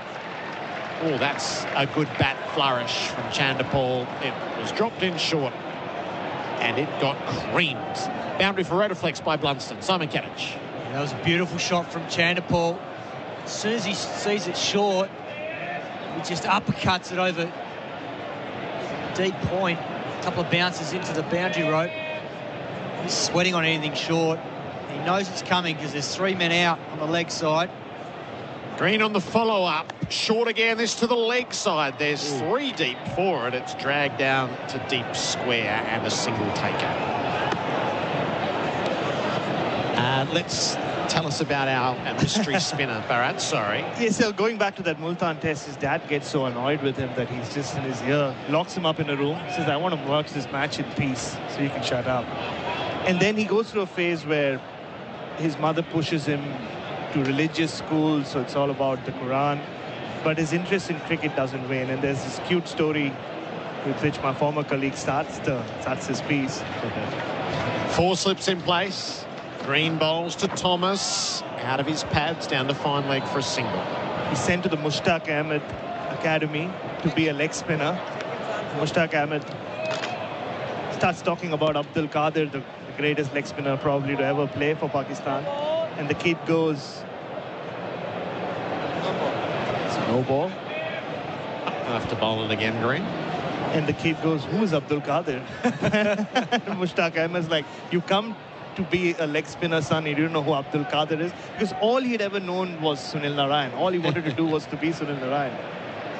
Green to Chandapol, swings the ball into the leg side, dragged it down, forward of square, all the way to the rope. Chandapol's having his way with Green in this over. A boundary for Rotaflex by Blunston. He is now 37. And from a very young age, I think he then goes to the Rashid Latif Academy, former wicketkeeper, and he's able to bowl all sorts of variations, the carom balls, the doosras, with no real change in his action. Harry Potter looked like he's always had these glasses on. And he gets picked in the PSL 2017 in the draft, plays for Karachi Kings, impresses everyone, including Owen Morgan, Chris Gale, Shankakara. Green to Chanderpaul.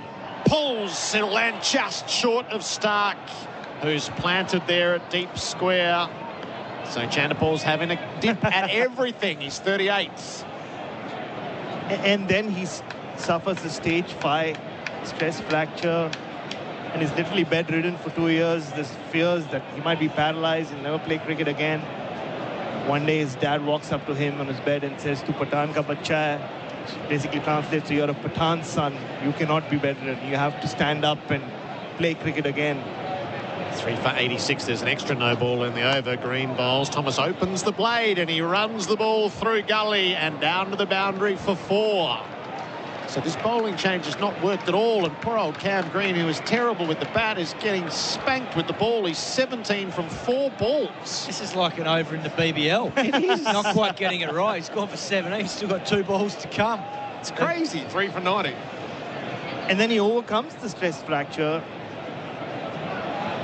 and returns to cricket and continues to make an impact with his variations, becomes the T20 specialist. Green to Thomas. Bowled him! That's sweet revenge. It's an over that's had everything. Boundaries, no balls, and now wickets.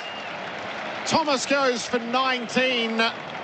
I'm sure they'll just check the front foot for good manners, but he's played Green on, and the 4th West Indian wicket falls late on night 2 with 90 on the board. Well, Devon Thomas has just chopped that back onto his stumps.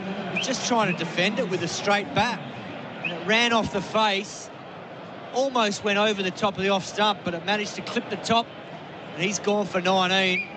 And Cameron Green's done the trick. West Indies now 4 for 90. All right, Bharat, keep going. And so much has happened. I know, exactly.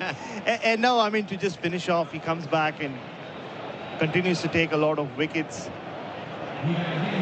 And Pakistan, but he's nowhere close to the pecking order. He's not considered a first class. In fact, a lot of former cricketers keep calling his coach and asking him to turn him into an off spinner so that he can play the long form. But his coach says no.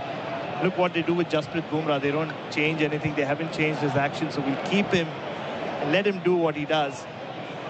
And he makes his test debut and takes the first 7 wickets of the innings. It's a fabulous story. Yeah, it was entrancing to watch. Like, England are incredible at the moment. Yeah. But his first wicket with a wrong-un, do we think? Yeah, it was. And Crawley had no idea what was happening. None.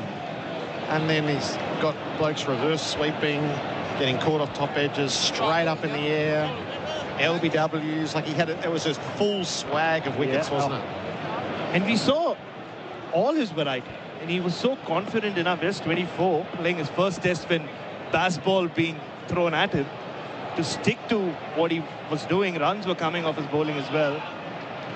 He'll go down as one of the most dramatic debuts in test cricket. Yeah. Anderson Phillip is the night watchman. Cam Green has 1 left in the over, and Phillip is letting it pass outside the off stump. Bharat, thank you. 4 for 90. The Host Plus. Our coverage is for Host Plus, an industry super fun for all Australians.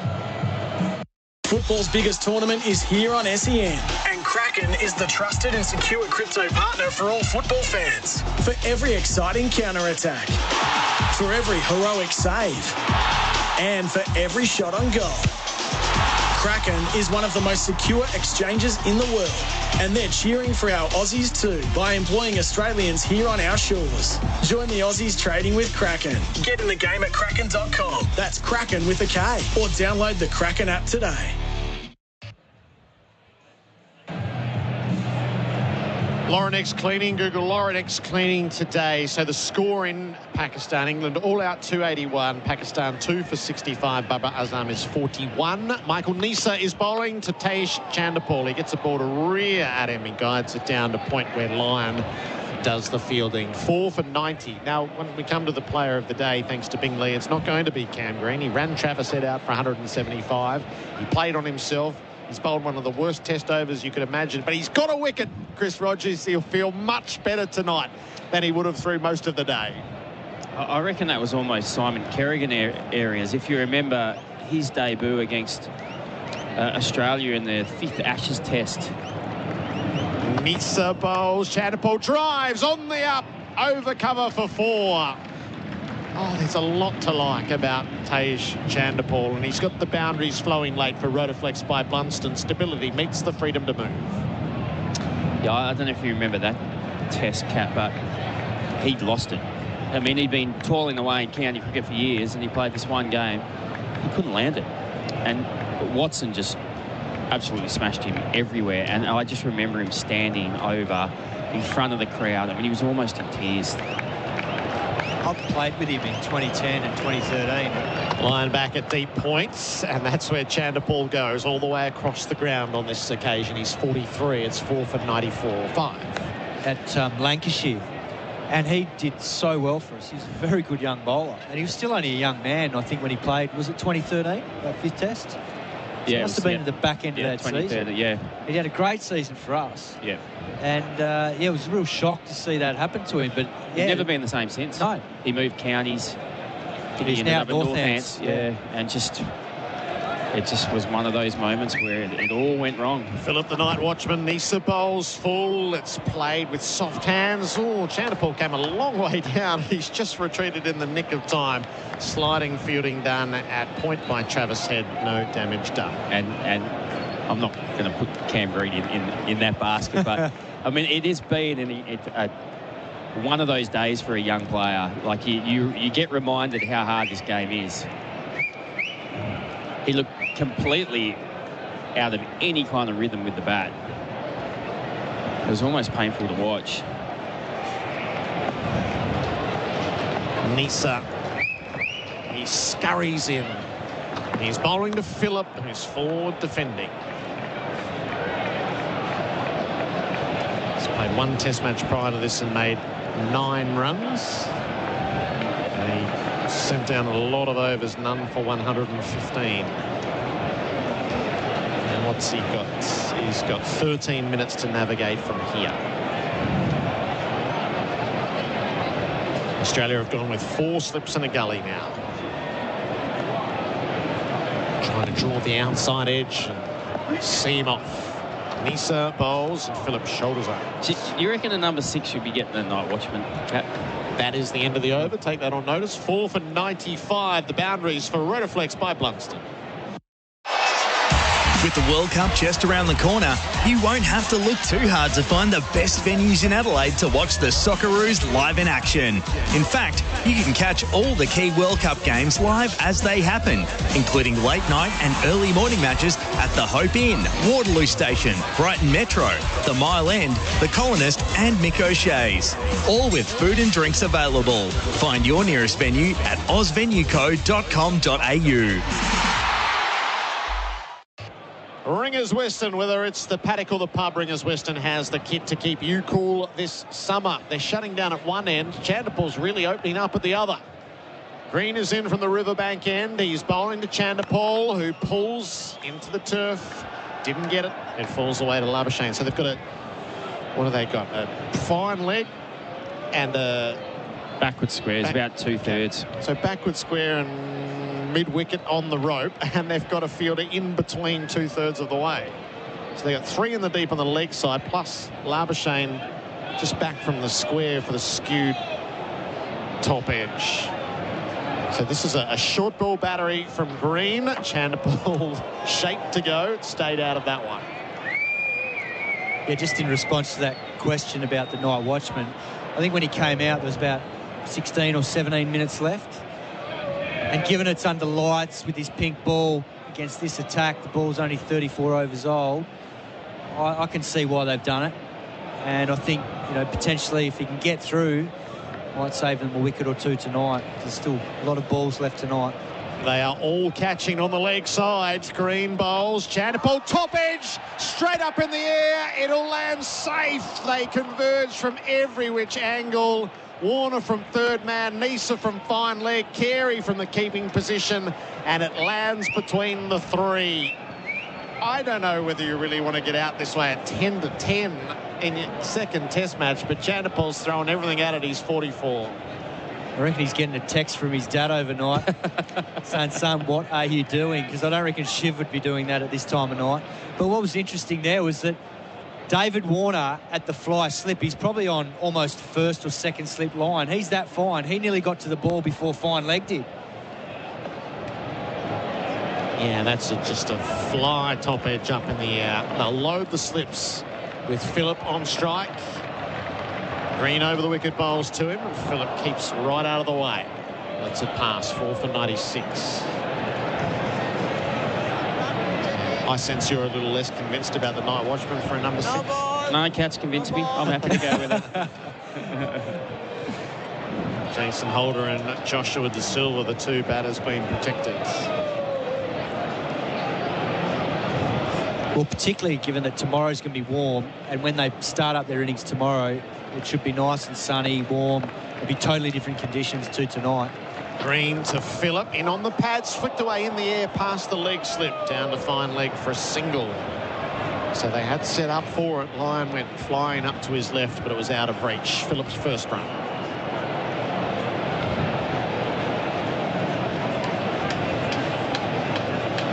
It's a bit sort of streaky at the end of the day, isn't it? Yeah, I mean, it's interesting what Chanderpaul's doing. He's trying to take on the short ball. I mean, the more you play it, the more they're going to bowl it to you as well. Oh, this is the weirdest field I've ever seen. There's a third man, a backstop, a fine leg, a deep backward square, and a deep square. Chanderpaul pulls into the turf to Labuschagne at short mid-wicket. I see that field every weekend at the under-13s. There's always the kid that's right behind the wicket, and that's exactly where Steve Smith's gone. Steve Smith is the backstop. If I'm Alex Carey now, I'm saying, mate, pee off and go stand somewhere else. You need a photo of this one, don't you? That is just taking the mickey. But that's because Chanderpaul is swinging at everything. It's a good field. Green bowls to him. Chanderpaul pulls in the air, dropped by Labuschagne. High up, had to leap, got his hand to it, couldn't pull it in. This is sheer madness from Tej Chanderpaul. He might live to tell the tale. He's 45. It's 4 for 99 at the end of the over. Oh, into the turf. I beg your pardon. If you have a family member that is currently troubled by or addicted to gambling, there is help for you. Call the Gambling Helpline on 1800 858 858. Life-changing strategies to support your loved one are available. Find out more at thegamblinghhelpline.org.au. Liberty Home Loans hit different. They're for the free thinkers, the go-getters and the creatives. So if you're a free thinker, you'll be right at home. Liberty, loans for free thinkers. Visit liberty.com.au. That's how we want. Approved applicants only. Lending criteria apply. Crowd catch, commentators catch, never mind. As you were. Player of the day, thanks to Bing Lee. So Head 173, Labuschagne 163. Big chunks of that were yesterday. Michael Nisa 2 for 19 is bowling from the Cathedral end late in the piece. There's 7 minutes left in the day's play. Well, the other strange thing was he took the single off the last ball of the over. Do you just allow the night watchman to try and take as many balls as possible in this situation? Same field bar the backstop with Nisa bowling to Chanderpaul, who stands up, blunts the ball to the offside, takes a single to cover, hands over to the night watchman. 4 for 100. That milestone comes in the 36th over. Now numbers for Laurenex Cleaning. Google Laurenex Cleaning today. It's exceptional bowling that. He bowled a bit of a nothing ball to give him the single to get the night watchman on strike for perhaps the easy wicket, and then threw his head back in pretend frustration as if it was not what he was trying to do. So a stacked cordon. See if Nisa can nick him off. He bowls. Phillips full face of the bat. Sound in defence. This field that we're seeing reminds me of a Shield game I played in here against South Australia. We had Grant Lambert, who you'd remember. Yep. Bucket. Yep. And not much was happening, and we decided to get him around the wicket just to pepper Graham Manu. And after about a couple of overs of this, some bloke in the crowd, there's only 10 blokes watching the Shield game, some bloke yelled out, "Put an end to it, Katich, he's not Bradman." And all the boys just burst out with laughter. We kept peppering him. Nisa in over the wicket, bowls to Phillip down the leg side. Got himself inside the line. He's general manager of Cricket Victoria these days, Graham Manu. He's a very smart operator. But the thing about that field is as a batsman, when you know it's coming at you, you've got a decision to make. You either let it go or you take it on. In this situation here, Chanderpaul's just backing himself. He's obviously feeling that confident with where he's at, and he's seeing him that well that he's going to say, you know what, I'm taking the runs and taking it on, but it's high risk. Does he not know how to duck? Nisa in, bowls. Phillip defends the ball to the short leg on the bump. Heads in under the helmet.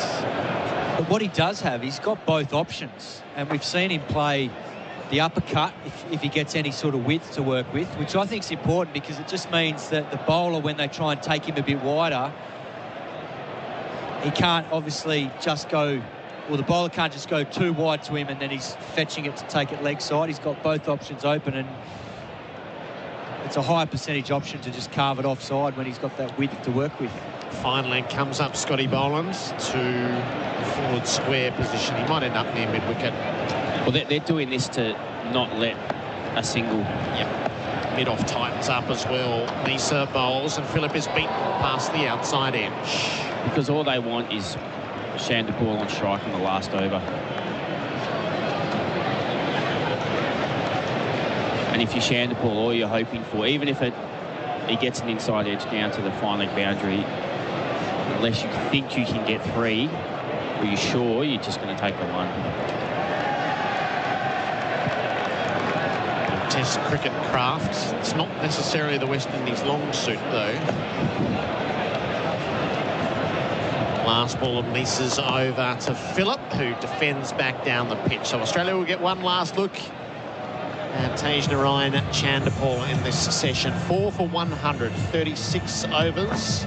All of your interaction today for tyre power, your tyre experts. 0433 98 11 16. Leading run scorer in the match, Travis Head, 175. The leading run scorer for the West Indies. Chanderpaul's on 46 for Victoria Police, made for more. And our apparel sponsor throughout this summer is Ringers Western. Whether it's the paddock or the pub, Ringers Western has the kit to keep you cool this summer. I've got the navy blue Ringers Western today. Oh, I like what they're doing here as well. They're putting in a short leg, almost to say, we're not going to let you just stand there and defend either. Yeah. Try and encourage him to keep playing that pull shot. Third man backstop, fine leg, backward square. That's in the deep and a square leg. There's a square and a bat pad and a wide mid-on. Green bangs it in short and Chanderpaul thumps it into Travis Head under the helmet at short leg. He gets himself a run. And the best laid plans last just one ball. Chanderpaul is 47 and it's Phillip's task to see off the last 5. Well, that's probably a no ball too. Straight at Travis Head, who took the evasive action of presenting the top of the helmet. With the shin pad. Oh, bang, the right knee. He'll be lucky if it has hit the shin pad, not just above. I think you'd know if it hit his knee. Oh, it's nasty. He'll be off the field all day tomorrow, just putting the feet up. Home ground, 170 odd. Batting hours only. Yep, I'm not fielding now. 1, 2, 3, 4 slips in a gully, a leg gully, and a bat pad. Can Green remove the night watchman and finish the day's play? Phillip is on 1, and he is playing soundly enough to mid-on. Boland does the fielding. I never could master that art of ducking your head and just presenting the top of your head when it's short leg. That just, it goes against every instinct. But it's amazing. The ones who do it the best, that's how they present the smallest target possible, the top of the head and the shin pads. It was a no ball. So Green is having a lot of trouble as he bowls to Phillip, who shouldered arms and got hit by a ball that jagged at him. You did a fair bit of short leg. Yeah, and I'm not doing it like that. I want to see what's coming. I don't want to not know. It's like going into a shark cage to go and deep sea diving. You close your eyes when you're down there? Probably not. Probably want to, though. Smith wants... What does he want? He wants Lyon to come out of mid-off and go to leg gully. He's brought Nisa into the cordon, and Labuschagne is also going in under a helmet at silly mid-off or silly point. So helmets either side. Be curious how many fielding changes he's done in the last 10 minutes as well. Yep. A mid-off. He's the only fielder forward of square who's not under a helmet. Green in, bowls to Phillip, who leans forward with his clean skin bat and defends. Is this the difference between a batting captain and a bowling captain, Buck? Yeah, I mean, you look at it because Cam Green's trying to get some rhythm, and he's standing at the top of his mark, waiting, and he just wants to turn around and keep going. So, in some respects, yeah, just let him bowl. Still 3 balls to go in the day's play. Green over the wicket, bowls. Phillip defends the ball out to the leg side. It squirts past head under the helmet. He taunts them to take a single, but they know the disciplines now.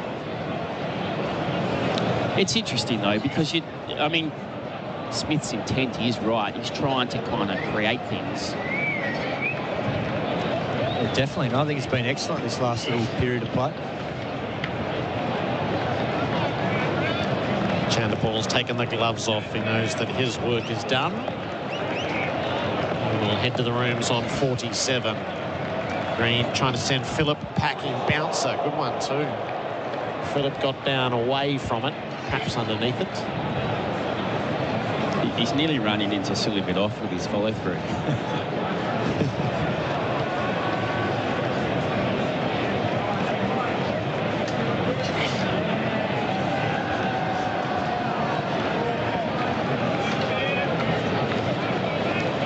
So 1 to come in the day's play as Australia has tightened its grip over this pink ball test. The West Indies are 4 down. Crowd rises to it. Green bowls and Anderson defends the ball to Labuschagne at silly mid-off. And that will be stumps. 4 for 102 after 37 overs for Laurenex Cleaning. Google Laurenex Cleaning today. The crowd was 27,490 on a Friday. They saw Travis Head make 175, Marnus Labuschagne take 163, and Australia declare at 7 down for 511. And in the final session of play, the West Indies lost Brathwaite for 19, Brooks for 8, Blackwood for 3, and Thomas for 19. Nisa took the first 2. Nathan Lyon broke the ground record for test dismissals, and Cameron Green, in quite a eventful spell where he kept overstriding, he got Thomas to play on. Chanderpaul is 47, Phillip is 1. Simon Katich, what did you think of day 2? Yeah, not another dominant day by Australia. 500 plus, they were able to declare when they wanted to. Very commanding day. And then 4 wickets tonight in the evening session, and just over a session and a bit when they bowled. So Nisa was impressive, bowled a good fuller length, just got enough movement to trouble the batsman. I thought young Chanderpaul backed up what he did in Perth beautifully.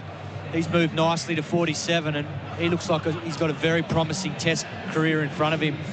But Australia, yeah, they're in a very good position moving into day 3 of this test. Travis Head is going to leave the team off and try to have the moment that he didn't get when he left with rage in his heart after being run out. He hasn't quite left the field. He's going to wander over and talk to Kath Loughnan here. So Michael Nisa is going to talk to Kath. So we'll pick this up courtesy of Fox Cricket. Michael, what a night session for Australia. You got them all down. I take it you'll take that. Yeah, definitely. I think the boys set it up there with the bat. They put them out there for nearly 2 days, and then we took advantage of the night session. Talk us through the Brathwaite dismissal and the feeling afterwards, having taken such a key wicket on your test return. Yeah, it was a great feeling. I was just trying to get the ball in the right areas and let the wicket do the work, and I was fortunate enough that luck went my way tonight. Seemed a similar setup for Brooks as well. Was there a bit of relief there, having dropped in the previous over? Yeah, 100%. I was pretty disappointed dropping that one. But yeah, to get the edge, it's a lot of relief. And finally, Nathan Lyon tonight has taken the most wickets at Adelaide Oval. You must feel privileged to be playing with him. 100%. He's a great athlete. He's been performing for many years now, so it's great to see him getting milestones. So I'm sure he has many more years left in him. Thanks, Mike, and good luck tomorrow. Cheers. Michael Neser there, so 2 for 20 from his 9 overs line, 1 for 13 from 4. Cam Green, 1 for 23 from 3. Stark, none for 32 from 11. And Scott Boland, none for 13 from 10. 10 overs, none for 13. Scotty Boland. Chris Rogers, your thoughts on where we find ourselves after 2 days played? I think it's not unexpected. Once Australia won that toss, you just felt that they were going to bat for a long period of time and then put West Indies into bat under lights on day 2, and that's how it panned out, and ending up with 4 wickets. It potentially could have been more. But there was some pretty good batting there from Chanderpaul, and he really needs to go on and post a big one tomorrow for West Indies to hang in this match. But yeah, I think it was some very good bowling by Neser and Boland and Lyon. I liked that interview. Neser just so humble. I think the first thing he did was thank the batters, for the work they did, and it's. I think it says a lot about him and Scotty Boland. They're the kind of workhorses who have been toiling, learning their craft, and now they're getting the opportunities and they're making them count. All right, so you can award tonight the plus performance of the day. That's a plus for Host Plus, an industry super fund for all Australians. Oh, you put me under pressure here, and I hate to do it, but I'm probably going to say Michael Neser. I thought that was to get those 2 wickets, that was probably the difference. I think some runs there by Travis Head, but they were pretty easy. That's a plus. Host Plus, an industry super fund for all Australians, run only to benefit its members. Search Compare Host Plus today. So Simon Katich, you can ordain the player of the day for Bingley. The hometown hero gets it. He got run out, so you got to give him some credit for that. He would have got 250, I reckon. Yeah. Travis Head. He started the day at 114. There seemed no stopping him, and he got run out. All right, that's SEN Test Cricket for Host Plus. That's a plus. Stumps day 2. Australia 7 declared for 511. The West Indies 4 for 102. Our interviews throughout the day, Todd Greenberg and Nick Hockley are there on all of our socials and the podcast, the Whateley podcast. So if you didn't catch those, take the time too, and you'll be fully abreast of the Dave Warner scenario, and we can all cast our own judgments from there. We'll be back from 2 p.m. Australian Eastern Daylight Saving Time tomorrow for day 3 of this Test match in Adelaide. Travis Head taps away, readies himself, chase bowls to him, cuts and gets the next milestone. A beautiful shot out through cover for 4. Marnus Labuschagne readies himself. Phillip bowls to him. He turns from his pads. He is the boy who wants more and more and more. 150 to add to a double century and a century in Perth. G'day, Thomas. New over. Caught behind. At last, a wicket for the West Indies. Green gets it away down the leg side, and he'll be able to get something down to 5 legs. They have one all hitter off for a second. Dives back. Stumps disturbed. We're going upstairs. Oh, a mix-up out in the middle. Travis Head is diving for his grounds. Green's bowl. He didn't offer a shot. And Joseph cannoned into the stumps. Starting to set here at Adelaide. Neser bowls. It's behind. Brathwaite's gone. It's Neser in that channel, so consistent, asking all the right questions. Intoxicating free test. Neser rushes in and he beats Brooks on the outside edge. He's feathered it. Neser strikes for a second time. Both caught behind. And Blackwood is on strike. Lyon lets rip. Return catch. Blackwood's knocked it straight back to Nathan Lyon. It's a record breaker at Adelaide Oval. The most test wickets at this storied venue. 57. Nathan Lyon sets a new mark.